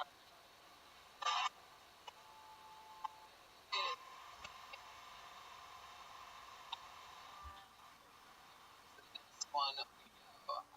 All right, let's keep this fun train moving along with the stylings of Adam Lundquist. Adam.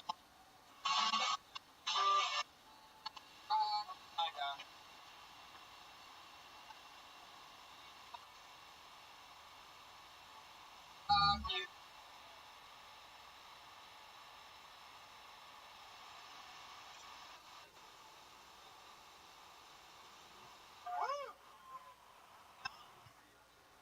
Oh, I see why most of you are alcoholics.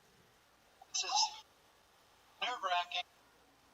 I think I've been getting bit by dogs too often. I mean, on my way over here, walking through my neighborhood, and a dog came up to me, growling, like, charging at me. And my first reaction was to kick it. And, like, it wasn't even big enough to feel okay about kicking. Like, but I didn't realize until it was already over the fence.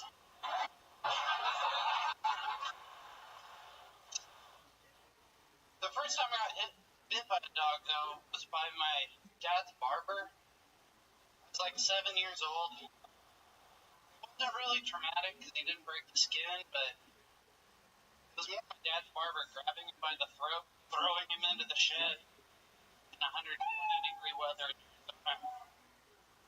There you go, Adam Lundquist, everybody. All right. Fuck yeah. Well, yeah. Welcome, Adam. Is your first time doing stand-up? Yeah, first time. Fuck yeah. Very exciting.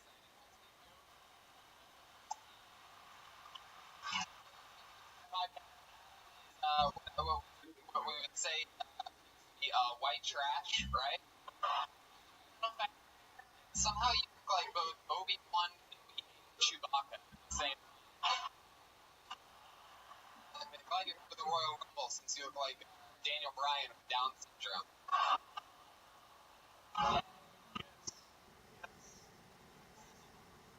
Yeah, it's exciting to perform your first stand-up set since you are indeed Randy Johnson's watchdog.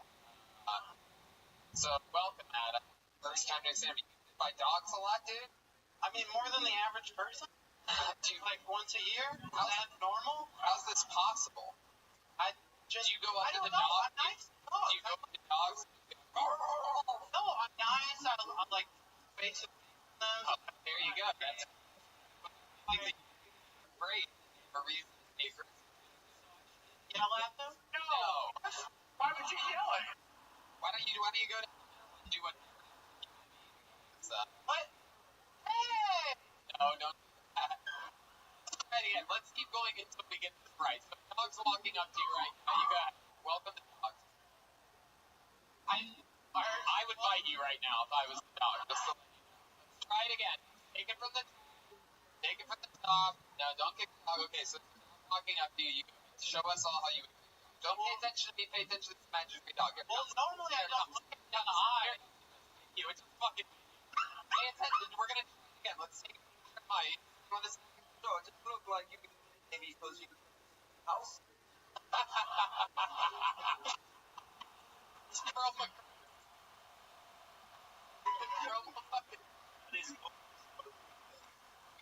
I'm not giving up on this. Try it. Into the microphone. Dog walk. Walk up. Oh, hey, pretty dog. How do I... Okay. So the hypothetical situation. Go ahead. All right, there is pretty girl at bar right over there. How do you approach pretty girl? Oh, Hey, pretty girl.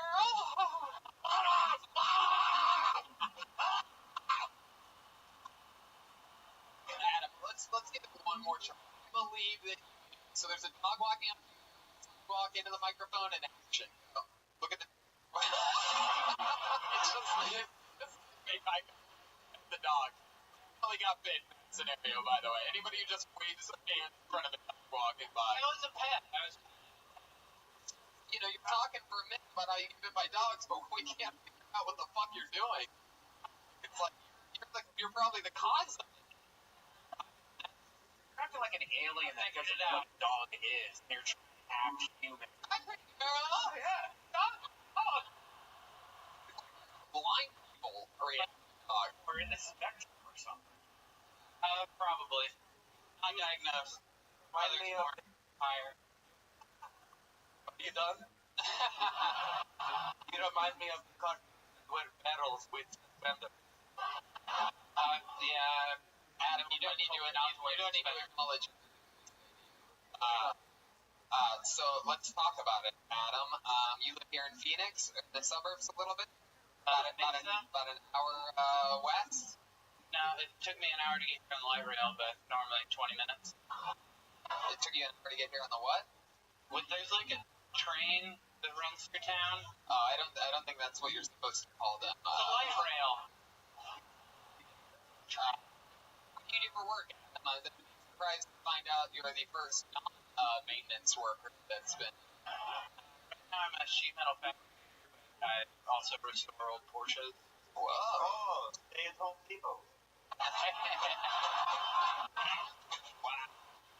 A lot of tattoos. It seems like you have a lot of life experience. You have any House tattoo. yeah. Why is that Cinderella there on your arm? Alice in Wonderland, but like goth. Why? Why do you have Alice in Wonderland and Because I like Alice in Wonderland and I like goth girls. wow, you hook up with a lot of chicks. No. Last time you had sex with my fiance. Whoa. Yeah. For your honeymoon, will give you must before your wife for 1 hour. Do it. She does bite. So last night you and your fiance or what? What are you guys doing? Watching Netflix, hanging out? What's going? How does this start? Understand what sex with you possibly be? She normally reads her Kindle while I watch podcasts on YouTube. And I'll just like candle and back for a while. You know?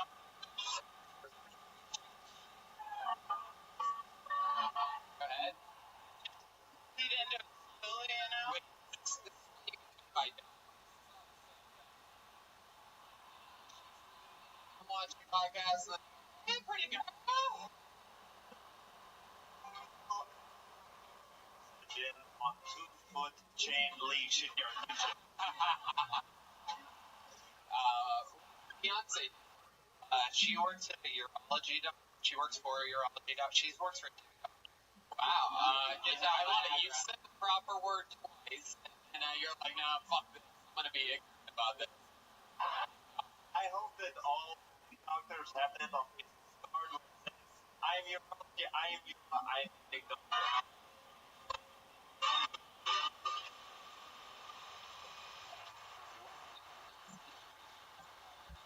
Anything special in the bedroom?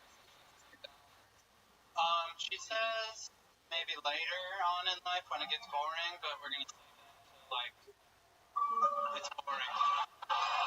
Right. What do you think she's talking about? She's saving. She's like,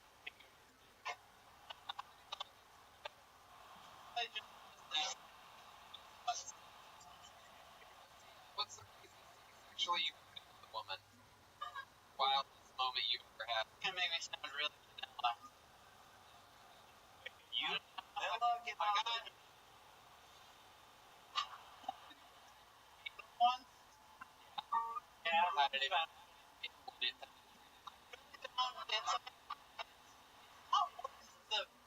pain and smells and like after effects. Just like stuff. Bro, There's for a reason, you know. last two guys like yeah. The fuck. And I pull out with she has lots of gay friends and she knows. Just take that. You just take a Arrow water bottle and No, just they squeeze her on. make like actual. It's a. We heard you. I love it. He's pitching. Yeah. On you, Pellegrino.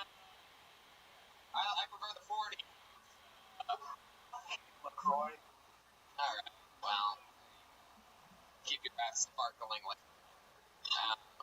All right, Adam. Well, this was a lot of fun. Nice to meet you, man. Congratulations. There you go. Have lunch.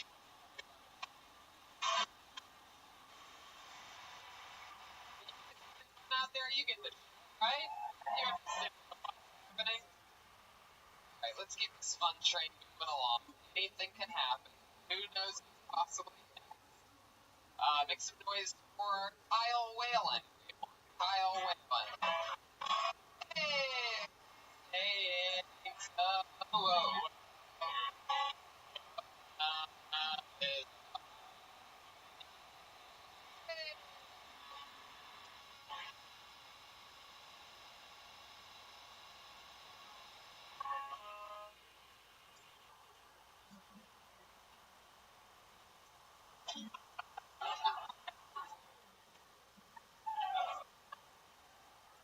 Saw on TV for Mike's Hard Lemonade. It was on an old episode of To Catch a Predator,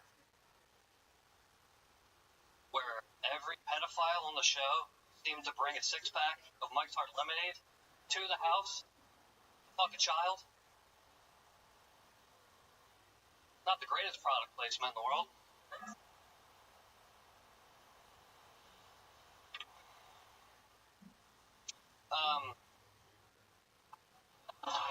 When I saw Chris Hansen go up and confront that 8th or 9th pedophile of the day, holding that cold six-pack of Mike's Hard in his hand, I can only think one question.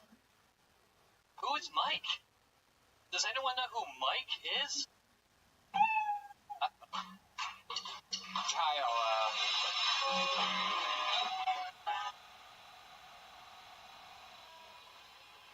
why don't you have a seat?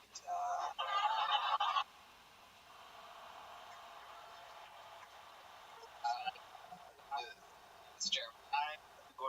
I don't know if this is the proper term, but he looked like a douchebag. Actually, it's the proper term. Hello, Kai. How are you? And look, first of all, I'm not gonna make fun of you too hard. I get it. I know what's going on there. You're trying to remember what the fuck you were gonna talk about halfway through, and it comes across as, hey, he's calm, he's taking his time. But I could see you literally looking at the stage for a second. It reminded me. I had like a flashback when I was very first starting, and you're trying to fucking recall because the nerves have taken over everything. You think the drinking's gonna help, and That's a Joseph Stalin reference. motherfucking.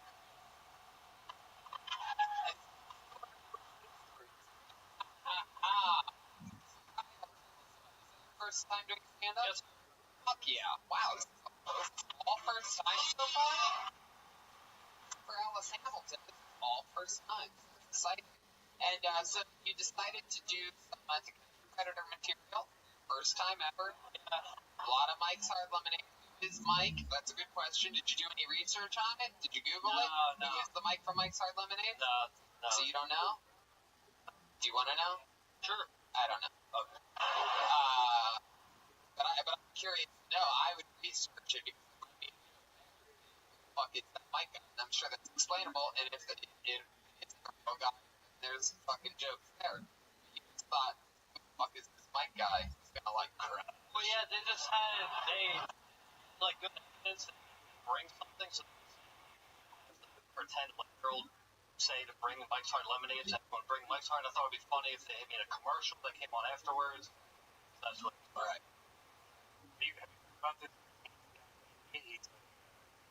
money detected, arrested for writing bad checks. Look, I didn't work Leave that it to a red man, but not the latest news on the Falling across. Oh.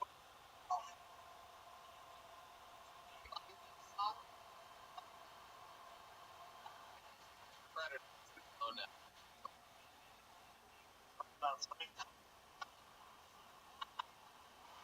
Kyle, tell us about you. What do you what's your life? What is an average day in the life of Kyle? I'm 22. I'm from Philadelphia. Know your comment? Do you live there now?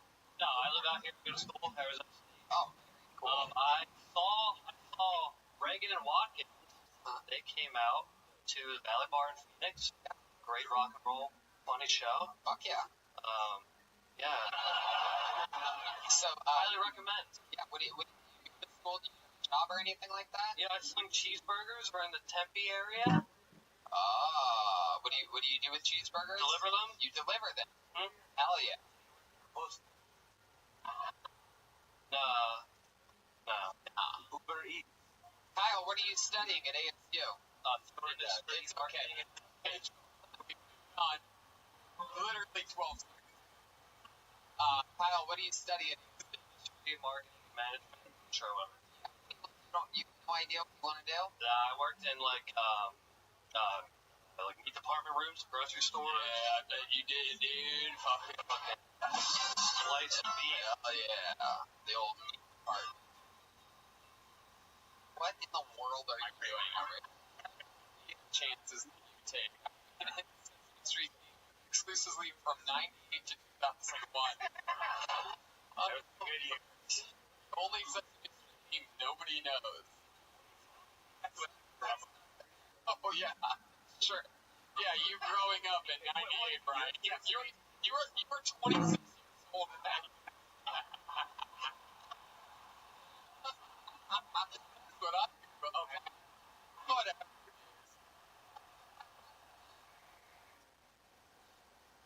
When you were growing up, Sesame Street wasn't even paved. Correct.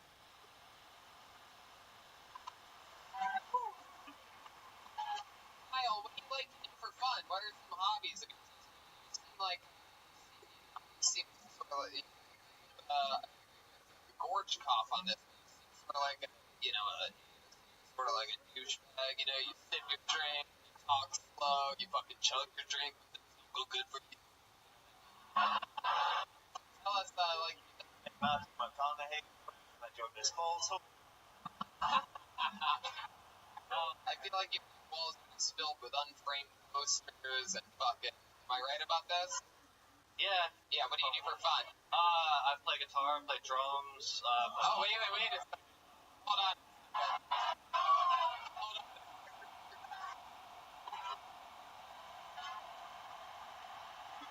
Kyle, how long have you been playing for? I want to make sure this. I can just go over there and fucking slow roll it. Like, you also have to be funny. No, you don't. No, you don't. Sometimes a good drummer is a complete redemption. How long you been playing drums for? It's like first, second grade. Whoa! Since second grade. Even alive. Yeah, I didn't even go to school. That's incredible. Well, I mean, we are in Phoenix, and right, your set wasn't the best, but it was your first time ever. So why don't we do a Mexican drum off?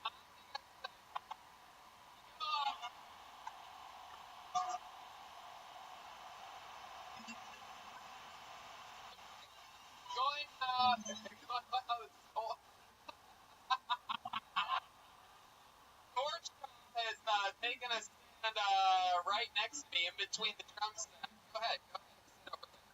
And Kyle, he is flanked by Russians right now. Wait, don't do it yet, Kyle. You gotta wait. Let me set it up. He's adjusting Joel's thumb. Let me remind you all. I know this is some of you. I know some of you you are the girlfriends that came with your boyfriend that does you might not know everything about the show. So here's how it works. This has been a running thing. It's sometimes a Mexican drum off in which somebody has a drum solo and then Joel comes out, he does a drum solo, and whoever wins is the drummer in the band. Now Joel is undefeated in this, but let it be known that if somehow Kyle, who after his first time ever on stage, drinking the drink with two hands like a douche and all that, if somehow he is able to blow our minds, and then Joel somehow, who he always finds a way, Joel had a tough one a few weeks ago, and we thought he was probably going to lose his job. Because if Kyle wins, let it be known that if somehow Kyle's able to summon the devil himself and win this competition, Kyle drops out of AFC, moves to Los Angeles, and is the new drummer for Kill Tony. However, Stolberg is defeated. Ladies and gentlemen, performing a drum solo. This is the highlight of his life. I give you Kyle Whalen.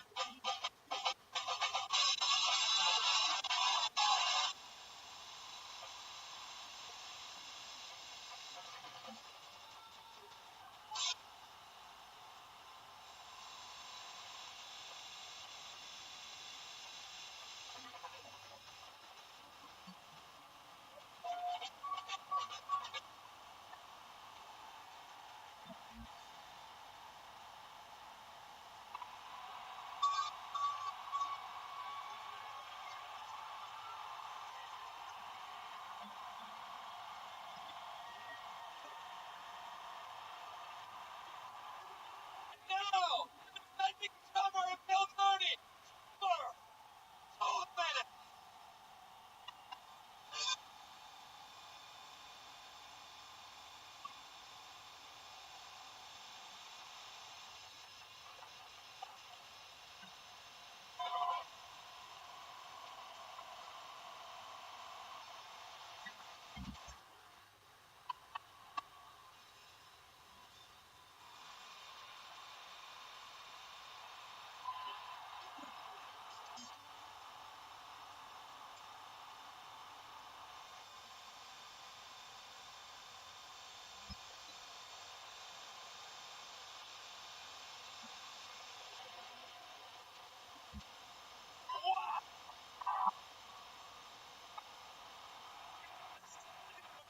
For 2 minutes!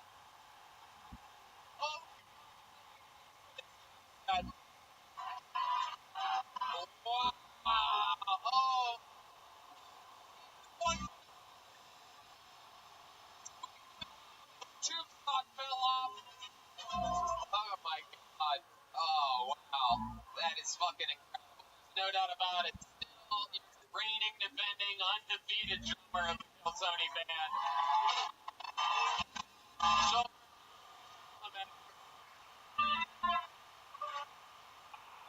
was very impressive. At one point, Joel turned completely into a pile of hair.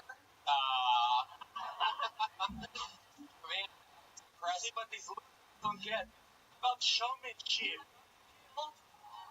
It is true. I can't wait for the day that somebody says they can play the drum, take the trap, and I take the drum off, and they just start stripping down to the tube sock. At that point, I will take my skill. I will die up here. I was about to fuck myself with a stick in the ass. I swear to God, I was going to fuck myself. Now you can go fuck yourself. Woo! Yeah.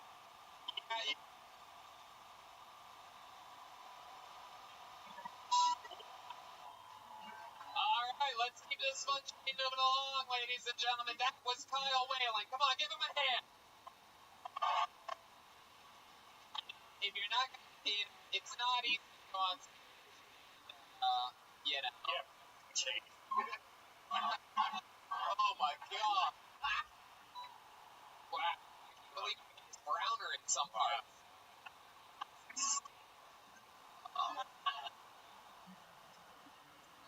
The brown. Unbelievable. I love Chroma Chris is so cool. White tube socks on with his black pants, black shoes. It's like a Penn State assistant coach. I love it.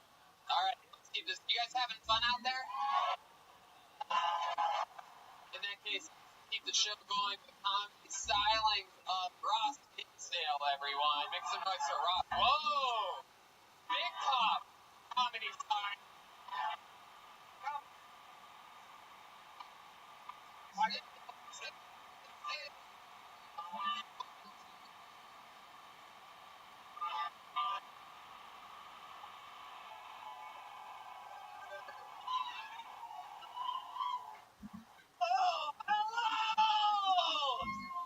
Oh man, I wrote stuff down so I don't forget. Do you guys? Oh man, do you guys ever go to places and you don't want to talk to anybody? Because I have a simple way where people won't go to talk to you. Maybe you go to Taco Bell and you're like, no one's gonna talk to me. I immediately go to the bathroom. I assume the decision between stall A and stall B, and I start to think this. I wash my hands and I walk out. No one's going to fucking talk to you. Holy cow. I feel like I'm gonna have a heart. I feel like I just did a line of coke. This is awesome. Oh, you guys have no idea. My heart's not eating.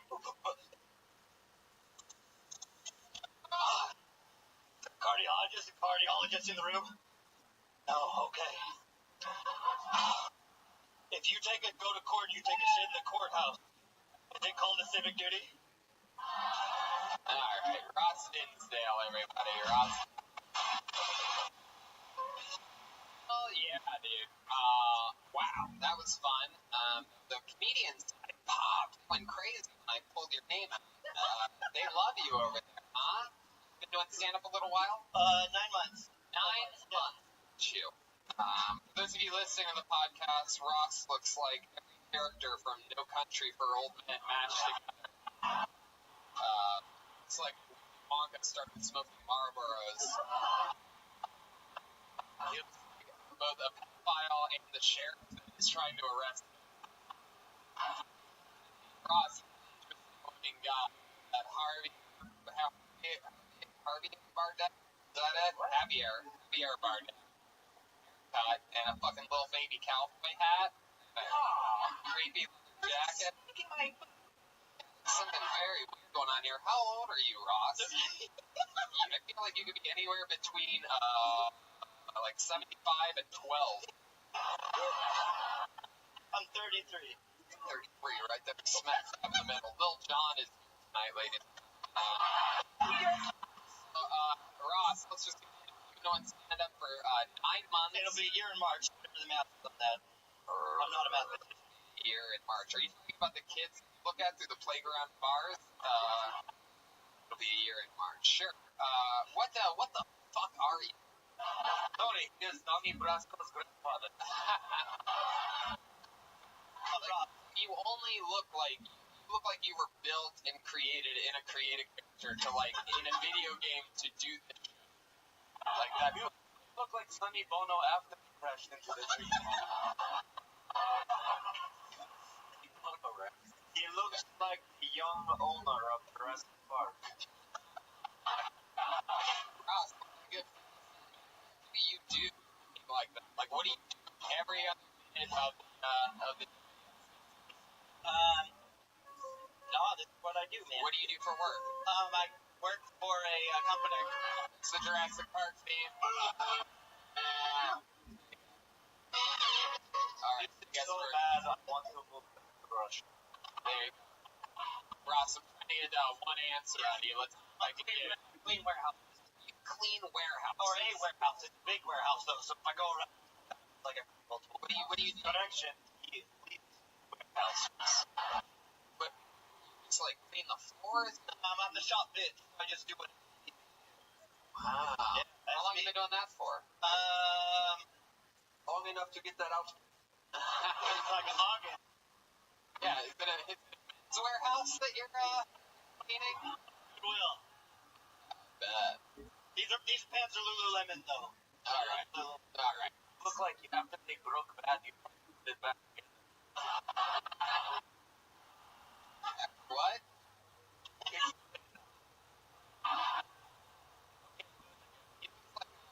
He looks like Walter on the run and in disguise and shit like that. Like, oh, I'm gonna use this woman's wig to, no one will know if I put on this ridiculous hat and wiggle it.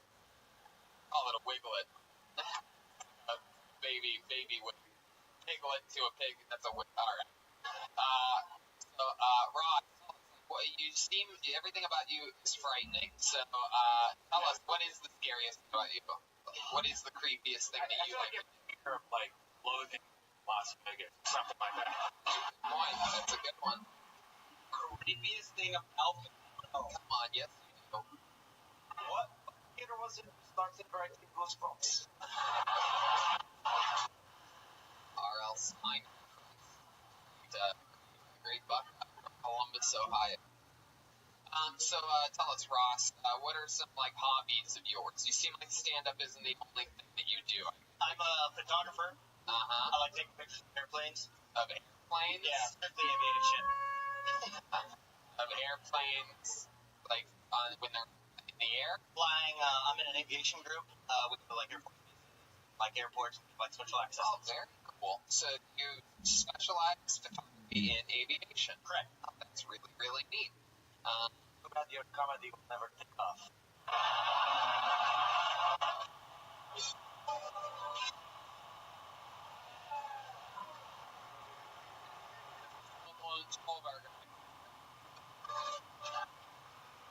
Fly a lot in planes?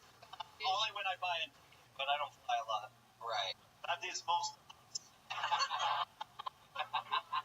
What made you take interest in airplanes? My dad was in the Air Force, so I've always worked in aviation, and when I discovered photography, it was like the one kind of click. Is your dad still alive? He is. And has he ever seen you perform stand-up comedy? He has not. Is why he's still alive. You're fun. Does he know that you do it? What is he saying? They are not supportive of it. They're not supportive at all? No, they would rather have me go to school. For what? I don't know. What do they want you to study? Airplane. I don't know. This is more fun.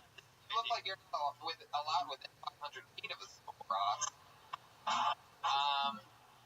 He's proud of you? You really believe that? Not just the comedy. He thinks, like, he wants me to make money. Wow. It's okay. Struggle. Mine's No. not. Don't break it.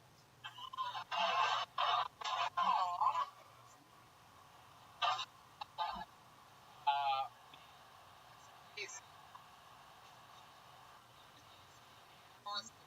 guy. He was never really around enough. He was. I've heard of him times. Never really around. Oh man, I can't believe he's not supportive of you. You know what, Ross? Like I'm looking in a very ugly mirror now.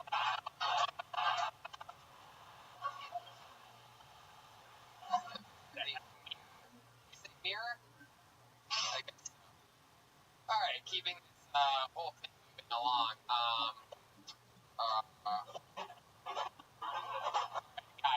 Guys, Jeremiah, that's everything about it. Alright, Brian.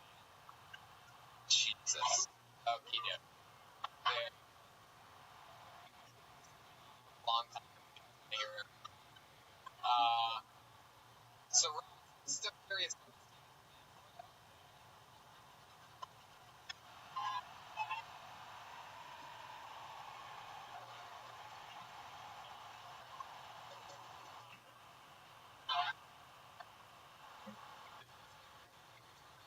You go, get it out of your.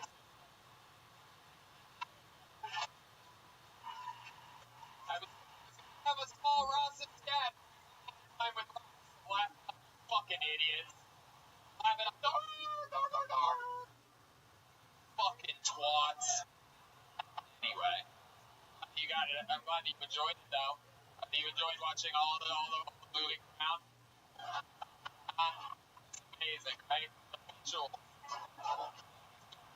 Imagine it would have been like me telling the dad that doesn't support his son, and maybe if he didn't get divorced when Ross was 9, that this wouldn't have happened in the first place. But no, instead you got fucking breakdancing. Yes. Keep moving along, Ross. We're not going to call your dad. Yes, here he goes. Ross, a real Skeletor on Instagram.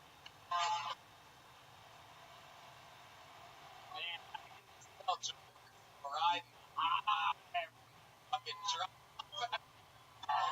chugging Red Bull. All right. Next comedian is Steve Earitz, or Frizz. Steve Earitz.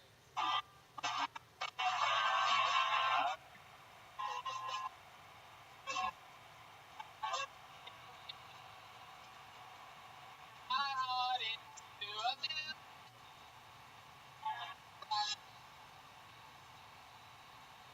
Earitz, ladies and gentlemen. Come on. Kind of looking at him. He got a job, right? Yep. Bit by the dog. Anyways, or Kyle if you joined. Maybe you guys saw me here tonight with this pretty young Mexican lady. She is not a prostitute. That's my wife. No. She's Mexican. She's a little bit racist. Funny thing on the way up here, I asked her, I think it'd be funny if I used the N-word in a joke tonight. And she said, on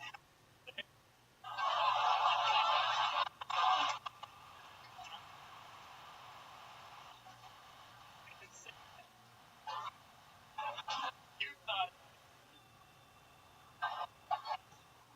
I'm about to pass out. Yeah. Dang it. Fucking Frizz. Booties? Wow. Spanish. Jerab, Corch. Okay. This might be the most romantic man I have ever seen. The way he introduced his wife. This is my wife. Romantic. Birthday tonight. Wow. So I said, listen, more because he can call me tonight. It's your birthday, one time a year for you. I was gonna say, bring her. Oh, wow. Wow, happy birthday, bitch. How long have you been together? How long have you been with this woman, and what protest did you meet at? You seem like you marched in the opposite direction. You seem Looked like I tracked her down and like invited to a quinceañera, and I said, hey, want to hang out? Blood in my head.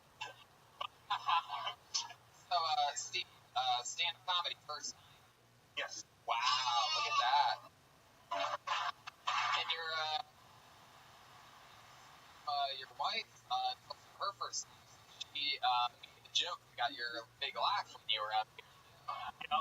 That's what I told her. I said, I gotta make fun of you. Stuff like that. There you go. Well, you tried to make fun of yourself twice at the beginning of the set, but it almost seemed like you've never seen yourself before. Like, hey, what's up? It's like me. I'm just like that last guy, Ross did.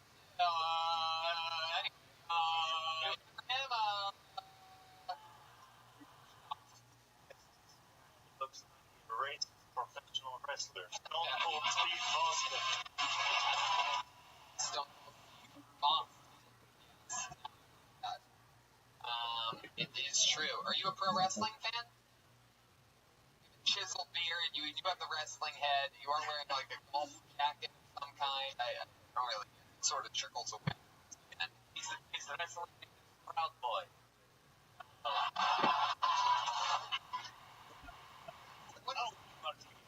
Oh yeah, what do you read books? Yeah, what do you watching TV? What do you do? I just started a gym. I have a part-time job. You started at your gym? Yeah. Oh, what makes your gym special? Is it here in Phoenix? It's in Avondale. Avondale. A little more west. There's a couple Avondale fans out here. Albany. So, what makes your gym special? Sell us on it. Oh, it's not. It's just a gym. That is commercial for their company. Special about not. If it's not the shout out to the Macho Man. What? You about to else? It's just a place you go to work hard. They're everywhere. Don't want to. That is what I call America. Just like life everywhere, gym everywhere. Okay. Yeah, go ahead. But typically, when you work, you get paid. So my place, you pay me, you got to do the work. Right. Strange. Right. That's how every gym works. Yeah. I was never explaining that business model again to anybody else while you have a gym. A lot of people you go to work, I pay you, but at my place, you fucking pay me. Fucking yeah. Steve, you said you had another job, right? You opened a gym and what? I work for a print shop in Buckeye. It's even more west. Buckeye. Fuck yeah. Print shop. To the limit printing. 3D printing. Our school. So, how long you been with the Mexican girl? Did I ask that already? 14. 14 years. Man. Like 40 kids. Yeah, how many kids do you have? My landscaping's great. Hey, happy birthday, you bitch.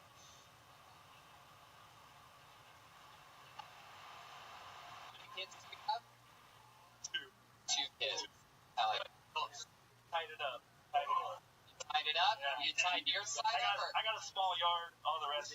you tied up or she tied up? Yo, look at you. Fuck yeah. Fucking got the balls all tangled up. Tangled up in the balls. So how long ago did you have that operation? Did you get it done by a dick doctor? 6, 4. Yeah. Thank you, sir. It was like piece 5 of years. shit. We all know it's a callback. We're all Keltsubi fans here. I don't need you, and I don't need the lady over there when he's going to do a joke about the N-word. One fucking liberal like, no, you can't. It's like, no shit, you dumb cunt. Jesus. Rotting your brain. Alright. Fine, my concern.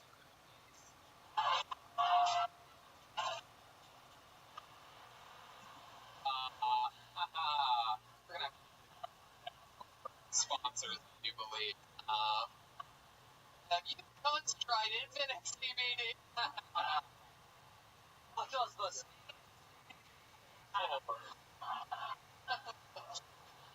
Daddy, it's wet.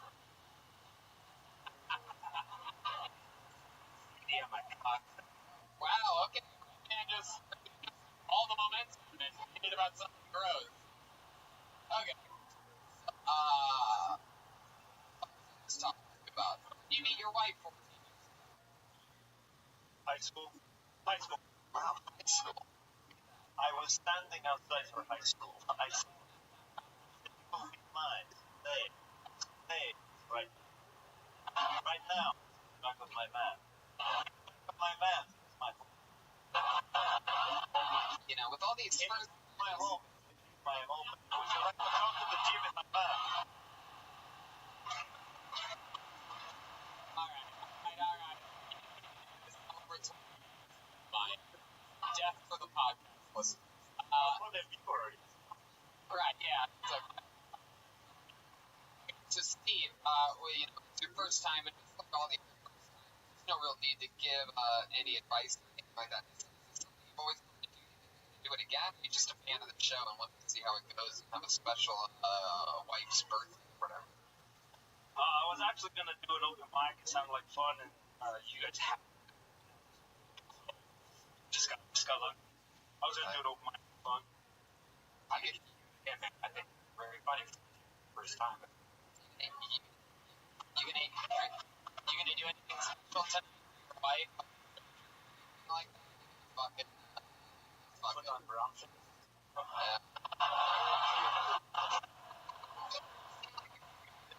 black wife.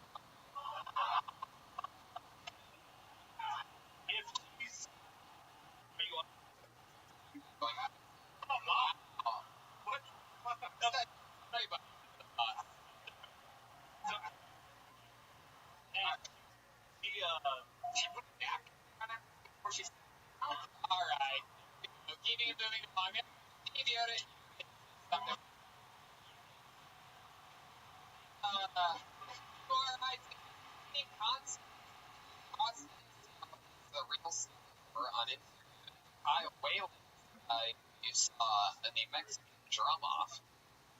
So back to the bucket we go. Fun. It's exciting. It's got a fun little Phoenix vibe to it. You don't know whether it's going to be a Mexican maintenance man or a white trash guy from an hour west. Anybody at this point. So let's keep moving along. Let's go with Avery Gentry. Whoa! The comedians love it.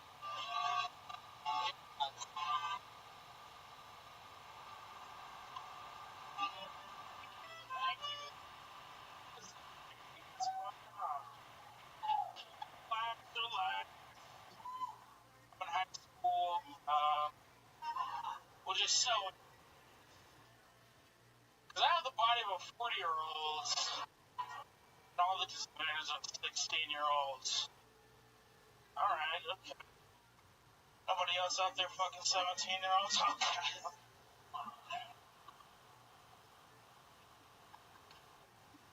You guys ever walk through an apartment and you see a kid playing hide and seek vigorously? You wonder, did that kid's dad just walk out on him? Relax, guys. My daddy was an Olympic hide and seek player. My score was 17 years.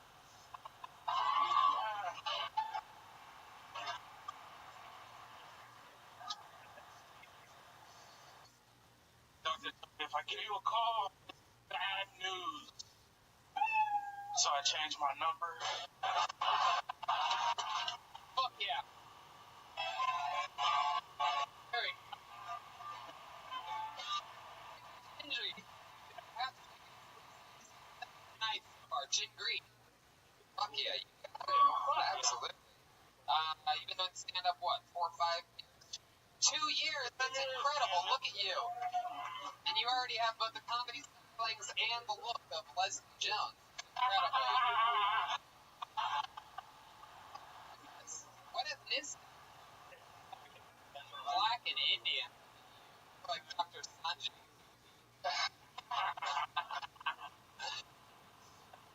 Yeah. You guys, Uh-oh. No, I like the show. It's a good show. Thank you. We're the #1 podcast in the world. Yeah. I can tell. By the way, I have never physically moved. I've been playing. This guy's like, top of my weapon. Time for me to kill. Avery took the handicap ramp up here tonight. Fuck yeah. Not only can you work at 7-Eleven, it's also great.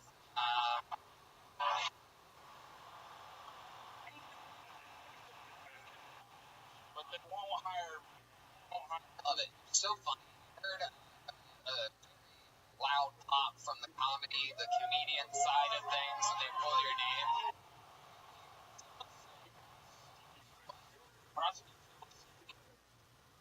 Alright. You and 7 Phoenix comedians are gonna really crack up about that one later. Avery, tell us more about you. You've been doing stand-up for 2 years. 2 years. I started when I was 15. Wait, how old? 17. Get the fuck out of here, really? Yes, sir. Something in the water here. Some people look old as fuck, and some people look young as fuck. Like 26, 27, 17 years old. So black stock. What the fuck? I see. Like you need exposed. Oh, no, we've talked about this. Food you have to Holy shit. Tell us what it's like being fucking 18-year-old black Indian in Phoenix. I'm pretty goddamn sick. Doing stand-up. Cool, fucking. You're in high school. Junior or senior? Junior. So what's going on in your life right now? You have a driver's license? You don't. Fuck that. Holy shit. I just know a certain amount of people who can give me rides. Hell yeah. That makes sense. But yeah, I mean, just, chilling with the homies, Yeah, when you chill, Pokemon Go or anything like that? Fuck. No. I don't know what the kids do anymore. I'm 17 years vomit last night. That's Really? wow. But then I turned over and I can't imagine black and Indian vomit. I mean, I know how bad my wife vomits, so I cannot imagine. Not that right. fried. Got an Indian vomit, black. No, I don't have a dad. I have a mom. You mean an Indian guy fucked a black woman? For the first time ever. Wow. Well, I'd love to see how that shit happened. Was it like a one-night stand? No, it was not. I think they, just was fucking for a little, I probably got a dent on my head for his dick, This is a true superhero origin story. On my head, and my dad walked through my mom's vagina. Name you M. Blackett Night Shyamalan.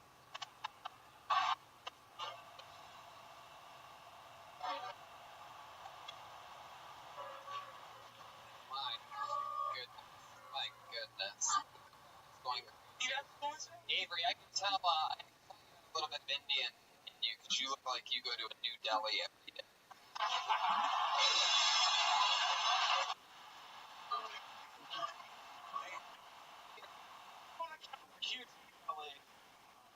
What are you doing tomorrow? What'd you say now? What are you doing tomorrow? I don't have any shows planned. You don't have any shows planned? You pro wrestling fan at all? Shit, I am. How would you like tickets to the Royal Rumble? Oh, friend. Oh yeah, that's from that's amazing kill Tony that goes by the name of Chris Anderson. He's on Instagram at Christopher Chris. That's wait, okay. What? You shut up. That's not me. No, I know. No, I gave you tickets. I'm a nurse. No, it's okay. Chris Evans, thank you for the Royal Rumble. This guy put in his pocket immediately. Thank you. Absolutely.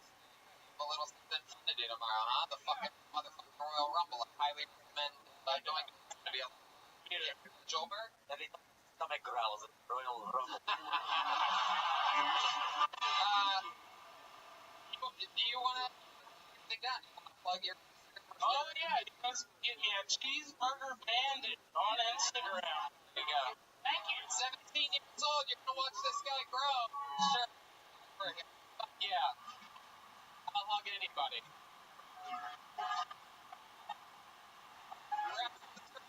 The kid just fucking Royal Rumble ticket.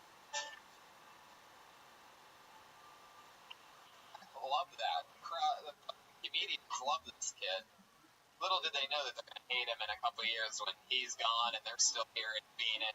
And he's in New York City fucking show or whatever. They're gonna kill each other to give them a ride tomorrow. Back to the fuck that we go.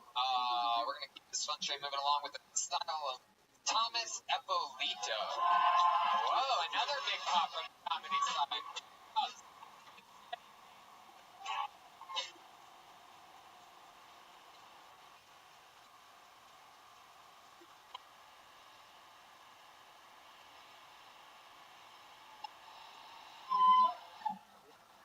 My girl's been stressing me out talking about baby names.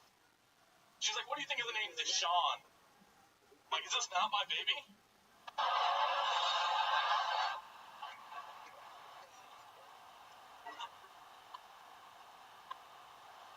Why? I'm like, I'm not using it. Really? Things are good with, she makes more money than I do, which I'd be cool with, but she's a teacher, so... They have lunch. Remember that situation? I was right down there with her, because if she gets the raises, like, so do I. Big and burly, but I'm not manly. Something is wrong with my car. I pulled over, then just stared at it. A real man shows up. Do you know what it's like when I go into AutoZone? They're like, what's wrong? I'm like, I think it's the spokes. Check the chain. Popped. They got Thomas up on the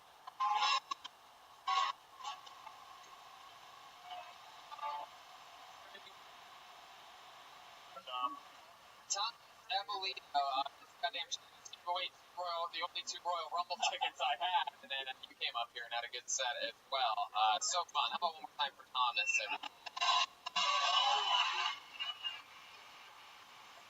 Yes, you are indeed a burly man. For those of you listening to the podcast, Thomas is built like a snowman. Round balls on top of balls. He is built like a grocery.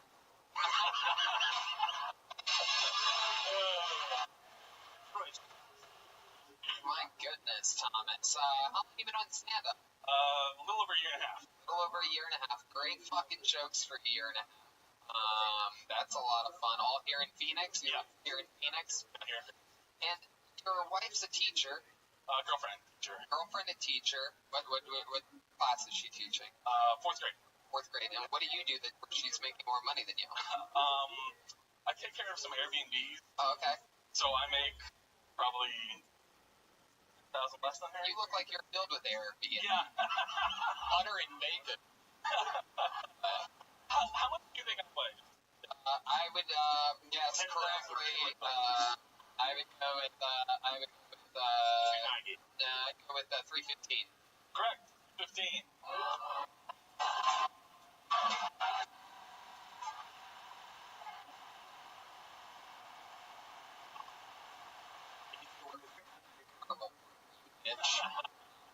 He also multiplied father with.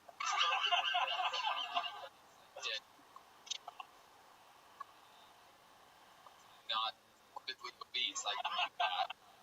Tom's always been a big boy. So I used to, and then I lost like 100 pounds. I was a personal trainer. Once was lost, now it's found. And then I gained another like 120 after I lost 100, so.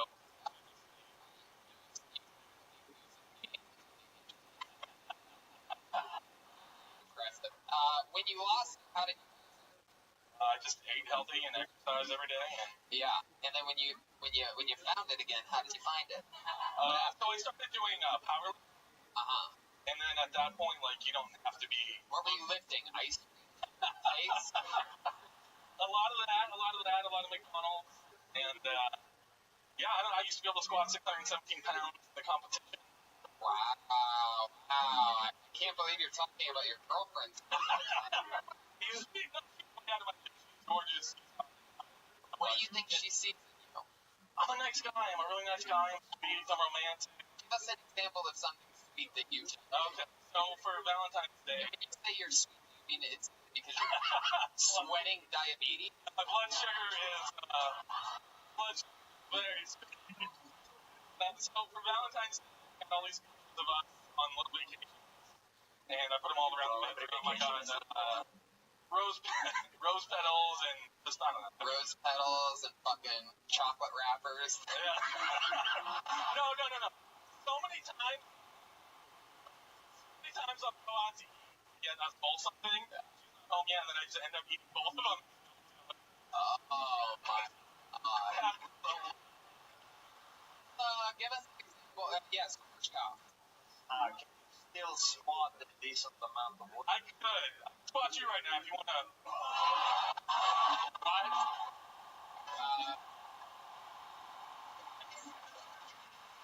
Alright. Wow. Hold on. Okay.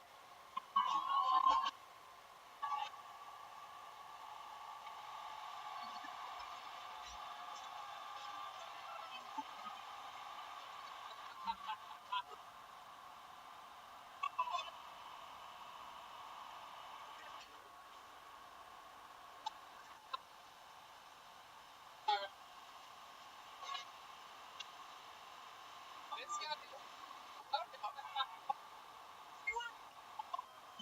Squatting. What?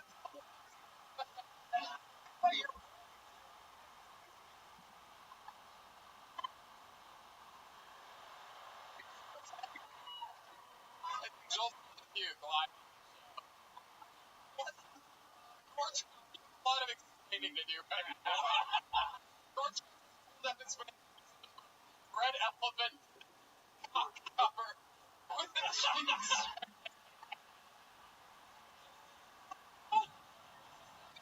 Late in the show that Jeremiah forgot that he was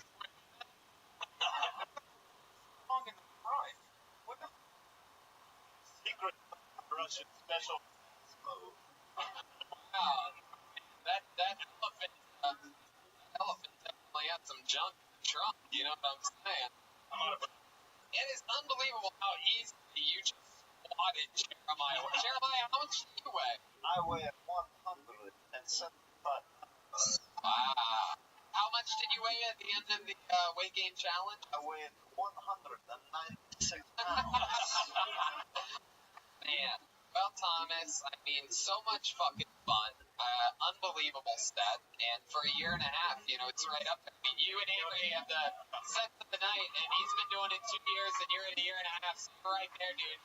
Thank you so much for signing up. Thomas.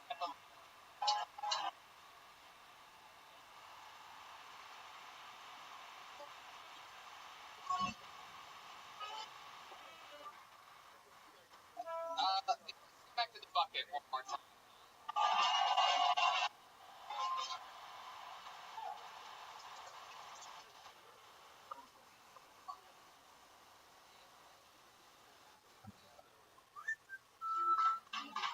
Yeah. Back to the bucket. What? What's that? Was that the lady I called a cunt earlier? Did she move? She throw me off. Hey, Tony. Cunt, mother. See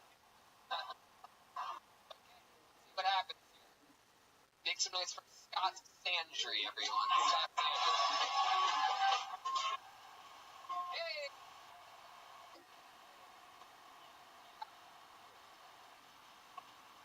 Come. Scott Sandry. Final comedian of the night.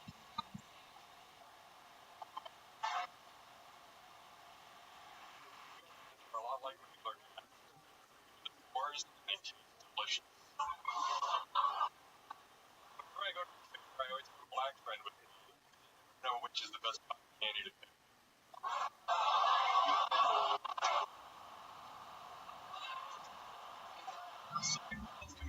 Cars getting coffee is so successful that I'm pitching a show called Dykes on Strikes Getting Tacos.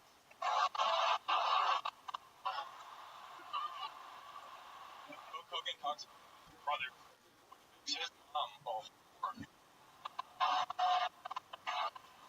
Midgets but like most things for it. His girlfriend, and one night she asked me, "You don't have any?" So later on, we were at a party, and I'm introducing people. Hey guys, this is my girlfriend Jessica, but I like to call her Bambi, because her mom got shot in the face with a shotgun. Fun fact, with an amputee, but never 100%. Here you go, Scott Sandry, everybody. Difficulty. Our kid has died. Scott, fucking welcome. Welcome. How's it going? Very, very, very, very, very funny. That's incredible. Perhaps as many, you know, directional changes, one-liners we may have ever had on this show. That was quite incredible. Funny stuff. Well, thank you. Sandry. Listening to the podcast, aren't watching it. Scott looks a lot like if Kurt Russell was in Dallas Buyers Club. Instead of Matthew McConaughey. Look like somebody drained you of all of your blood. Ever told you that before? Yeah, I'm very pale. I'm Canadian white. Oh, are you Canadian? No. Oh. Just that Just kind of Canadian white, white, right? yeah. That makes sense. So you born and raised here in Phoenix? No, Minnesota. Gorge Cough. Looks like more of the green. Have you been here in Phoenix? I moved here in like 89. 89? How old are you? 34. 34. Wow. Look at that. Yeah. Were you into Sesame Street around 98, 99 perhaps? No.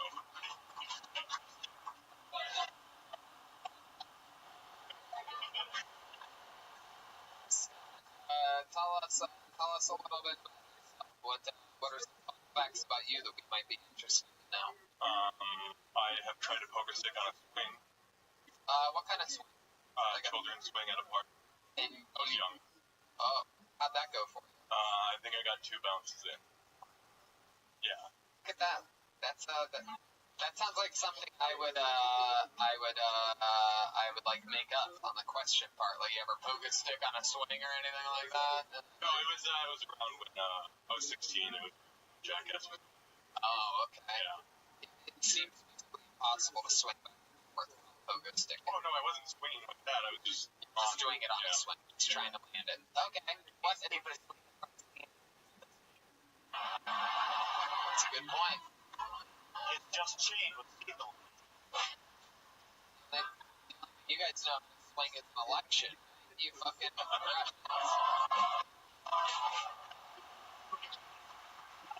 know what you're talking about. Let's just Olympics are the only thing you guys are meddling with. Anyway. Great wall. Okay, there you go. He has a not more than he uses once, and it's annoying. That was Donald Trump. Great. Donald Trump. What are you gonna do? Hit that button? Okay. This is where red man gets weird for a second. So Scott, other than sticking on a swing, tell us more. For work, I do graphic design and website photography, stuff like that. Okay. Do you have a girlfriend? Not anymore. No. Yeah, what happened? I ask myself that every day. He kept thinking Nickelback songs.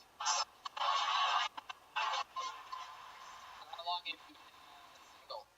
Months. A few months. And did she really break up with you? She broke your heart? Yeah, I have no idea what happened. She just kind of left. Really? Yeah.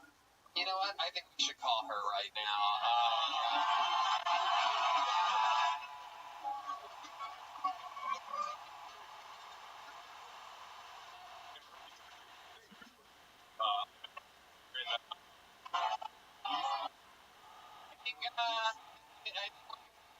When it comes to coming up with a my friend Gorge over there is full of ideas. I have an old Russian called Scott.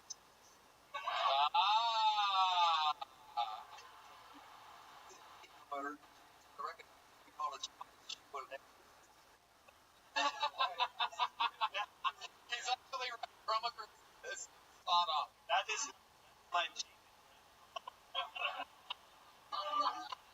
No, I for in about a month, and I said it the next couple days ago, and so that's why I'm meeting another guy. I have no idea. It is what it is, though. I've just gotta move forward. But it's fine. Okay, we're going to play a game right now. How do we make the salad? What the case scenario would be if we follow through with this right now. I'm trying to think like what could possibly happen. What? That's actually not a bad idea, sir. Sounds like our best mom. Is your mom alive or did your mom? 6 feet under. Wow, your mom is. Jeremiah, our George Cop, I believe we answered the question. How do we make salad? Favorite game genre? No, I like that. A lot of comedy like to end with I like to just fucking, sullen right over river. Well, yeah. He do. Well, but Yeah. he just does contract work. Yeah, actually. Is your dad proud of you being a stand-up comedian? This is my first time. What? How do we make this happen?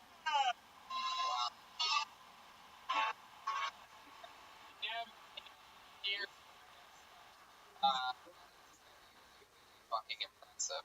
Well, thank you. Wow. God. What do you think that girl that dumped you would say? She's a fan of this show because of me. We were at the one. Yeah. And she was telling me it was funny. Let's call this. So I,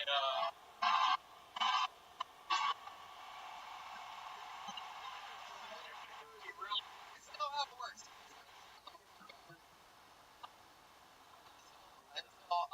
Until I say, don't shut the fuck up. Gets me every time. So this is falling into a long line of Shaking. I love it. No, it's good. This is I've been doing that since I got up here now. living. That's what shaking is. And you gotta put it on speaker. You gotta put the accent up to that phone. What's your name? Hey. Hey, How's it going? Hey. how are you? All right. Yourself? Good. I have someone that wants to talk to you. Hi, Paige. Hello, it's me. My name's Tony Hinchcliffe, and I'm one of the top young rising comedians in the world. And we're sitting here, and I'm talking to my friend Scott, and you know, I understand, and I don't want to get too much into details, but I understand that that maybe a few months ago, you know, things stopped between you guys, and I was wondering if maybe you'd want to go out for like a drink or dinner with Scott and maybe talk with him about things, and at least give him an explanation, if not, you know, see where that night leads to. And maybe you guys will have fun. What do you think? You want to go out with Scott sometime this week? I literally can't understand anything that you're saying. So, my name's Tony Hinchcliffe, one of the top comedians in the world. And we're hanging out here, and of course, Scott got pulled out of the bucket. Tony, he absolutely fucking destroyed comedy for the first time ever. Tony, the final comedian of the night, and he absolutely destroyed. His first time ever doing it, and then of course, you know, you were at my show a year ago here at Stand Up Live. You remember that? It was the #1 live podcast. Yeah, I've been to your show a couple more times since then. I know who you are. Damn right, you know who I am. So, the thing is, you know, we're putting a ribbon on this amazing show we've had here, and what I'm trying to make happen here is I'm trying to get you to maybe go to dinner or have a drink or a bottle of water or a coffee or something with my friend Scott here, who just fucking destroyed on this show. I mean, it's a packed house. Last time you were here, it was like 70% packed. This was 3 p.m. packed fucking show. So my point is, you know, we talked with him, and I'm going to be honest with you, Paige, I don't want to throw him under the bus here, but he seems, you know, it seems like sort of, you know, it deeply affected him, that relationship ending, and he's moved on to a new chapter of excitement and fun and growth, and he's following his dreams, and he's executing it on the high level. He told me his first set ever, I couldn't fucking believe it. So my point is, I guess what I'm asking is will you go out with him sometime this week, and at least, if not, maybe make the magic, maybe it'll rekindle, but at least you can maybe explain to him what happened. He sort of feels left in the dark. You want to hang out with him again sometime? I mean, I have to say yes, don't I?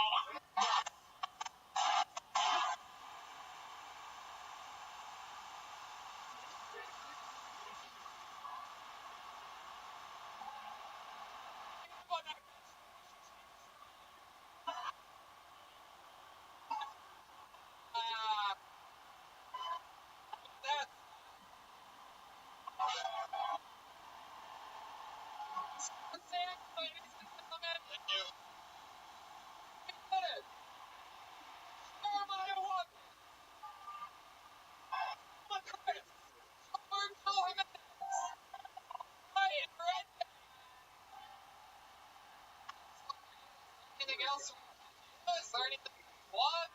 InfiniteCBD.com. Go ahead and use Tony15. PSI use Kill120. Jeremiah's going back to his hometown of Kansas City to headline shows March 14th to 16th. We're selling amazing merch after the show. We have only 25 available prints. available outside. I am brand spanking new. You're the first people to ever get a shot at Tony Hinchcliffe pins. Available for sale out there. We have, what else? Tell me, Jeremiah Watkins, everybody. Make some fucking noise for Jeremiah.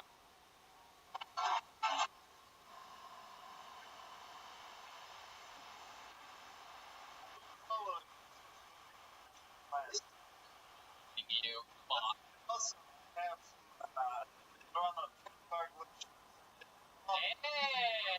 and a few inflatable saxophone for Oh! Well, I mean, this guy, silent but deadly, but the more we hear from him, the more he's fucking killing. How about a hand for Chroma Chris, everyone? Chroma, what do you think about tonight's episode? Tony, I'm just a big Tony. Okay, how about a hand for Joelberg? Joel, how about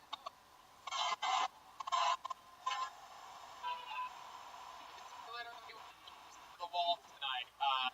Anything you want to say, Logger? That's Ryan, William Montgomery, Malcolm Hatchet. We missed you. All the people that couldn't be here tonight. Hey, how about a hand? I know she signed up for the bucket tonight. We weren't able to get her up. How about a hand? There's a celebrity in house for you, diehard old school Sony fans. Still doing stand-up, still performing everywhere. Make some noise. What do you say? Stand up, take a bow. Melissa Esslinger is here. Former Sony regular. You may be the most performer in the history of the show. Wasn't sometimes. I'm so glad that she's doing it, sticking to it, and I'm sure she's stronger than ever. And we did it, Brian. Our second time ever in Phoenix, Arizona. Thank you so much. We love you. Everybody.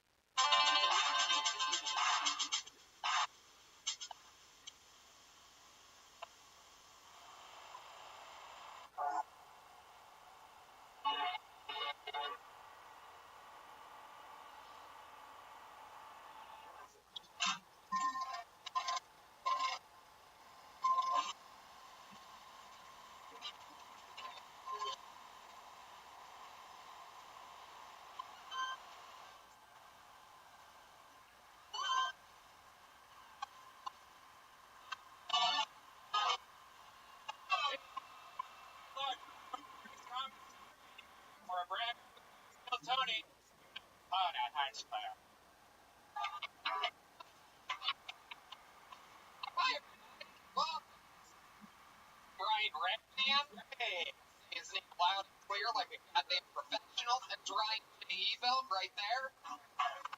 We are live from the main room of the comedy. Bunch of comedians here. We were fucking chill little Monday. How you guys doing? You excited to be here? Wonder Woman is here. Got back to Phoenix. How often was that? Unbelievable.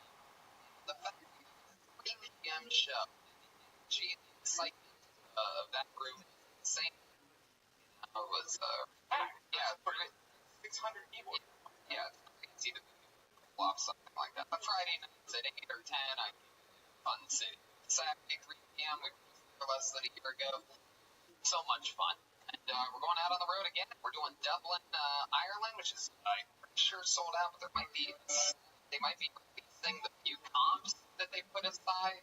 So look out for that. Same thing goes for Manchester. There might be a few tickets being released. Try Deeply. And London, more tickets will be released. I'm doing stand-up in London the whole week after, the 18th to the 23rd of February at the Soho Theatre, just by myself on a solo English show, like a one-man show. Come out, do a touch more than an hour. You know what helps me with my energy levels during a long show like that? Caveman coffee.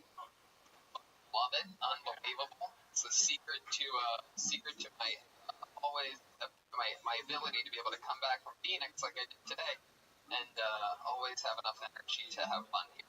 And you can go to cavemancoffee.com, use the promo code KillTony and save 15%. What was that? Make sure you type in KillTony in the promo code. You know, smart move. They're either smart or they're not. You know what is smart? You know what's not smart? Job boards that send you candidates that aren't qualified for the role you posted. Do you know what is smart? Going to ZipRecruiter.com/KillTony to hire the right person. Did you know that? Yeah, I do. You know, most other websites, you know, if you're looking for somebody, you just have to go through piles and piles of resumes. ZipRecruiter actually finds candidates for you. Its powerful matching technology scans thousands of resumes to identify people with the right skills and education. Actively invites them to apply for your job. So you get the qualified candidates fast.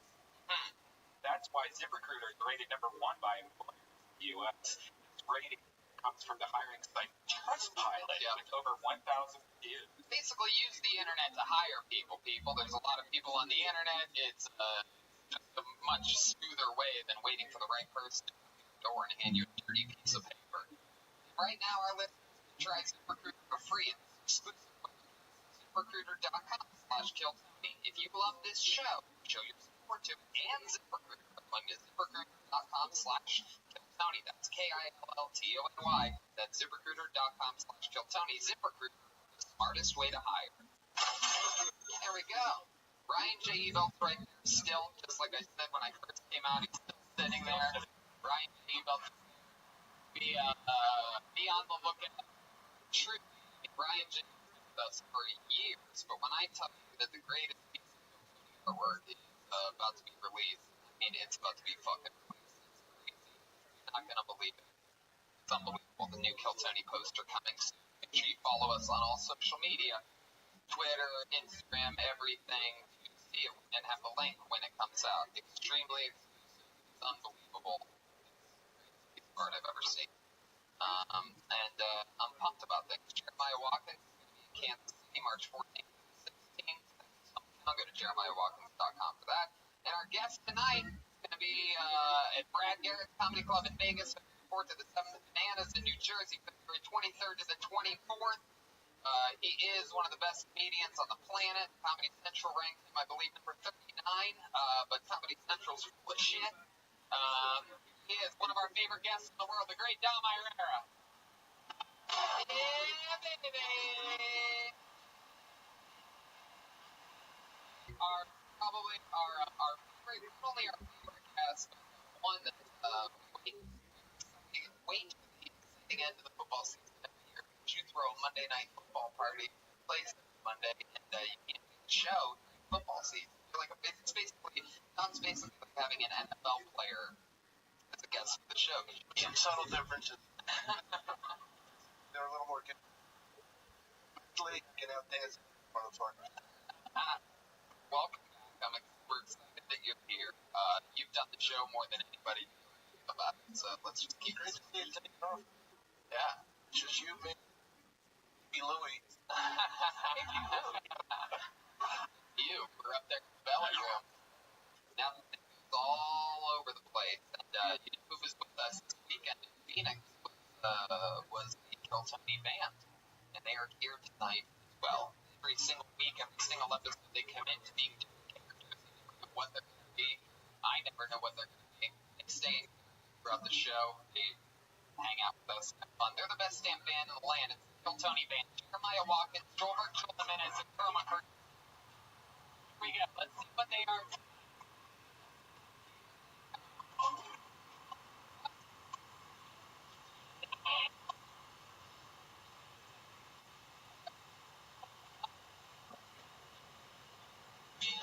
God. I believe I know. They have mouse ears and mouse noses and a bunch of weights and stretch bands. Are you guys gym rats? Yeah. Wow, this is incredible. Jeremiah Watkins, full sweatpants and muscle shirt, dressed like a mouse, and that goes to the gym a lot. Nailed it. We have Chroma Chris over there in the same, and then we have what appears to be some guy with the worst way to cross the border illegally ever. Just a gigantic rat. Don't bother me, Ice. I've been working my quads, my lats. I stay away from the traps. Hey, here we go. And we're in. So it's gym rats. Very specific here. But not only do they go to the gym a lot, they're also rats. You would love my diet. Literal garbage.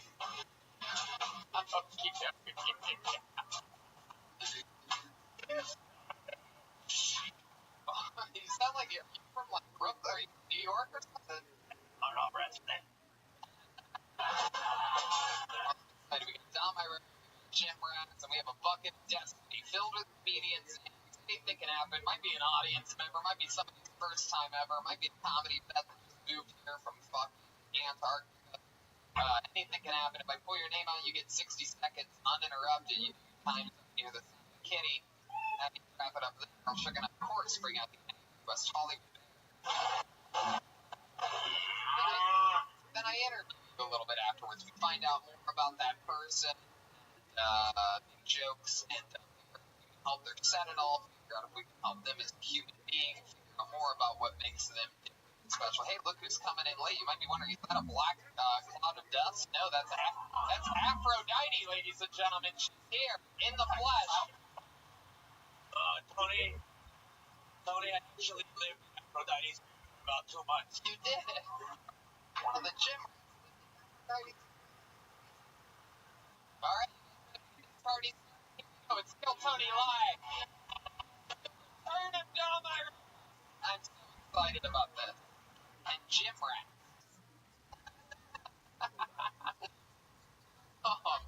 I'm pumped.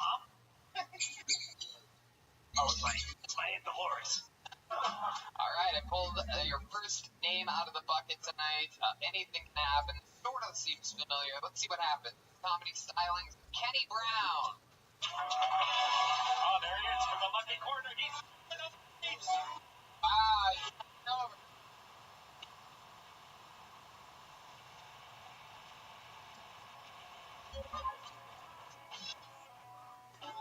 Kenny Brown. Hello, everyone. There's some there are odd things I'm afraid of, like odd shit, really odd shit. Like I'm afraid of asking for mayo from a black waiter, because I know as soon as he puts it down, he's just gonna look at me like I'm taking your black card later, and he's just gonna watch me put that shit on.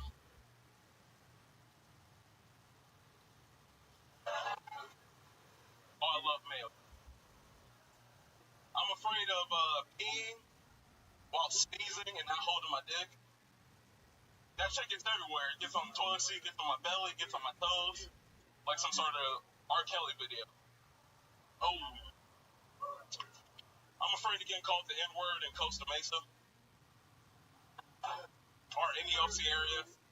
Because then it's like me and Dennis Rodman sometimes.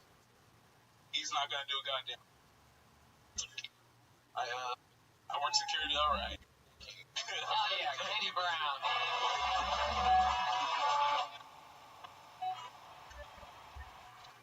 Oh yeah, you've been on the show before, right? And how did that come sense? How do you feel about that? Tonight? That's your best one, yeah? Oh, I think my last one was better. Hell yeah. Can I just say, big fan of your new show, Triggered on Netflix. Hey! It's about to run the jewel. Trigger warning.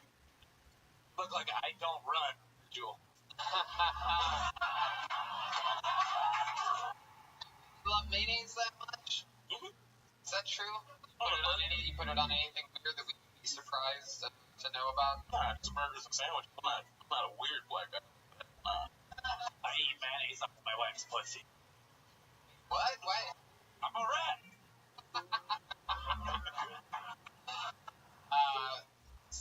So Kenny, has that ever happened where you actually sneeze while you're peeing? Is that a real thing, or is that something you wrote? No, it just happened last week. I wasn't holding my dick, and I was peeing and I sneezed in the morning. Yeah. Because I wasn't holding my dick. Were you sitting down? No, I was literally just like this. Just standing there. And not holding my dick. How do you have your hand in your pocket while you're peeing? How are you getting your pants full? I'm very confused by all. No, I go through the He would know. No, well, I understand what you can do. You're a rat. I got pause. Pause? Look at him. Kenny, Yes. were there any jokes that you had tonight that you really were surprised? I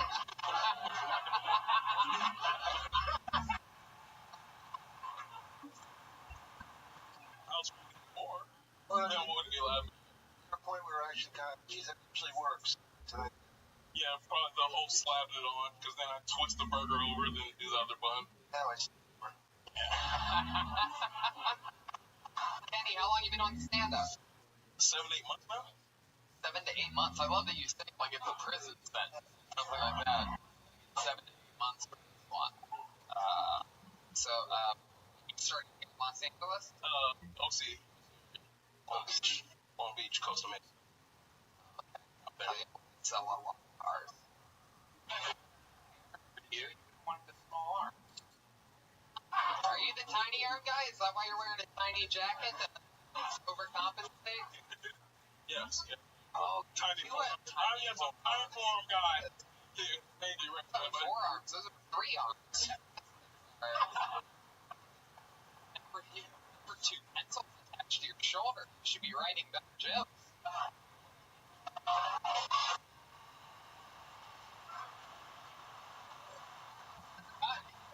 Tiny arms. He's wearing this floppy jacket. Jack. Police are like with black man.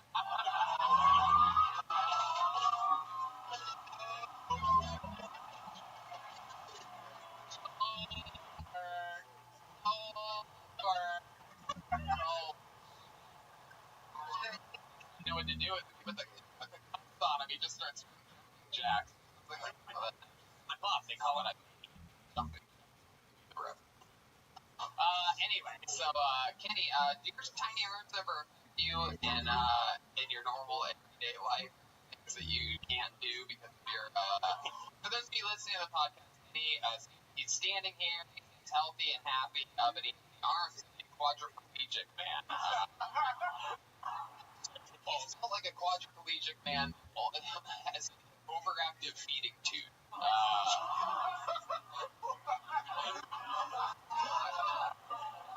Just holding a balloon for you.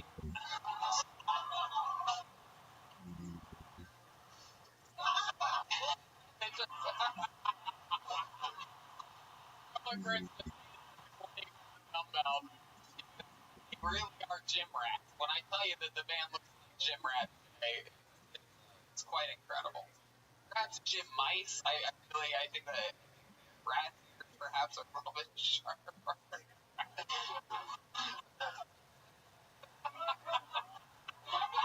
We spent $20 a piece, so it's like rats tonight.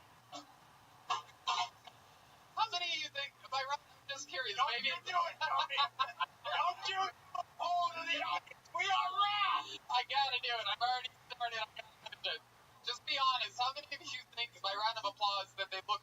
gym mice than gym rats.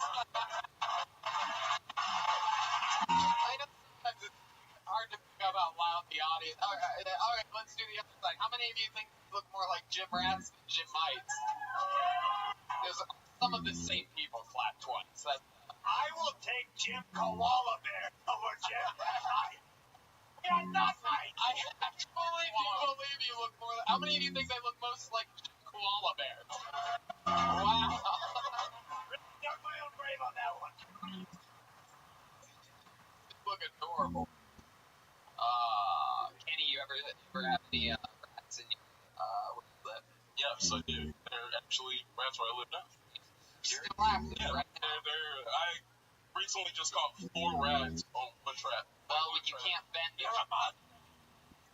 when you don't have the strength to bend the trap back, it's pretty hard to get them out of your head. 4 rats, really? On one, I have too many. Hundreds of rats. I try not to think. I haven't seen one recently, but like in the last couple weeks, I saw. You're running an Airbnb. You know what my favorite kind of genre of music is? What? Trap music.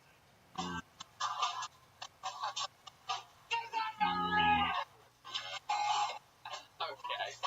Well, Kenny, you got the party started tonight. Nice to talk to you again. Fun times. Anything else for Kenny, guys? I think he has a great attitude. Yeah, he really does. Really a great sense of humor. 7 to 8 months in, you're right, jokes. You're doing it. Kenny Brown.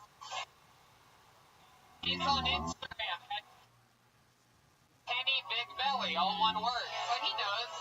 He knows he's a little bit chubby. He's Kenny Big Belly on Instagram. It's amazing how long a man can stay. He hung me. Wow. I fucking love it. You guys having fun so far? You get it? That's just an example.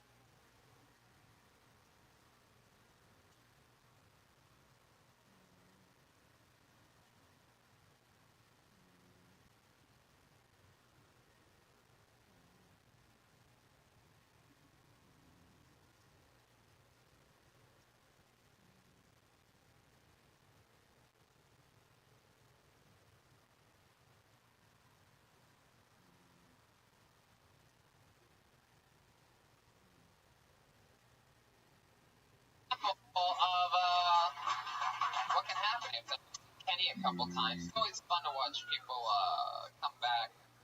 All right, this looks like a new name. Put your hands together for Daniel Magnet. Daniel Magnet. From the team.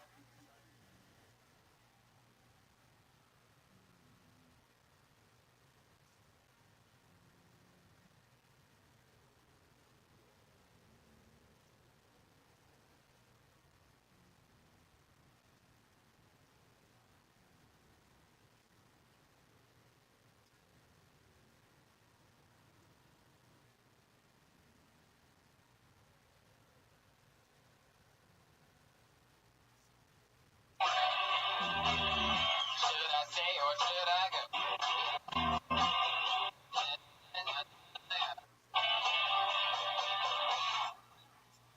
Hey, gang. When I was a kid, I didn't get vaccinated, but I still became autistic. So fucking checkmate, Jenny McCarthy. What's up, bitches? Cause at first, I don't have full-blown autism. I have Asperger's. That's like diet autism. Like, a lot of people don't understand what it means. They'll be like, so you're like really into trains? You can count real good, like Rain Man or something? Fucking no, it just means I won't make eye contact with you while I tell you everything I know about Steely Dan. Like, that's not... It's not a superpower. That's fine. Sometimes I watch incest porn, but just for the fantasy of having my father around. They try to make that stuff look not weird. They'll be like, it's a stepbrother and a stepsister. But, like, that's worse to me, because, like, now I gotta think about the divorce this family's going through. What the fuck? Thanks, guys. Fuck yeah, Daniel Mag. Welcome, everybody. We've seen you in this show. Yeah, something else. Oh, wow. Incredible.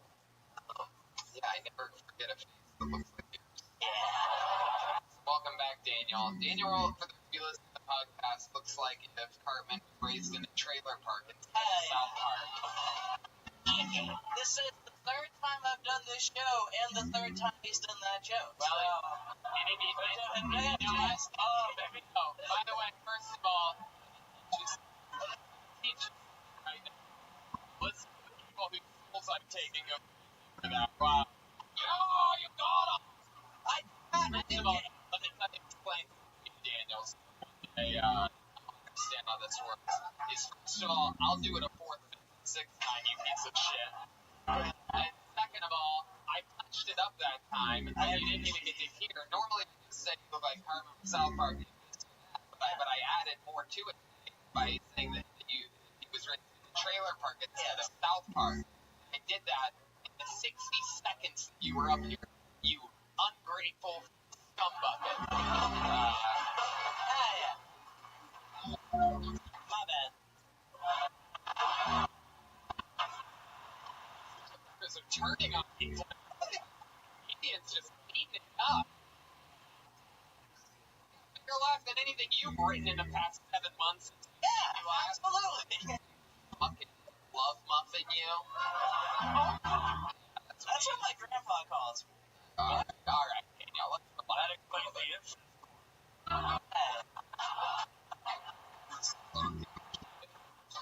Roasted by a fucking burning trash fire. Daniel, welcome. How much of what you talked about is All of it, for the most part. you like it? Are you No, not that part. No, that's a joke. But what's up?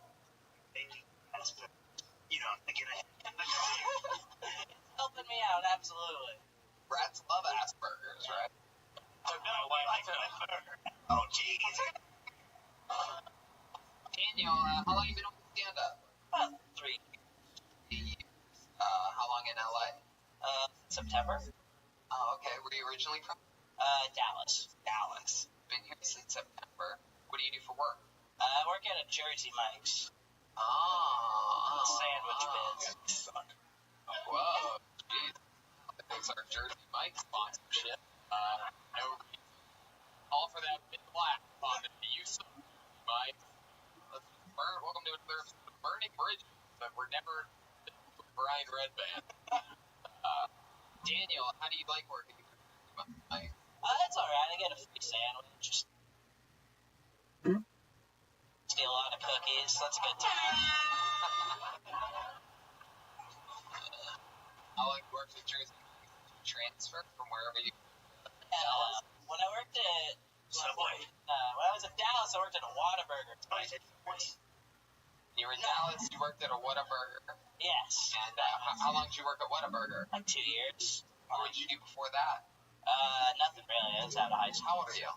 22. Wow, 22, and you're already in the mix, roasting the host back. Shit, I fucking like that. It's good. You have a huge fucking jump start, which is great. You probably can't jump. I cannot. I don't know when the last time I jumped was. I can't tell you. What do you do for fun when you're not doing comedy? Apparently rolling down hills.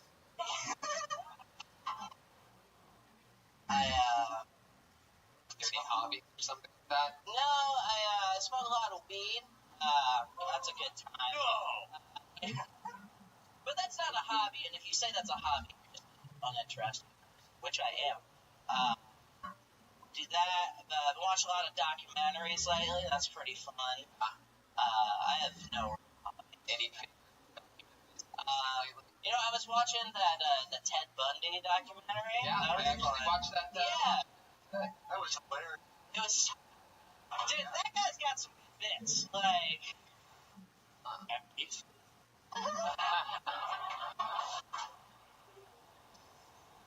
Right. Daniel, for a girlfriend? What was the last girlfriend you had? Well, that's a great question, Tony. Sometime in high school. Wow. I want to see Aphrodite fuck the shit out of you. I want to see a fucking blood moon eclipse tonight. Darkness comes over this orange substance on the fucking Will you? Sit on his face? You let Aphrodite sit on your face? Here on the main stage of the world famous comedy star? Look up there. Now hold on. Daniel, why don't you just lay down?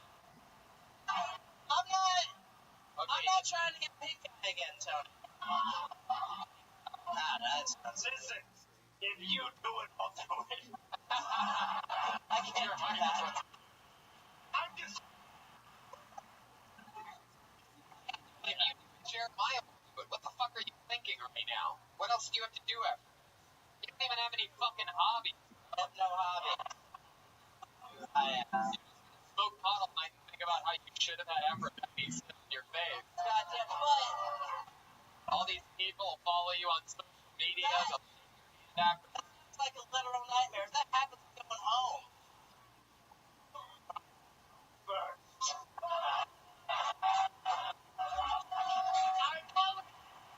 You know what, Daniel? Why don't you just watch the gym rat do it and think it over? I'm pretty sure Aphrodite's about to sit on Jeremiah's face, ladies and gentlemen. So, Jeremiah. I noticed that it. Ladies and gentlemen, make some noise for Aphrodite!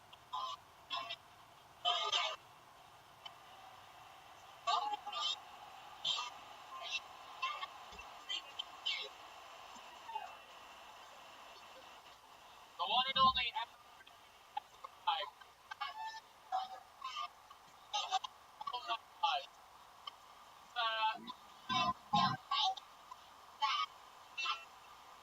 Alright, let's change the music a little bit. Wait, we've gotten word that Aphrodite can't literally sit on his face, or else. Oh shit! Hold on. Oh, she's using a pistol. Somebody getting world. Thank you for the costume. Wow, it's actually better. Oh my god. Well,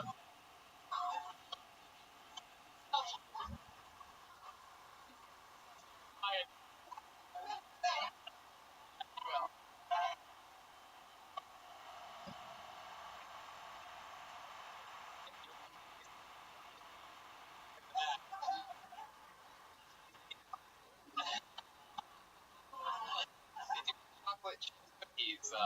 Well, Good shit. Daniel, what do you think? You wanna sit on your butt right there and have that?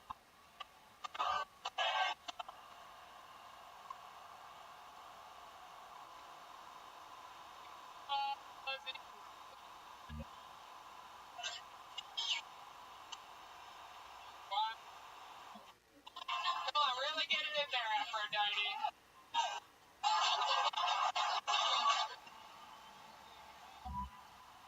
Hell, Tony.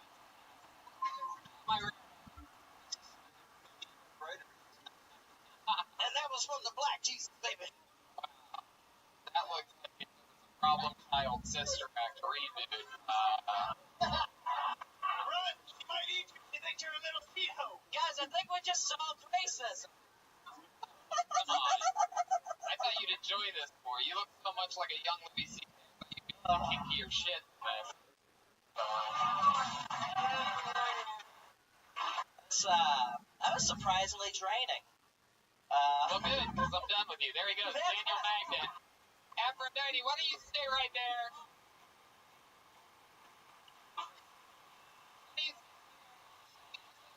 All the time and always being bar. Why don't you do why don't we get a brand new minute from Aphrodite? I was home last year to see the family. Don't ever go to the Midwest, y'all. Don't ever go. Motherfuckers. Mac was down there. I had a question.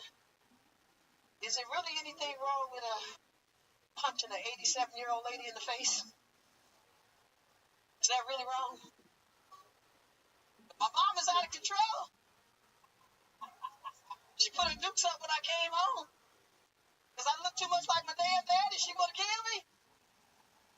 I said, Mom, I'm not him. I'm not him. She still want to fight me. She think I'm disgusting. She said my ass is too big. She had the nerve to tell me I could borrow some of her 87-year-old clothes. What the fuck is wrong with my mama? How the fuck I'm supposed to be sexy wearing 87-year-old woman's motherfucking clothes? Who the fuck is gonna fuck me? Oh yeah, sure. You know? So I'm telling you, it might be wrong. I'm going to jail. Next time she put a dukes, I'm gonna knock the fuck out of my mama. I'm sorry. There you go. Afro motherfucking Dighty right there. Thank you. Hell yeah. Maya? Yeah, why did she look like it's Hocus Pocus?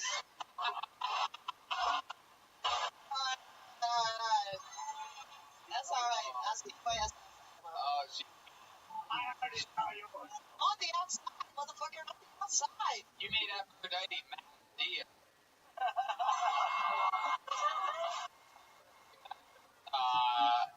Afro.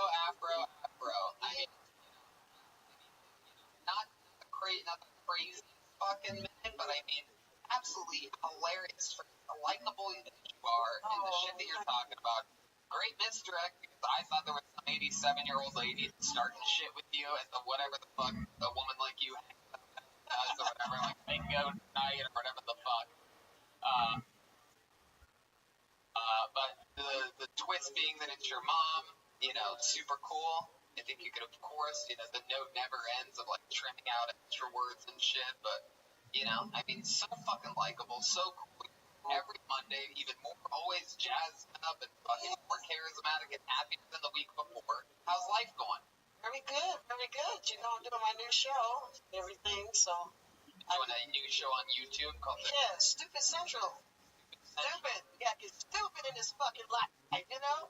Yeah. Makes no sense to be saying everybody else is fucking stupid. I love your goddamn spirit. I've heard it. How's your ass? My ass is astronomical, doing good, really good. The young men are touching it more and more. You know, I got selections, I got choices. You know what I'm saying? Hey. Christ. I have no No, idea actually, the what muscle man is back. The muscle man is back. The muscle? Oh, you're Yeah. getting your chocolate cakes. Yeah, it's the anaconda. Hell yeah. I like them big, fat, and long. How big is this guy? How old is he? How big is he?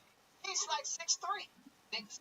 And black as Mr. fuck. Muscles. You can never see this guy in the gym. Black A as fuck. 6'3" black anaconda. I'm a big ass woman. I can't have no little skinny guy. I'll kill his ass.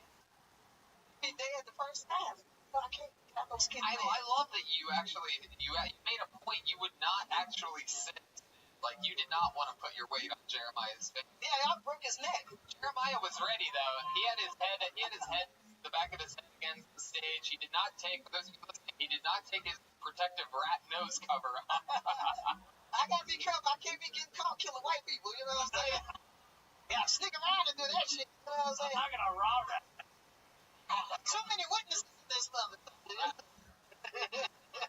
Afro, I fucking love you. I love your spirit. Thanks for always being part of the Yeah, show. thanks for being at the roast battle, And man. let me tell you something, that minute that you did, really, your pacing and your timing, and you're not making desperate jokes about desperate things that sound extreme.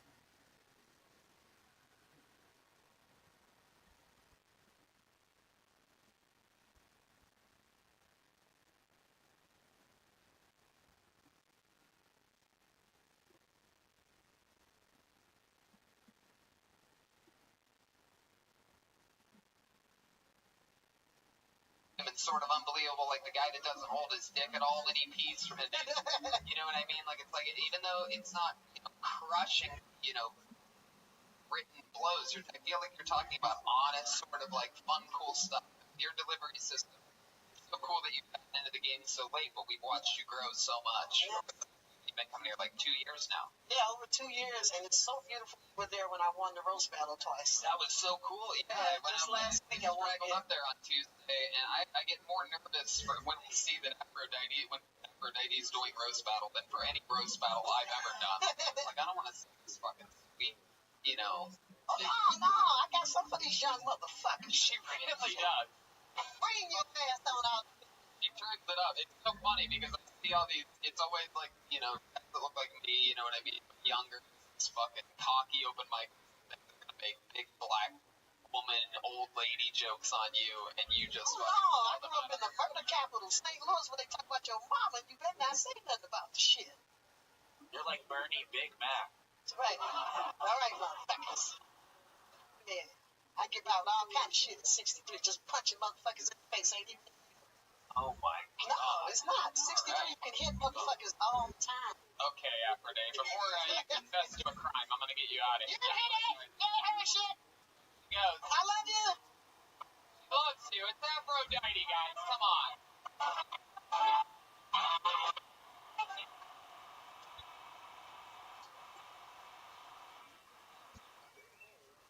How about one more time for Aphrodite? So she just special. Okay. How about Charlie Lopez? Let's get him up here. Charlie Lopez.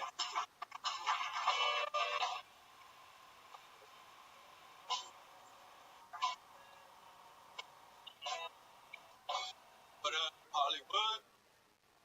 You guys believe in love at first sight? How about now?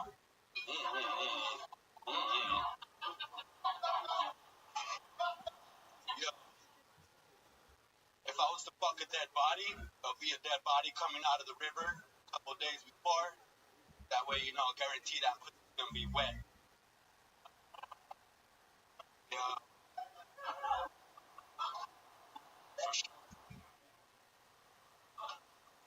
Right.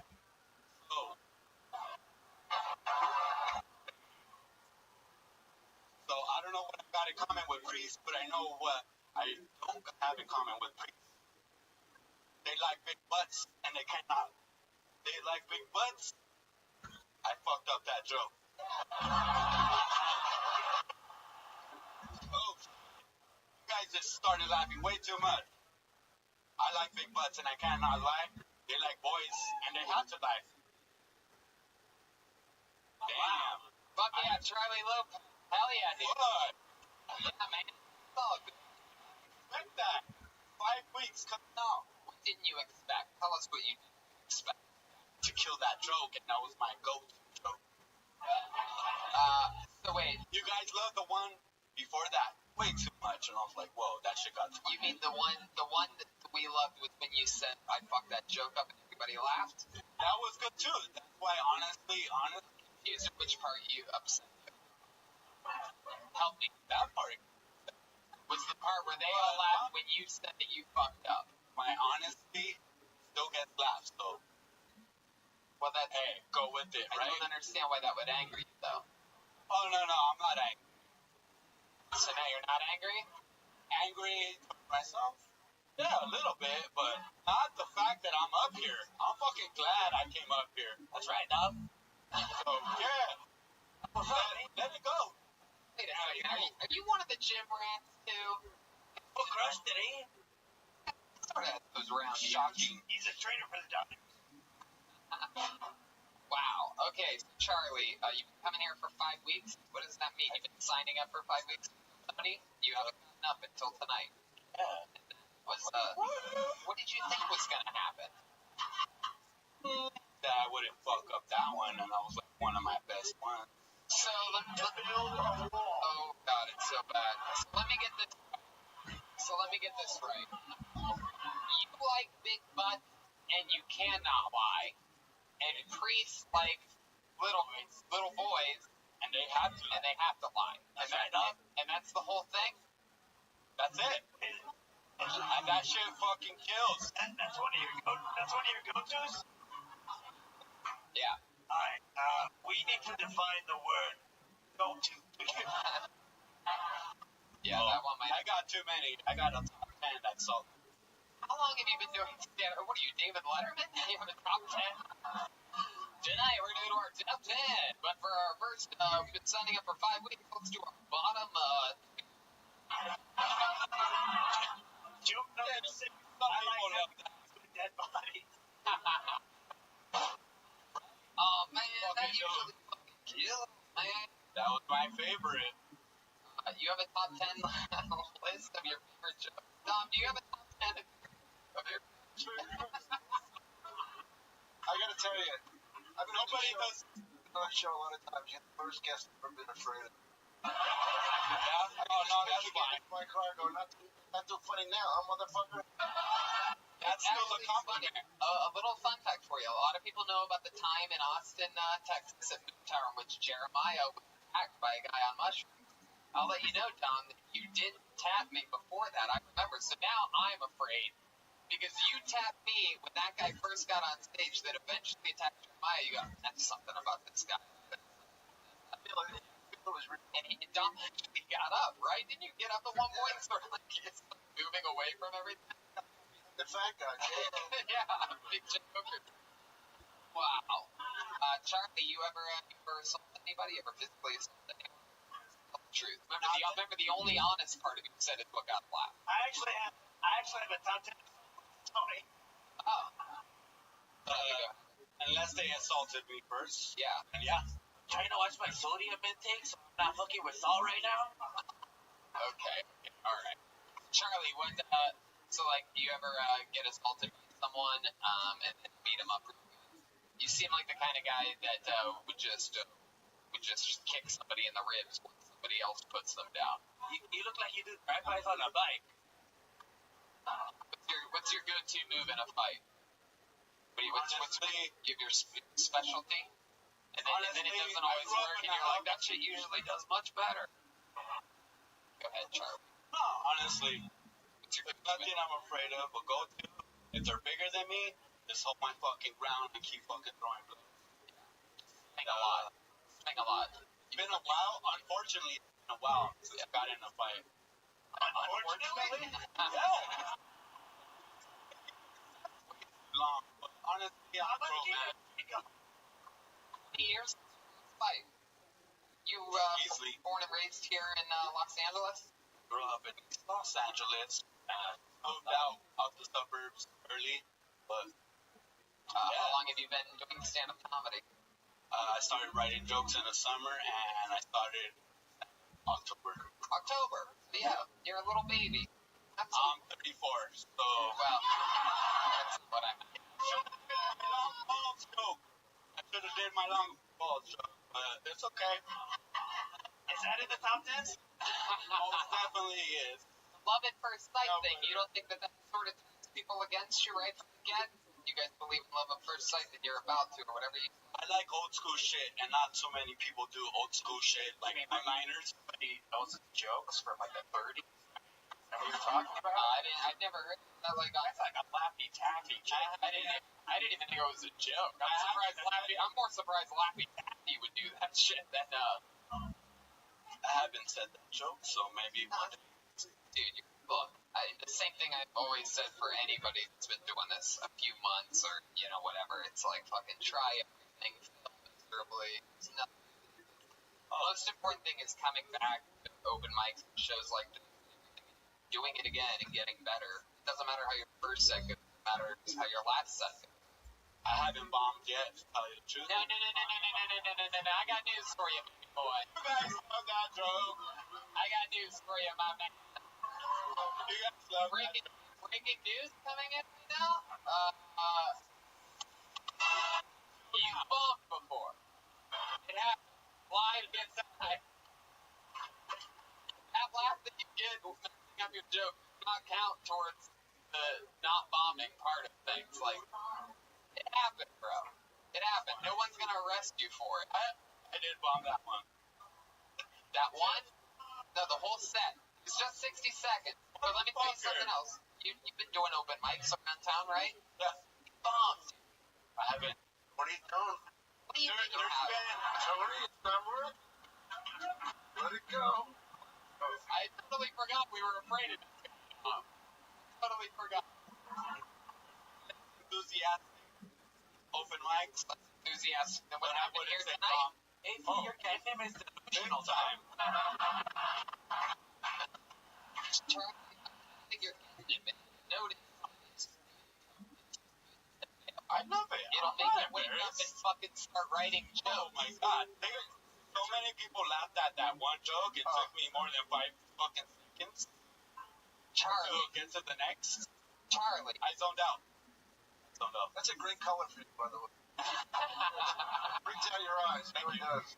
Alright, Charlie, we're gonna see you again. I think you're gonna sign up again, and I think you're gonna be on the show again. We're gonna talk But I have hobbies. I'm a fucking artist. I'm more interesting than so many. Okay, that's it. We're gonna. There he goes, Charlie Lopez. About it.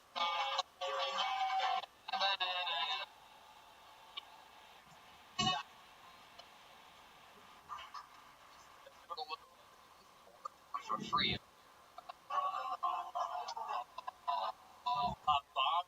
Right. On to the next one, like the JP one said. I pulled another name out of the bucket. Let's get Xavier Campos up here. Xavier Campos! Anything can happen.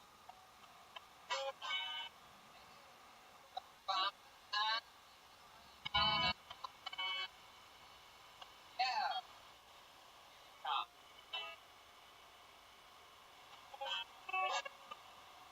That's fun. A little bit about me. I'm a twin comforter on a queen size. That way everything's bigger when I'm laying down on it. Ladies, fellas, it's like a life hack you can go ahead and write down. Put it in your back pocket and take home with you. Oh no. No, I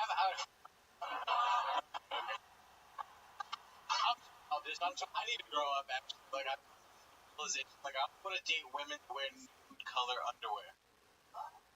Right? Is there anything more mature than like nude underwear with just like a little bit of lace on them? No. No way, I think not. Right? No, like that, no, that's the weird stuff where I'm like the laundromat. The laundromat is a fun place, right? The laundromat is the exact place I find out how far women are taking the whole animal print thing. Alright, there's nothing wrong with animal print, by the way.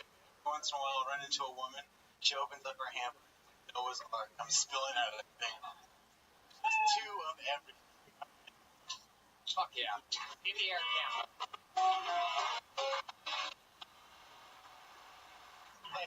Time on the show?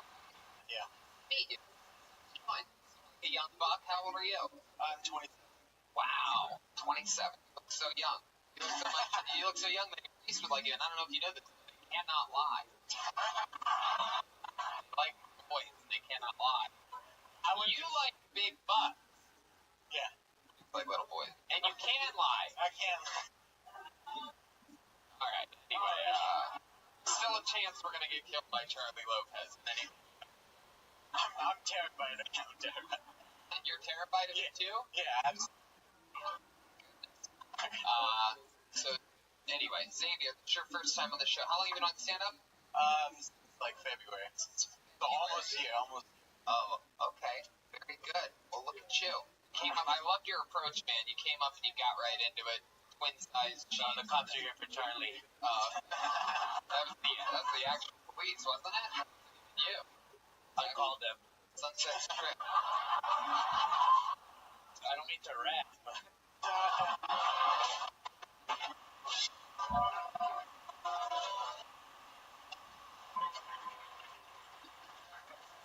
Tell us a little bit about you. You know. Oh yeah, so I started up in San Francisco. I was going to school up there. I can tell you something a little bit San Francisco about you. Very rarely do I ever bring this up. Sometimes people jog or run to the stage, and out of everybody that I've ever seen jog or run to the stage, you do have the silliest run I've ever seen. Yes. Very. It's like you were riding a horse. And I'm like, what is going on? It's like he came moving forward. He was also bouncing.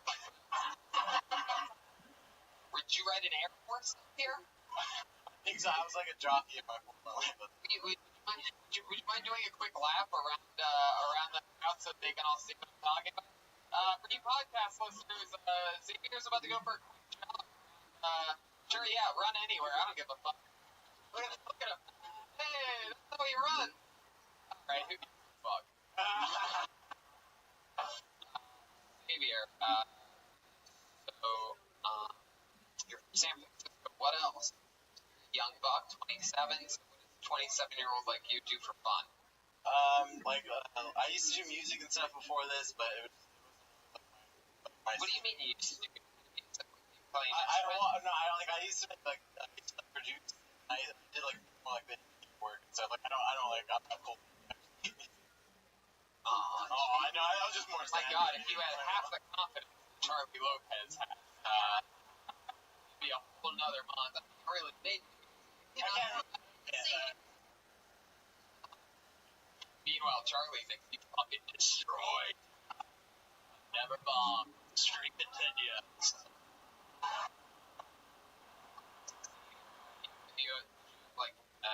Music that you used to put out there on SoundCloud or something like that. Can we listen to it somehow? No, I don't. Produce do you like samples and put them together? Works for something. I used to do that. And I used to play originals.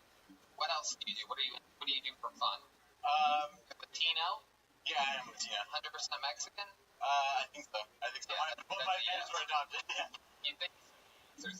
Absolutely. When's the last time you went to the gym? I don't think I've ever been to the gym. What'd you think you lived? Oh, I don't know. Not a lot. You've never? No, never. Do you know a guy named Jim? Even I know a guy named Jim. Yeah, you can Brian. The gym, they make the best noodles. Sweetie bar. Xavier, I mean, what do you do to stay healthy? I know you don't run in public. No, I don't run in public. I just try to eat. Fucking kill you if I saw you running like that. I just, I guess. What it would be? I don't know. I just like small portions. Like stuff like that. Right. Eggs. Xavier, tell us something crazy about you, like that we wouldn't believe. Some little fun fact. The day I moved down to California, I got 5 cops. They were like, "Oh, guy." Wrong guy. The day you moved to LA, you got beat up by 5 cops. Wrong guy. Yeah. Huh? Yeah, dude. My God, where was this? I was in high school. I was out getting. Then I went to buy a cheeseburger. I was paying for my cheeseburger on my head. Did you even freeze or anything? No, nothing like that. What do you? Yeah. Did you get a lot of money from them? I'm in the process. That's report on this. Hey, look at that.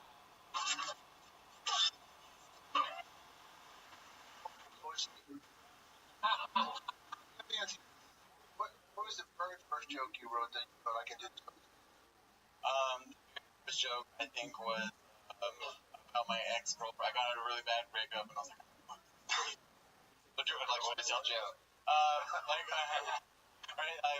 Nobody likes to get in a fight in a bad relationship. Likes to get a lot of this, get the front and back of the hand. I don't know if you guys are familiar with that, but I was fighting a magician. As you were method in my hands, and ta-da, something to fight about out of nowhere. In air. Still in your top 10.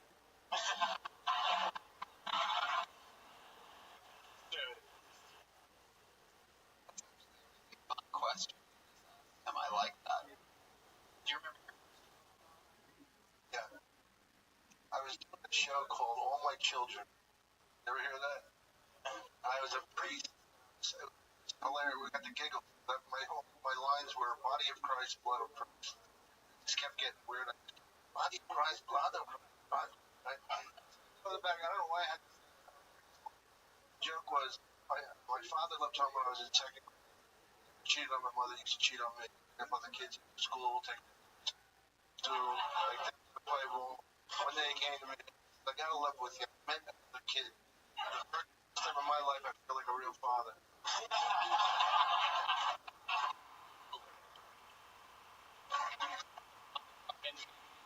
What's that, motherfucker? Well, congratulations and congrats on the year coming up here in February. And hope you sign up again to see another Yeah. There you go. Savvy. Xavier Campos. He's on Twitter at that's the letter 7. Check. Yeah. The old beat up by 5 cops paycheck. Charlie has impregnated 4 women while he's Why did he do that? he's Mexican. Oh. I can say that already. Alright. Let's see what happens. This looks like another new name. Makes me like Andy Van. Andy Van.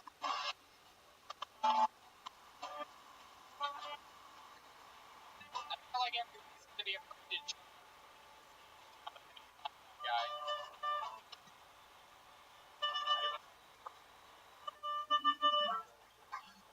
What's up, company store? How you guys doing? I know it may not look like it, but I do fuck. It looks like I write apps for a living. I get it. See it. No, I do. It's just sometimes girls say weird shit to me in bed. Like one time, this girl was on top, and she was an Asian, and she was like, "Oh yeah, give me that Vietnamese dick." First of all, I didn't tell you I was Vietnamese, so you nailed that one. I guess we're both nailing it. I don't know what the fuck she expected. There's only Vietnamese dick down there. I'm not gonna fucking surprise now I'm Indian. And I didn't like the fact that she said it to me like she was ordering off a fucking menu. Yeah, I'll take the Vietnamese dick. Yeah, I'll take it to go. Vietnamese always comes out so fast. You know? Or in my case, either it comes out too fast or way too long and you don't fucking want it anymore. I'm Andy Van, ladies and gentlemen. Thank you. There you go, Andy Van. Hell yeah. Fuck yeah. All right. Yeah. Andy Van, this is your first time on the show, right? Absolutely. For you, you're our first ever Asian and Down syndrome comedian that's ever been on the show. I have mild Asperger's, actually. Fuck yeah. So, Andy, how old are you? I'm 29. You're 29. Wow, yes, Fergal, I'm with that guy deep in the back of the main room with that wow. I'm not sure if they thank you or fuck you. Andy, I got bad news for you. You're about as oblivious as Charlie Lopez right now. I've never gone before. I don't understand why. Please go over to North Korea when you're dead. Wow. Come on. Right, this guy. So, Andy, how long have you been doing stand-up? I started really writing jokes like 6 months ago, but I had been to an open mic or two before, like a year ago. Oh, so this is basically, sort of, really your first time doing anything in front of a real audience. Yeah, I've done a couple of shows here and there. Just like you just didn't mention that when I asked you how long you've been on stand-up. No, but like 6 months, like starting like 6 months ago. That's when I've been doing a couple of shows here. Oh, okay. Yeah. Well, that's fun. And all here in Los Angeles? Yeah. What do you do for a living? Right now I wait tables. Oh, wow. But I taught high school for a bit, so yeah. But I fucking hate kids, so fuck. What are you teaching? High school biology. Wow. Tom, did you know your son did that?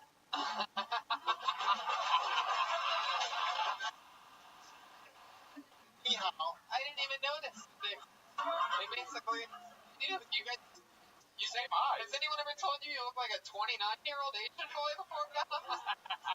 He was my dad, but he cheated on me. Fucked up. We're here now. Wow, it's making callbacks to everyone's show. Powerful Asian brain is at work right now. Remember everything. About to drop his recruit. And he set us up behind the heart. So, wow. Vietnamese, huh? Yeah. Is the restaurant that you work at Vietnamese? No, Japanese. Whoa, motherfucking race trade. How did Vietnamese family feel about you working at a Japanese restaurant? They don't like it. Sorry about it. With you close to your mom and dad? What was that? You close to your mom and dad? Yeah. We're pretty close. I try to call them like once or twice. Yeah. And what do they do? My mom is a pharmacist, Oh. and my dad is retired now. He got cancer, so he retired. Oh, what did he do?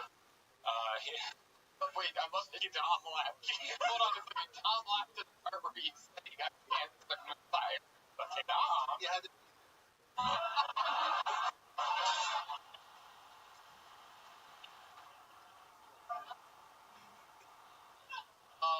What did he do before the cancer? He ran his own like electronics, like tech business. We're from the Bay Area. He's Vietnamese. Yeah. What kind of cancer did he get? Stage 4?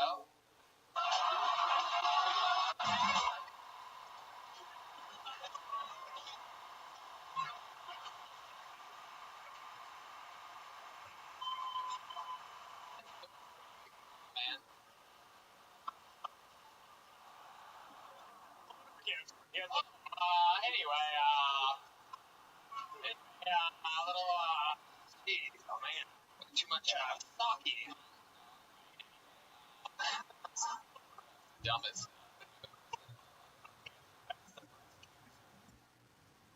Alright, at least it's not the dumbest thing that's been said on this episode, because there you go. Like an undertaker.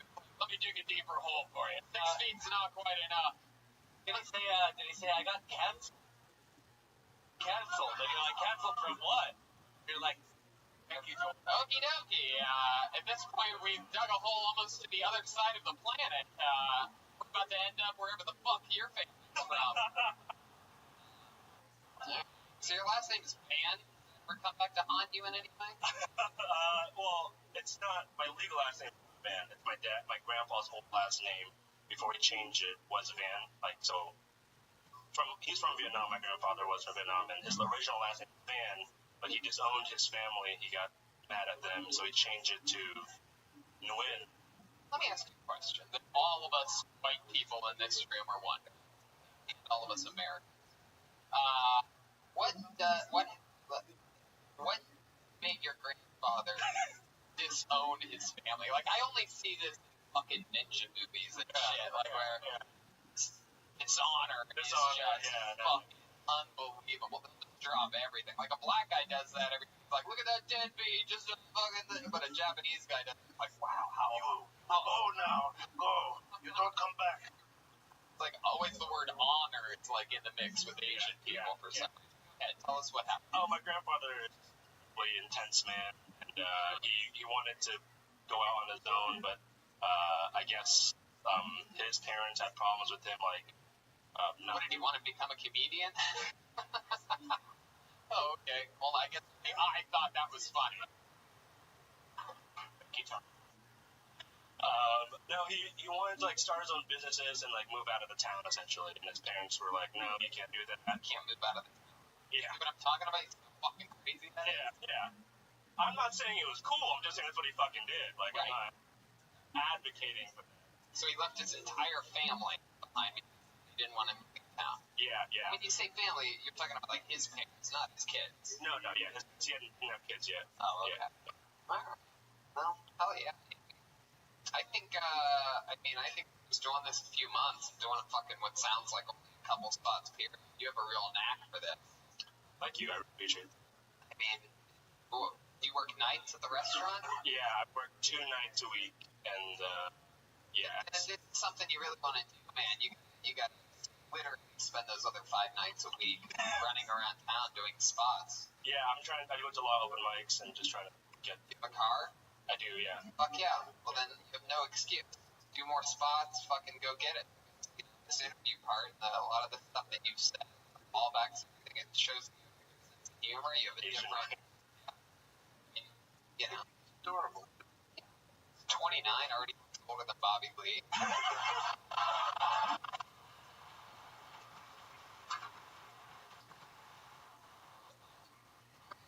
And well, nice to meet you. Thank you. Thank you, guys. Yeah, Andy Van.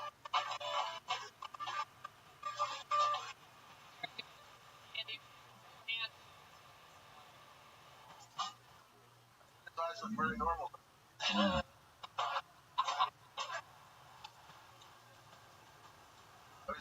I think Bruce Rose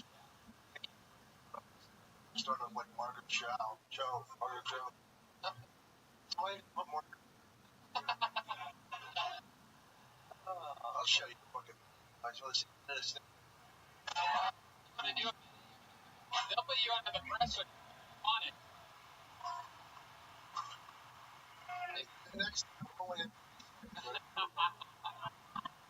All right, I pulled another name out of the box. Ooh, I do believe this is one of the founding members of the Apollo 13. This is very exciting. Neither, I don't think one of the out of the buckets. We started acknowledging them as the Apollo 13. This is fun. Here we go. Makes Jasmine Carter, everyone. Hell yeah, there she is.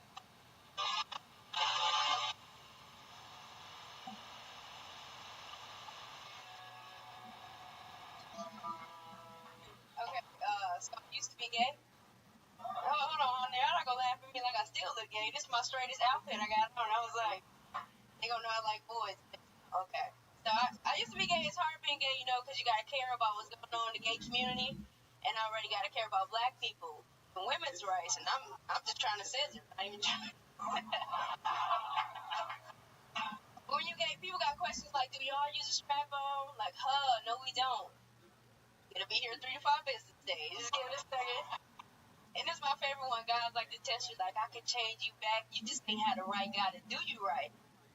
Like, yes, I have. That's exactly why I'm here. And he was white. And you know what they say, once you go white, you go gay. I don't make the rules.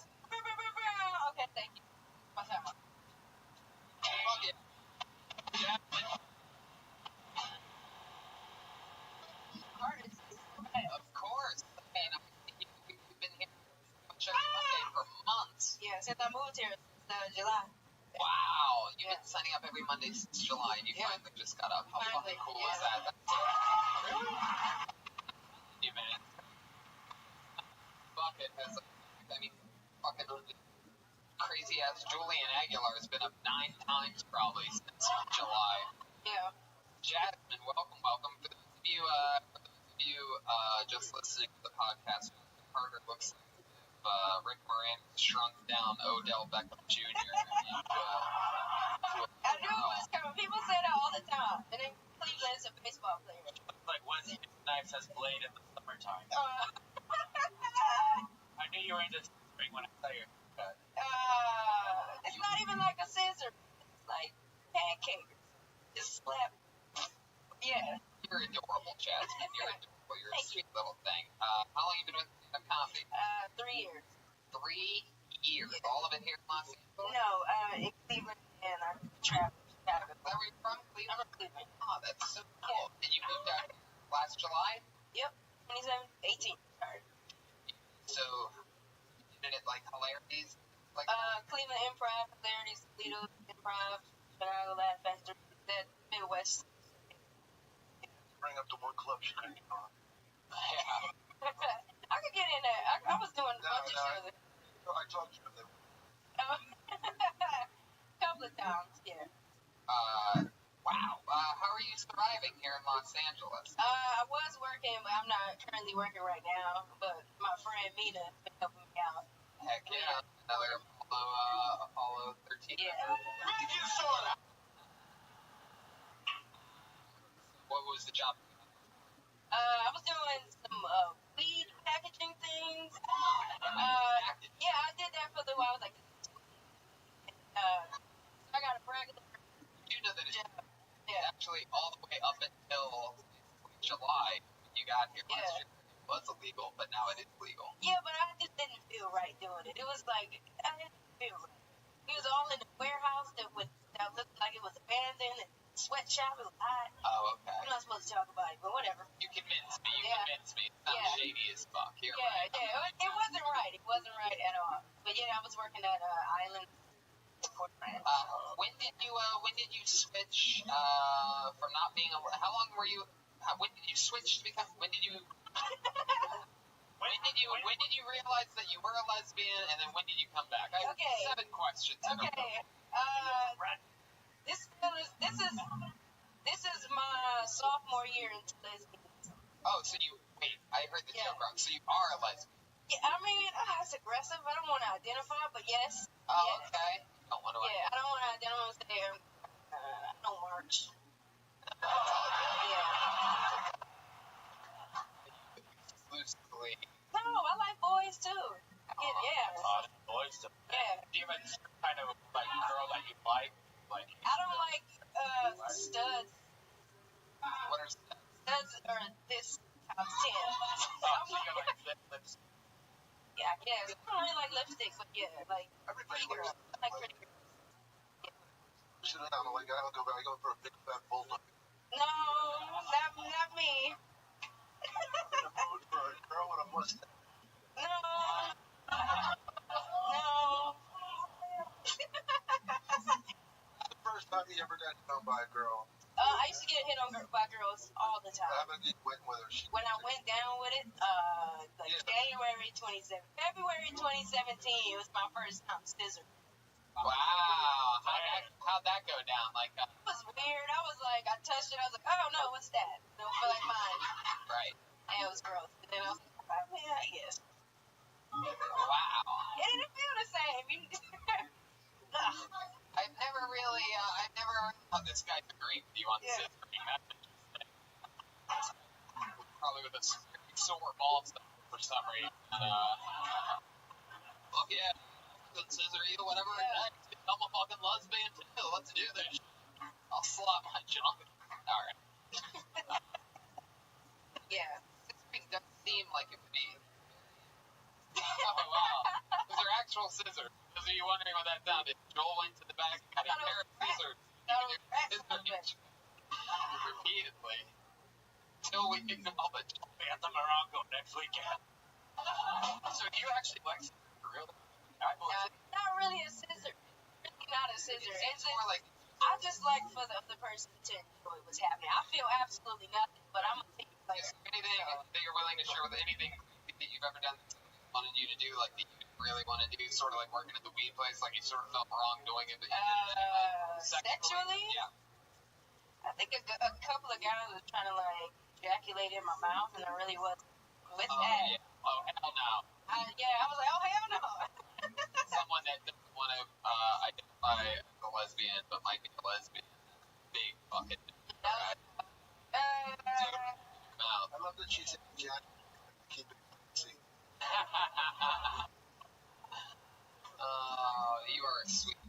Thank you. You do a lot of comedy for work with anyone fun or anything like that. I've worked with a lot of fun people. I worked with a couple of legends. I worked with Tommy Davidson. No. Worked with Tommy Davidson. Dang, what's his name? God, I'm drawing a blank. I've opened for a lot of people. I am nervous. I love the other Apollo 13 members. Donnell Rollins. I opened for John Witherspoon, Donnell Rollins, what's his name? Tommy Davidson, and Just Hilarious. Alright. I gotcha. Yeah. I gotcha. Trickle off a little bit. Yeah. I was just naming their most people. Sweet. Fucking keep working, keep killing it. Thank you. I'm so happy you finally got pulled out of the bucket. Yeah. And there she goes, Jasmine. There's more. Before that. On it. Jasmine.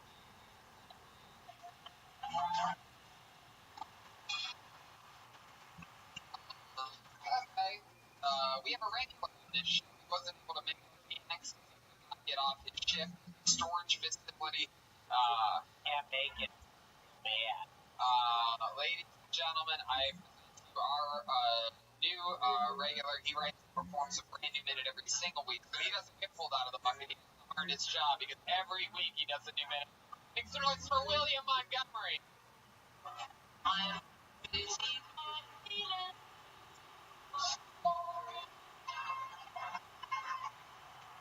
Was a amateur daredevil years ago. Everything was going good. Skate got caught in a sewer drain. When I hurt my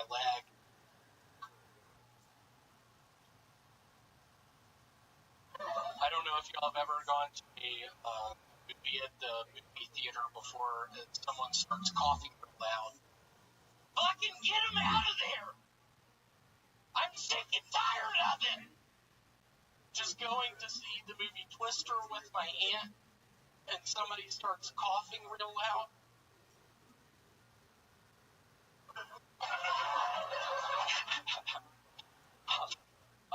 My apartment has this complex.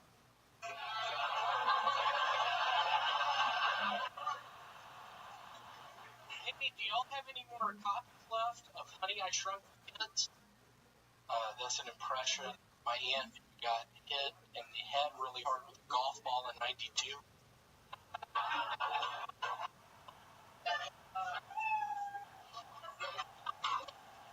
Yeah. Montgomery. How are you? How was? Oh, are you gonna take the question? Well, love it. William, can I ask why you look like an exterminator that just got jumped? Like, what's happening here? He's in a one-piece, what the fuck? I bought this in Wyoming. I was working at a gas station up here. We got, honestly, this is a true story. I end up, yeah, this is a good song for it. I end up one night after working at the gas station going up to my dorm room, and I open up the door, and it's 15 guys. One guy has a camcorder, and 2 dudes having sex with a girl. And I was horrified, yet I stayed.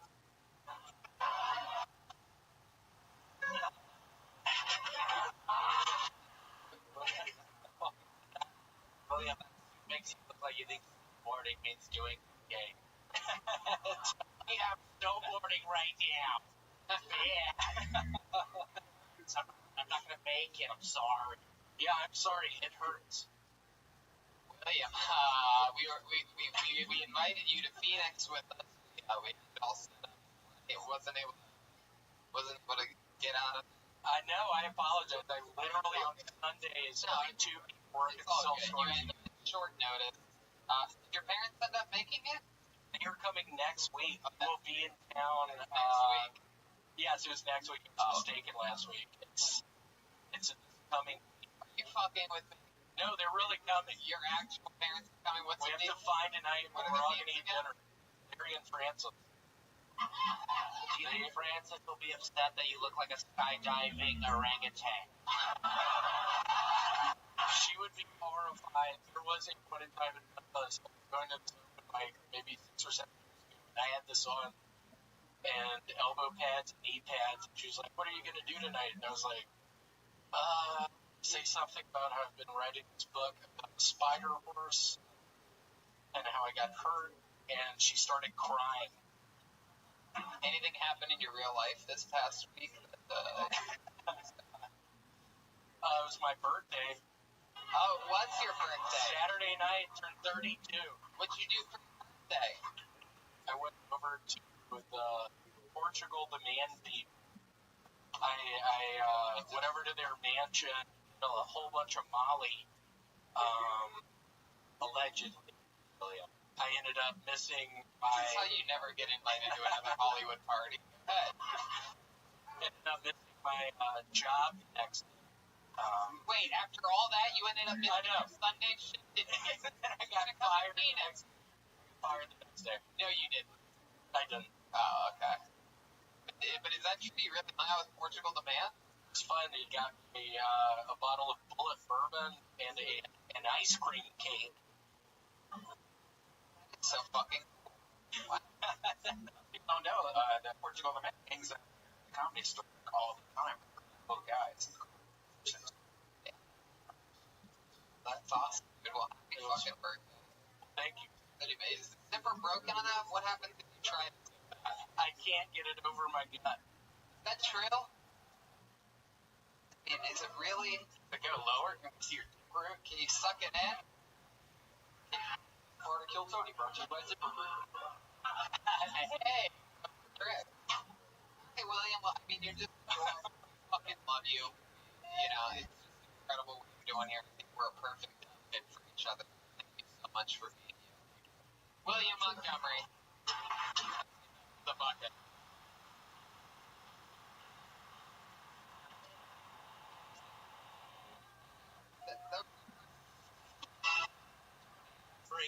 Uh-oh. Important, right? Just want to give a big. Okay, something in my instinct is telling me it's not, but no, it isn't. Guys, you're looking at the newest edition, the artist roster of Ludwig Drum. Wait, you? Yeah. Wow. Yeah, I want to Bob Henry. Wow. Joining Ludwig bottom for real.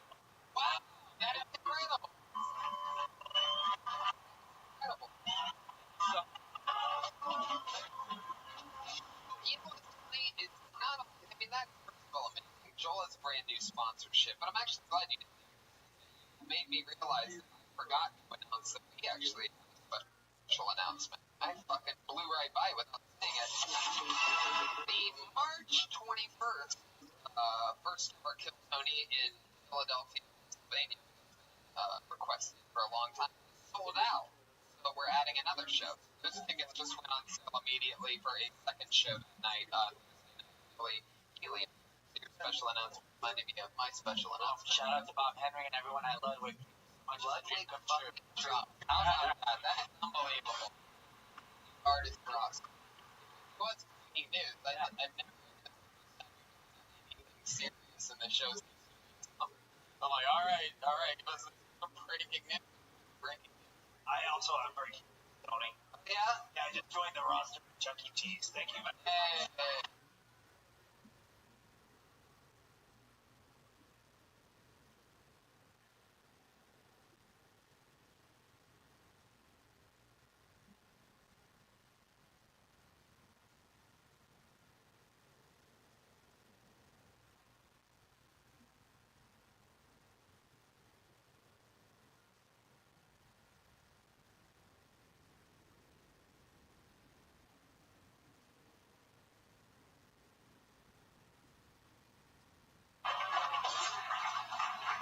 So much fun. Back to the bucket. What do you guys think? Should we do this shit? Huh? Sure. So, pick one. You pick one. Do it. Tom's got his hand in the bucket. That's it. And you pick two. Ooh, that's definitely a new name. I've never said this first name in my life. Osiris Henry. Osiris Henry. You put it back in there?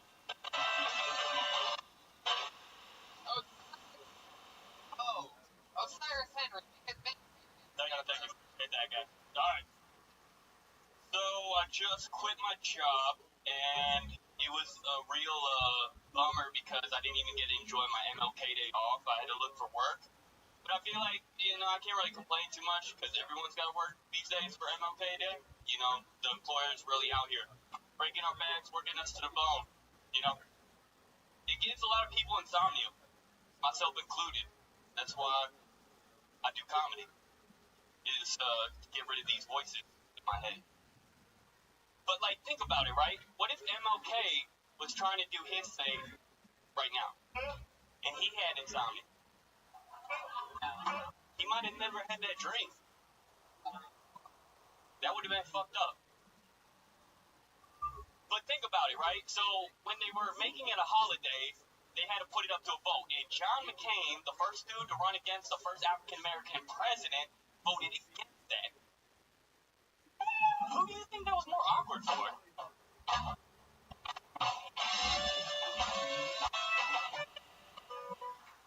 Wow. Your comedy matched what you look like.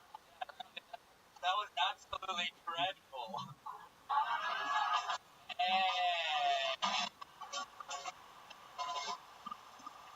Wow. Oh, that is gross. I'm alright. Those of you listening to the show, Cyrus is a tall white man with a trailer park beard and dreadlocks that seem to be of the albino nature. He looks like a deleted character from Mortal Kombat.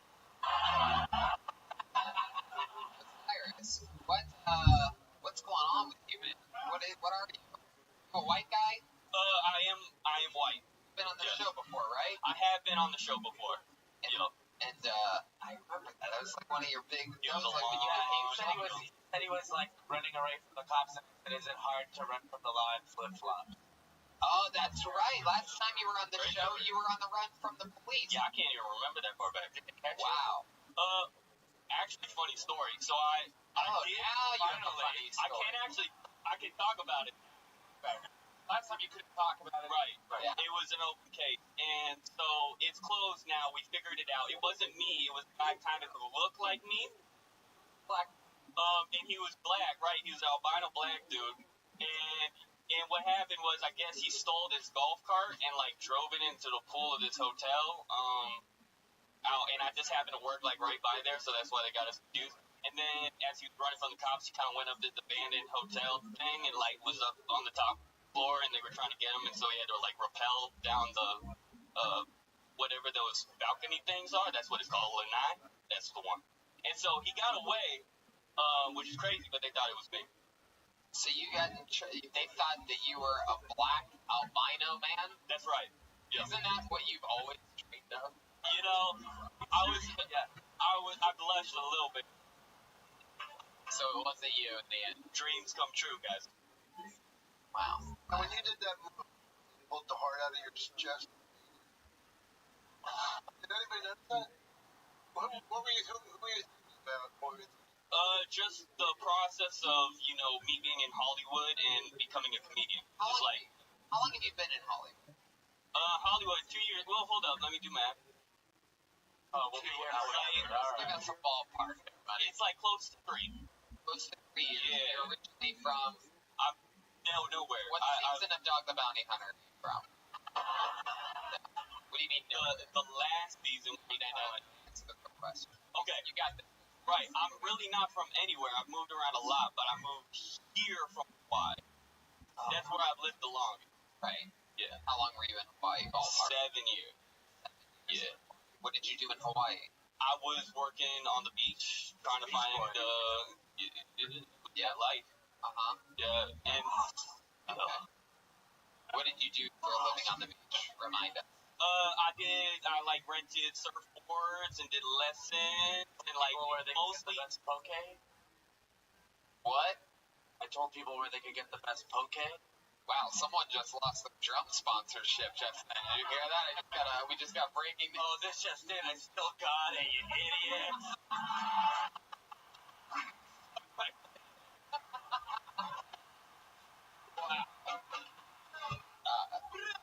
So, Cyrus, now that you're in Los Angeles, there's no beaches for you to rent stuff out at. What do you do? So, I was working at a school, and I can't talk about that because now I'm going into court again. The kid had it coming, huh? I can't talk about it, alright? Talking about you can't talk about it. I can't, it's an open investigation, and I'm not trying to... albino black guy with the teaching kids? I don't think they teach at that school, but... What do you mean you can't that talk wasn't about a joke. I can't talk about it. That's just how laws work. Something happened when you were teaching at school, and now there's an ongoing investigation. Correct, yeah. Did you get into a fight with a kid? Well, I didn't start it, though. So what you think wasn't me? The kid? Of course. You got to hit a kid. You got to hit.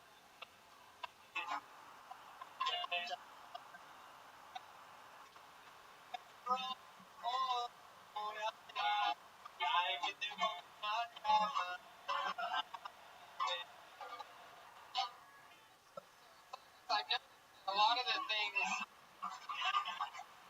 Hey, move it down. I smoke weed for the breakfast and for the dinner and for the lunch, and I have a pet steak. Do you have a pet steak? Good memory. Not anymore. I had to get rid of Tony. I do remember that. Those were He's not lying. California's real serious about that shit. Slap a kid with my snake, slap a kid with my snake.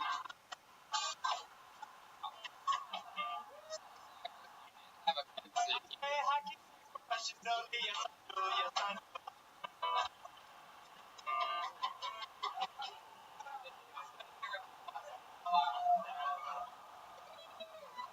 So Cyrus, you think Go pet back, snake? look at my head, on his be the best out of my.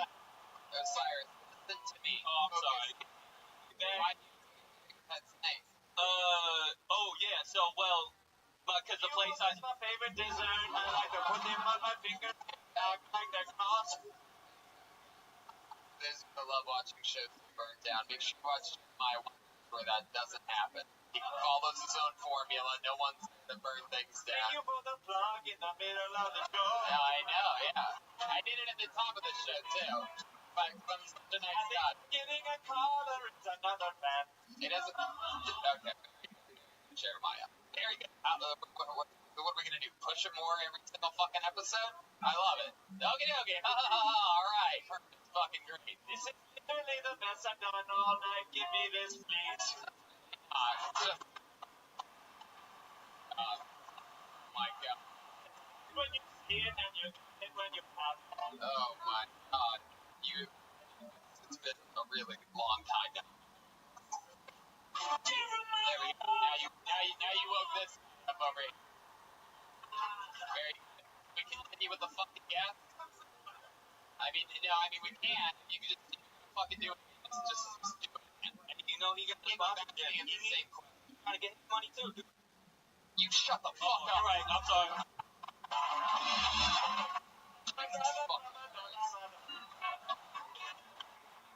Cyrus, what do you have to get rid of your pet snake? My roommate's dog, Thunder, is like, she apparently loves him and wanted... Is it my dog?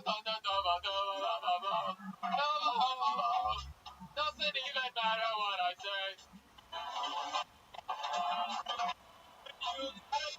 You got it. Now you got to choose or it's a big mistake. Oh my God. So what did the dog Thunder do? Well, nah, I mean, they just weren't playing well together, so I had to get him to talk about it. Wait.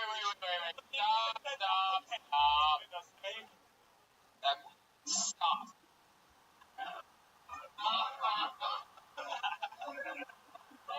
What do you mean the snake and the dog didn't play well together? It's just apparently one of those... If it's a small dog and it barks and moves a lot, the snake is going to try and eat it. It wasn't the snake in a fucking tank or anything. Where'd you keep the snake?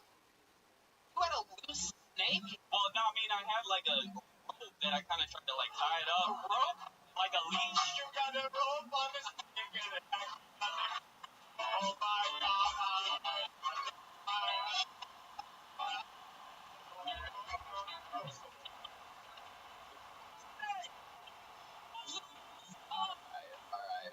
Let's keep this fucking moving along. I'm just getting started with you.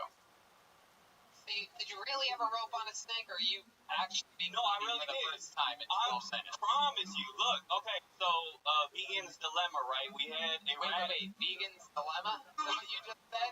Vegan's Dilemma? Vegan's Dilemma. Vegan? You're vegan? I am a vegan, guys. You're vegan. I'm just gonna check all the stereotypes of the white dude. Right. Yeah. It's also the name of your Mickey. Check this. Vegan Dilemma. When you have a rope on a snake, doesn't it just screw the hole? Well, that was most of the problem. It seems like something out of like a fucking Tom and Jerry cartoon, something like that. I don't eat beef, but I fed my snake a dog. So vegan, you have the snake and the dog, snake on a rope just slithering around the fucking apartment. Like, oh my God, you have two snakes? No, that's just my snake and the rope that it drags alongside of it. Snake on a rope is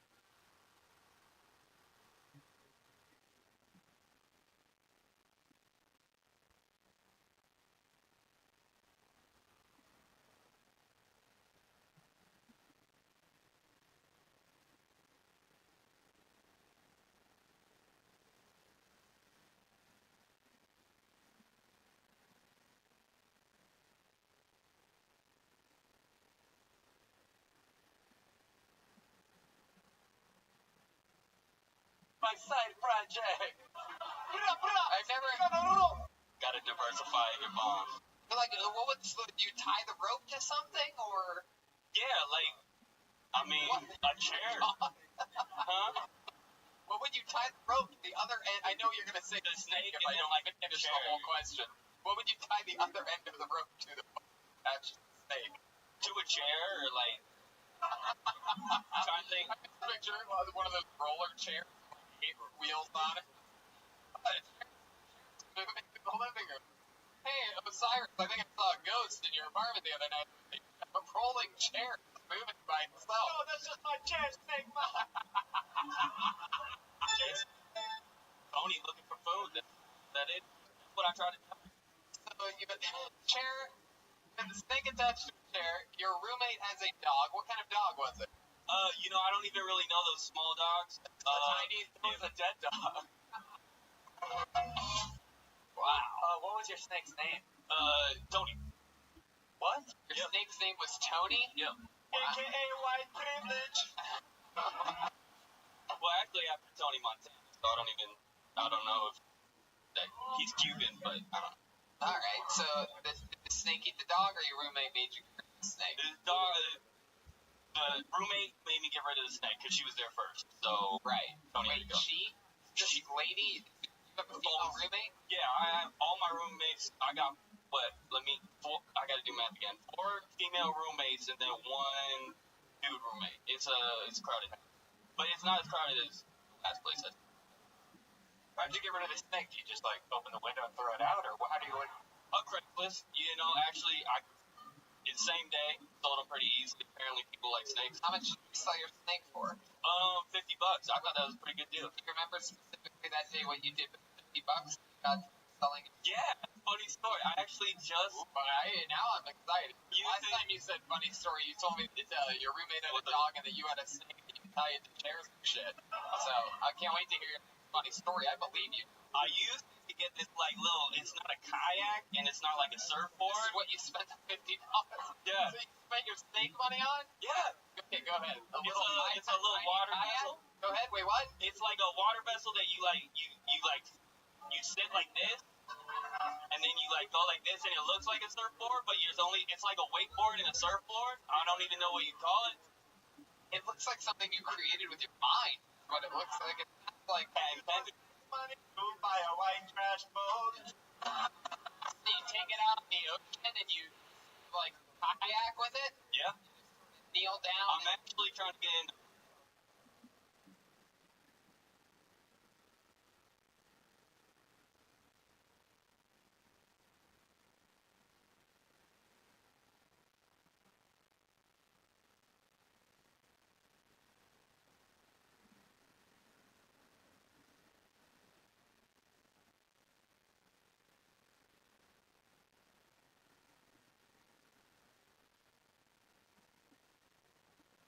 Piracy right now, so I need to get software piracy. I don't know too much about that. You're trying to become a pirate afterwards. Yeah. So because it's a tough job market right now, and there are a lot of boats down in Long Beach. So I figure if I get a ladder, I'm still gonna do that. Wow. All right. Well, what can I say? Other than it needs to be a lot. Acid's a great thing. Acid. Is that what you said? Well, I was just saying if you're looking for things to say that we want. Wild episode tonight. Yeah. Do you tweet a lot? Do you have a? Yeah, it's at Osiris Henry. Let's say that again. At Osiris. Oh, okay. At Osiris. Look me up. I'm pretty funny. I just started his page. Yeah. Started. It's a new page. I got 4 posts. Oh, okay. The one with the Ultimate Warrior is your avatar? That's a Snapchat filter. Oh, of you. Yeah. Actually, Bob Marley playing soccer. So you only have 1 post. You only have 1 tweet from January 23rd. Is that correct? It's Osiris Henry across all things. Yeah, that's just my first. I just made it. So you only have 1 tweet. Yes. I told you I'm not good at math, dude. Stop sweating me, man. Anyway, I'm sorry, I snapped. Not I really. apologize. Look, I'm sorry. It's not math. Yes, it's one twig in your twig. You don't even I'm know new to this, math. man. It's not even math. It's one. I got one twig. Take one dog for a roommate. It takes more muscles to frown than it does to smile. So whenever people ask me why I'm so happy, I tell them it's because I'm lazy. Aphrodite, I'm mad at you for laughing at that. That's what I call a white fortune cookie man. The whitest thing about you. Ooh, I mean, I'm pretty white. I'm trying to think what would. You said the least whitest thing about me? Really, you can just say whatever you want. Yeah, Whatever you want. Okay, here's the whitest thing about me. Yeah. Okay, so I got a lot of time on my hands, so I'm going on YouTube, getting lost in the rabbit hole, and I was watching a lot of carnivorous plants last night. It's kind of some deep shit. It's scary. Like plants. What did you learn? There's plants eating shit. Like, where's this dog eat dog world out here? I mean, but I kind of want to grow one now that I don't have a snake. Were you watching Little Shop of Horrors? No, it's like there's this one from California. It's called like a wasp thing, and like Yeah. you've seen it, and then you go in it, and the fly doesn't come out. Venus flytrap. Well, no, this is different. There's a California wasp thing that hangs like this, but a Venus flytrap is pretty cool. I'm actually mad. Plants are eating meat, and I'm a vegan. What makes you think? Cyrus, you are quite the character. Please sign up again. The longest I think we've ever spent on this. Thank you so much for your time with anybody ever. Hey, Cyrus, thank you so much, guys. what do you think? What do you think about this?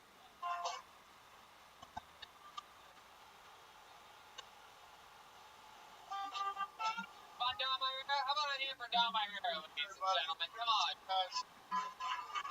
Draw. You did it. Look at that. That's you. That's me. That's fucking Goldberg. Cyrus is on Twitter. Cyrus. We did it again. How about a hand for the great and powerful Jeremiah Watkins, everybody?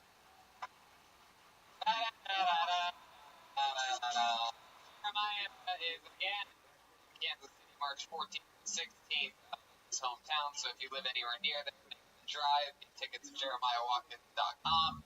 And make sure you check out Jeremiah Watkins. Brian Sickler on today's episode, correct? Yes, Brian Sickler. A lot of fun.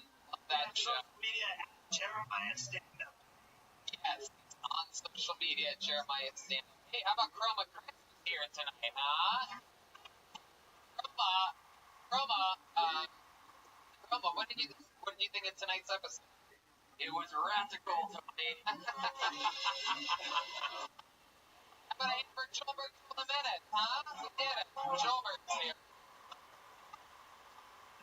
Thank you, Phoenix, for coming out. Also, thank you to Bob Henry and everybody on Ludwig Drums for looking for a king. Go check them out. I am so excited about that. You want to learn how to play, if I was doing stand-up right now, one thing that I would do is I would learn how to fucking rock the drums, and when Kill Tony came to my town, I'd fucking try to get the bucket and take the throne. Eat my ass, you losers. That's right. Joel defended his throne in Phoenix against the drum player. Out of control. You have to watch the video. If you're not watching all these episodes on YouTube, you're fucking big time. Go to KillTony.tv for the full episode guide with all the characters. Everything. Yeah, if you're looking to see what the characters were on each episode, it has it all labeled and well organized for you. Chroma, was there something else you wanted to say? Yeah. Shout out to Ben Lambden of Lambden Guitars. Check out guitars.com. And then we got Menchie Music with the sax sponsorship. All these guys got new instruments since becoming a Kill Tony fan. How fucking cool is that? You guys don't give a fuck. Yeah, buddy. People don't even care. I'm doing stand-up in Canada, by the way, February 7th and the 9th with Jeremiah Watkins featuring, and stand-up in London, February 18th to the 23rd at the Soho Theatre. Of course, we're doing stand-up the weekend after the Philly Helium Tonys, and go rate, subscribe, have viewing parties of this show, tell your friends about this show, explain to your boss why you're late on Tuesday morning that you were on the East Coast laughing at Tony.tv YouTube stream. You know what? Let's do something else fun real quick. Let's get Josh Martin up here real quick, ladies and gentlemen. Josh Martin is here. This guy has helped us with every single edition of this show since inception. Absolutely episode one. And this is the last night helping us produce the show. Josh, come up here. Come to the middle. Come to the middle. Get him, guys. Take this fucking kid. Josh Martin has set everything up. It's a hero on the show. We love him. Make sure you follow him on everything. Go see him live every single time he performs near your town. He's truly an unbelievable comedian. I couldn't be more proud of working with this guy forever. Damn monster. He's starting his own show, which is going to be a big live comedy show here at the Comedy Store. I'm on the first episode. Yeah, when is that again? It's like Cards Against Humanity. What? Help us out, Josh. Plug it. February 10th, live in the Belly Room at what time? 10:30. So 2:10 and 10:30. Be here at the Comedy Store. If you're a Kiltony fan, why not support our boy Josh Martin? Get his show kickstarted with some momentum. We absolutely love him, and I'm fucking serious. I don't go around saying that people are great stand-up comedians. Josh is the guy. I don't know if I've watched anybody grow in 5 or 6 years like I exactly watched Josh Martin do it. And so he's a fucking monster. You're going to see his work for the rest of your life. So you might as well be in on it before everybody else. So make sure you see him everywhere. Follow Josh Martin, subscribe, get a t-shirt. Why not? Once again, Down My Rear is in Vegas, February 4th and 7th, and New Jersey, February 23rd and 24th. DownMyRear.com for tickets to that, right?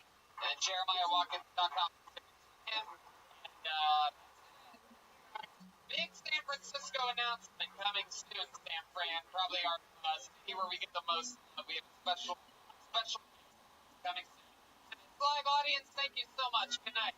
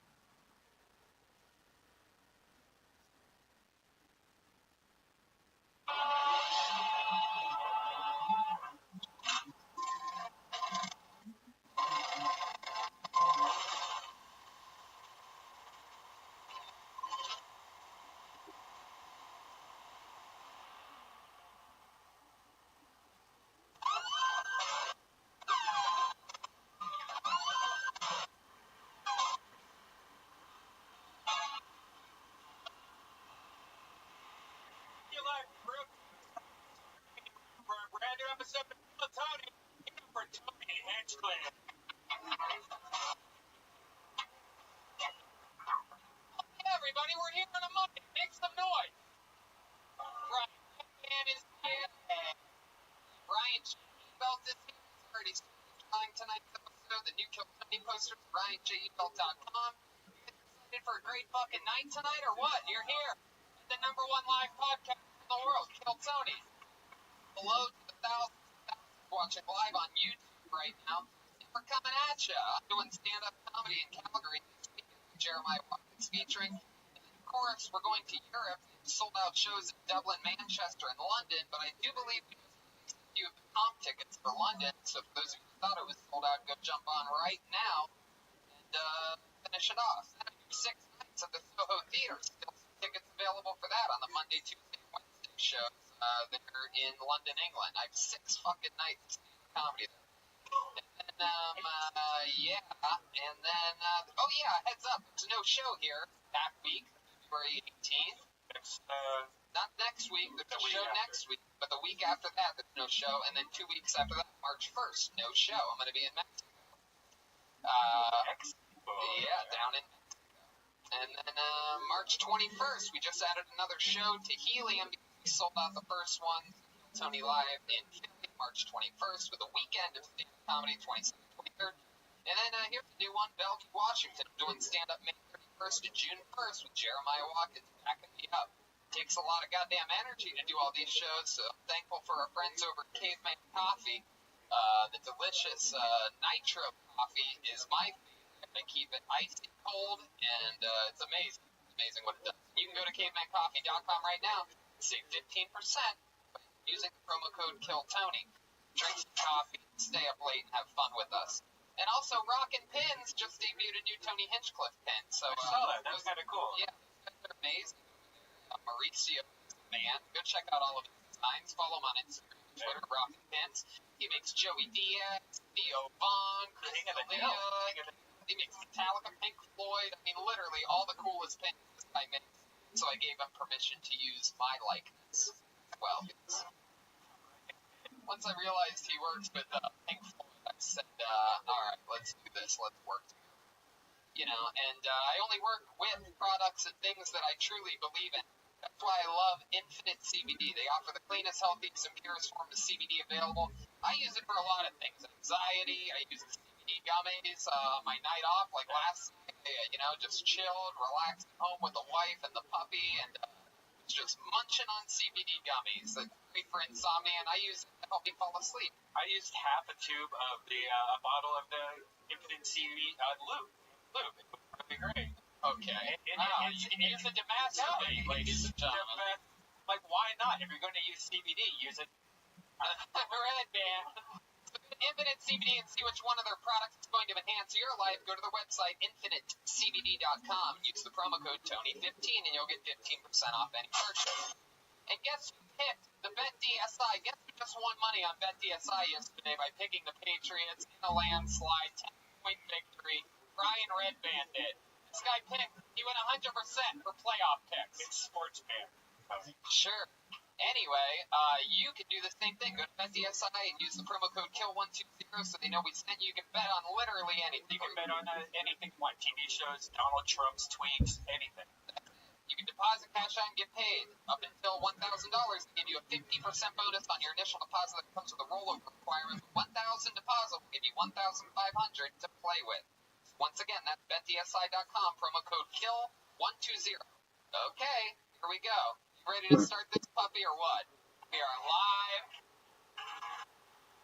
Guys, when I say I'm excited about this show here tonight, I fucking mean it. You know this comedian. This is his first time ever being a guest on this show. His 2019 Tell It Like It Is tour is about to kick off. You know him from his specials Harmful If Swallowed, Retaliation, Vicious Circle, Rough Around the Edges, live from Madison Square Garden, an isolated incident. When I saw this guy for the first time, I had just dropped out of college. I went back up in a depressed state to Youngstown, Ohio.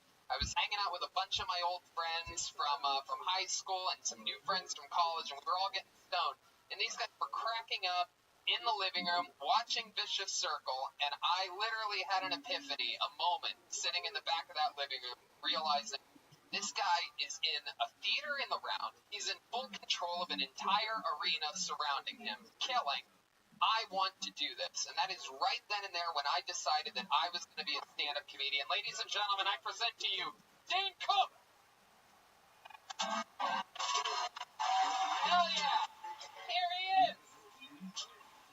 Real fucking deal. Dane Cook is joining us for the first time ever. This is crazy. I'm very fucking excited to be here. You guys ready? I want to say thank you, and I want to let you guys know I'm great. I'm in the best shape of my entire week. I'm super pumped about this. It's exciting that people get pulled out of a bucket and can talk to you and get some feedback from you. Because in a weird, crazy way, this whole thing exists because of you. I was so insanely amazed and jealous that you were making all my friends laugh while they were staring at a TV. Are you saying you're going to write me a check tonight? Is that what's Hello, Infinite CBD coming right at you. As many tubes as you want. They give you gummies, they calm you down, anything you want from Infinite CBD or Caveman Coffee for that matter. Actually, we only have nitro cold brew coffee. So if they make you anxious, use some of the Infinite CBD. If that mellows you out too much, have another sip of the coffee. We have never-ending cans. And so I'm excited about this. So let's jump right into it. We have a band on this show. Yes, we do. They're very goofy. They're wild. I never know what character it's going to be. Every week they commit to staying in character. Last week they were gym rats. So it was yes, they were guys that go to the gym a lot that had mice ears on. And I never know what they're going to be. Sometimes it's construction workers, newscasters. Let's see what they are tonight. They're going to be with us the whole show. They're the best damn band in the land. Make some noise for them. It's the Kill Tony Band. Jeremiah Watkins, Joelberg, Joel Jimenez, and Chroma Chris. Here we go. Oh! Wow! All right. It appears as though they are reggae. Oh, that's pretty. He's playing this. They're playing hacky sack right now. Jeremiah is shockingly good at this. Wow. So you guys are, I'm guessing you guys are, rope on a snake. Tony, doesn't the guy have a snake that he ties to a tree? Oh, wow. Hello. We remember you. You were the last comedian pulled out of the bucket last week. Osiris is from the island. Wow. It's great.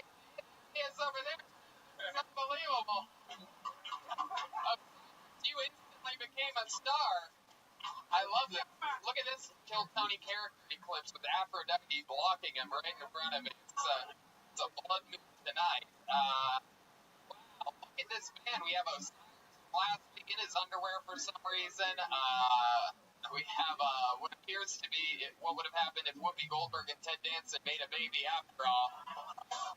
And then back here we have Joel Jimenez with longer hair. How's it going? That is a fair assumption. Okay, I'm excited about this. You guys are big A as fuck. My name's Skeeter. Brah, brah. Alright, Skeeter, I'm gonna write that down right now so that I don't forget. That seems to be a running thing. I forget your name sometimes, then you correct me forever. Shit. He's so high, he forgot his saxophone. His main thing in the band is, oh, here it comes. Hey, make some noise for David Deary, the new producer of Kill Tony. You might be wondering, hey, look, it's Josh Martin, but it's not Josh Martin. We got a replacement Josh that looks exactly like him, so we never get confused. Better speaker. So here we are, everything is in place, and here, the final piece of the puzzle is the bucket of destiny, ladies and gentlemen. It is for real. This thing is fucking jam-packed with names. Do we have people in a holding tank, too, or were we able to get them all in? I mean, absolutely, perhaps a record-setting sign-up for us. A ton of fucking names, at least 100 people signed up for the chance to get 60 seconds on the stage. If you don't get oh, well, you had fun, and maybe you learned a new thing that will help you in life. But if you do get picked, you get 60 seconds on this stage uninterrupted. You know your time's up. You hear the sound of a kitten. That means wrap it up then, or else you're going to bring out the angry West Hollywood bear. There it is. Indeed, there you go. Good enough. You guys ready to start this thing? We are live. All right, and here we go. Like this, your first comedian getting an uninterrupted 60 seconds. Could be anybody. Could be somebody's first time ever. Could be a veteran who's only killed on stage every time, and then he has a bad set. Maybe he has a great set. Ladies and gentlemen, your first comedian tonight goes by the name of Mark Quinn. Here we go. Mark Quinn. Wow.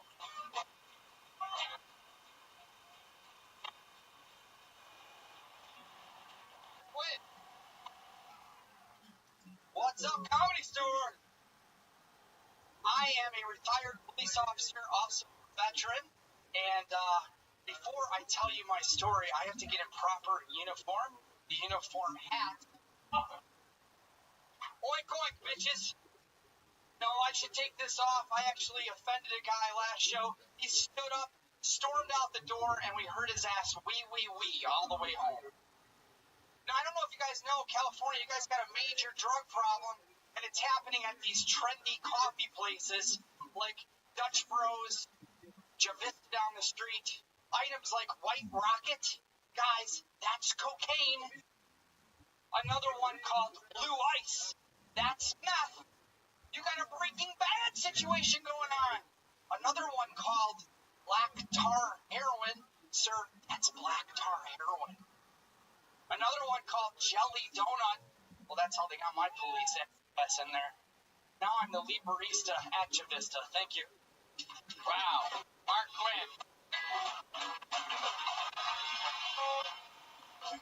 Quinn, former cop, huh? Yeah, my stage name is Jim Carrey, cop comic. Wow.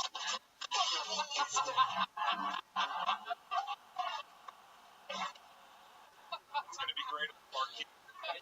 My real name. Former cop Quinn hat. Oh, come on. He's still upset because I arrested him for jerking off in a park 2 years ago. Don't be mad at me. Oh. Get registered. That was brown. Get registered. All right. What's the code for officer down? Dane said, what's the code for officer down? Yeah. Mark, that was, all that said, donut, because you fucking ate it here, tonight. How long, hey, Chroma Chris? I feel like Bob Marley should also shot the deputy.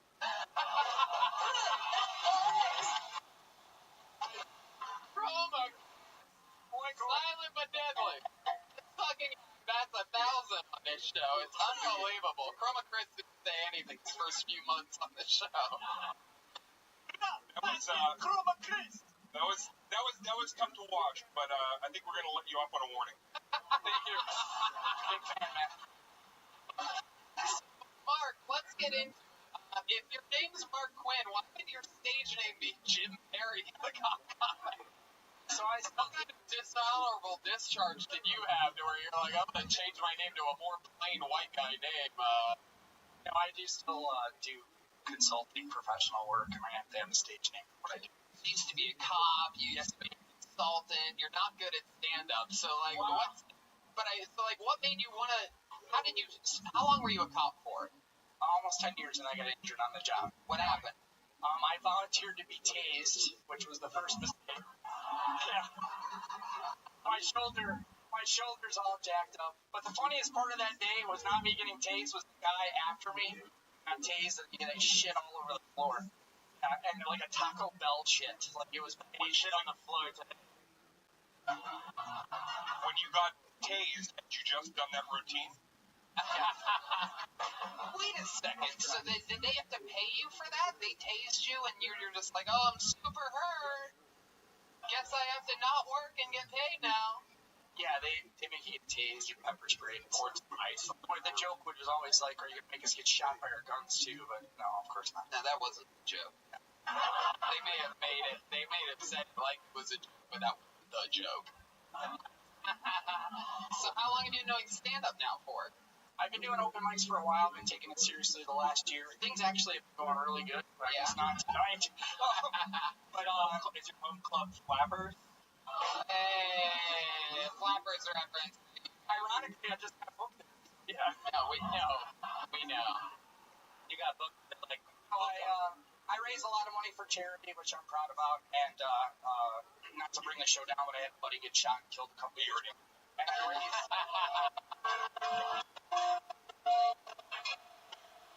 You had a buddy get shot and killed for what, a taser? No, he got shot on duty, and he's a lot of money for his foundation. I know. That's just sad. No, but things have been turning. I wrote a screen, some coverage, and I'm excited about. Hold on. The sound of comedians dying about you actually wrote a screenplay's got my attention. The evil laughs that come from over there. It's unbelievable. Screenplay! And You gotta open with that next time. You gotta say, I used to be a cop, now I'm a comedian, just wrote a screenplay. also doing a YouTube thing with Jim comic. I love it, man. I didn't do well tonight. I guess I'm sorry. I love it. No, it's okay. I'll go get it done. Mark, there's no apologizing here. I'm a big fan, though, man. What you do for comedians, though, in all reality, is awesome. Thank you. Well, what you do for police officers is embarrassing. So, I mean, I'm glad that we can. You got tased and fucked up your shoulder, man. I don't even understand how that happened. Give him the jam. I think the one thing to listen to, I mean, like you play it back, and I'm sorry if you play it back. The big thing is how you present your jokes is unnatural. It's 80s comics, like they used to do that kind of shit, or cruise ship comics, what they're, called. Maybe try your material next time, just more like yourself. Were you ever funny while being a police officer? Did you ever have, fucking literally a captive audience, you know what I mean? Just in the back of your car, like, hey, why did I cross the road? Because we're breaking the law, huh? Something like that. Did you do anything funny while you were being a cop? Yeah, I mean, I've some stuff that was funny. Yeah, like what? Hey, fast you were going, me neither. Get out of here, buddy. More witness stuff that was funny. That's a lot part of my material and stuff. Like what? I had a guy one time that he faked a seizure when I pulled him over for speeding. Yeah. And That's what you do when you have shrooms on you. yeah. So he literally, when I pulled him over, he said he was diabetic, and then I was writing the ticket. I look up, and he's actually faking a seizure as he's there. He's stopping, picking up his head, looking to make sure traffic is clear, and then back to seizure on the ticket. I still wrote him a ticket. That's called the legal search and seizure. Hey, Joelberg's in the house. Look out. I gave him a little coupon on the ticket. Wow, there it is. There's another example of you know what? Just for that one, we're gonna. Who wants to see him get tased here tonight, huh? Anybody have a taste? All right, Mark. We're gonna let you off easy this time. We are? Anything else? Yeah, that was easy. There's a 911 call of him dying. Yeah, but you got the show started tonight, and I'm glad you got pulled out of the bucket. Congratulations, dude. There he goes. Mark Quinn, everybody. Mark loves football, 273. Hell yeah. He got to grab his piggy. Forgot about the figure. Nothing sadder than having to grab your pig ears before heading back to your seat. There he goes. Oh, he's leaving. He's not even going back to his seat that he was sitting in. Wow. He's going all the way to the trough. Come on, one more time for Mark Quinn, everybody. Not easy to open a show. No, it's not easy to open a show, especially with his jokes. Not easy. All right. You guys get it now, right? You having fun? Anything can happen. Next week might be you signing up. Who knows? Make some noise for Ryan Oganoff. Oganog? Ryan Oganig? Oganog? It's horrible. Ryan Where is this guy? Is that him? Nope. What? Oganog. If his name's Ryan, that'll probably be enough. Ryan Oganoff, please report to the front desk. Nope. Really? Wow. Steve. All right. Here he comes. All the way, buddy. Come on up. Oh, no, we know this guy. Ryan Oganoff. You black guys are so lucky. I would have my ancestors go through slavery instead of one of those penises.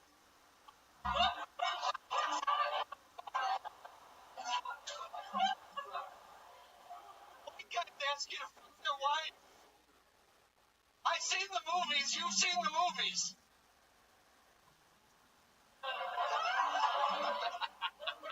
I'm Irish, okay? Irish people don't have big penises. You Irish guys know what I'm talking about.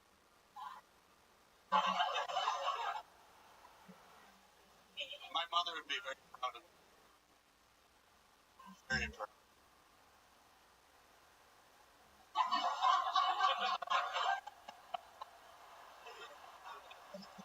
Mom, this one's for you.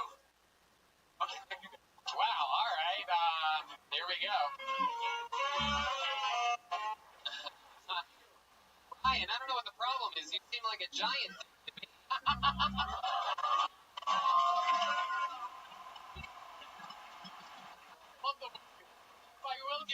I love the way you ball. It's like you remind me of like if Tom Hanks hit in the head with an aluminum bat or something like that. You seem like you're having the time of your life up there. White guy, you wanna be fly in a cosmic sweater, that is why I call no. Oh, no.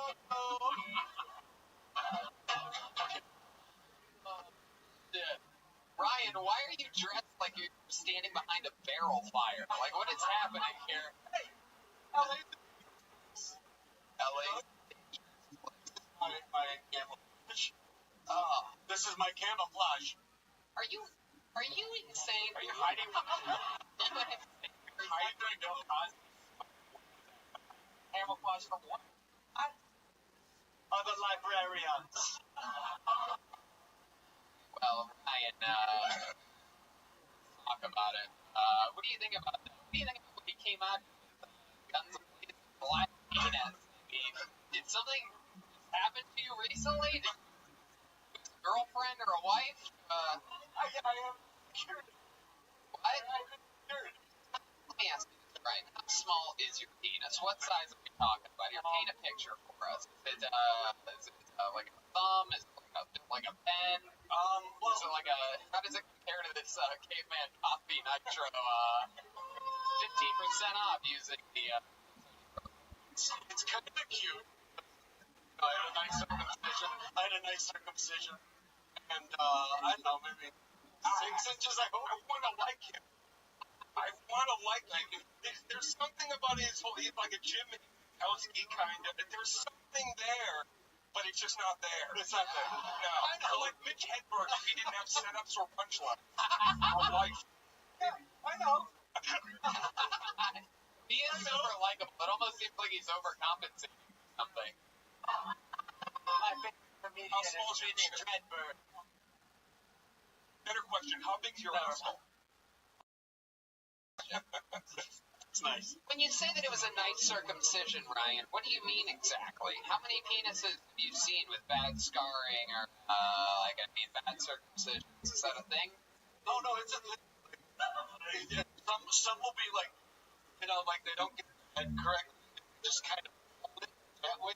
Like it's just one. Where are you looking at? Like message boards you're looking at this? No, I hang out at the gyms. Hang out at the gyms? In the gyms. There's gym. How many gyms do you go to?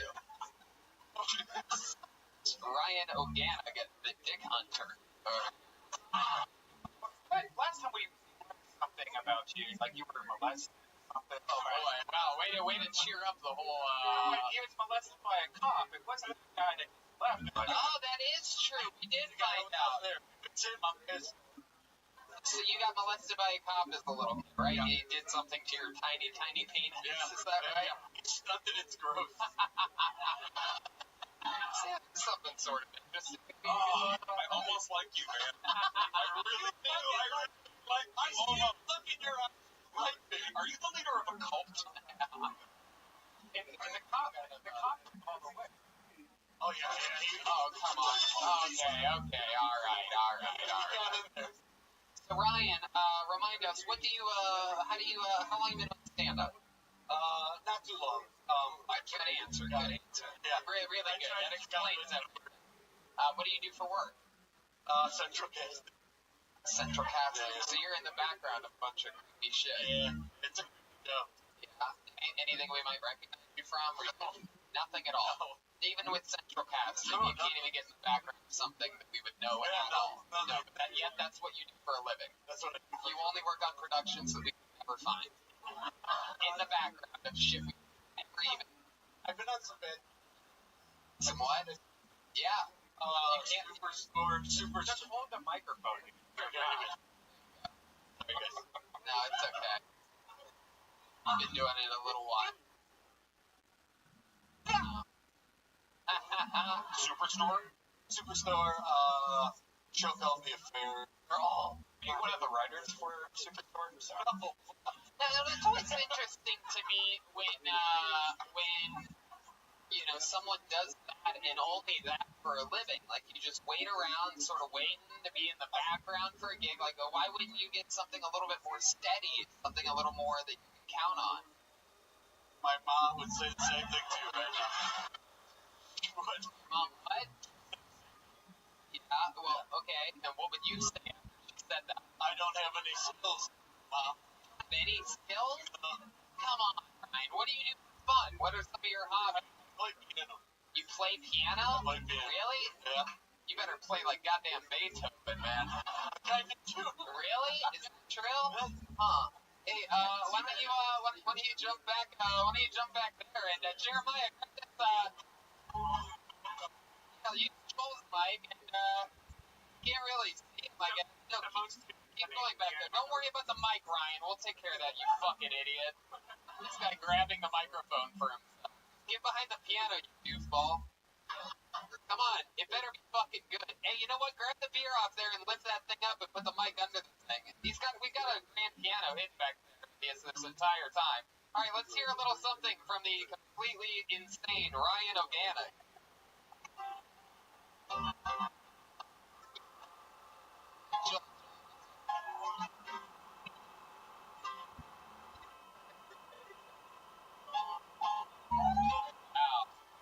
Guess it's pretty good. I just want to stage bomb tonight on the Tony Show, and it didn't feel shouldn't be up here. I should be in the background of Superstore. There you go, Ryan Organic, everybody. It's good. He likes you. It's over. Kane, I've never seen somebody that plays Very funny guy in a couple of years. Yeah, I've never seen somebody that plays the blues both on piano and with a comedy before. But that was fun. Get a lot of pussy playing piano like that. I snagged my wife to play them. Is that true? You're married? I tricked her. Wow. She must have the tiniest pussy. All right, we're gonna keep it Ryan Organic, everybody. All right. Finally won over Kate. Yeah. All right. It's like, comedy gives you like one of those piano bars. Yeah, maybe. Or if they remake One Flew Over the Cuckoo's Nest. Fucking Juicy Fruit. I pulled another name out of the bucket while waiting for Ryan to come to the stage. I was let's do it. It sort of seems like a familiar name. Let's see what happens. Noise for Kevin Clapman, everyone. Kevin Clapman. I feel like I remember Kevin Clapman. Over there. In corner. You know, it's alright. Think it comes. You gotta fall. Kevin Clapman, ladies and gentlemen. One more time for Kevin.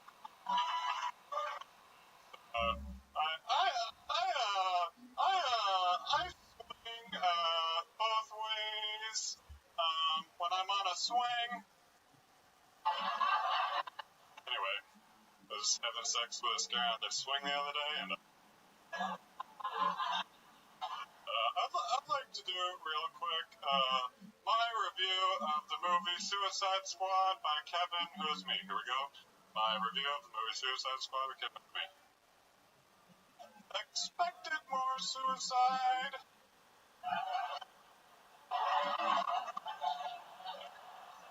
Amount of squads was anticipated.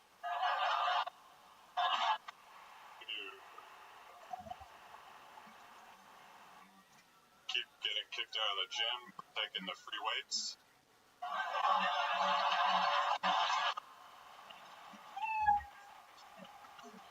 That's no, absolute. Fuck yeah. That's a great set, Kevin Clapman. Second time on the show. Remember you? Yeah, second time. You're rocking a fucking Penn State hoodie, which might be the funniest thing I've ever seen on Street. Came out and you just Penn State alumni took what the fuck you wanted tonight. Did it your way. Treated this audience like you had him in the shower. Feel it. Fun. Oh yeah, this is great. Oh yeah. Calm down. Tony, this guy's my weed dealer. Is it? He used to be our roadie. See you. Yeah, I know. I didn't see you, but I didn't know you played the drums. Good to see you. Wow, okay, I'm glad you guys got to fucking catch up during this live comedy show. That was very well written on both of your parts. Thank you. Hey, Joel. Back to you in the studio. Oh, thank you, Joel. I never would have figured it out without that. Is that a suicide note? What are you reading? These are your jokes? Yeah. You kind of reminded me, like, there's a little bit of a Maria Bamford thing happening that I liked, the way he was going dual kind of characters. That's my age, yeah. Hell yeah. I love this. Yep. Great. What we got going? Yeah, Napoleon Dynamite, there was a new, like, huge theme thing like that.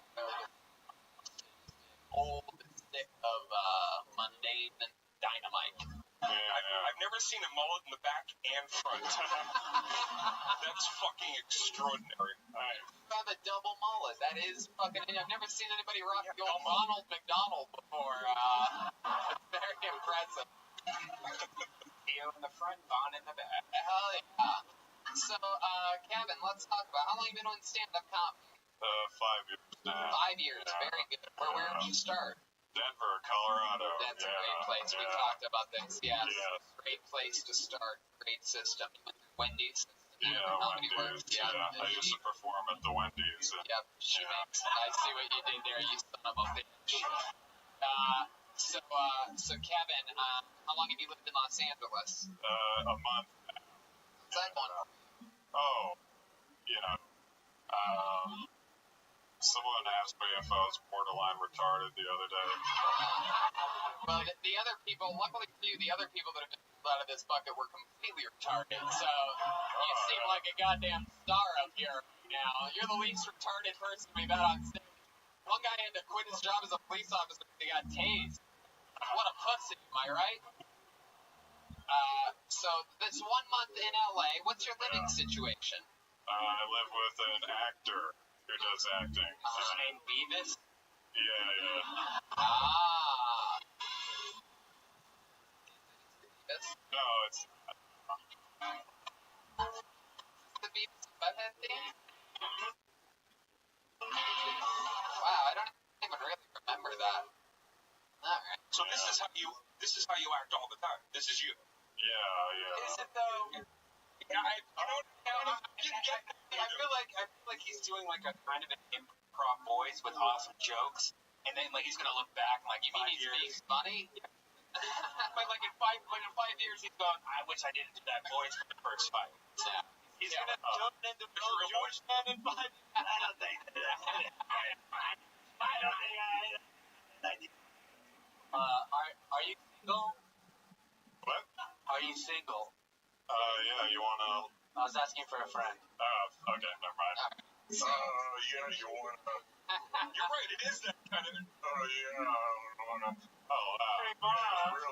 Really... I asked that because I know what you're date, like you talk like that. I've never been on a first date. Really? Wow, explain that to me. You've never been on a date? Yeah, I've never gotten that far. Is that true or are you being silly? Is Aphrodite? Alright, red man. No, you did that last week. Okay, stick with me here. Oh, yeah. You've never been on a date before? No. Why is that? You know, just working on my comedy. No, that's not why. No. All comedy, no confidence. Kevin, have you ever had a girlfriend? Stick with me over here, Kevin. All the way over here, Kevin, you fucking twat. Stick with me. Come on, buddy. Don't get distracted. Come back to me over here. Look at me. Stick with me, Kevin. Look in my eyes. Kevin. There's many noises. Kevin, look over here. Everything gonna be irate. There you go. Glad we got that part out of the way. Kevin, let's talk about the fact that have you ever had a girlfriend before? Well, I've never been on a first date. Well, I mean, maybe you met her at school, maybe. Oh, yeah. So, yes, you have had a girlfriend. No. How old are you? 24 years old. Yeah. You've never been on a date before. No. Your sexual preference is women? Yeah, it's women. That's what you. Very good. Do you like? Do you like? Do you jerk off sometimes? Do you masturbate? Oh man, I can't show this to my mom anymore. You could. The part where you've never been on a date before, you could show to your mom. Oh, that's my Kevin. Even the guy with the little dick has a wife.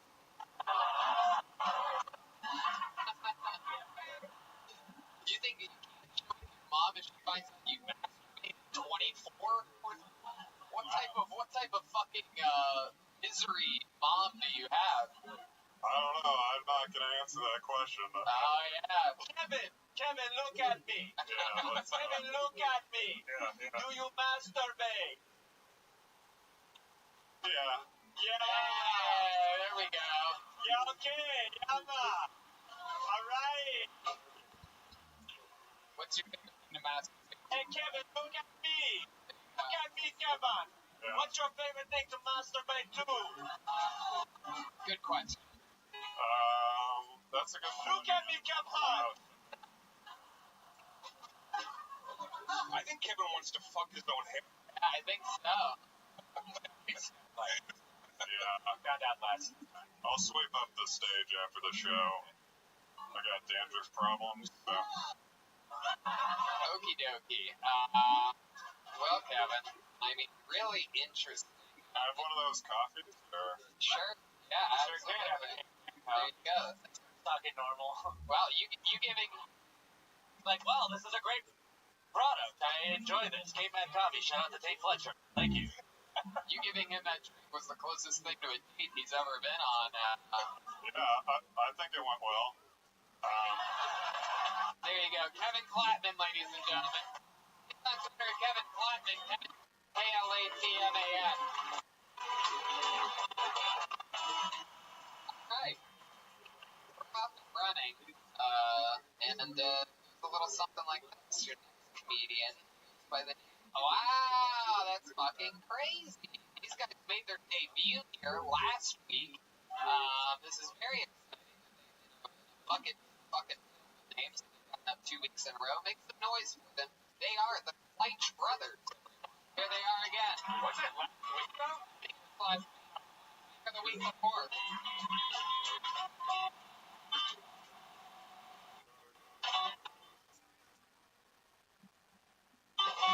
Alright. So, as twins, we constantly get asked the same questions all the time. Same questions. Like, number one is who's older? It's actually my favorite because I'm 20 seconds older than this guy. Which means I'm better at the escape room challenge. David likes to rub that in my face all the time like I knew at the time. But here we are 30 years later, and I like to look at it a little bit differently. Here we are now, and I'm still spending more time in pussy than him. You know what I'm saying? You do right here.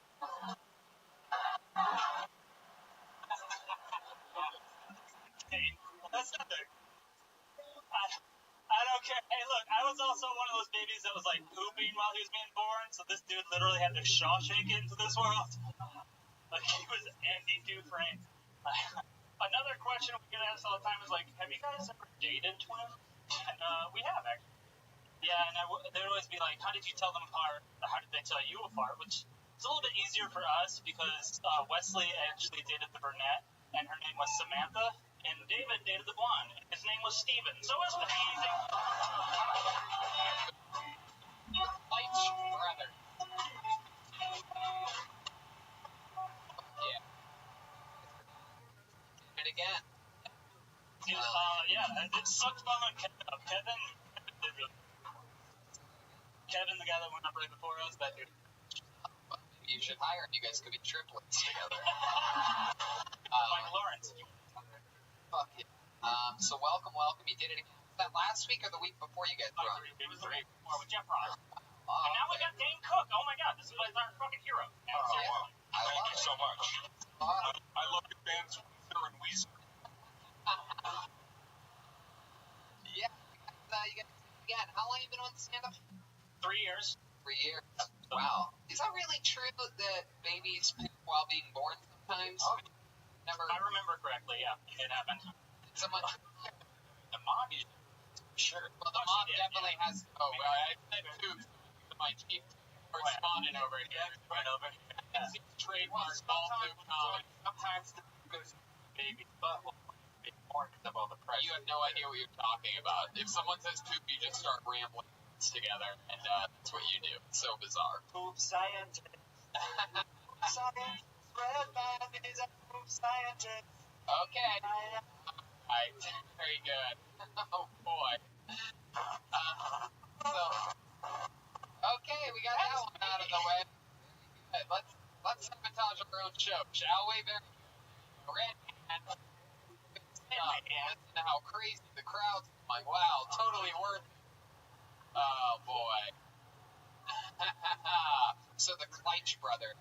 Now, tell me something that we didn't find out about you guys a few weeks ago, that's interesting.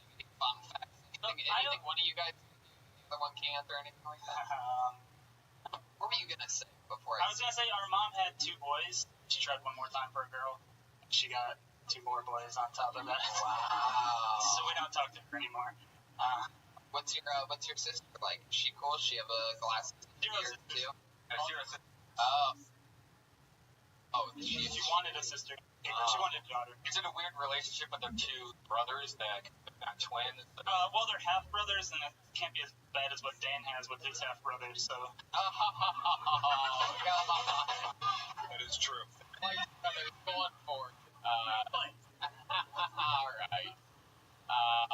So, how long have you guys been in LA? More of a fact. It's today is our 3-month anniversary. Today is your 3-month anniversary. Yep. And what's your guys' situation? Yeah, we moved out here. So, we moved out to the community Arkansas, so we're all living Oh, that's right. I actually knew that. It's called a Flophouse. Flophouse. A bunch of comedians get together. There's 5 of us now, 3 bedrooms. And you guys share 3-bedroom, 1 bathroom. Yeah, it's not hard. We shared a room, so how hard is it to share? Right. Do you guys ever have to do things at the same time? Do you ever notice does one of you ever have to go pee and the other one doesn't? I've catched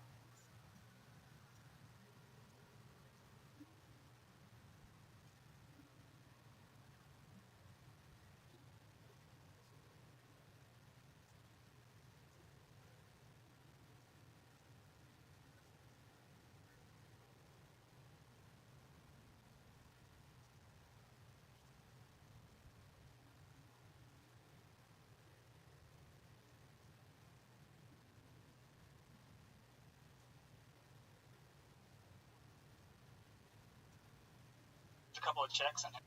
I know that. Super shady. Yeah, I got fired one time pretending to be him, which is a true story. Wow. So it's a lot easier to get fired when they're calling you the wrong name. So they're just like, David, you're so lazy. And I'm like, don't forget stupid. Have you ever, and it sounds horrible, but have you ever kissed each other just to see how it feels? Yeah, we practiced. That's how we got so good. Ladies. Red band. Can you cut Red Band's microphone, please? I mean, like, you guys ever heard movies? Like, You already gave us the Ice House spots. right. It would be cool to, like, kiss yourself. Wow. It's not gay if it's your brother. Blah, blah. There you go, yeah. Great. So, alright. What part of town do you guys live in this flop? We live in NoHo. Actually, I listened to the Death Squad podcast where Malcolm got jumped.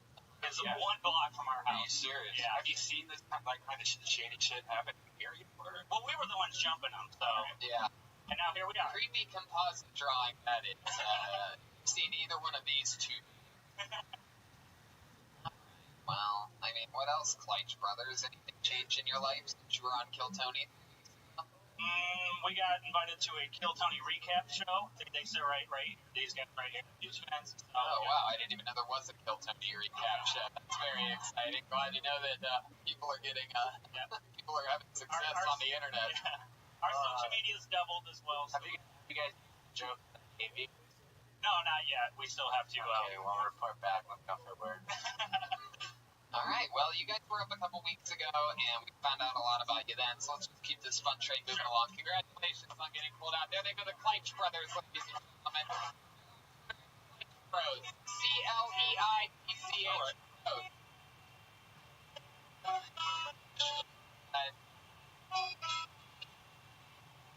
Hey, is this going back? Say, it's right down there.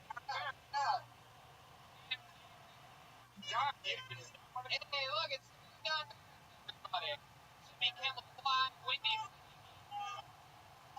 John, you want to come up and do a minute? Huh? Don Barrett, everybody. Play it. The great Don Barrett.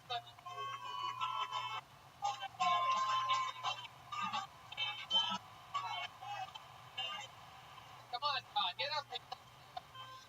In uninterrupted 6 seconds, goes to the king of late night at the Comedy Store, Don Barrett, everybody.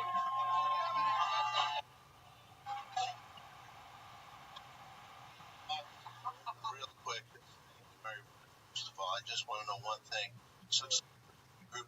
How many people like to fuck? Thank you, that's my time. Good night, everybody. Hey, it's Don Barrett, everyone.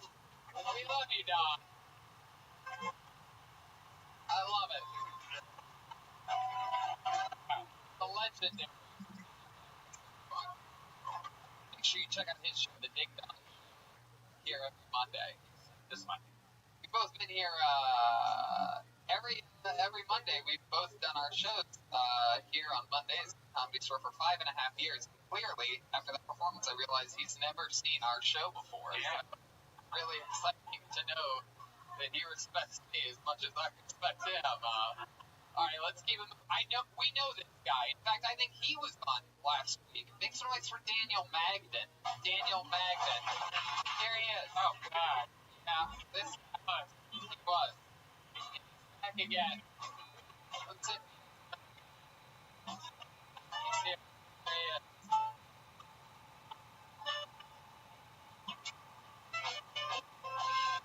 Hey, gang. I'm not very smart. Like, I don't know a lot of stuff. Like, you guys want to vibe of who I am as a person. I don't know what a senator does, but I do know what squirrel meat tastes like, so it's tangy. It's actually not that bad, man. I learned things different. Like, I grew up in a very small part of Missouri. Like, there's 100 people in the town I grew up in. And, like, you learn things differently out there. Like, I was taught that the Civil War ended as a tie until I was, like, 15. Boy, was I wrong. It was weird, you know, because, like, we didn't have a library, sidewalks out there. But I'll tell you what we did have in my neighborhood, guys. A local chapter of the Ku Klux Klan. That's what we had.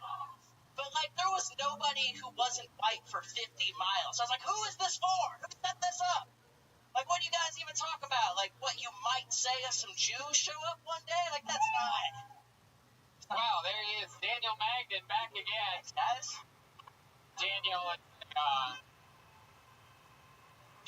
answers the great comedy question, what would happen if Cartman had lupus? That's funny to me because last week you were on the show and I did a different Cartman joke, and every time he's on I do a different Cartman joke, and but last week he's like, Different's a strong word. that joke every time I'm on the stage. Every time I come here, you call me Cartman. shit, I'll do it again next week. Hey, My I'm God. sorry. You look like if the problem child got locked into a high school cafeteria, started trying to eat his way out. Creepy dog hair. Yeah, look at that. Too young to have a comb over like that. What's happening? I don't like if Ron Howard was on the show Unhappy Days.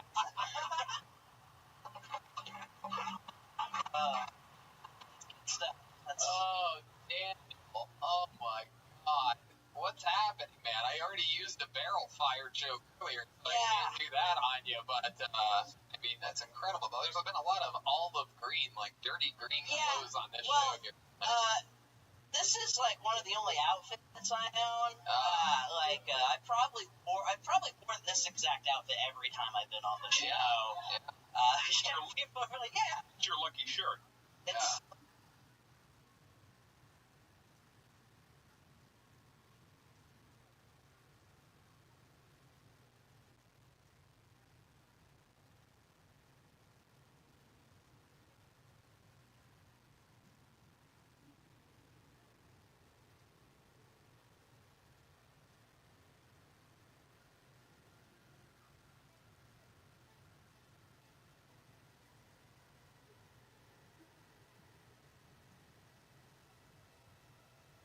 not say lucky.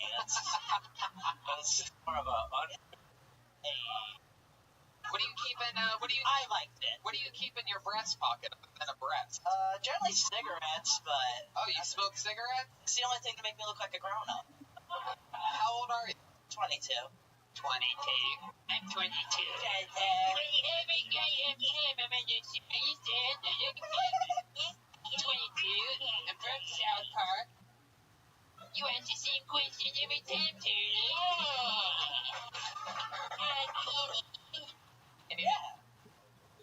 You look like the woman right before an alien comes out of the person's belly in the movie Alien.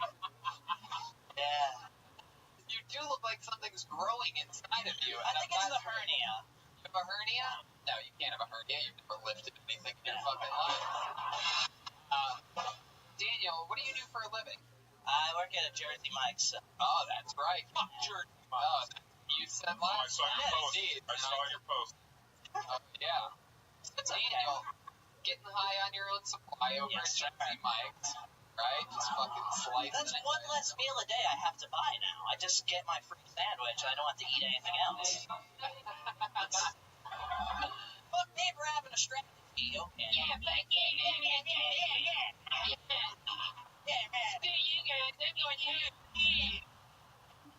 Daniel, anything else crazy happened in your life since last week when you were on this show? Anything exciting happen? Anything at all? A couple posts on Reddit. I did. That's well, just pictures of my penis. That's what I put on Reddit. Reddit. Yeah. No, I what? Charlie freckled? That would at least give my dick any type of distinguishing, like. You have a gigantic bush of red pubes. Yes, it looks like the Great Pumpkin.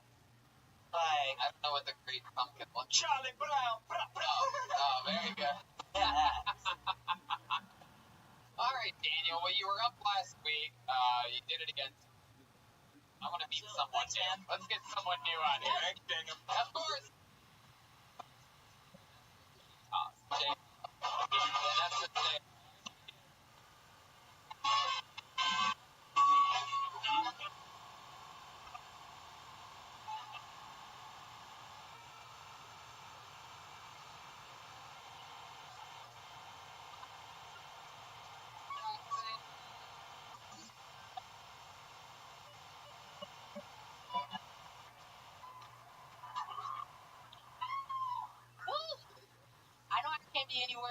just kidding. So let me. It's good. It's good. So I'm just calling black. It's not a political statement. Don't get it twisted. Well, I'm African, and I'm still learning about the American culture. So if I'm just calling black and offending somebody, sorry about that. So I'm kind of old. I'm getting older, and I'm dating younger people now. It's funny. Yeah. My last sugar baby was 18-year-old.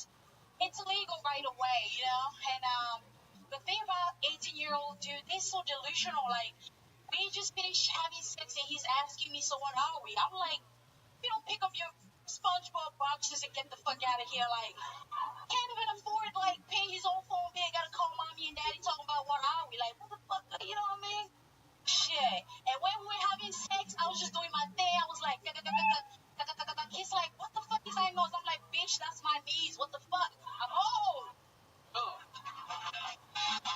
That's the day. Hell yeah. Look at you. Positive little up here. Maya? This black girl just made pedophilia likable. He's 18. Come on, isn't that the law in America? I'm not from here, but come on, is it? Legal, right? There you go. God, shit. I'm just. Hey, I have a question for her. What was the noise you make when you have sex?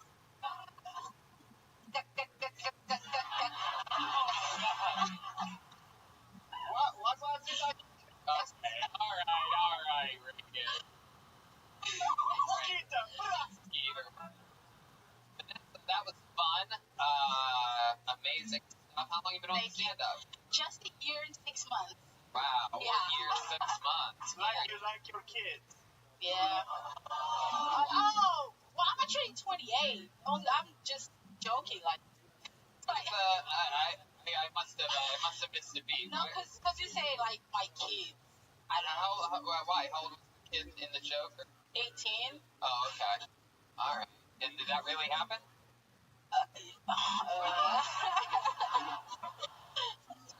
He was older, I guess. Also in Afrikaans? How? With the Afrikaans, do you perform material there? In Africa? No. In Africa, I did more like poetry in French because that's my first language. So. Français. La fois passée, j'étais ici, j'ai parlé français. Voilà, c'est ça. Wine rig, hey guys. Wow. I like white guys, by the way, so. Vanessa, how long have you lived in Los Angeles? 5 months. 5 months? Yeah. Where'd you come from? I came from Baltimore. Yeah. Oh, okay. Yes, that's one of the most diverse parts of Africa.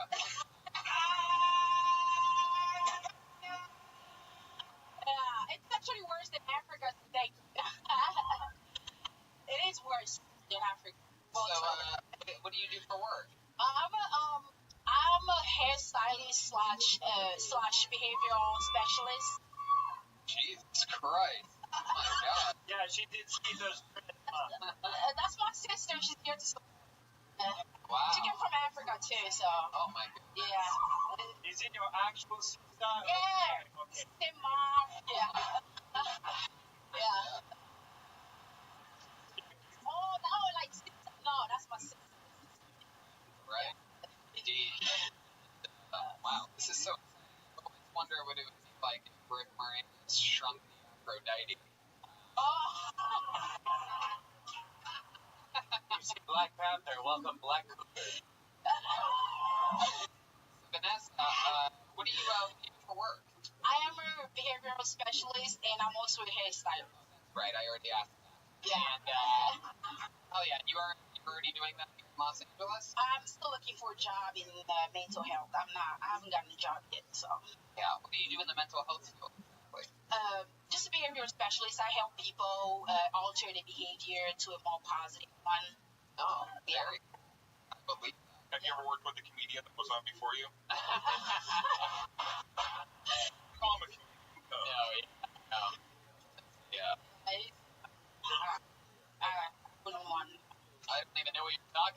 last comedian that was on before him was fucking Daniel Magnan, the South Park kid. Yeah, there was that one guy that came on, complimented Very nice man.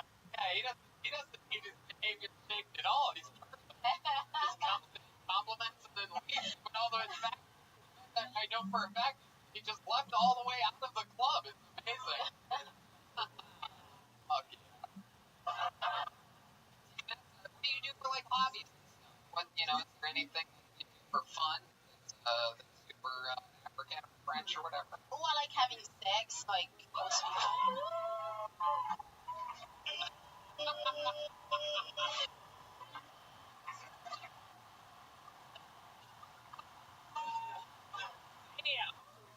Goddamn. Wow. All right. White guys dream. White guys dream. You are living dream. God. All right, Vanessa. Okay. All right. Okay. Jeremiah just spit it. He prematurely ejaculates out of his mouth. Wow. Vanessa, you ever been with a white man before? Oh, yes.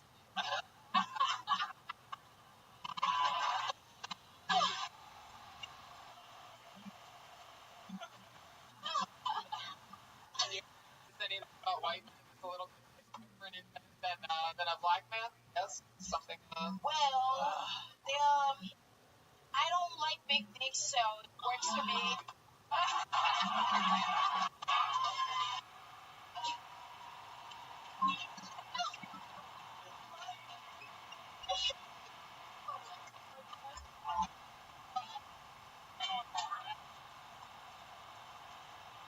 oh my god. Gosh, it's perfect. Oh wow. John Travolta character from that one movie. Didn't like that one at all. Operation Swordfish back there. Wild. Wait. Is that true? Like a smaller about the motion in the ocean? Yeah, I like it soft and sloppy. Wow. Jesus Christ. Oh, I want Jack in the Box. Oh my god. My god. You realize that you're going to have 95 open mic comedians hitting on you after the show? 5 open mic, but don't one skeeter. Man, you are incredible. What's the worst, what's your least favorite sexual experience that you've ever had? Anything embarrassing or crazy ever happened to you in the bedroom? You seem like a very sexual person. So it increases the odds of something wacky happening. That's the hobby. I had a Russian guy and Russian. Russian guy. Yeah. Oh shit. That was the worst. Once you go half, you never go back. I don't know. That was. Yeah. What did he do? Did he try to rig your election? No, he was big. Oh, Yeah. really? A Yeah. Russian? We don't like that. I don't like big. No. Don't like that here. Jeremiah just swallowed his completely on that one. Well, Vanessa, I mean, you are just a bright little starlet, full of energy, perfect smile. Thank you. You just have an amazing fucking energy about you. For a year and 6 months, Yeah. you keep working. Thanks. Anything that can keep on jokes and fucking rock. Great job. Vanessa Teja, ladies and gentlemen, hell yeah. So,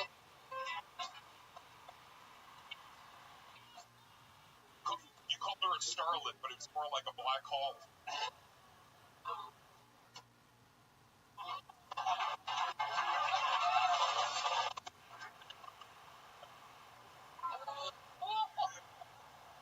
Look at the scene. It looks like I just followed Donnell Rawlings. all right. bring our regular up here. Every single week on this show, we have one comedian that writes and performs a new minute every single week. And by the way, I just want to say something because I got an interesting message on the internet from a young lady that said, that there's a lot of men on this show and that it's all a sausage fest and we should look into having a female regular. And I just want to remind everyone, it made me realize, I feel like sometimes maybe you're a new fan of the show, but maybe it goes without saying, but we spent the first 4.5, 5 years of the show strictly only female regulars. Two regulars.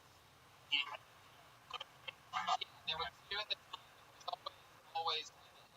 There's 6 or 7 Kill Tony alumni that are all females, and then you have Malcolm, and then you have this guy, who is goofy and silly, and we fucking love him. It's a very special night tonight, because his parents are in the audience. Ladies and gentlemen, I present to you William Montgomery. I'm crazy for feeling.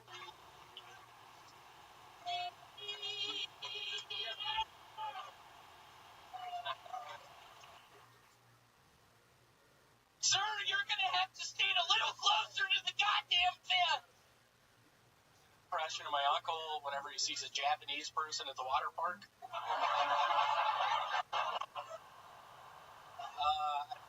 Watch porn, big Gila guy. For those of you that don't know, this is in the back of the road. This is impression my buddy, foot fetish whenever he comes over to my house. Dude, just take off your fucking socks.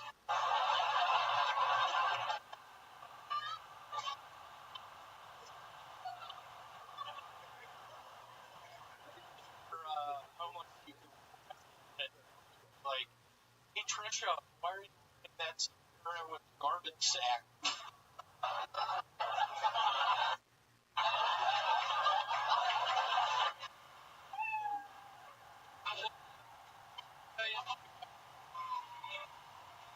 Laying it down, crashing in front of his mom and dad are here.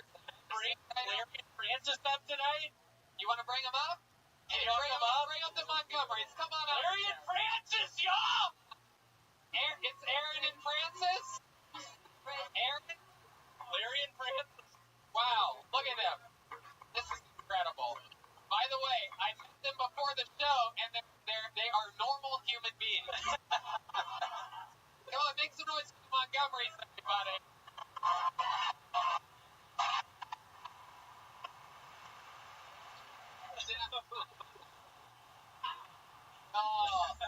Let's start off with a little bit of Skeeter over there. Yeah, how did that come out of that? Yeah. It's very interesting. Mr. Montgomery, yes. The way that happened was a lot of acid during pregnancy. I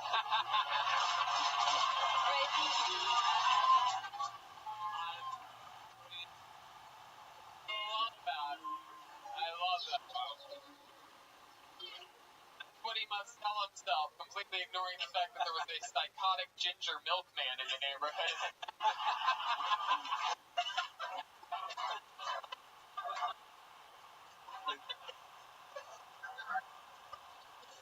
This is so cool.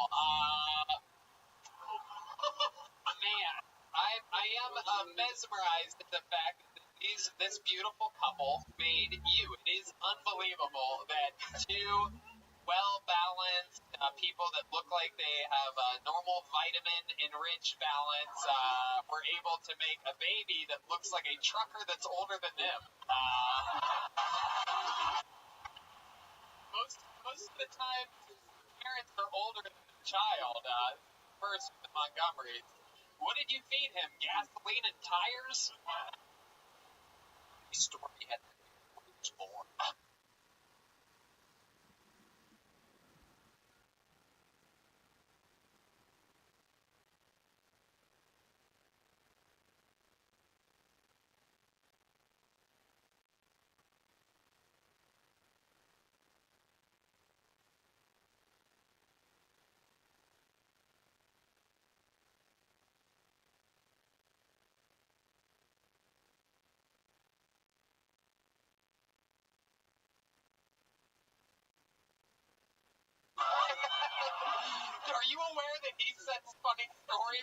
everything he said?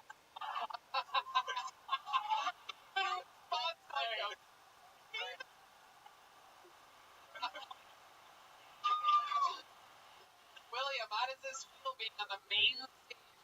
This is perhaps one of the most sacred spots in all of comedy's history. You're here with your parents, having a fun set. You're killing. How does this make you feel? Anything you want to say to them? Take this moment, perhaps, say something to your parents. This amazing part. There's about 4,000 people.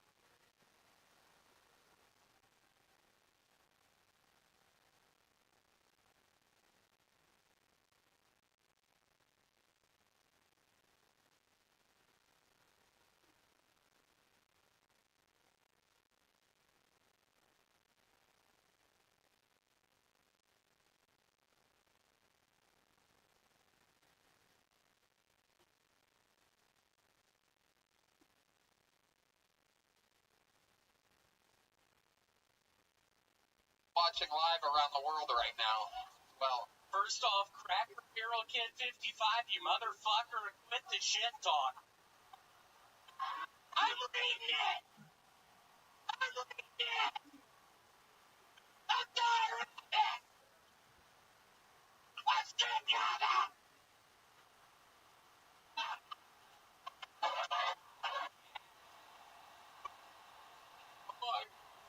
William, we're gonna hurt him real bad.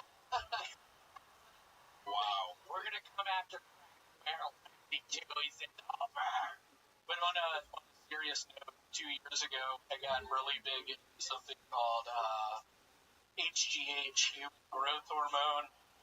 you got into it? I got into it. And I think tonight's the night I tell y'all I have a problem.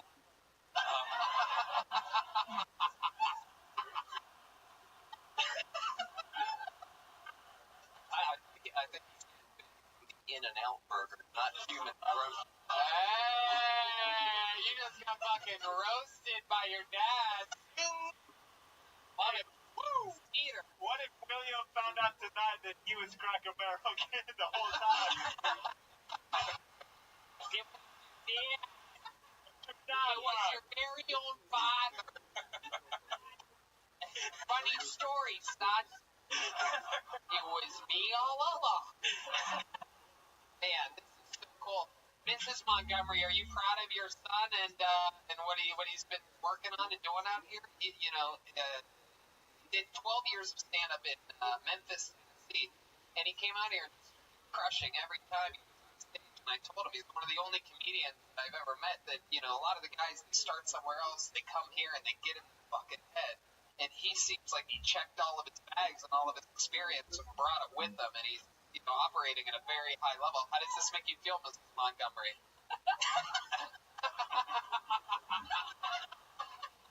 I'm proud of him. Right into the tip of that. I'm proud of him because I think this is really brave to be able to come out here and do this.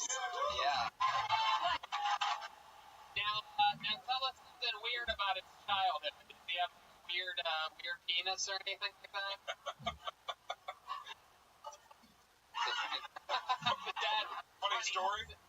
Funny story. Funny story. He doesn't have a penis.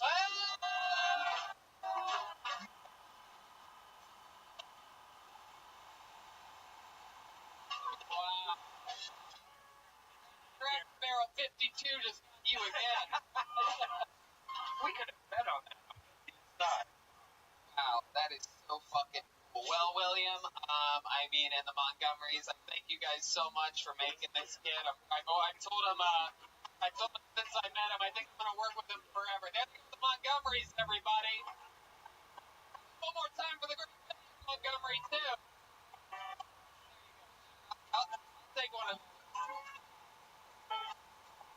Montgomery, everyone. What do you guys think? Bucket one more time?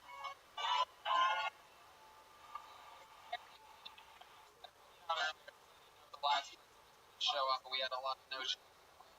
Your final comedian of the night goes by the name, if he's here, of Aaron Woodward. Aaron Woodward.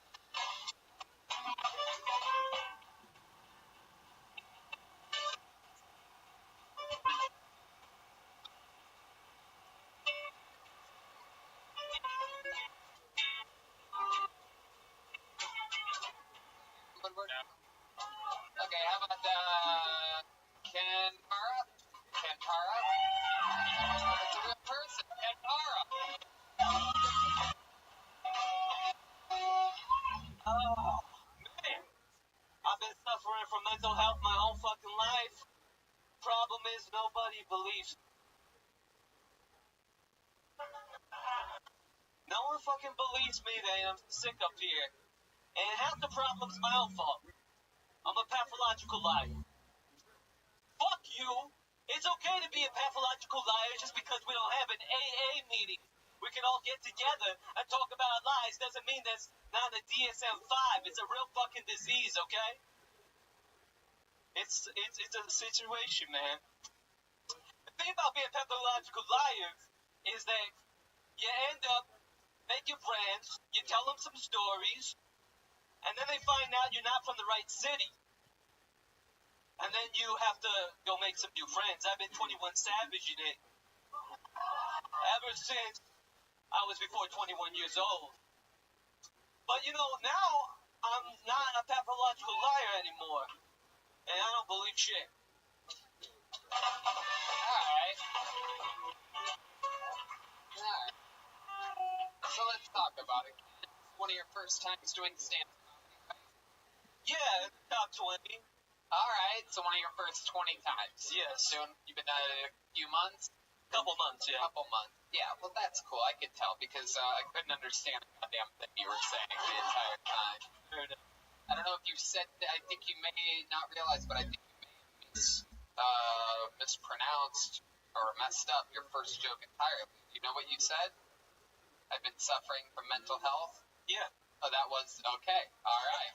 Alright. Just making sure. I thought maybe you misworded it. It's just you miswrote it, okay? All good. That happens. You're a couple months into the fucking game. Easy. You figure out some things work and a lot of things don't. Yeah. Very good. You're adorable. You look like a gigantic baby with glasses and a hat. They're like you're like in disguise, like a grown adult. Sort of, yeah. His act is like it's almost a meltdown, but it just never quite gets there. Yeah. That's my life, yeah. I bet when you play Grand Theft Auto, you don't even do the missions, you just kill hookers. If I play video games, I probably would do that, for sure. Yeah, oh my god. Yeah. That sounds fun. I love it. So let's get into it. Let's find out stuff about you that you really can talk about. Because I think a lot of the reason why and none of the mental health stuff worked is not only because it didn't make sense, but because you really didn't cover anything in such a broad subject matter. Do you really think you have mental health issues? I said I was a pathological liar almost my whole life. That's not really like that. That would be a side effect of an overall, like, you know, of an actual diagnosis of some kind. Have you ever been diagnosed with something? I haven't been able to really, like, afford diagnosis. But you know what? I think it's a real legitimate disease, being a pathological liar, isn't it? Well, I mean, technically, no doctor is like, well, bad news. You're They used to a call liar. it hypomania. I mean, it would be, you know, borderline personality disorder, schizophrenia, bipolar, Or like, personality disorder. No, I mean, I really just think it's kind of bullshit. Like, those mental health disorders. This is all a lie, so if everything's a lie, then nothing. No, I'm not lying about that. I really do. That You're like a flat earther for mental health, is what you're saying. Yeah. I'm deep in conspiracy theories, almost all of them. I believe for like a couple of weeks, You and I'm not sure. a family that has a lot of money? No. Really? What does your dad do for work? Yeah, prison. Yeah. Okay. This guy's smart, eh? Alright. Not worth it. So you were raised by a single mom? Yeah. What did she do? Well, she was a preschool teacher. She's now remarried. She's like, basically. Jeff Bezos? That would be nice. What was your dad in jail for? Prison. Just drugs. You know, different things with drugs, selling them, using them, 3 strikes. Yeah. Wow. Jail for like life? Yeah, well, he came out when I was 30, and then I met him, and then I... Is this true? Yeah, this is... Oh, yeah. Don't lie more, man. Why? And then he went after that? So, like, I tried calling him, and he didn't answer, so I think he's in jail or he's dead. Doesn't matter too much. I only met him once, so it's no big deal. Right. Your mom. Yes. And your mom was a preschool teacher. She remarried and then quit teaching preschool? Yeah, my stepdad owns a couple of smoke shops. Couple what? Smog shops. Smog shops. Yeah. That's for smog. Right. That's it for smog. Yeah. California. So, what do you do? How do you make a living? How old are you? I'm a legal videographer. I'm 35 years old. What was your question, Dave? I just want to know when he's lying. Oh, yeah. Because if he's well, how are we getting all this fucking real information? Oh, no, I used to be. I mean, I don't think I am anymore. But we tend to believe our own lies, so okay, Dane, you might be right. I'm not sure. I'm not sure much about anything anymore. Wow. Hey, do you believe there is a spectrum? Yes. Okay, you are on the spectrum. Okay.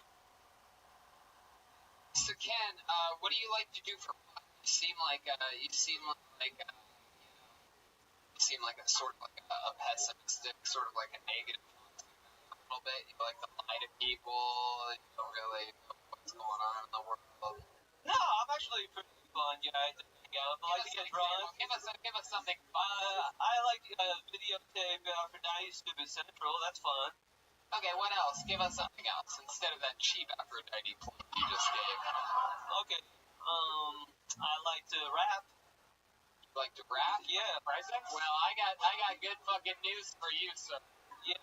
Nothing I'd rather do right now than to listen to you give us a little example of some type of rap. Okay. Is that the beat you want? Is that good for you? Faster, slower? A little bit faster. A little bit faster. He's got him. No, that's a slower sad rap beat. Let Joel do it, Brian. Brian, you do what you were doing. Yo. I don't believe shit. I don't need to stand up here, eat a pita, share with me. That's my thing. Sometimes I'm sick in the brain, but woo! What we gonna do next? I just wanna flex. Woke up. Group sex. Not gonna happen today. Didn't happen yesterday. So fuck it. It's just another Monday. Waterfalls. Please stick to the rivers and the streams. Say I don't give a damn about those rivers. All right. Honestly, I think that was pretty fucking good. Usually rappers fail on this show, but I see what you did. I was just down around a little bit. It's cool. Yeah. I like it, man. You like Kanye? A little bit of I do like Kanye. A little bit of liar, hands on fire in there. Yeah. All right, Ken, I love your style. You're only a couple months in, but you already look like Hannah Gadsby, so I'm pretty excited about the trajectory of your career.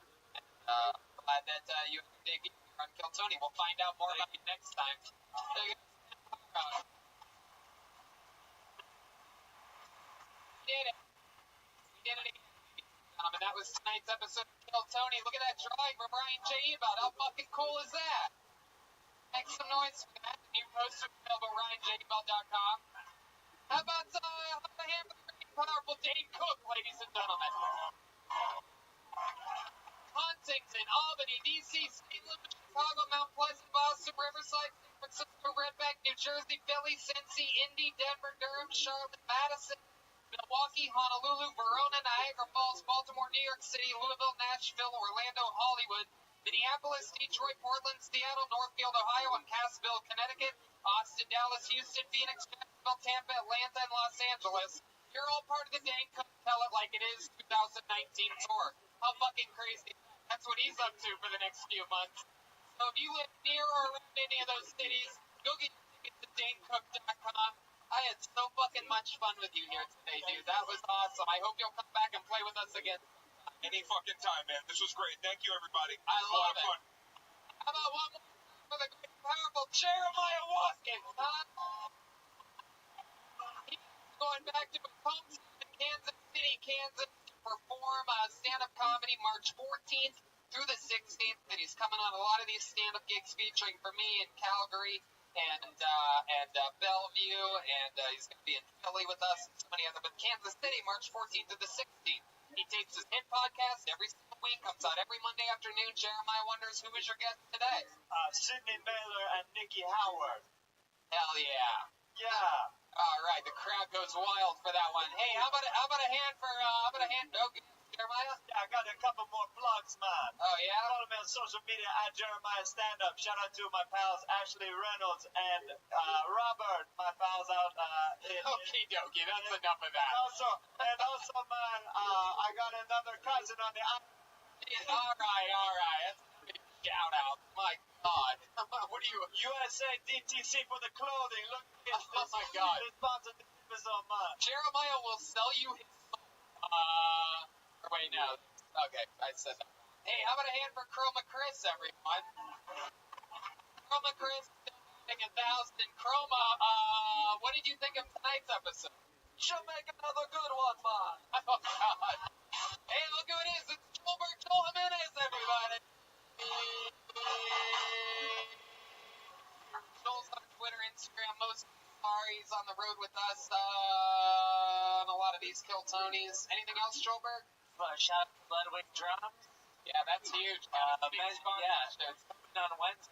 Really? Yeah, It's upcoming Monday. You're going to have new drums. Yeah, That's fucking incredible. I love you guys to hang out. We're here. Wow, that is so exciting. So many fun things happening. Remember, Infinite CBD, Caveman Coffee, BetDSI, RockinPins.com, and Dane Cook's Tell It Like It Is tour at DaneCook.com. He's going absolutely everywhere, so get tickets for that. We did it. All right, guys. See you later. Thank you, live audience. Thank you so much. We'll see you guys soon. Good night. Good night.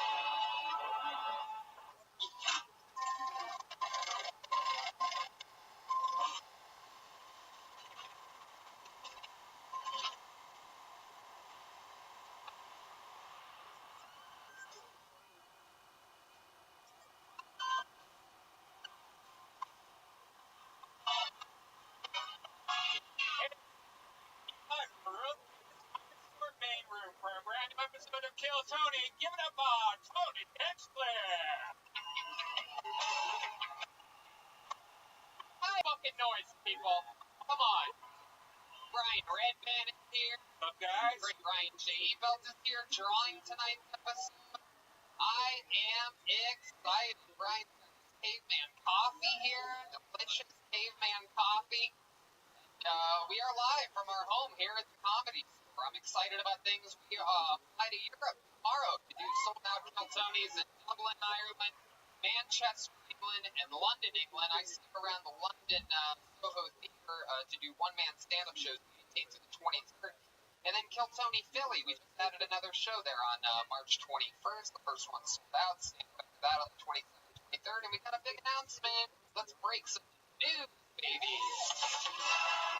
Kiltony will be going to West Nyack, New York. Wow. For all of you upstate and New York City, New Yorkers, enjoy a 1.5-hour drive any direction you pick to West Nyack for April 11th. There will be a Kiltony and stand-up shows on the 12th and 13th. And I'm doing stand-up in Seattle at the Parlor Live again, May 31st and 1st. And, hell yeah. Why don't we announce next week? 2 weeks from now, yes. There's no show next week. Let's break some news. February 25th.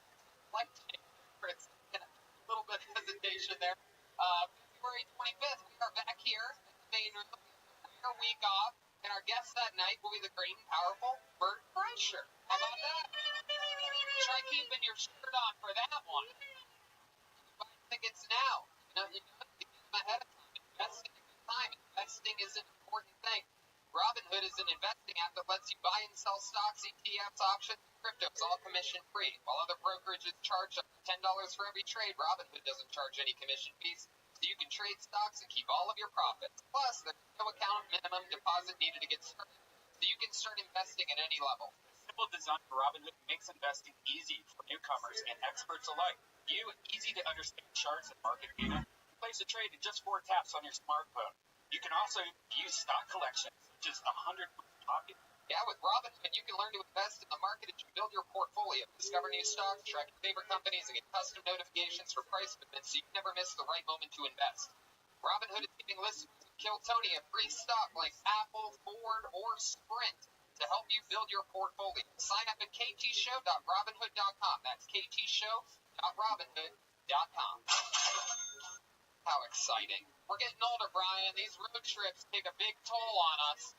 Did you know that 50% of men by age 40 struggle from not being able to get and maintain an erection? Did you know that? I do. 10 years older than me. I'm over 40. That's right. Even the world's greatest actor can't fake a male orgasm. Go to forhims.com, a one-stop shop for hair loss, skincare, sexual wellness for men.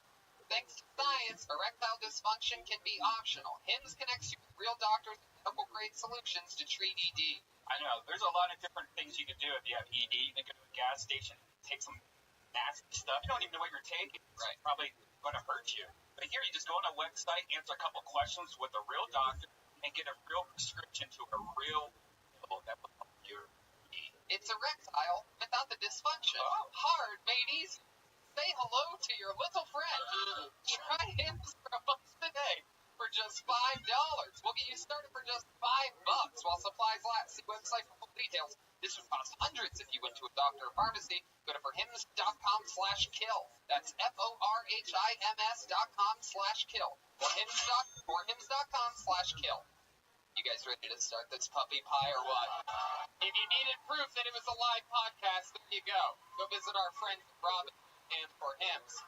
And here we go, Brian. Every single week we have one of our funniest friends on this show. It doesn't get much more exciting than this. Not only has she been on this panel numerous times, one night she was also, before we had a band, we had a security guard that would stand on stage with us called the Iron Patriot. She was once one of the new Iron Patriots. I mean, she has deep roots in this show. I gave her the explanation when she got here backstage that I give everybody, no matter how many times that they've done this show. She literally goes, "Stop, Tony, I remember." And so I'm so excited that she is back. This is a show about growth, about maybe seeing a comedian pulled out of the bucket for the first time. Maybe he does bad, maybe he does good, maybe he comes back and does better, this and that.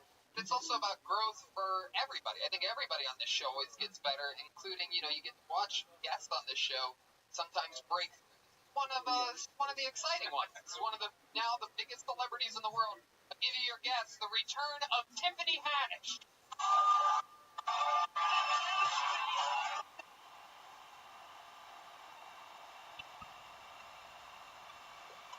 She's back, everyone.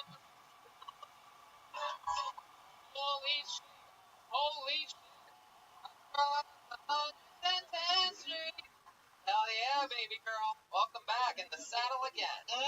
She ready. Oh yeah, ready to. Tiffany is in San Jose this Thursday for Valentine's Day. Yep. Bakersfield this Saturday. Yeah, pick and berry. The Microsoft Theater here in Los Angeles, February 22nd, Portland, March 16th, and Seattle, March 21st. Available at tiffanyhaddish.com. And she also, all this success, you know, she has a good cause, the She Ready Foundation. SheReadyFoundation.org, where she helps kids get adopted. Like, no, I don't help kids get adopted. That's crazy. That's too much work. That's too many people coming back like, you put me in a fucked up home. No. What I do with the She Ready Foundation does is try to make up for, well, not, we don't try to make up for it. Like, okay, look, I grew up in foster care. When you're in foster care, you move around from house to house. And usually when you're moved around, all your clothes are in trash bags, and they move you from house to house with trash bags, right? And it makes you feel like garbage. And I remember feeling like that at 13 years old and saying to myself, if I ever get any kind of power, if I'm ever able to do anything, I'm going to try to make sure no kids feel like garbage. damn. So, I'm tearing up here on my own. So what we're doing is we're raise money. Well, mostly I raise money, and mostly my money, and Hell yeah. and I get suitcases, and I take different group homes and foster care organizations. So when they pick up these kids, they can give them a suitcase so they can feel like a person. They can feel like they're on an adventure, like they're a traveler, and they have something that's theirs. So no matter where they go, they always have something that's theirs. They can put theirs in. God damn it. Force of truth. Yeah. Out.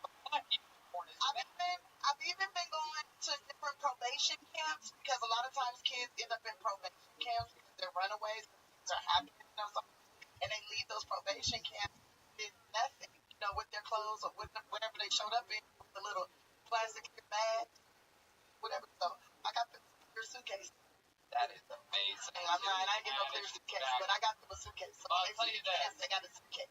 We have a bunch of pals on this show that actually travel using trash bags as well. We have a band. Those are called hobos. Yeah, we have them. They are the band for the show, and every single week they commit to being different characters. I never know what they're going to be. We never know what they're going to be.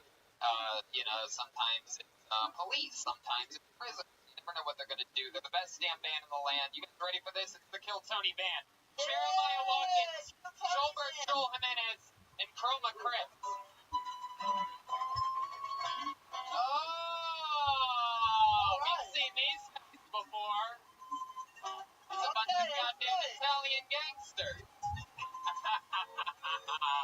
All right. Wow. Is that Jeremiah? That's Jeremiah. Wow. Jeremiah, you look good in the suit. I've never seen you in a suit before. Jeremiah, you're an Italian gangster tonight, right? How you doing, Tony? I'm good, buddy. He also looks like the Jehovah's Witness that showed up at my house last week. This is my group, the reason why the show started late.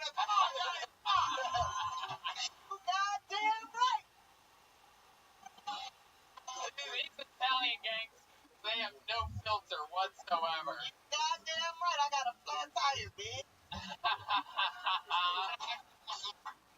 Jeremiah, we got Vinny Fazzino, is that it? No, it's Vinny Messino, Rocco Fantini, and Joey No Shoes, because they ain't got no shoes! Whoa, that guy's really not wearing any shoes. No shoes. We got Vinny, No Shoes, and Rocco. Very good. We got Rocco back here. The Mexican version of the bad guy from Poltergeist. Maybe I am, maybe I'm not. I was Rocco Fantini, you better watch your martini around eeny, meeny, miny, mony, kill Tony. Well, look at that. The name's written out. Wow. The production level of this show gets better and better every week. My mind is blown. So we have the band, we have Tiffany Haddish, and back to the basics. What the show's all about. I have a bucket filled with comedians' names. They get a chance to get 60 seconds uninterrupted on this stage. And, then we talk to them about their set, about their life, about what makes them special. You never know what's going to happen. Comedians, you know your 60 seconds is up when you hear the sound of a kitten. That means wrap it up then, or else you're going to bring out the angry West Hollywood bear. Hell yeah. I'm still doing that. That's good. Yep. You guys ready to start this thing, or what? We're going to meet comedians with the great Anthony Hadden, Vinny Mencino, Rocco Fantini, and Joey Notion. Let's fucking do this shit. Yeah. It's like we never missed a beat. I know, right? All right. It hasn't been 2 years. That's right. Oh, make sure you go see the new Lego movie too. Hell yeah. Sorry, Tiffany Haddish, huh? Oh, yeah, I'm in that. If you got kids, you should take them. And if you don't got kids, you should just get high and go anyways. Fuck yeah. Yeah. Wait, they make black Legos? They don't make pinstripe ones. Pull the name out of the bucket. Let's see what happens here. Your hands together for Eric Jang, Eric Jung. Hey. Any movement? Eric Chang. Eric Jung. from the, Here we go. Eric Jung making a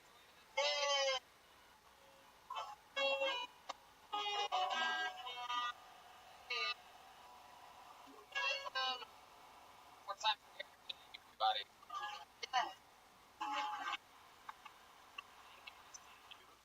So I just got back from Las Vegas. That was disappointing. City of sin. I was just a bunch of vain adulterers sleeping with prostitutes, gambling the whole time. I was like, what the heck? Like, am I the only one that came here to have my neighbor's donkey eat oysters and labor on the Sabbath? Trying to, and there's a lot of,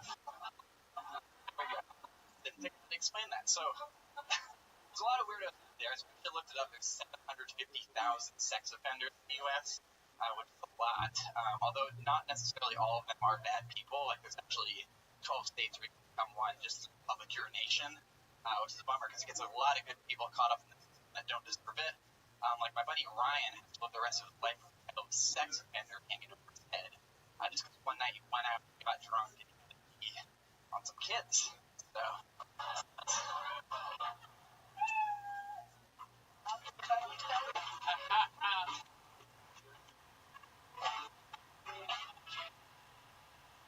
Oh yeah. Is that last joke true? That you have a friend. Is your friend being on kids or what? Did you say his name was Robert? Did you say the friend's name was Robert? I actually said his name was Brian. I usually say Brian, but I didn't want to disrespect him. If you said Robert, I would have died laughing. That's R. Kelly's real name. Hey. That is true, and he does pee on people, but Especially kids. You should have said black kids. That would have killed. so is it? It's not true. You don't have a buddy that peed on a kid. To the best of my knowledge, all my friends. Any friends sex offenders? I think that's not that I know of, but I try not to ask. They're supposed to tell you by law. Just listening to the podcast, Eric looks like a young man who's standing on someone else's shoulder. What's underneath that jacket? Is there a bomb under there or something? What's going on? Not be white. Looks like him, Bobby Hill. Eric, this is your first time on the show, right? Yes, it is. You're a young guy. How old are you? 24. Where are you from? Whoa, tell your face!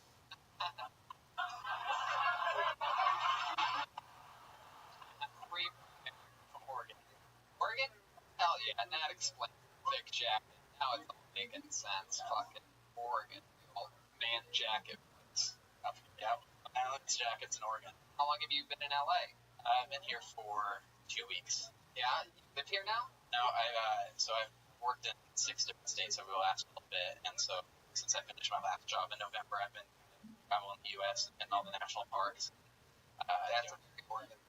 Well, just gotta hit all the national parks. You know what I mean? That's what we do. Like he on the run. Exactly. Yeah, working in 6 different states. Might be a killer. Shit, we need to check. He had that look about him. Arrogant psycho. I don't know. What do you do for work in all these different states? So I worked for nonprofits on environmental public health for 2 years. Not with my kids.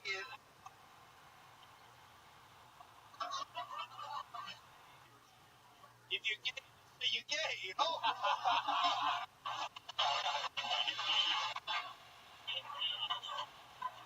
Nonprofit environmental stuff. What specifically do you do? What's your part in it all? Well, so I would organize college students on different campaigns.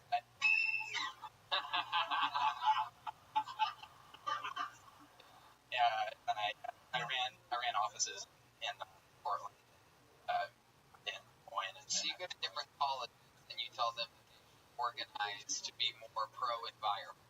I did do that. Oh, what do you do now? Last job I had, I was working on midterm elections in Tennessee.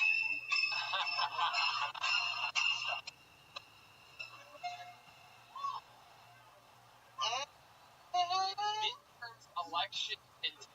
So what did you do? The politicians in blackface?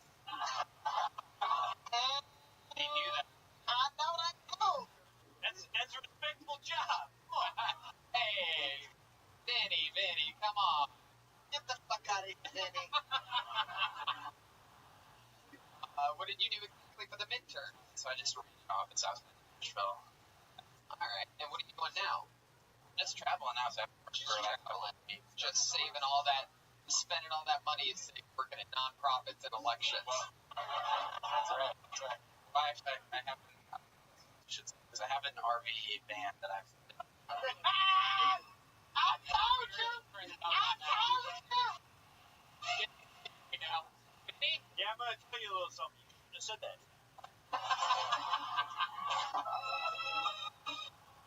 The more you talk, the more I think you might be Brian talking about her. Hey! No shoes! You ain't got no shoes! Eric, what inspired you to do comedy? I don't know. I like watching comedy, and I thought that would be a cool thing to do if I could do it well. Maybe eventually. So none of your friends are like, hey, Eric, you're funny. I don't understand why people laugh at that. Because that's usually hard. Friends tell you you're funny. Then you go from looks like a good job. Sitting in an RV by himself, just like, I think I can do this shit. Watch his stand up cell phone. Yeah. I can do that. How long have you lived in an RV? Off and on for a little less than 2 years. When you're not living in an RV, who you living with? Or did you get an apartment or like?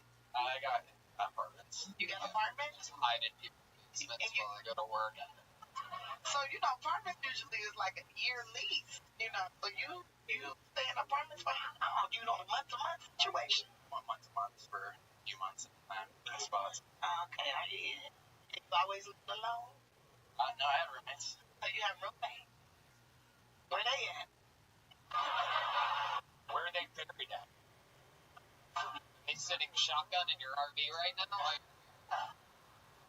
Eric, what's it like living in an RV? Like you're running water and stuff, or no, not running water. So you have to use the restroom in public places and whatnot. I have a gym membership for cross country. But you gotta take a shit. I used to live in a Geo Metro. I can tell you what I did. What? What's Starbucks? I sort of want.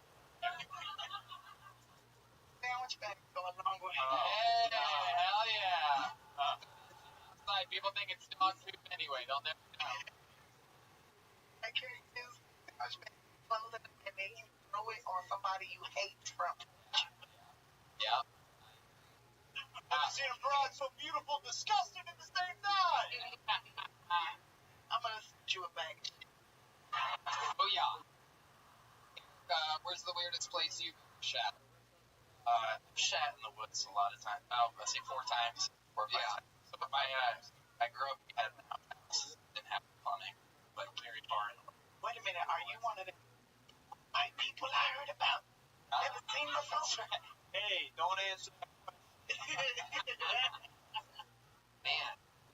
Are you from back from the past? Maybe he's a time traveler. To get to your outhouse, did you carry a little candle swinging by a fucking, Have a little moon cut in the door. what was that Italian accent you just said? It sounded awfully Mexican to me, Joel. Mexican, Italian, it's all the same. Hey, did you have a moon on the door? Super Italian, eh? Okay, alright. No, now you're perfect American English. All right. Okay. Fun to meet you, Eric. There he goes, Derek Jang, everybody. We're going to keep it moving along.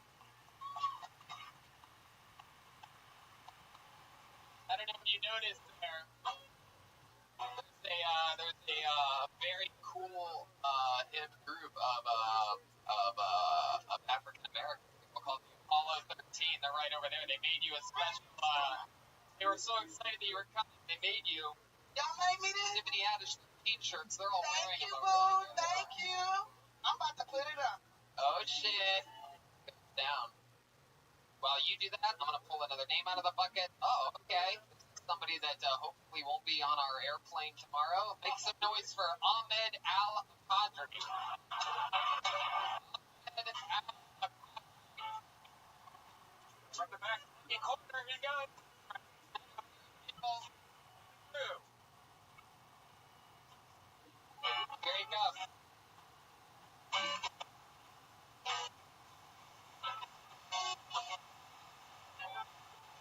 What's going on, everybody? What's going on? Hey. Hey, what's going on? So, I started working out when I was 15 to get girls. And literally all it's ever gotten me was compliments from other guys who worked out. Like, I've never had a hot girl come up to me and be like, I like your pecs, bro. What type of creatine cycle are you on? Shoot. I went to an Islamic private school in Texas, which is sort of an oxymoron now that I think about it. It's like going to a Catholic boarding school in Afghanistan. Yeah. And it was a really small school. Kids had different roles. Like, my best friend was also my high school bully. Yeah. Like, you know how weird it is for a fat Egyptian kid to beat the crap out of you in the bathroom, and then after school ask you to come over to play Guitar Hero? Like, we're playing Through the Fire Flames, he's powering up on Chin. The weird shit. Thank you, my name is Ahmed. Hell yeah, Ahmed Al-Qadri. Welcome, sir. First time on the show, right? This is my second time. Oh, okay. Yeah. Hell yeah. I can remember it. I had it somewhere between 9 and 11 times. I'm kidding. I'm kidding. Somewhere between 7 and 11 times. 7-Eleven. No, come on. I'm more of the 9/11 type of round, so that Well, works. very good. You can say that next time you go to TSA. Yeah. Love that out there. You pre-check or clear or what's the deal? Man, I need to get pre-check, honestly. Yeah. Straight up, last summer, I was going to from Miami back to Dallas last summer, and I got randomly checked, randomly. Yeah, for sure. We were actually just, or Jeremiah and I were just coming back from Calgary yesterday morning, and there was one guy. Canada, they literally don't give a fuck. So there's one guy that's way out in front of literally the entrance line before anybody who comes up to PSA. And I watched him just pointing out brown people. You, sir. Just every brown person. Oh, go ahead. Hey, you. You come over here. Pretty impressive, but I guess the system works. Yeah, I guess so. Ahmed, so hell yeah. How long you been on stand-up? 3 years. Yeah. Hey, Mencina, what do you think about this guy? Well, he kind of reminds me of the shrunken head guy from Beetlejuice. Never seen that movie. You never seen Beetlejuice? He's got a tiny head and a big body like you. Never seen Beetlejuice? Yeah. And they let you be a citizen in the United States of America? I was born here, so I got the old When were you born? Where was I born? When? Oh, June 18, 1993. I'm old enough. Tiffany. He is old enough. He still got some pretty teeth like he had full of something growing up. He is 3 feet too. You know, I think your titty's bigger than mine.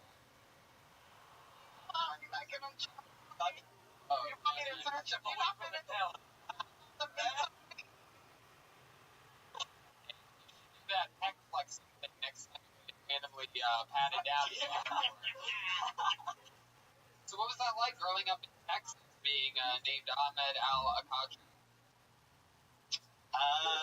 I mean, I don't know. It's just you get a lot of double stares, a lot of interesting things, but for the most part, it's all right. Passive aggressive racism. They just think you're Mexican. Do you do for a living?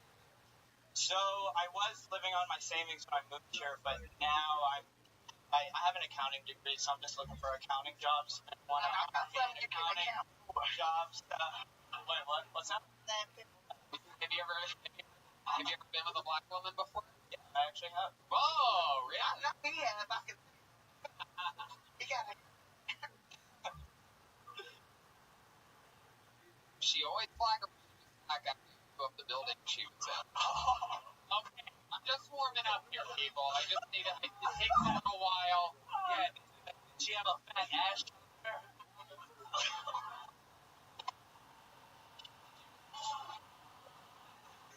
Look, I don't want you back that ass up.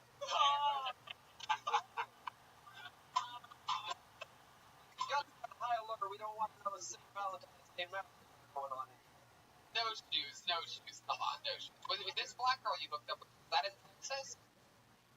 But I've hooked up with several black girls. Wow, really? What's your trick? I don't. You offer to do their homework for them or something like that? I just really. He got some sexy cute little dimples. He is smooth, like the way he got the curly hair, it's like slightly curled, but not curled, but curled enough where you be like, I don't know, is he Indian or is his mama black and daddy white? Who knows? Alpha, see what that did? That'll tell the truth. One way to find out. This is the kind of guy you can do a lot of different sexual positions. You can literally hold on to his arm hair while go upside down, standing 69. Standing 69. Man, do you have any special tricks in the bedroom? Any like finishing moves, anything like that you like to do on the ladies? Trauma sutra. Obama sutra. I don't. Ed, why have Obama sutra?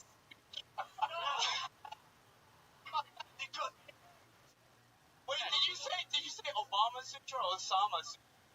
All of that. They all work. All work.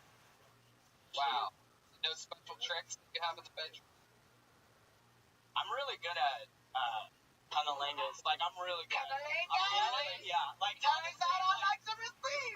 Honestly, I will admit, like, I'm really good at going down on her. Like, I will go down on her, like, at least 15 minutes, because I know I'm good for my tongue. You said 15 minutes or 50 minutes? Ahmed Al-Kadri will go down like a World Trade Center.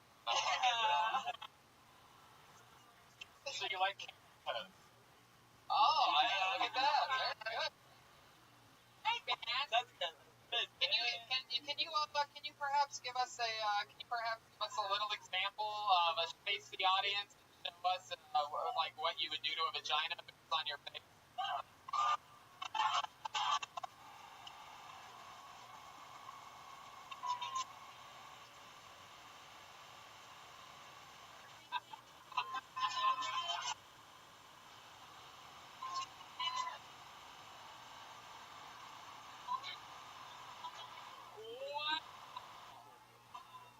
Oh, I don't know what he did. I can't for some reason.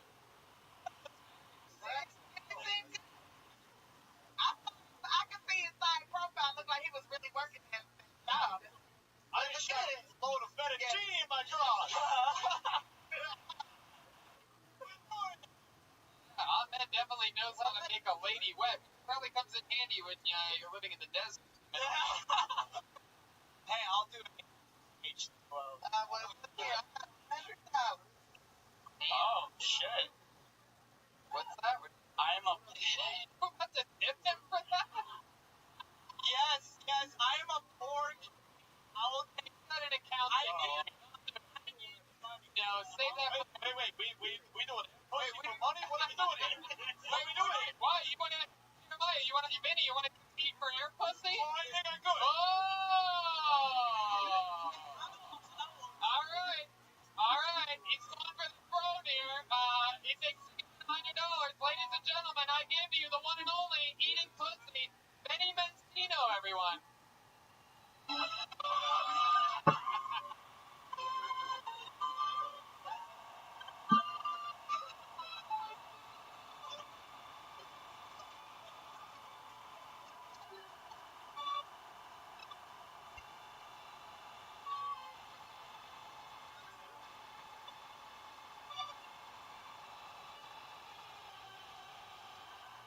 Oh, fucking God.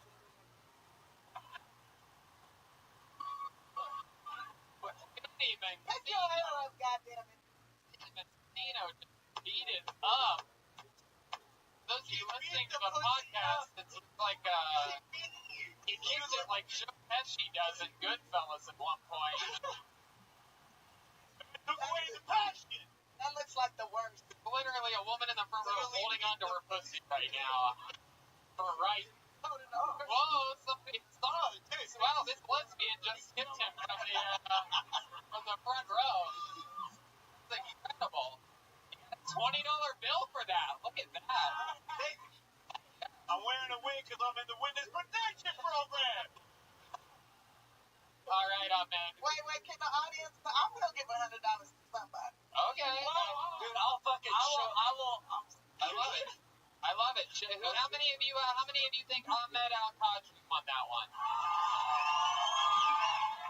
How many of you, all right. How many of you think Vinny Mencino won that one?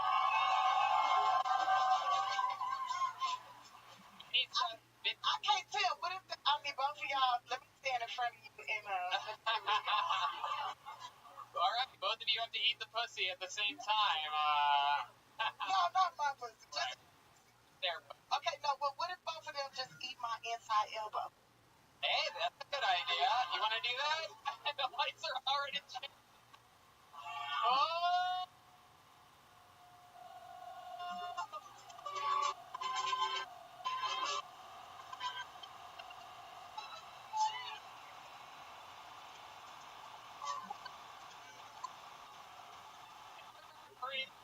Incredible.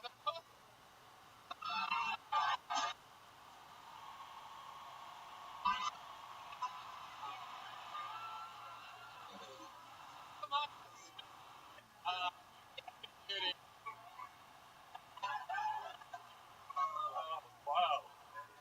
Place is pure chaos. Listen, Ed took a very realistic. Wow, Oh, God. I don't have a angle of this at all.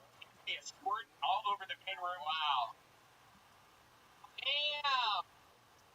All right, it's up to you now, Tiffany. Who gets it? Hey, Ahmed Al-Qadri.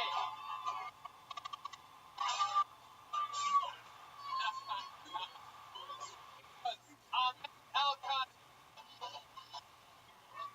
That is unbelievable. Hell yeah. Ahmed Al-Qadri wins.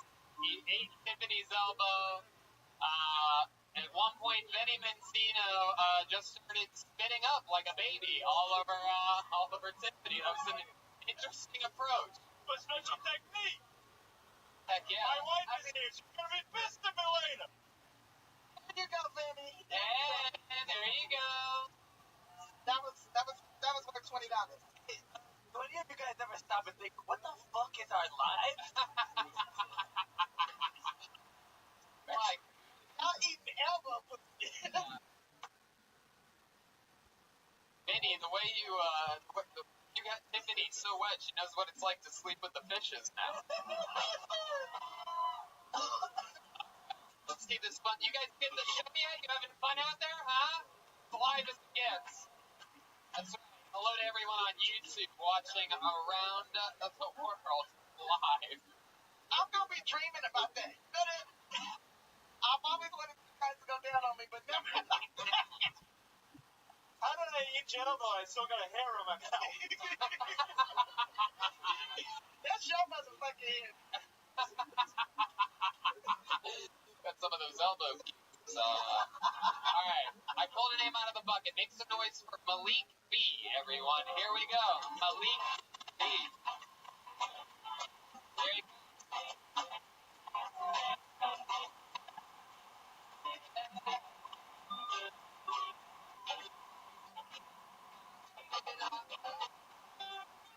Bro, they really tried to make it sport.